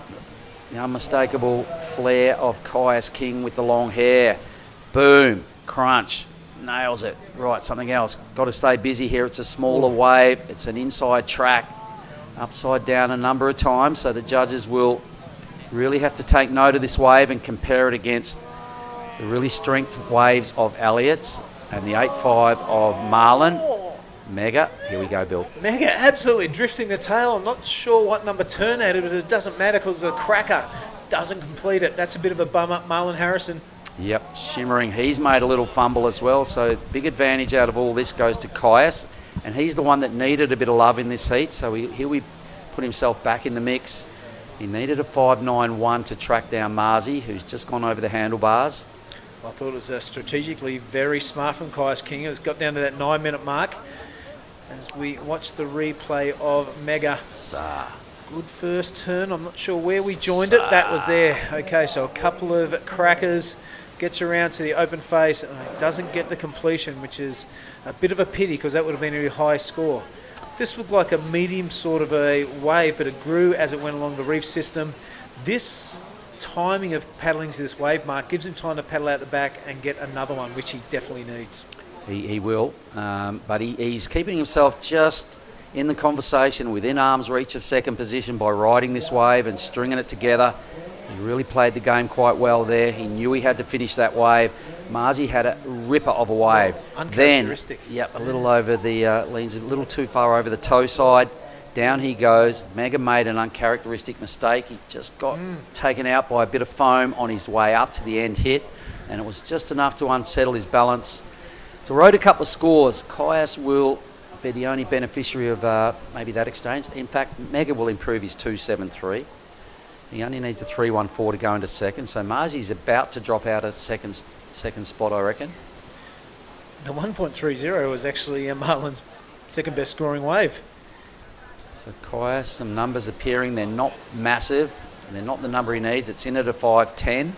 He'll be looking to make that his backup, mate. Yep, so he's got 7 minutes, which you're alluding to is a wise move, allowing enough time. He pulled the trigger. He's back in the hunt. The number for Mega will improve the 2.73. He'll definitely get the 3.14 to go into second. It won't be a very substantial second placing because Marzi has the 8.5 and something else. So actually the requirement for Mega will go up because Marzi did do a couple of turns. There's the gang down there in the competitors area. How are you girls? How are you guys? Woo! Ever popular Coral Durant. Coral Durant sitting there. Yep. All right, scores are in, mate. 6.47 for Mega, if you don't mind. That is taken to second position. Marlon Harrison now relegated into the third position. All right. 4.54 is not a massive ask. Yeah, no, that was the only turn of Marlon's wave, so... So he'll be wooing that missed opportunity. Marlon, yep. So into third, but he's got the best score of the heat, so no real, no big pressure at this stage. He doesn't need much for second, but something's got to happen. They don't give away 4 6s that easily out of that judging panel, so Marlon's got to get his thinking cap on. He does have second priority. Elliott's just beaming and buzzing out there with 15.5 points almost in the bank. So Megatron moves into second spot. Had he finished that final move, bro, there's a 7.5, you know what I mean? Yeah, I agree. The judges are really loving his act, and when we had a little briefing with him last night, he's gone, what do you reckon we need to? And I said, dude, they're loving it. The judges are loving you. You don't have to change anything. More of the same, and he's delivering more of the same. It's a real pity he fell because he could have really stretched out that hold on second. There's our scene.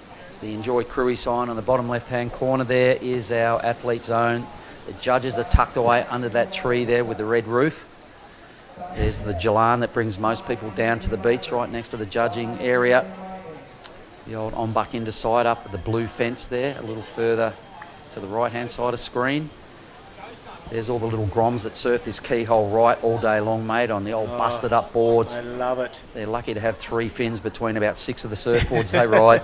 Nobody's got a nose on their surfboards because none of them have leg ropes. So when they fall off, their board smashes into that rock wall. Hey, this is Caius King.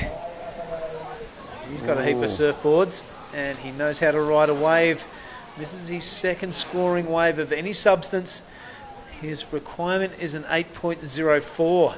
So at the moment he'd be looking to improve that 5.10. Don't know if that's going to happen. He's got 4 minutes to get out the back and get amongst it. That was a bit of a head scratcher. Me too. I reckon that was the smallest wave I've seen surfed all day. So he lost his sabar.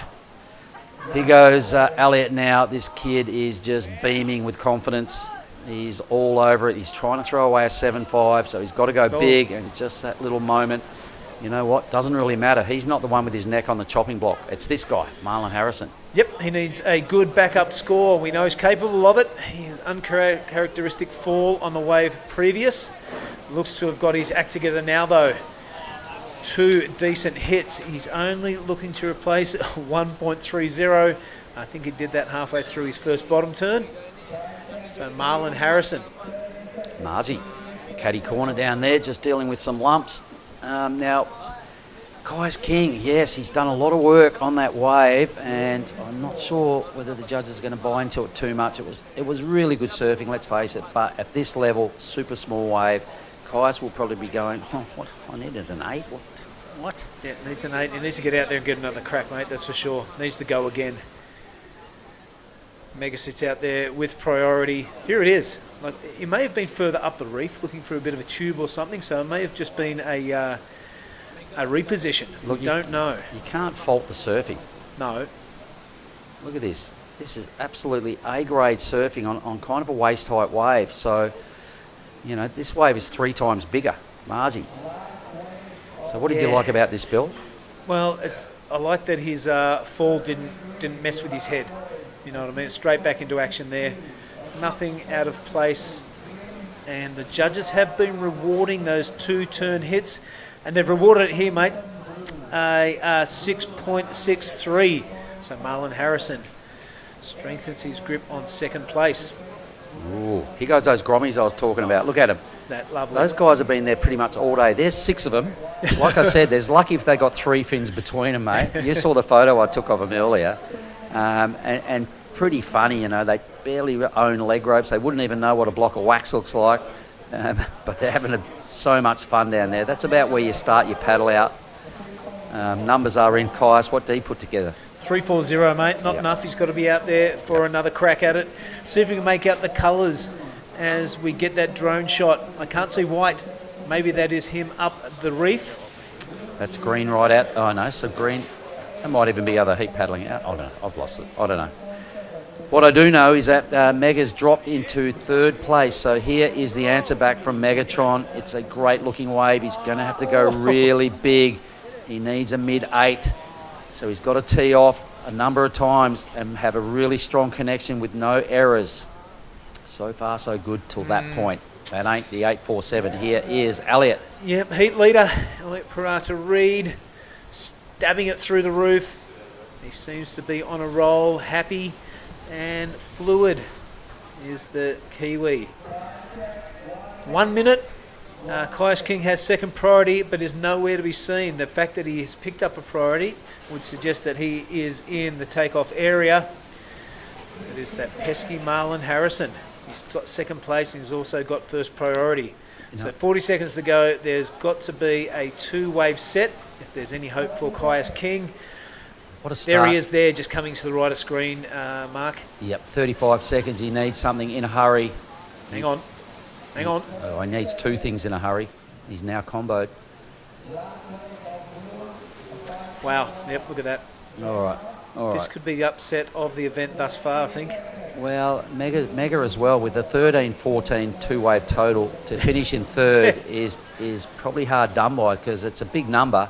And I don't think many people have missed out with 13 points in the bank. No. So he could consider himself a little unlucky. Ripped his way into this position, which will be effectively an equal 9th. This has to be a big half-court Hail Mary if he's got any... No, what is he in combo? What am I talking about? Yep. All right, Kai's King is relegated out of the competition. That is a massive shock to a lot of people, including myself. Let's take nothing away from Elliot Parata Reid and Marlon Harrison progressing into the surfer-on-surfer action tomorrow. Look at the emotion coming out of Elliot. I love it. I get to have a chat with him, so I'll go down there and set myself up. That's going to be fun. And once again, to Dan Maxwell and the Fireys in Bunbury, we love you boys. Okay, back in a moment with heat number 2.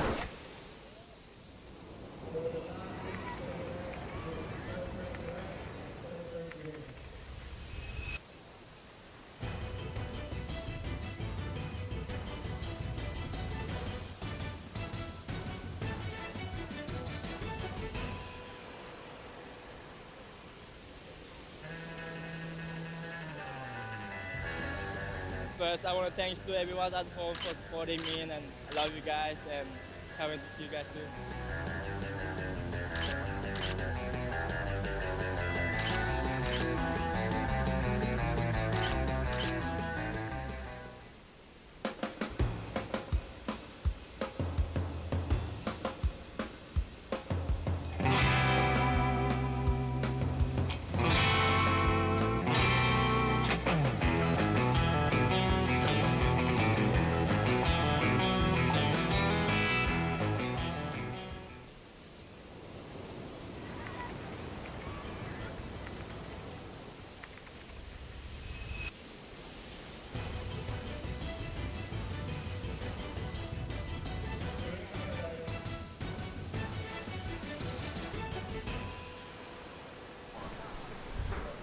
Yes, welcome back. This is heat number 2 of the round of 16. There, the names there, Alistair Reginato. He has been on an absolute tear this entire event. Winter Vincent really come in leaps and bounds in the last 12 months. The ever-dangerous Taj Stokes is the person you see surfing on screen right now. And Yuji Mori from Japan brings it up in the white. This heat has only been going for less than 3 minutes, and there is a couple of scores up already. None better than Alistair Reginato, a 7.50. Taj Stokes has had a wave of his own. There was a dominant display by Elliot Parata Reid. I think it's safe to say that in the last heat. He took this guy out who's Caius King. He will be packing his bags and heading to Nias before he goes to Bolito. But this is heat number 2 of the round of 16. I'm going to welcome back into the commentary booth Oni Onwa Che. Good afternoon, Billy. How's everything going over here? Everything's great. We've got a little bit of a New Zealand flair going at the moment because their favourite son, Elliot Parata Reid, is into finals day. Can't wait for the interview. Oh yeah, Elliot's been on fire. I could feel his energy before when I was seeing him. As you can see now, the replay of Taj Stokes in green. Nice first turn into this vertical top to bottom surfing that is, and hold up 1 second. Stalling for the barrel. All right, bit of a hiccup here. That's okay. We are deep in the jungle. And what we're seeing on screen now is the holder of the 7.50 in Alistair. The best wave drops thus far. There's a blue asterisk next to Taj Stokes. That means he's owed a number as well. And look at that, a 7.33 for the surfer in green. Taj Stokes is in the lead, albeit by 1 wave alone. So a high-scoring heat so far. While waiting for the rest of the surfers to get together, let's cross down to Mark Clift. He's got a very happy winner of heat number 1. I certainly do, Elliot Parata Reid. I've seen you surf a lot of heats, but I reckon that's the best I've ever seen you with one of these things on a Rash Fest. What do you reckon? Hey, Jummer, hit him first and hit him hard, baby! Well, you did. A 7.83 out of the blocks. You backed it up with a 6.4 and then blew it out for another 7.5. Tell us how you were feeling after wave number 3. I'm pretty tired. I've been tired pretty much ever since I landed, but just been drinking heaps of caffeine and Jay's electrolytes, and it's keeping me chugging along, so yeah, frothing. Well, for once you didn't give your old man a heart attack. You hit him hard and you hit him first, and then you backed it up, mate. How good. How about a big shout out to the old man? Yeah, shout out to mum and dad. Yeah, wouldn't be here probably if it wasn't for them, and shout out to the Keyhole boys, Surfboard Empire boys, everyone supporting me. Yeah, let's keep it going. at the end of wave number 1 when you gave yourself a big rev up? Give us one of them now. How did it sound? Oh, no, probably not, mate. I'll give everyone the ick, but no, yeah, it felt good just to lay into one. I feel like I haven't, that was like my first good wave I've had since I've been competing here this year, so just felt good to open up on one. I'm so happy you're through to the man-on-man stuff, and I'm sure you are. Well done, Elliot. Cheers, mate. Thank you. Cheers, boys. Thank you. Yeah, good on you, Elliot, and good on you, Mark. Great interview. I'm sure all our New Zealand brothers and sisters will be happy with that. I certainly am. He's a great character to have around, and he's absolutely ripping.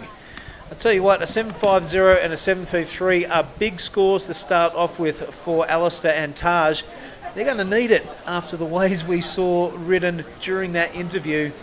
Winter Vincent has gone upside down, waiting for a score from him, and Yuji Mori is also owed a score. So this heat number 2 around 16 is looking like an absolute barn burner, as we see a few replays floating around. Here's our man in red, Winter Vincent. We saw a bit of this wave during the interview, but look at that, straight up, drift the tail if you don't mind, down to 6 o'clock, the nose of the surfboard. Wraps it around, there's no wasted opportunity. If there is any part of the wave to garnish some points, Winter Vincent's going to collect on it, and he did just that. Yeah, Alistair I love Rapp. this is the bigger wave for Alistair. He's looking for that bigger score, 7.5s. That's the money turn right there, Billy. So that's a hard one to do because there's a backwash in that ending section, and he can go airdrop. So I really like it, but I'm not a judge. So let's see what the judges say with the last wave of blue. Yep, still scored for Alistair. Scores are filtering through for red, and we're still owed a score. No, we're not. There, Eugene Murray is through with a 5.50. So all surfers with a score on the board. Just after we get reds coming through. I was impressed with that wave. Oni Onwa was giving me the big thumbs up as I was describing it, so it definitely pleased him. And we tell you to please the judging panel, because it comes in a flat 9. How do you like those biscuits? 9 for Winter Vincent. That has leapfrogged him straight into first position over Alistair Reginato. There is a score coming for him. Taj Stokes and Yuji Mori, one wave apiece. They'll be looking for a good backup. But a 9 on my, come on, that is the way you want to start your round of 16 heat. Yep, that's it, Billy. Round of 16 is where everybody serves amazingly. Also, the wave just picked up. So many nice walls to hit. You can go really upside down out there, as you can see. Last wave of red, Alistair Reginato, was a 6-point ride. And he is a Yuji Mori. Last wave, that's his first wave, was a 5.5.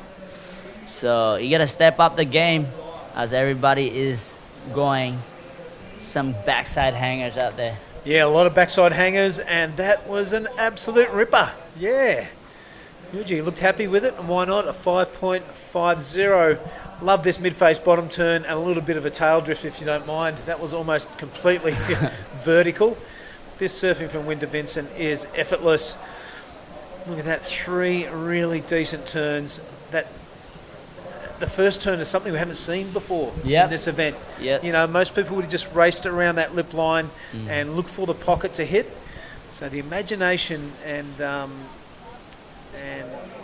can't think of the word, but the imagination from Winter Vincent, spontaneity was fantastic, resulting in that 9.00. Yeah, I mean, it's a tricky section, and he pretty much showed not just the fin, but almost the whole board.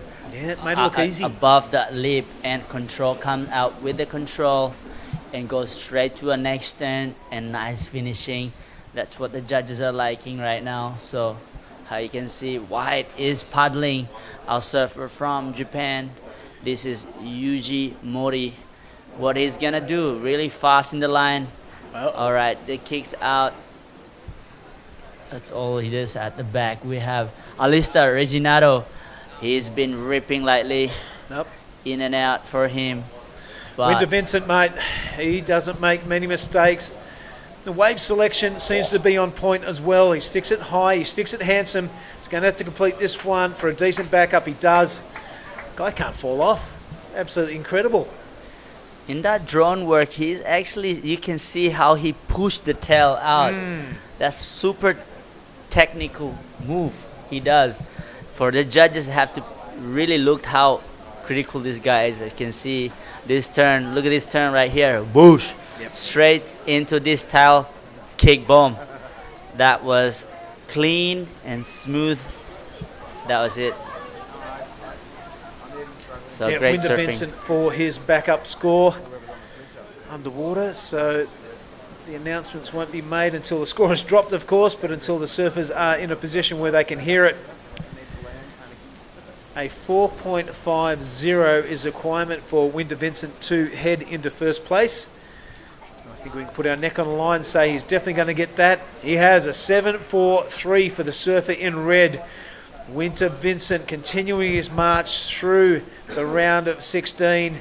He's not having a good time there underneath the white water, but he'll be happy when he comes up and here's that score of a 7.43 for a backup, if you don't mind. Alistair Reginato is now relegated down to second position, an 8.94 his requirement. So all of a sudden, in the space of one exchange, Winter Vincent has taken a stranglehold on this heat number 2, round of 16. The action never stops at the Krui Pro 2024, presented by the government of Pesisir, Barat. Oniwanwa, I'm having a great day. What about you? I'm having a great day too, Billy. Just good to finish off the day with excellent surfing. As I've been mentioned lately, that I really like to watch these guys actually going head to head with excellent scores, with a 9-point ride by Vincent and a 7.43 as Alistair Reginato. I'm really excited to see this guy also a bigger face because he has so much power that thrown by Alistair Reginato. Mate, just that red jersey on screen, I'm pretty sure that was Elliot Prada-Reid. I think he's out there just enjoying the moment. It definitely wasn't Winter Vincent. Nah. Elliot already won the last hit. I realise this. Yeah. Looking at the face, I don't think he's come in. Oh, he's done the interview. You're right. He's done Already, the interview, but yeah. that didn't look like Winter. Yeah. He's got the messed up hair. Something about the red, red jersey. Yeah, something's happening. Something's happening out there. I'm not too sure what it is. He's Yeah. never flustered. He never looks out of place. But yeah, you're right, mate. Elliot has come in and done that interview, so I've had a bit of a brain fluff there. But, Having too much fun, Billy. well, let's hope Winter Vincent isn't in some sort of mischief. He hasn't joined the rest of the pack so far. Maybe he's just a little bit rattled. I think Winter is got stuck by those two big sets on the wider one who just came before, as we saw on the drone before, Billy. So he's still piling out, still trying to get his way back in the lineup. As you can see, a total score with a 16 minutes to go with a total score of 16.43.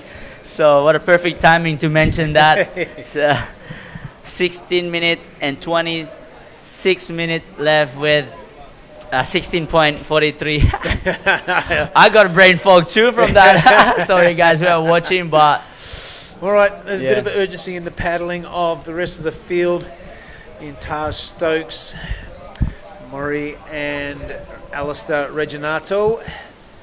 Red still hasn't joined the rest of the field. Let's hope I'm totally overreacting and overthinking the situation. But something seemed to miss.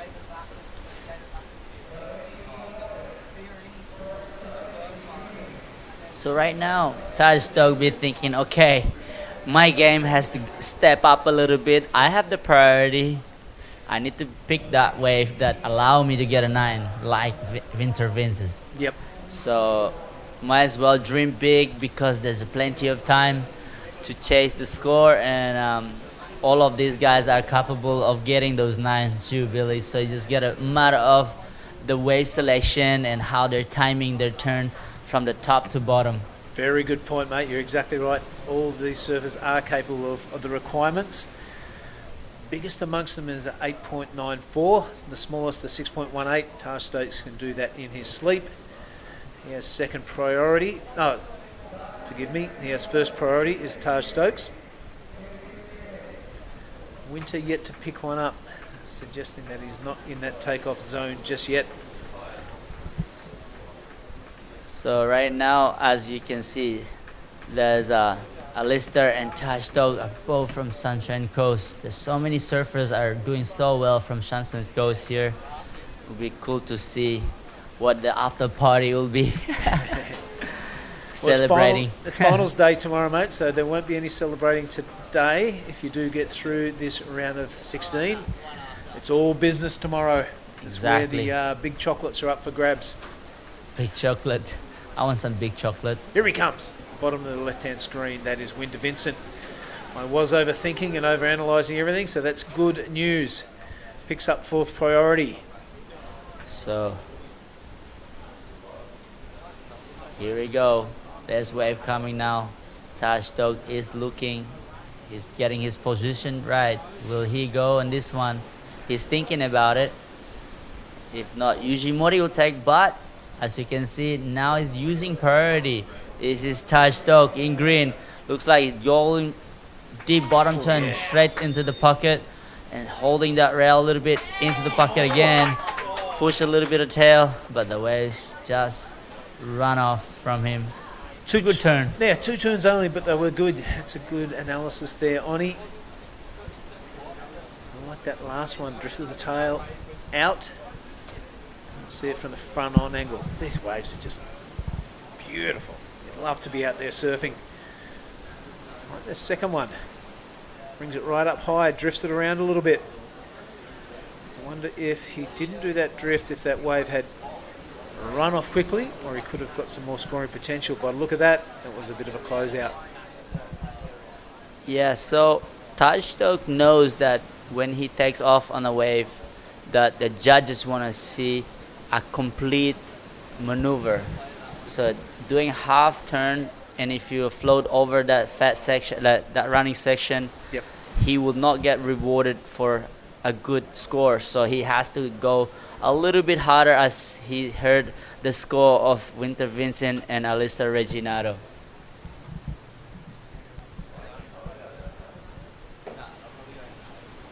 So as he piles back out, trying to get back to the point, he's probably hearing the score for Taj Stokes. As you can see now, Alistair Reginato, nice turn, very cool. I love this guy surfing, so much power, throws a lot of spray. If this wave walls up, he's not giving any wave a chance, because he's gonna keep fighting this wave. Look at this. He's waiting for that section to wall up. Unfortunately, not really. Yep, Moray now on the answer back. He's currently fourth. He is going to have to go big, and that's exactly what I tried to do. But Yuji coming unstuck, an 8 is his requirement. That's not going to do it. But Taj Stokes is filtering around that area, and there it is, an 8.10 for the last of Taj. 2 decent turns. They loved it. Exactly. So as what I said before, the judges like the top to bottom. 2 is max, but 1 is okay. So as you can see the replay, he knows this turn he felt really nice, and he has to finish it really well here. See the completion, he just pulled his board all the way back. So he's not thinking about the next turn. As you can see, our Japanese surfer Yujimori, more like a flatter section, but right there, ouch, coming unstuck.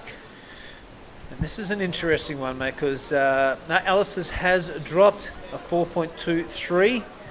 Judges aren't buying into that. I love the first turn. I reckon that's where all the points came from, because a 4.23 is not going to get the business done. I think the wave just letting down Alistair in that case. All right, all scores are in, mate. There's 10.5 to go. It's Winter Vincent out to a lead. His closest competitor is Taj Stokes. He's going to have to cough up an 8.34. Alistair Reginato, a 7.94 to take that second position off Taj. And Yujimori, a 9.93. Massive ask. yes, Yujimori needs step up his game because the boys red, green, and blue is really going for it every turn. It's just full on power, timing, and yeah, dangerous opponent.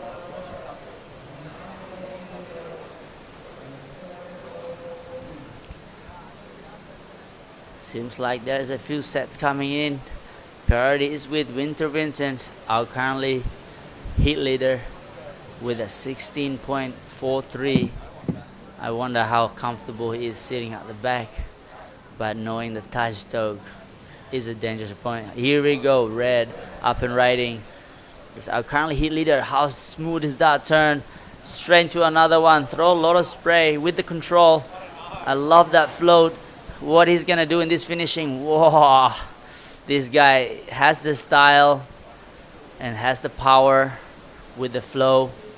I like that, Billy. I really like it. Yeah, there's absolutely nothing wrong with Winter Vincent. Can't remember the last time I saw him fall off. He's on an absolute blinder today. So if he can carry that form over in tomorrow in the finals day, look out the rest of the field.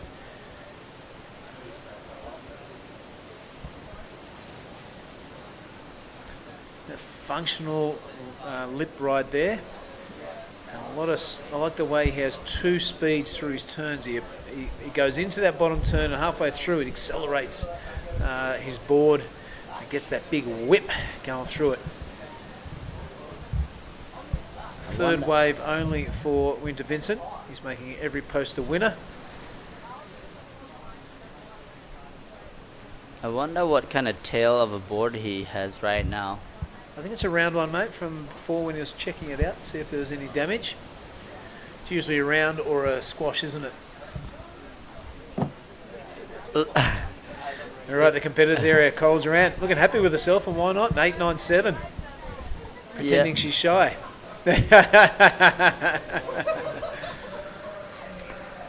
So, yeah, I think it's going to be Swallowtail, to be honest.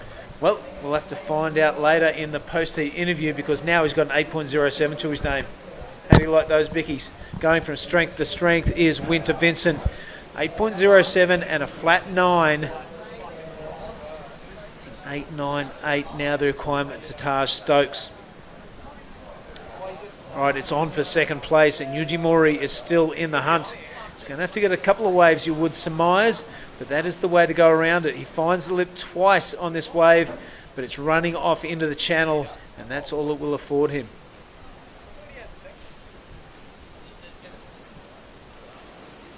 So, who we got in the next hit, Billy? There's 6 minutes to go. 6 minutes to go, mate. Dylan Moffat, who's been in great form, will take on Grayson Grant, who is in the corner with Owen Moss, if you don't mind. A little American connection there. Saxon Reba, who put on a great display earlier today. They'll be taking on the New Zealand veteran Billy Steadman, who has been looking unstoppable.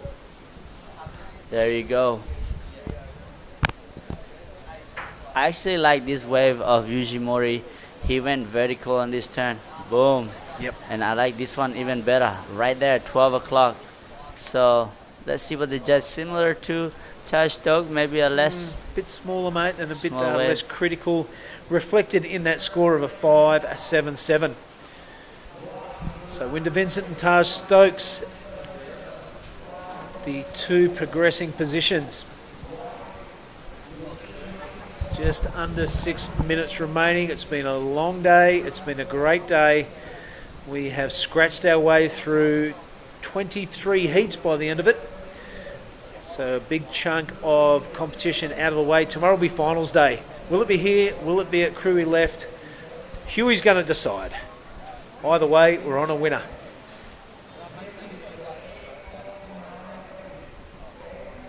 All right, so we have just 5 minutes and 25 seconds to go. Here we go.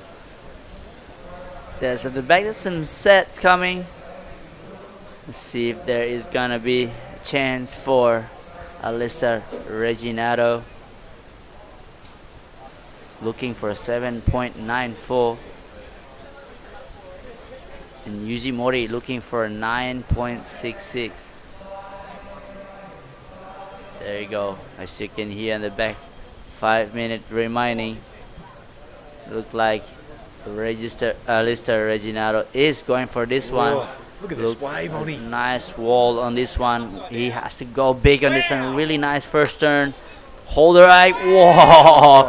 Yeah. That is one of my favorite turn for sure. But is this wave hold up? No.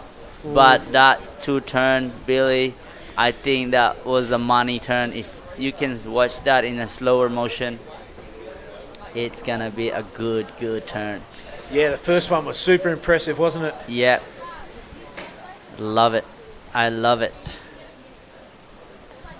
So Alistair Reginado knows what he needs to do.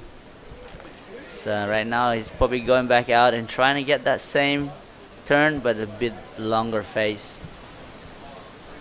310 of them for sure. He's gonna get the score. It's going to be interesting, mate. There's just under 4 minutes remaining. An important wave in the scheme of things. Winter Vincent has a stranglehold on first place via a 9 and an 8.07. Taj Stokes, while it's been a solid performance, he is not necessarily safe because he's got a rampaging Alistair Reginado nipping at his heels. Scored a drop from Blue. Judges will be up there comparing that to the high scoring 8.10 of Taj's wave. We'll see if anywhere near that ballpark. It doesn't have to be that high, but it has to be in the same street. Same street, different number. Here we go. I love this first turn. How's the super slow-mo action from the ASC media team? Blast that thing. And even when he comes out of the turn, he's right straight next away to the white fluffy stuff. And again, it's pretty to watch, isn't it, Oni? I love it. It's so cool to watch that one because he's like, after that first gnarly turn, he didn't even give any second. He just went straight down and straight up as he holds the rail of his board and go almost 1 o'clock on that turn. Oh, yep. And come out clean. So I rewarded really good score. I mean, good surfing, and judges are taking their time.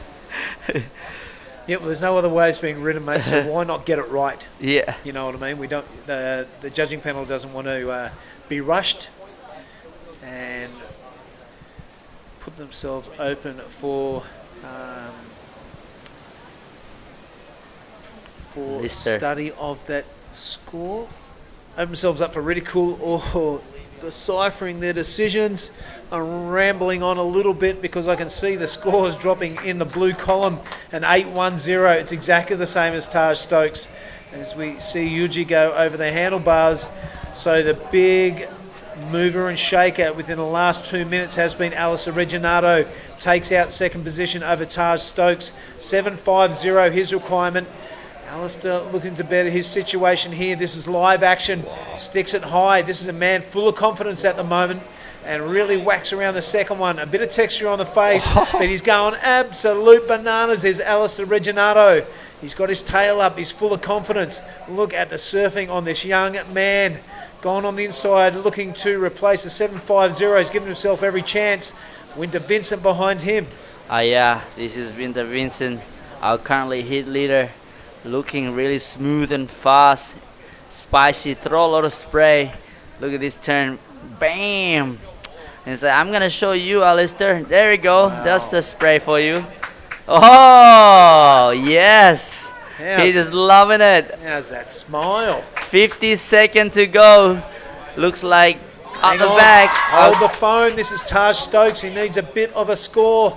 He's gonna have to go really big and do something really spectacular. I'm not sure that will do it. A 7.50. He thinks he's got enough.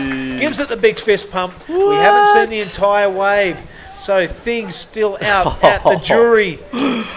What a heat. Wowee, what a heat. That's exactly right, on the on-way. There's 30 seconds remaining. We're waiting for scores. I tell you what, we're going to stick with this one, I reckon. Build the tension. Wow. And see who gets through to finals day. We have to stand by, everyone. Don't go anywhere. This We're is watching the last replay of Alistair's.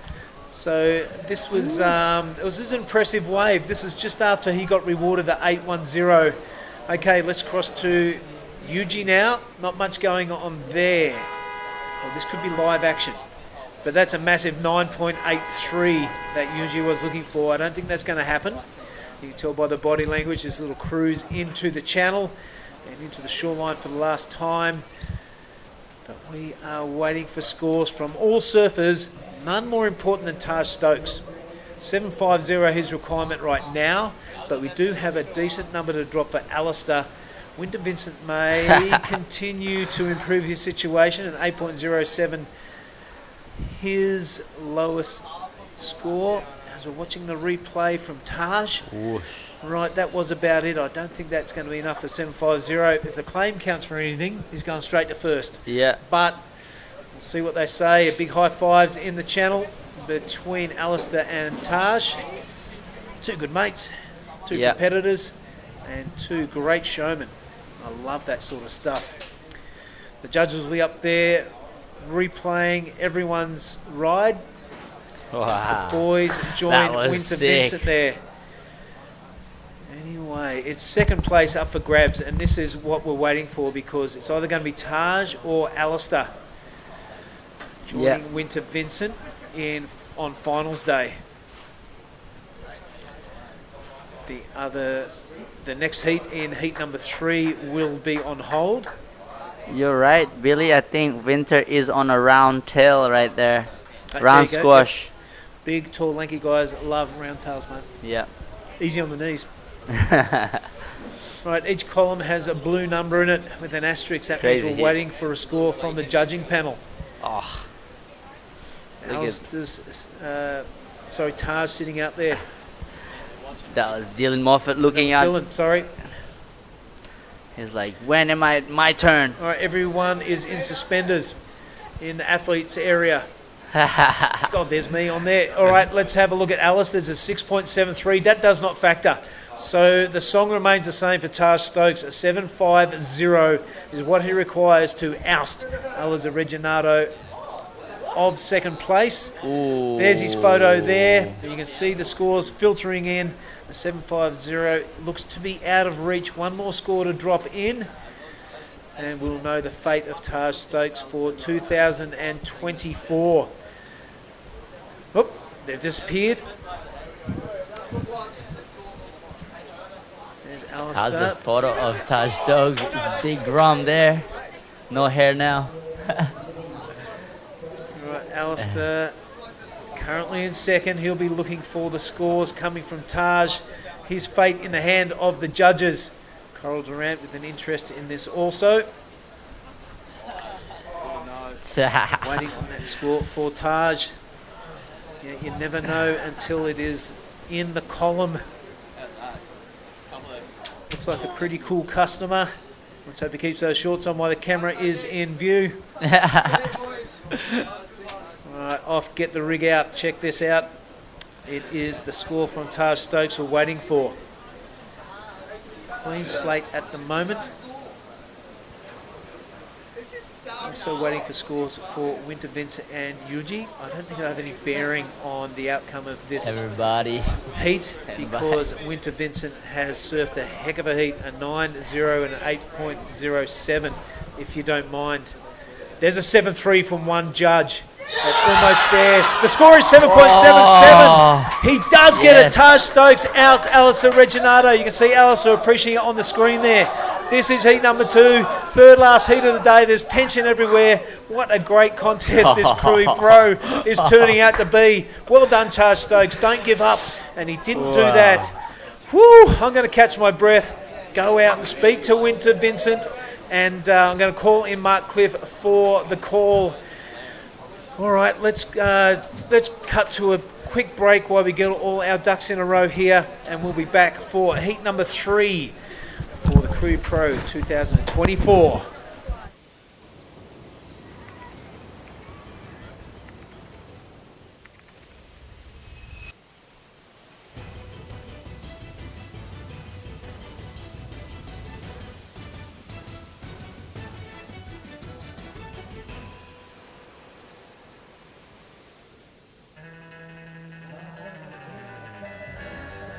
First, I want to thanks to everyone at home for supporting me, and I love you guys, and can't wait to see you guys soon.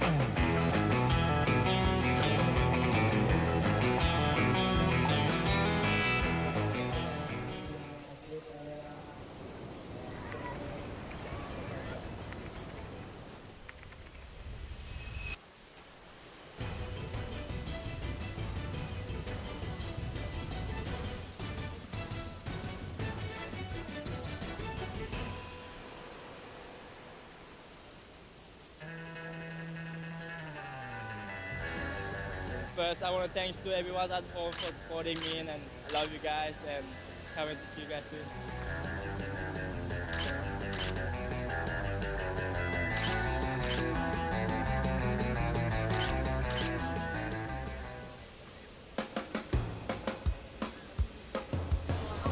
All right, so we are back as we saw that last hit. Two Sunny Coast boys just battling for second place. Unfortunately, Winter Vince won and second place Taj Tog. But meanwhile, we're gonna go down with Billy for the last hit winner. Go ahead, Billy. Yeah, thanks very much, Johnny Onwa. I am standing here next to Winter Vincent, of course, absolutely dominating that heat. What was going on underneath you was super interesting because Taj and Alistair were having a battle royale. Does that filter into your mind once you're out there surfing, or you're just concentrating on your own act? Yeah, actually, the entire heat, I was so nervous. They dropped 2-7 straight off the bat, and I was like, shit, I really got to do something here. But yeah, no, it's probably the best heat I've ever had. Well, you scored a 9 straight off the bat. That was an absolutely cracking wave. And your last wave, I didn't see the score because I was running over here to interview you, but I'm sure it was in the high 8s. A massive smile after that one. What was bringing that on? I'm not sure. I had Kai Alden out there caddying for me, and that's pretty special. And I just felt in the zone, I guess. And yeah, that's all I got to say. Just amazing.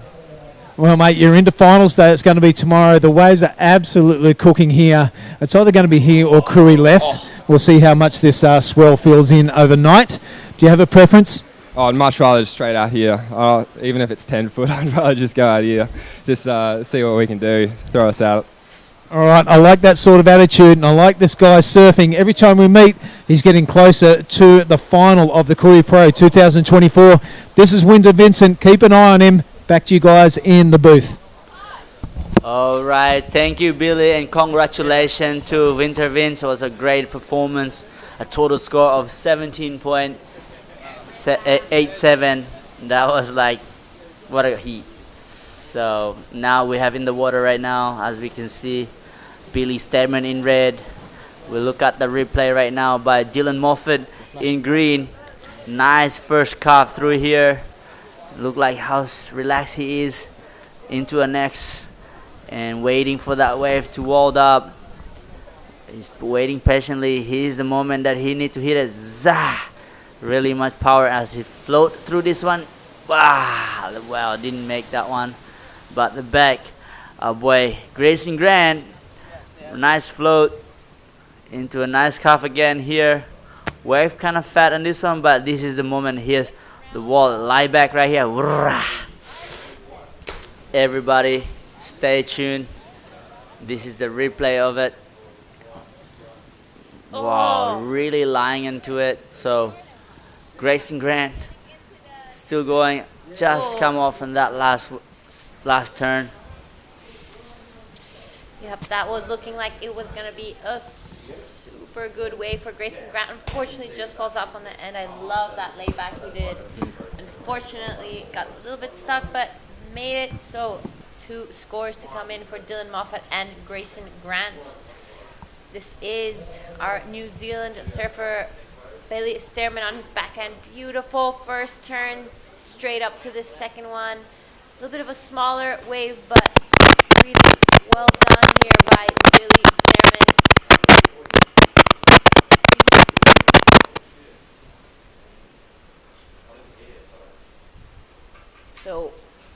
first wave of Dylan Moffat comes in at a 5.50. Grayson Grant, 5.17. We'll see what the judges think of Billy Sterman's, because he did some really good vertical in the pocket turns, but the wave was smaller, so they're going to really tell the guys, like, okay, we want either really big waves or, it's okay if you get small ones, but good turns. So it's pretty interesting. That's interesting, Jada, what you just mentioned there. Let's see what the judges say, because, okay, there we go. His field score in, there we go, 4.77. So the judges looking for that nice steep wall in the bigger set, bigger wave, because there is a couple good waves on the set that all the surfers can take. So, but I guess Billy probably having a feeling with his board to see can he go bigger on a bigger set. So yeah, just testing it all out. Yeah, the conditions have increased quite a bit from his first heat to the second one. So I guess that could be a point only that he's just testing it out, feeling his surfing, first wave, getting those nerves off his back. And he'll be ready to attack again for that second wave. Yep, so that was crazy hit. I just can't believe that last hit. It was amazing. It made my day. That was probably one of my highlights today.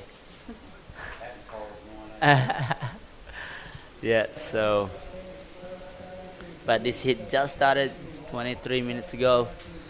We're gonna see more action. So it looks like there's something coming. So the surfer's just going a little bit closer to the reef. And it's looking like Saxon Reber is going to be pulling the trigger on his priority. Talk us through, Oni. Yeah, I like this wave. It's a bit smaller, just like Billy's, but more walled. But let's see what is doing in here as he's waiting and doing couple carving. That's the nice turn. That's nicer one. So really smooth, good timing. All right. So I think the way he surfed it was perfect, but just the wave is not that the judges want to see. Probably similar to Billy Sterman. I can see now Dylan Moffat. I love how low he stands. He's ready to attack the section, but he letting that wave go at the back.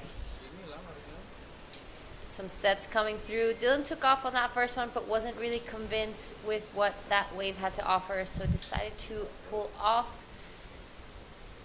Here is a replay of Saxon Reber on his last wave. Good little kind of like layback turn on that first one. Wraps it around on this kind of dead section. But here's when the wave starts to stand up again. It's hugging the reef. A good wall to it. That turn was massive from Saxon Reber, and finished it off really strong. Unfortunately, didn't get that last turn in. I'm sure that would have given him that extra point, but really well done from Saxon Reber. Yes, great surfing, great technique. Everything was perfect, just a matter of the size of the wave. And there you go. There's a few scores coming in for Saxon Reber. It's gonna be a mid-range score. Yeah, we're seeing some scores just trickle through here in front of our screen, and we will give you guys an update as soon as it comes out. But plenty of waves being ridden. Here we go. Red is Billy Sterman from New Zealand. He's the best at the raglan. This wave is similar, going left, so his backside is one of the best. Here we go. Nice turn there, but the wave's kind of just a little bit choppy, fat, but look at that turn. Really nice finishing by Billy Sterman. Oh, still going. Yep, he's not done. All right, so judges are taking their time about that last wave of blue. There you go. It was a 5.87 for last of Saxon Reber in blue. But meanwhile, we wait for last wave of red. Here we go. The replay of red. Nice high line. He's waiting. Nice first turn, more like a check turn, but this is the money turn right there. He's really jammed it as this wave goes fat, but he's still how fast is Billy Sterman surfing. That's nice finishing at really difficult section to do a turn, but he's managed to just go on top and vert on that.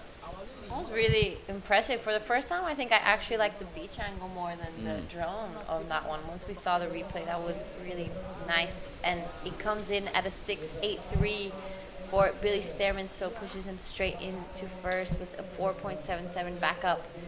Now Grayson in second, Dylan third, and Saxon Reber fourth.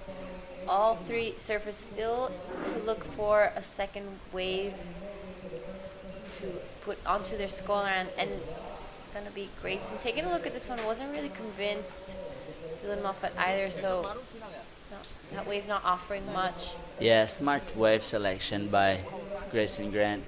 Like, it's all about wave selection out there right now because Dylan Moffat is in second priority. If Grayson went on that wave, he goes straight to the priority with Dylan Moffat. As Grayson is in second place right now, he don't want to let that go, so he's going to wait for a nice backup as his first wave was a 5.17 and second wave right now is a 1 point, so definitely want to have a good backup or better than a 5. Yeah, and I agree with you. It's not, you can't just go out there and just surf. You know, Exactly. You have to have strategy at this point. You have to have good wave selection. Otherwise, you won't be making these heats. These guys have been competing for years, and they know what they're doing. They know what they want. So it's extremely difficult. And the more we get into these rounds and the deeper we go into the competition, the harder you're going to have to stick to your game plan. Yeah. That's exactly, Giada. That is on point what you just said, that everyone here is been training also, prepare themselves, boards, mentally, physically. All the equipments are ready, so why not? That's why we're watching now. Yeah, that's exactly right. You can't just, most of these guys don't just rock up here and just hope for the best. You know, Yeah. They come here with months of preparation before, their nutrition, their equipment, their training, not only inside but outside of the water. They spend hours trying to perfect everything before they get to this moment.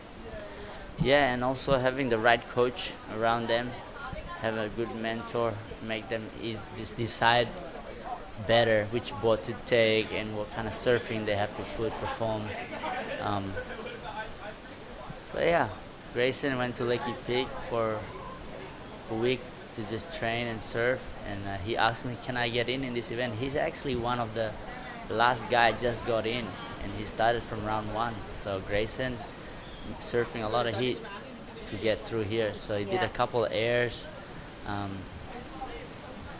Been good for him. Yeah, Good trip he's so really far. impressed me. This is the first time I get to actually watch him surf many heats, and you know, every time he has that element of surprise. Yeah. He doesn't just go out there and do turns like he did the first air of the contest. He did the highest scoring. Oh no, sorry, the second highest scoring air of the contest. He's like the only one I think from not the Asian or Australian region left in competition. Yeah, he's having rhythm, you know, he's in the rhythm of the being here, first time, come here, learning everything new, so all is exciting for him. So when you have that mentality, you automatically just being here for present moment, and then to be out there to surf and perform, you gotta be present out there. So he never been here before, and having that skill is a bonus of an air and to making through those heat. But today is a little bit bigger. Let's see what he can do surfing against a biggest phase wave, because the last couple of days have been small, and Grayson Grant will have to prove himself that he can also do some big heavy turn. As you can see, Alistair, one of the heavy footer, got beaten by Taj Stoke, also a heavy footer, and Winter Vince posts a 9-point ride and an 8-point.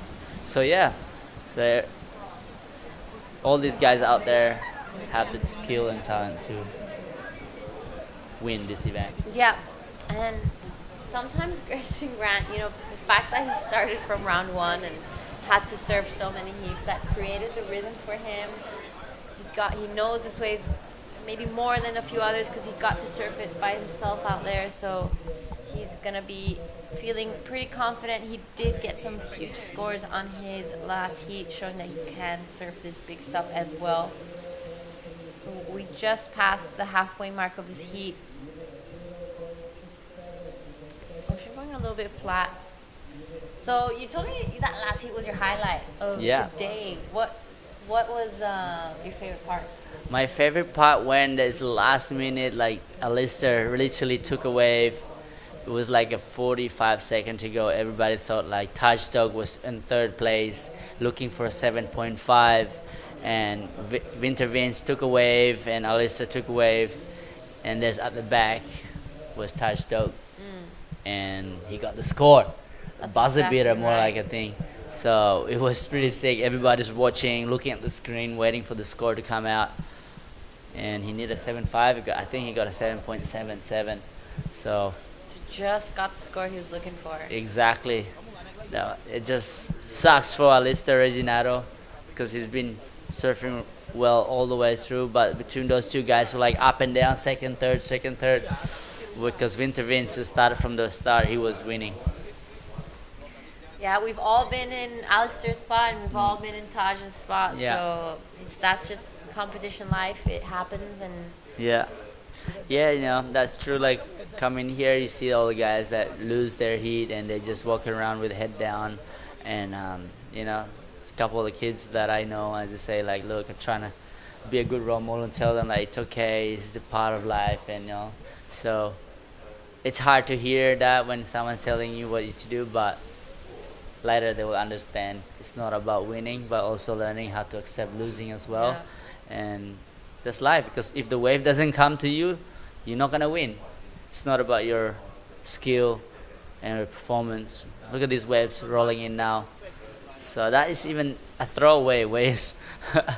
Nobody's catching, but if you're surfing like somewhere around, I don't know what country, but that is we'll be battling for that wave right now. Are you kidding me? I'll be all over that thing.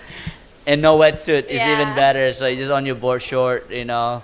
And right now is what a life that all these surfers live in nowadays. Get to come here and surf, and there's a lot of wave around the corner. If they get knocked out, Yeah. they can go surf, free surf, create some content for their sponsor or for themselves, you know. So Make that next surf video. exactly. So you don't just come here for the points, but for the lifestyle of being a surfer too, you know. So for whoever was watching, life is good in the water, in the surf. That's exactly right. And speaking about it being good, it's going to be pretty good for Grayson Grant. He decides to cash in his priority in this one. He sets it up. Good looking turn. Unfortunately, just gets stuck on the top and was not able to get back down. Yeah, so here we go. Dylan Moffat looking for a replacement of a 0.5. Look how low this guy stands. He goes, zah! The timing, how low is that? No pump. What a technique he has. Nice finishing right there. Can he make it? Yep. That's definitely puts him in second place. That was an incredible wave by Dylan Moffat. Yeah, I love what you mentioned, that he doesn't double pump at the bottom. It's just like one straight line, straight to the top. And he just looks so relaxed. Yeah. So I think the board looks like a little bit longer too. So he has that, his board will be longer and lighter, so light that has that speed. You know, you don't, sometimes you get a board that doesn't go at all. It's so much rock, probably like a little bit flatter on the rock, on the tail. So having a right equipment helps a lot. So coming out here having 4 or 5 boards, but there you go. So waiting for the score for Dylan. I thought that was just Dylan's wave. Okay, so Saxon Rebel right now. Ooh, look at this score for Dylan Moffat's coming now. Looks like a pretty good score. Oh my, It's gonna wow. change the situation. So Dylan Moffat, that last wave, is in third place right now, but I'm sure he'll go straight in first place, as we're still waiting for one more judge to put in the score. Wow, it's looking like gonna be a pretty healthy score for Dylan Moffat. Definitely gonna be pushing him into first position. Judges taking a good look at the replay. Two judges have to decide. Some sets coming through, and it looks like some of the guys are just too deep for it. There you go. Is a 8.5 last of Dylan Moffat, put him straight in front. Second place right now, Billy Sterdman from New Zealand, and Billy now need a 7.18 to go back in first place. Let's look at the replay of Dylan Moffat. Look at that low stand. First stand was smooth. Look how he doesn't pump. Even his hand doesn't move. He grabs in the rail. That is competition surfing, looking smooth and spicy. He's a smooth criminal. Smooth operator. Okay, so 8 minutes to go. Grayson Grant is in third place, looking for 6.44 to take Billy Sterdman down.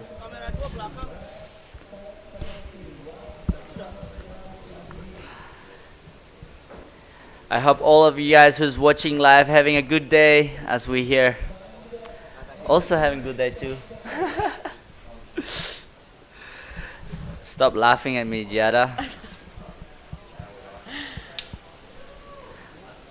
Next heat we have Xavier Bryce, Axel Turado, and Jarvis Earl. Follow up with our Japanese surfer Hiroto Arai, who is one of call him a legend now. He has a daughter now. His wife will be watching at home. Shout out to Hiroto Arai's family in Japan. Yeah, what a great way to make some heats here. Round of 16. Yep, so current situation we have in first Dylan Moffat with that 8.5 and a 5.5.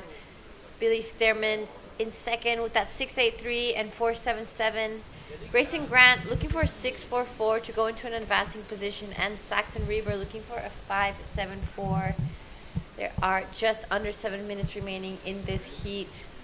It's been a big day of competition. This is the second last one of the day. We have decided most of our finalists, just 4 left. So Dylan Moffat has 1 foot into that quarterfinal.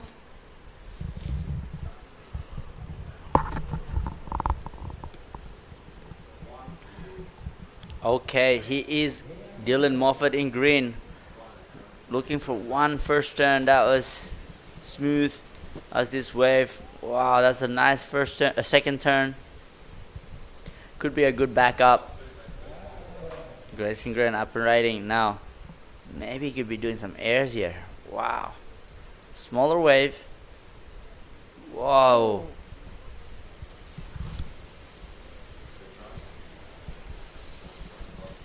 So Saxon Reber just at the back waiting patiently for a good backup. He's only looking for 5.74. So Billy Stedman's waiting patiently with that second priority.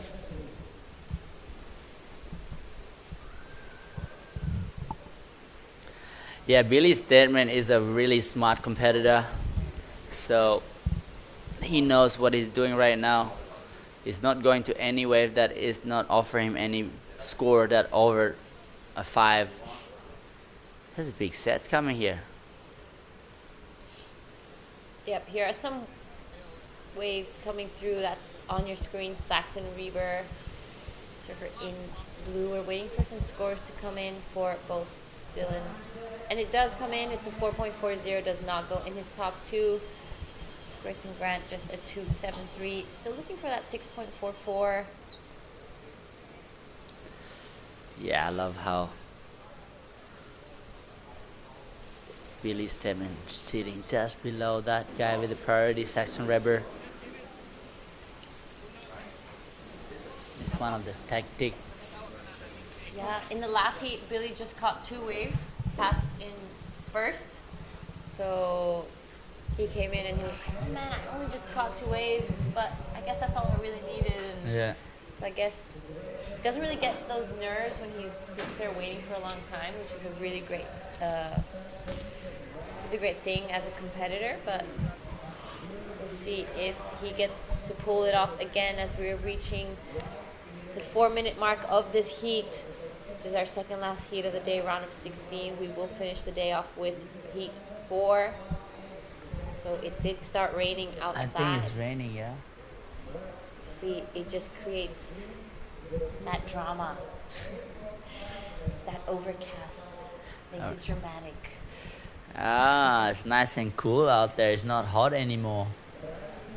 So no sun, nice warm water. It's like a hot bath out there. 3.5 minutes left in this heat. So only one of the guys got into that 8-point range. You know, compared to the last heat, there was 9s and 8s and 7s everywhere.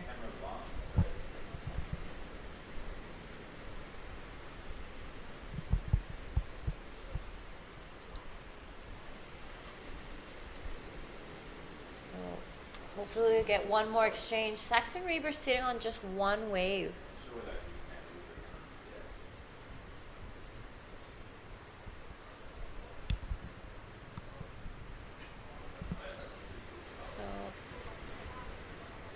There's a few waves coming through. I see a few lines coming. Let's see if they reach that point break or if they're going to break more down the line. It looks like they might be able to. 2 minutes, 40 seconds.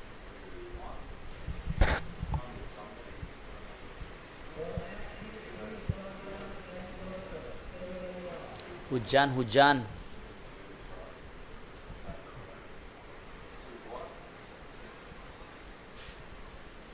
Grayson Grant decides to go on this one. He did have 4th priority. Did not like the look of it. Gonna paddle back out. So we're about to reach 2 minutes of this heat. Let's see if anyone.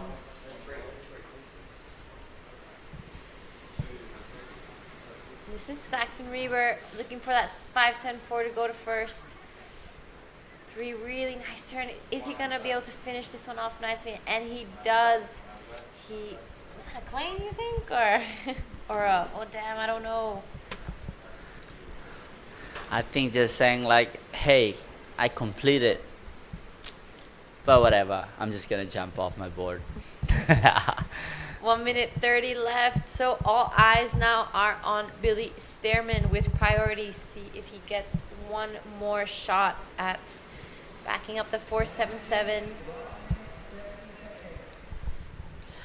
Yeah, there is Billy Steadman with priority right now. Here we go. He's using priority. A man from Raglan. Nice first turn. Looks like this could be a good wave. Rah! Throws a lot of spray. That's definitely better. His 4.77 will make Saxon Reber require more score. Wow.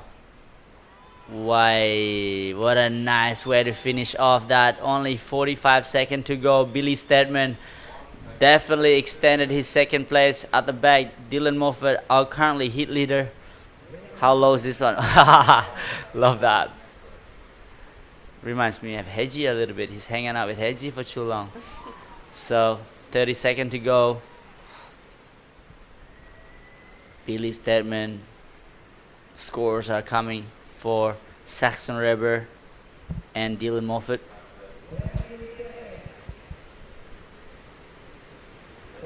This replay Jada, what do you reckon?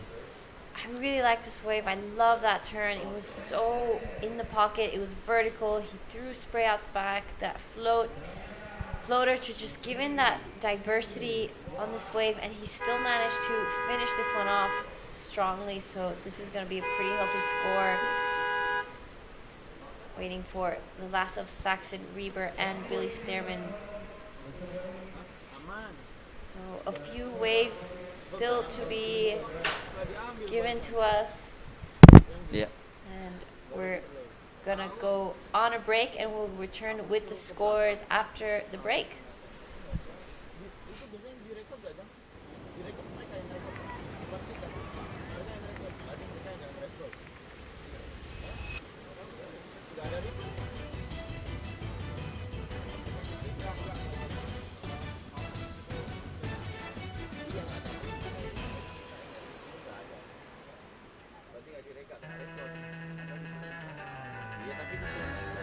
First, I want to thanks to everyone at home for supporting me, and I love you guys, and can't wait to see you guys soon.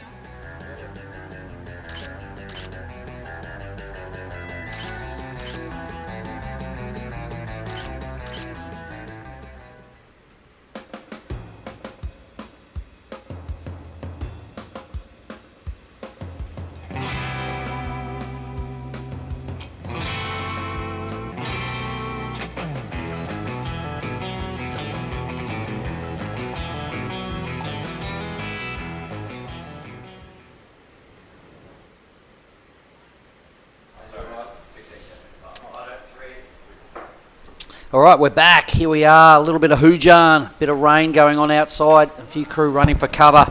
It's not heavy, but conditions, a bit of the wet stuff falling out of the sky. Here's the numbers here. We're still waiting on results. One more score to drop in. It's not a big one for Saxon. Well, still one more for Saxon.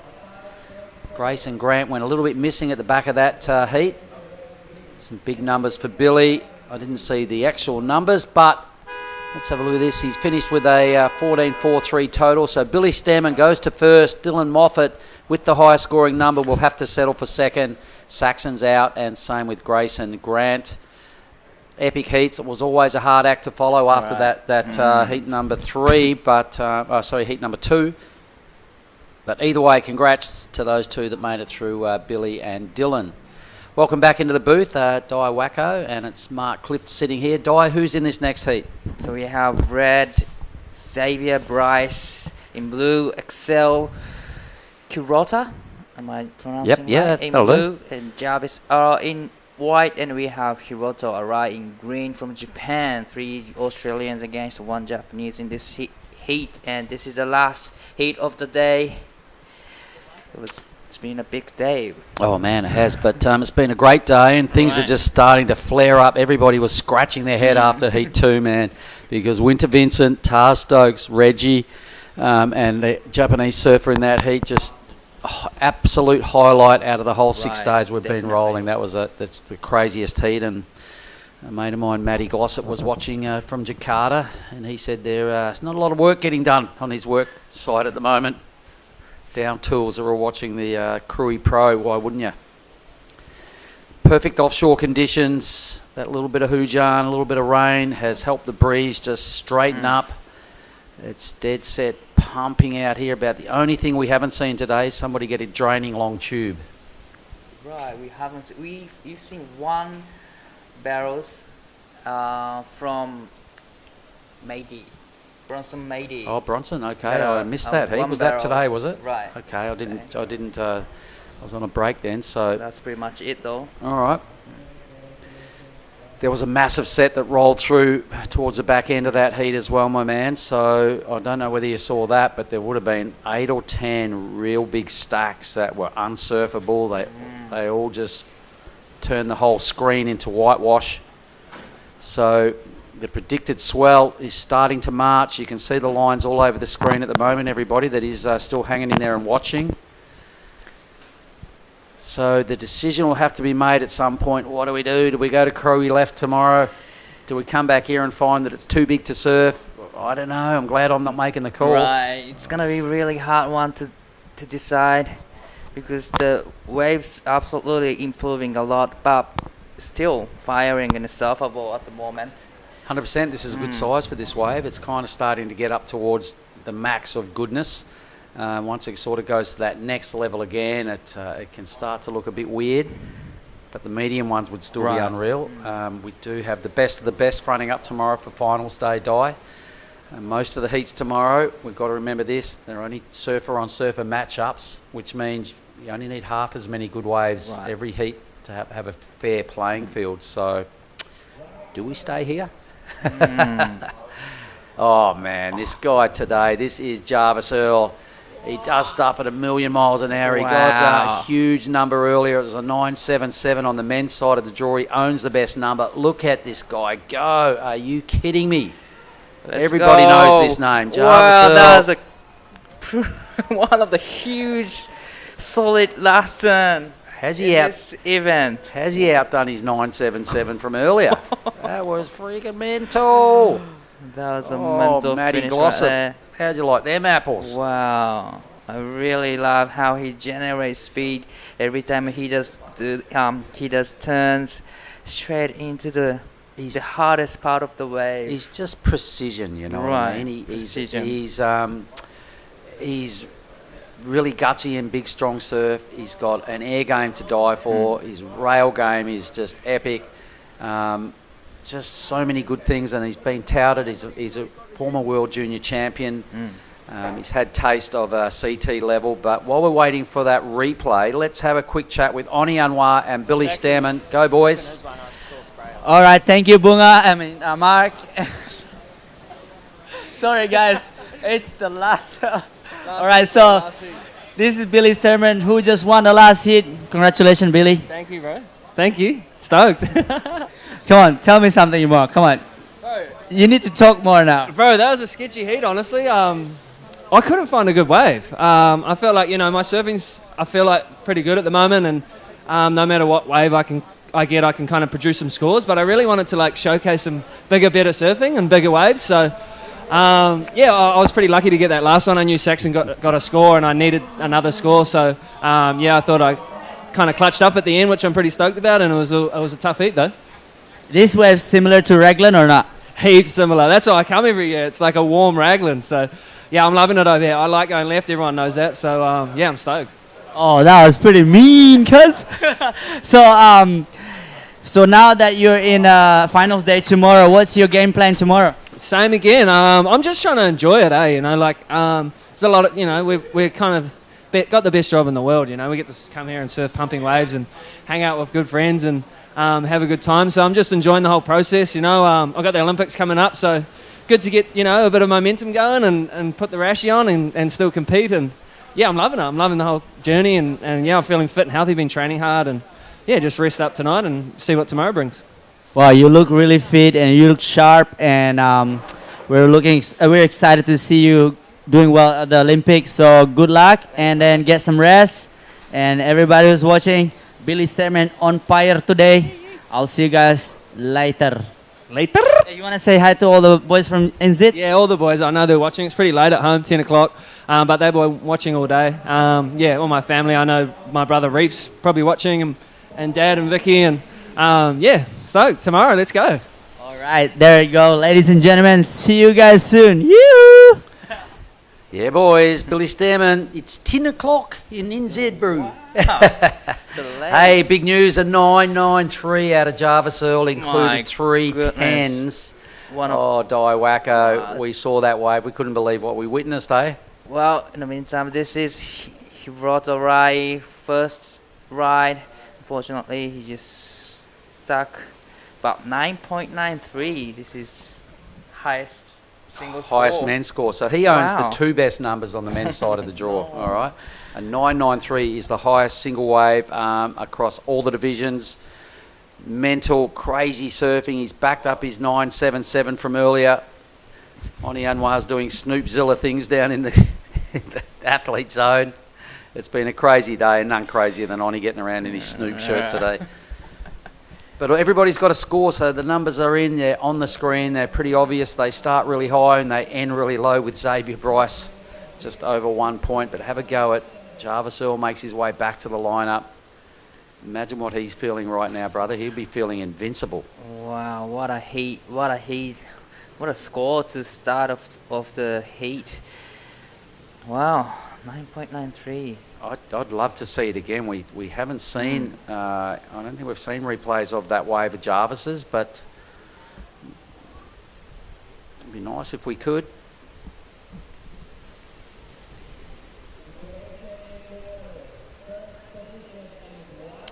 Mean, absolutely mean. What a demon. Most people around the world that are involved in pro surfing or at any level would no doubt have heard of Jarvis Earl at some point, unless you had your head in the sand or under a rock or something, because he's a man on the rise, young man charging.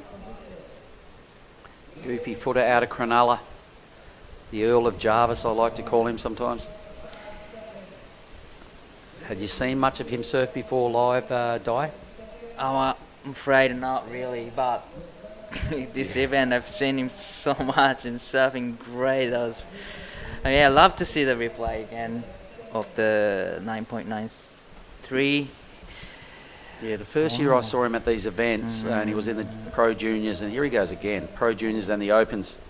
Wow, he's on fire. That was a great wrapping calf. Just racing down through the line. And he comes. Wow, I like how he generates speed after each turns. He's unstoppable right here. Even into the air, he makes it. I just heard the athlete zone go nuts, and as I was suggesting, he must be feeling invincible, and he dead set is. He's doing just absolutely everything in the book. Everything he's trying is working. The boys in the athlete zone are going nuts. It's just so many good things to like about Jarvis Earl's act. It's where do we go with that number?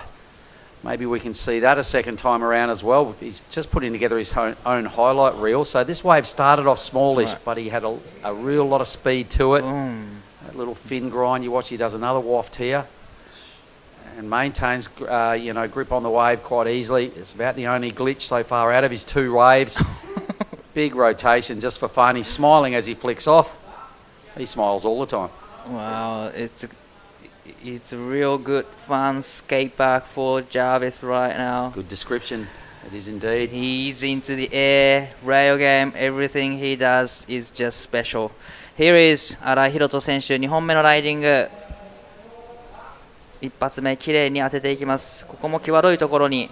さあ3発目しっかりとフィニッシュを決めてきた。サイズのある波で3ターンしっかり決めてきています。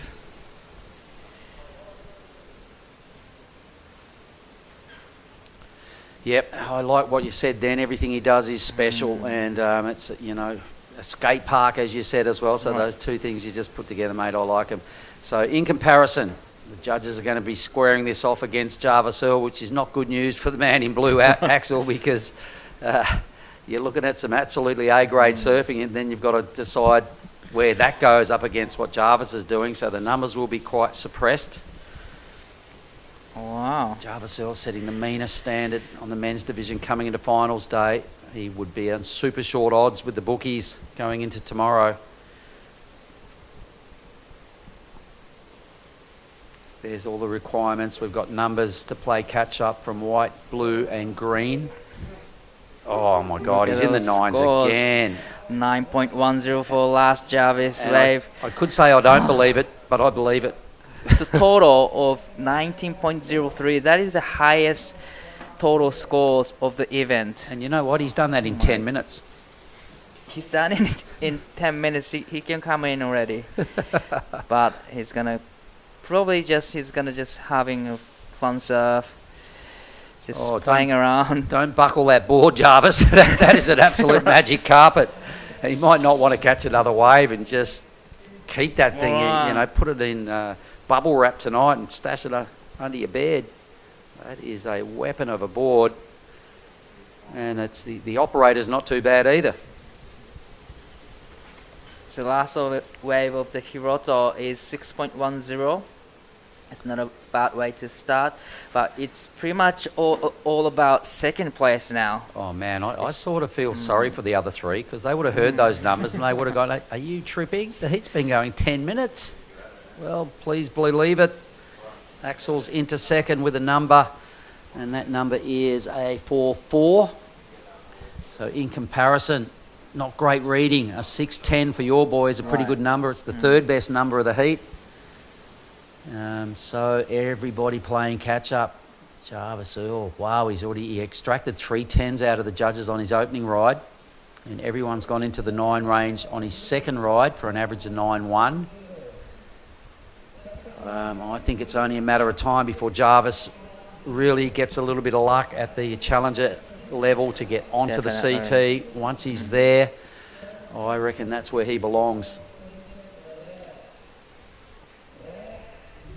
残り時間16分30秒を迎えました。このヒートラウンドオブ16ヒート4、このヒートには1名日本人がクレジットされています。新井宏斗選手、現在第3位のポジション、2本目のライディングで 6.10 をマークし3位のポジションですが、逆転に必要なスコアはわずか 3.13 となっています。このヒート、ジャービス選手開始10分で9点台を2本、1本目のライディングです。リッピング、カービング、そして大きなフィニッシュで 9.93、 2本目のライディングではエアーを入れて 9.10、 エクセレントなサーフィンを見せております。 So Jarvis Earl out of Cronulla, another fella I know, Johnny Tucker, Johnny Uluwatu out of Cronulla. He'd be sitting down there at Winnie's joint, I reckon, watching on the big screen, the new big screen. The boys there at Kanoa and Jalan in Legian. If you are on your JT, your boy is on a tear, brother. We miss you, and we do the bang bang. You wouldn't even know about this. We do the bang bang treats at NIAS in respect and honour to Johnny Tucker, Johnny Uluwatu, there when we go to our next event in NIAS. Did you know that? Have you ever seen us do that? All right. I'm not even going to tell you about it until we get there, mate. You wait till you see it. You got to win a heat to win a bang bang. No more said. Wait till we get there. All right, he goes red. So it is Xavier Bryce. Looks down the line. He gives it a pump on his backhand. There's been some insane backhand surfing today. Whoa. None better than Winter Vincent. Taj Stokes from the heat by memory. So Xavier Bryce is doing his best impersonation. He gives it 3 big hits and goes for a bit of a bungee jump off the board at the end. Xavier was only sitting on a 117, so that will sort of keep him in that conversation for second position. Definitely that last one put him into the game again, and here is a replay. What did you like most about this one, Di? Well, I love how he kept the momentum together. Even he goes to the vertical, it's just there's still generating a lot of speed into the next one and a lot of sprays and into the finish turn. He's done it nicely. Yep, fins out the back on that first move. I noticed on the replay, a couple of real strong hits after that, so not blockbuster numbers in comparison to what the Earl of Jarvis is doing, but it's definitely keeping him in touch with Carota. Your boy Arai needs to get his number together. There we go. So it's the best out of the next bunch, 767. Pretty strong. It is very strong for Xavier Bryce's last wave. Now needing only 1.56 to go into the second place. Now, you know what I've noticed throughout the day, Di? We'll just stay with Blue. I'll get back to that in a minute. So let's stay with Axel here. Sitting on a pair of 4s, not good enough to get out of this heat. I'm tipping, so really needs to turn it up. He's starting to get his groove on now. Looks like he's got the double deck grip going on, using it to good effect. Bam, nice turn. How's that offshore breeze just fanning the top of these waves? So pretty good effort from Axel. That was another great ride. Yep. So if no one's on this one, I'll get back to what I was saying before. What I've noticed today is over this event, we've all been talking about the scale being fairly reserved, but there's been a reason, because they were waiting for stuff like today to happen, and the boys have stepped up. And Jarvis is doing his things. Winter started to go mad. Cole Durant went nuts. A few other surfers. The replay's looking real good here for Axel, but they've all stepped up to match the gnarliness of the judging scale, and now we're seeing the high-end numbers come out at random, so that the level's just really gone through the roof here. Wow, 8.23 for last of axel. That is a good sign. Strong number. Yep, this heat's really taking shape now, so the boys are really answering the challenge that Jarvis has thrown at them. So well done, Axel. Sitting on just over 13 points now on his two-wave total.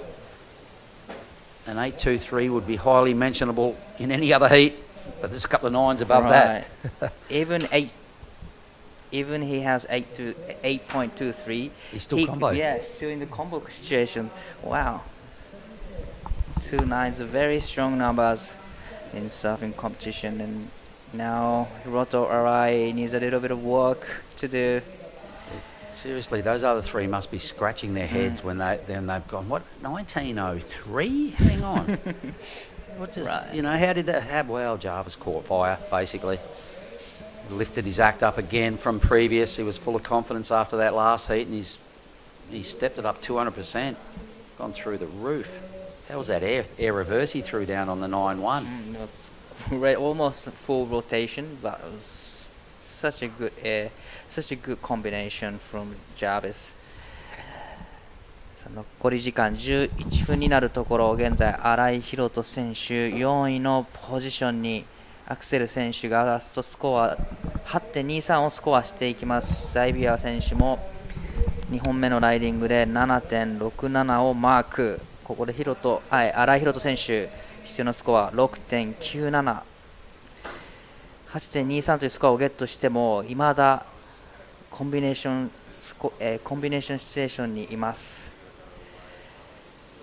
9.2 本を出しているジャービス選手はかなり優位な位置にいるでしょう。残り時間10分30秒。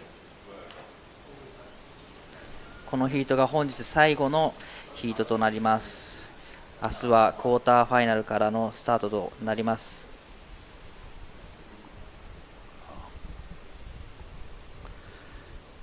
All right, 10 minutes, a high-powered day. There's been some screaming heats gone on, lots of highlights all over it.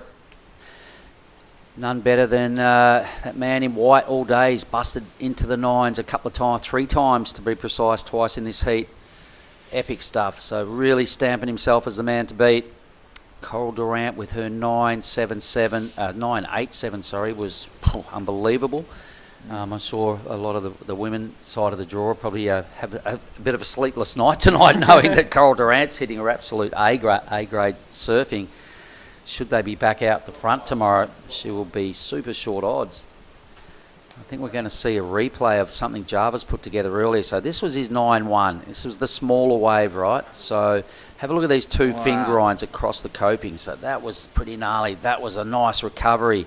He then gets on the pump, puts down another quick speed pump, and threw down a full rotation air reverse, smiling as he jumps off. That was on the back end of a 9.93. Wow. What are we going to see tomorrow? The crew online, not sure where we're going to be or what time we're going to start. We're all just, kind of making it up as we go from here, because we have a couple of options up our sleeve. I'm sure anyone that gets through today would probably be leaning towards surfing out in front here. But if we wake up, I'm not sure what the decision is. So it's just hold on there, and we'll come up with an answer tomorrow, format and venue.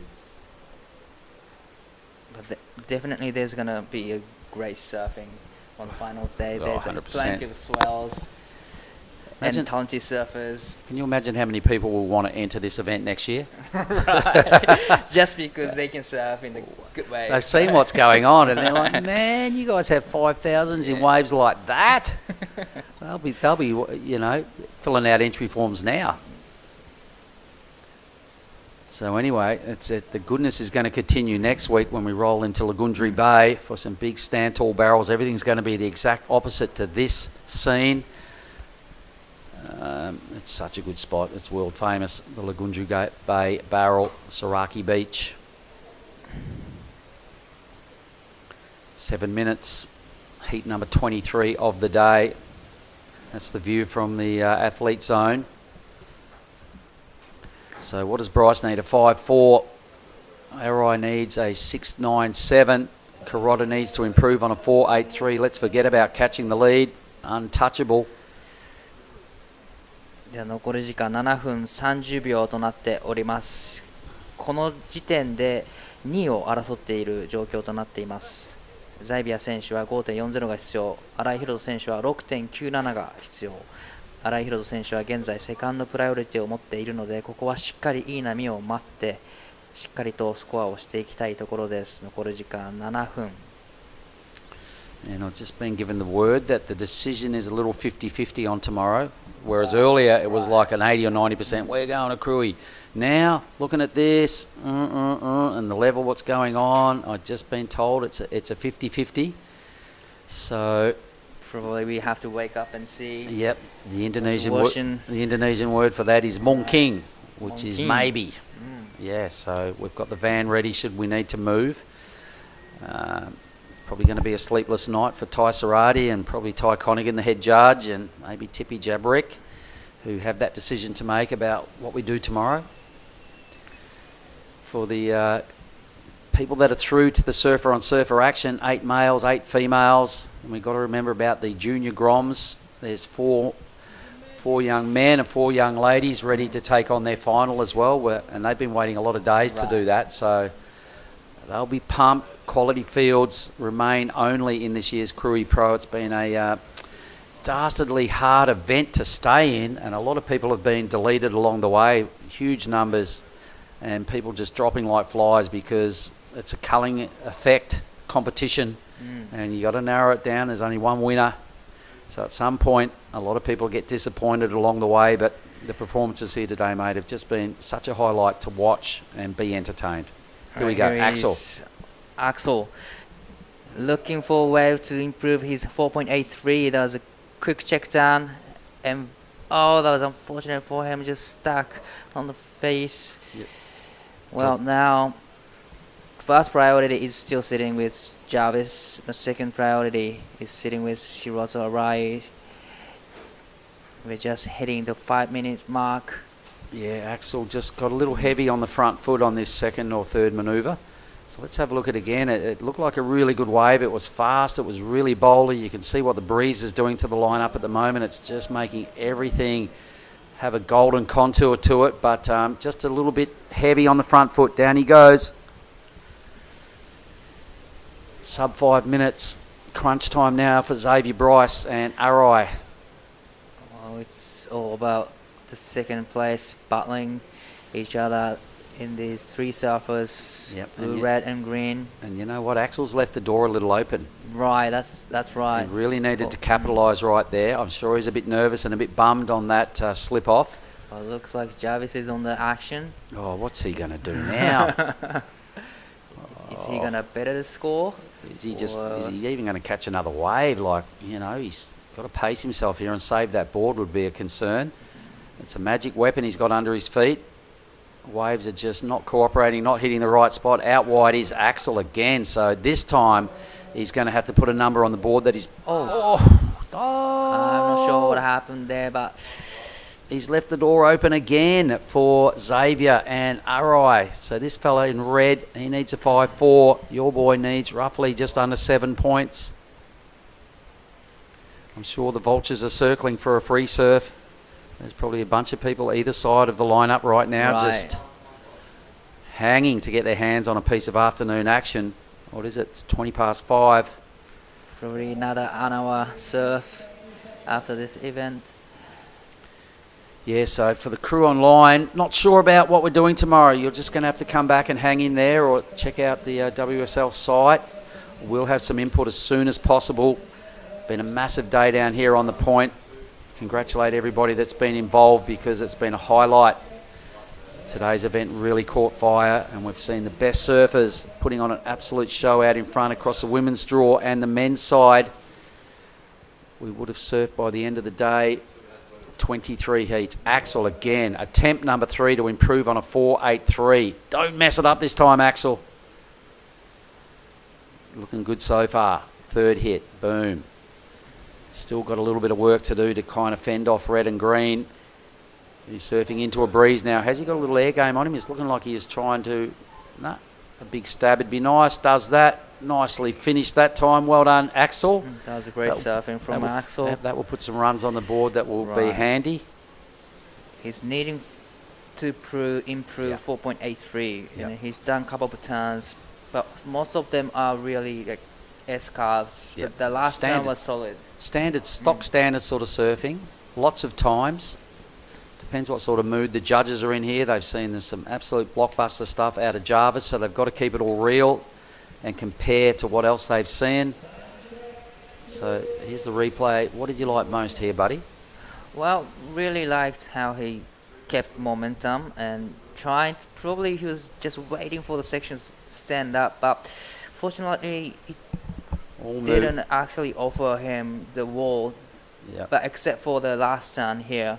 Yeah, all moves were under the lip, right, except for that one where his board went above the lip. So the judges are having another look at it themselves. They want to make sure that they really keep this number where it deserves to be, because there's a lot on the line with 90 seconds to go.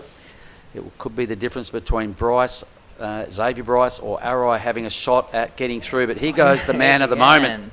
Oh my God, Jarvis Earl, what's he got for us this time? It's like he surfs at a different speed to everyone else. Oh my, that was the biggest carve.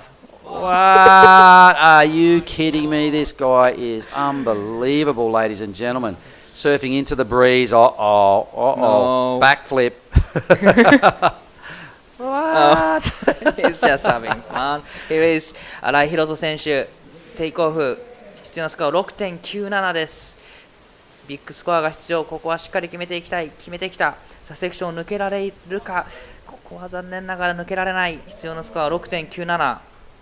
And Xavier Bryce, last roll of the dice, 35 seconds. Can he become a quarter-finalist?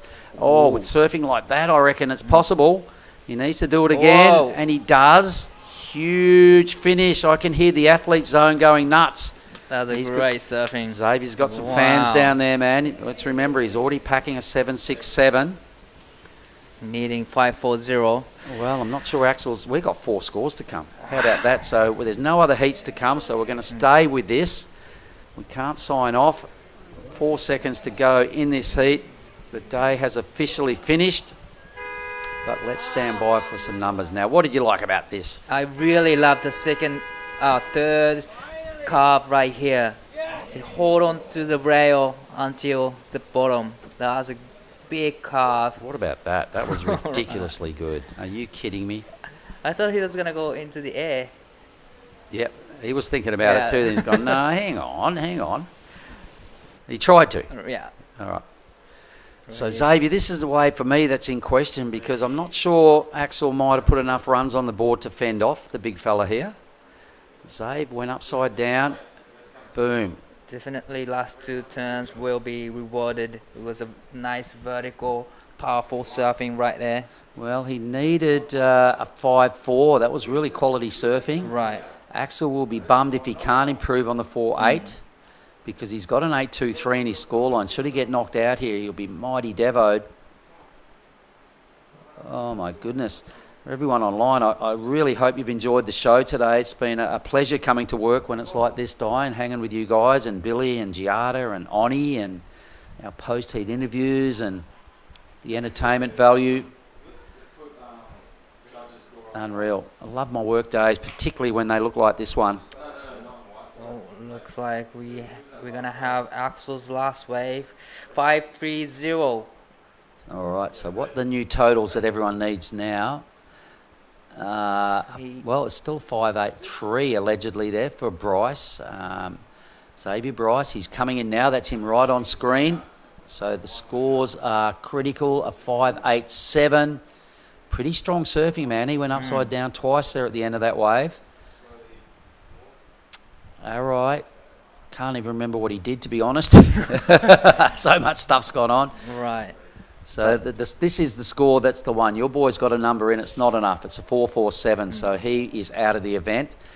Xavier Bryce is on the shoreline. He's right in front of the athlete tent right now. I'm sure everybody hasn't given up on this. They'd still be down there staring at the screen in the athlete zone. Camera follows Xavier. Let's hang in there. This is a big moment. We've also got a score by the miracle man, Jarvis Earl. Kind of a nice mid-tide at the moment. I'm sure the free surfing's going crazy. The numbers are coming through for Xavier. Boy, oh boy. Chasing a 7. He's chasing a 5.87. He's going to get every bit of it and some. Xavier Bryce is just about to go into second spot. He hasn't heard it yet. He's got no idea.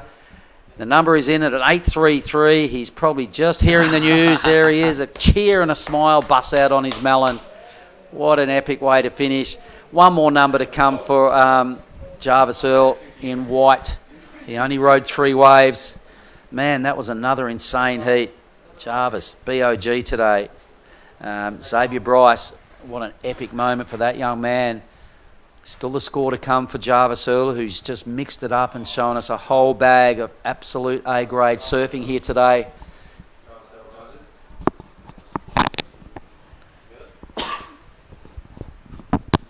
Wow, Axel will be bummed. He finished with an 8.23 and out. Oh, man, Jarvis has gone into the 9s again. Unbelievable. 3 times, 3 waves. On his 3 waves, he's totaled about 28 points. 9.3. My goodness. He's just improved his situation.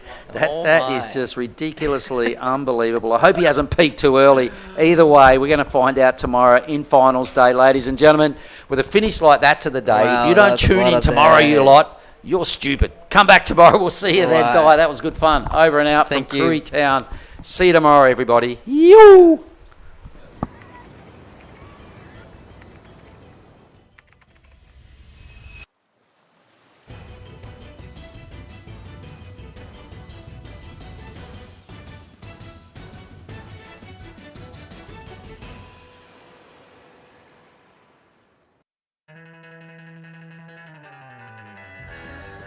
First, I want to thanks to everyone at home for supporting me, and I love you guys, and can't wait to see you guys soon.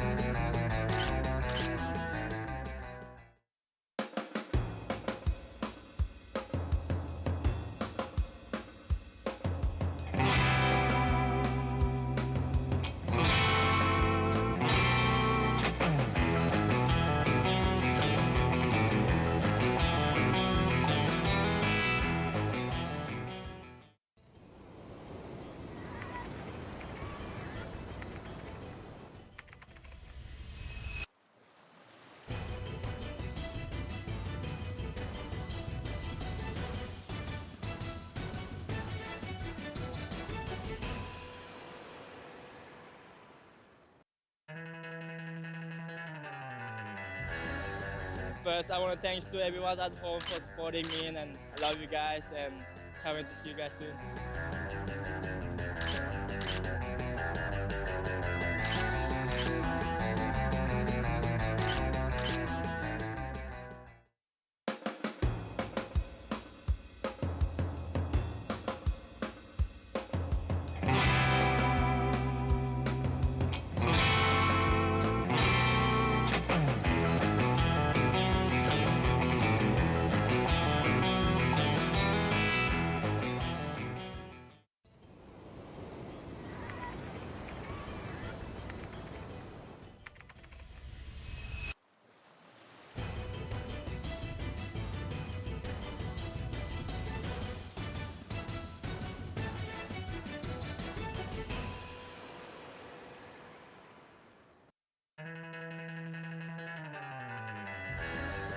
First, I want to thanks to everyone at home for supporting me, and I love you guys, and can't wait to see you guys soon.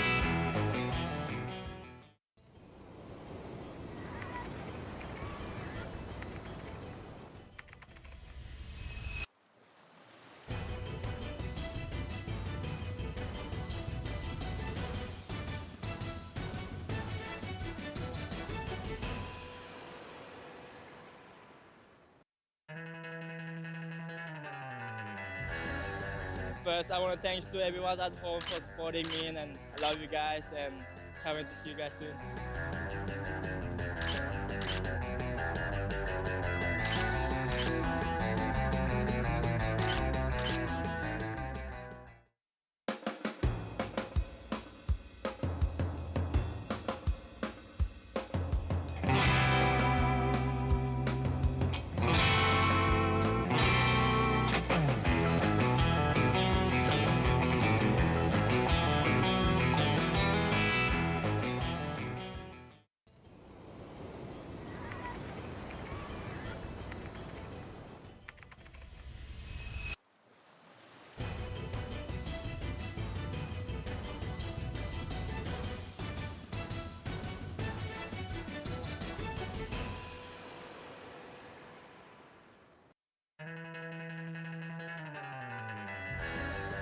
First, I want to thanks to everyone at home for supporting me, and I love you guys and can't wait to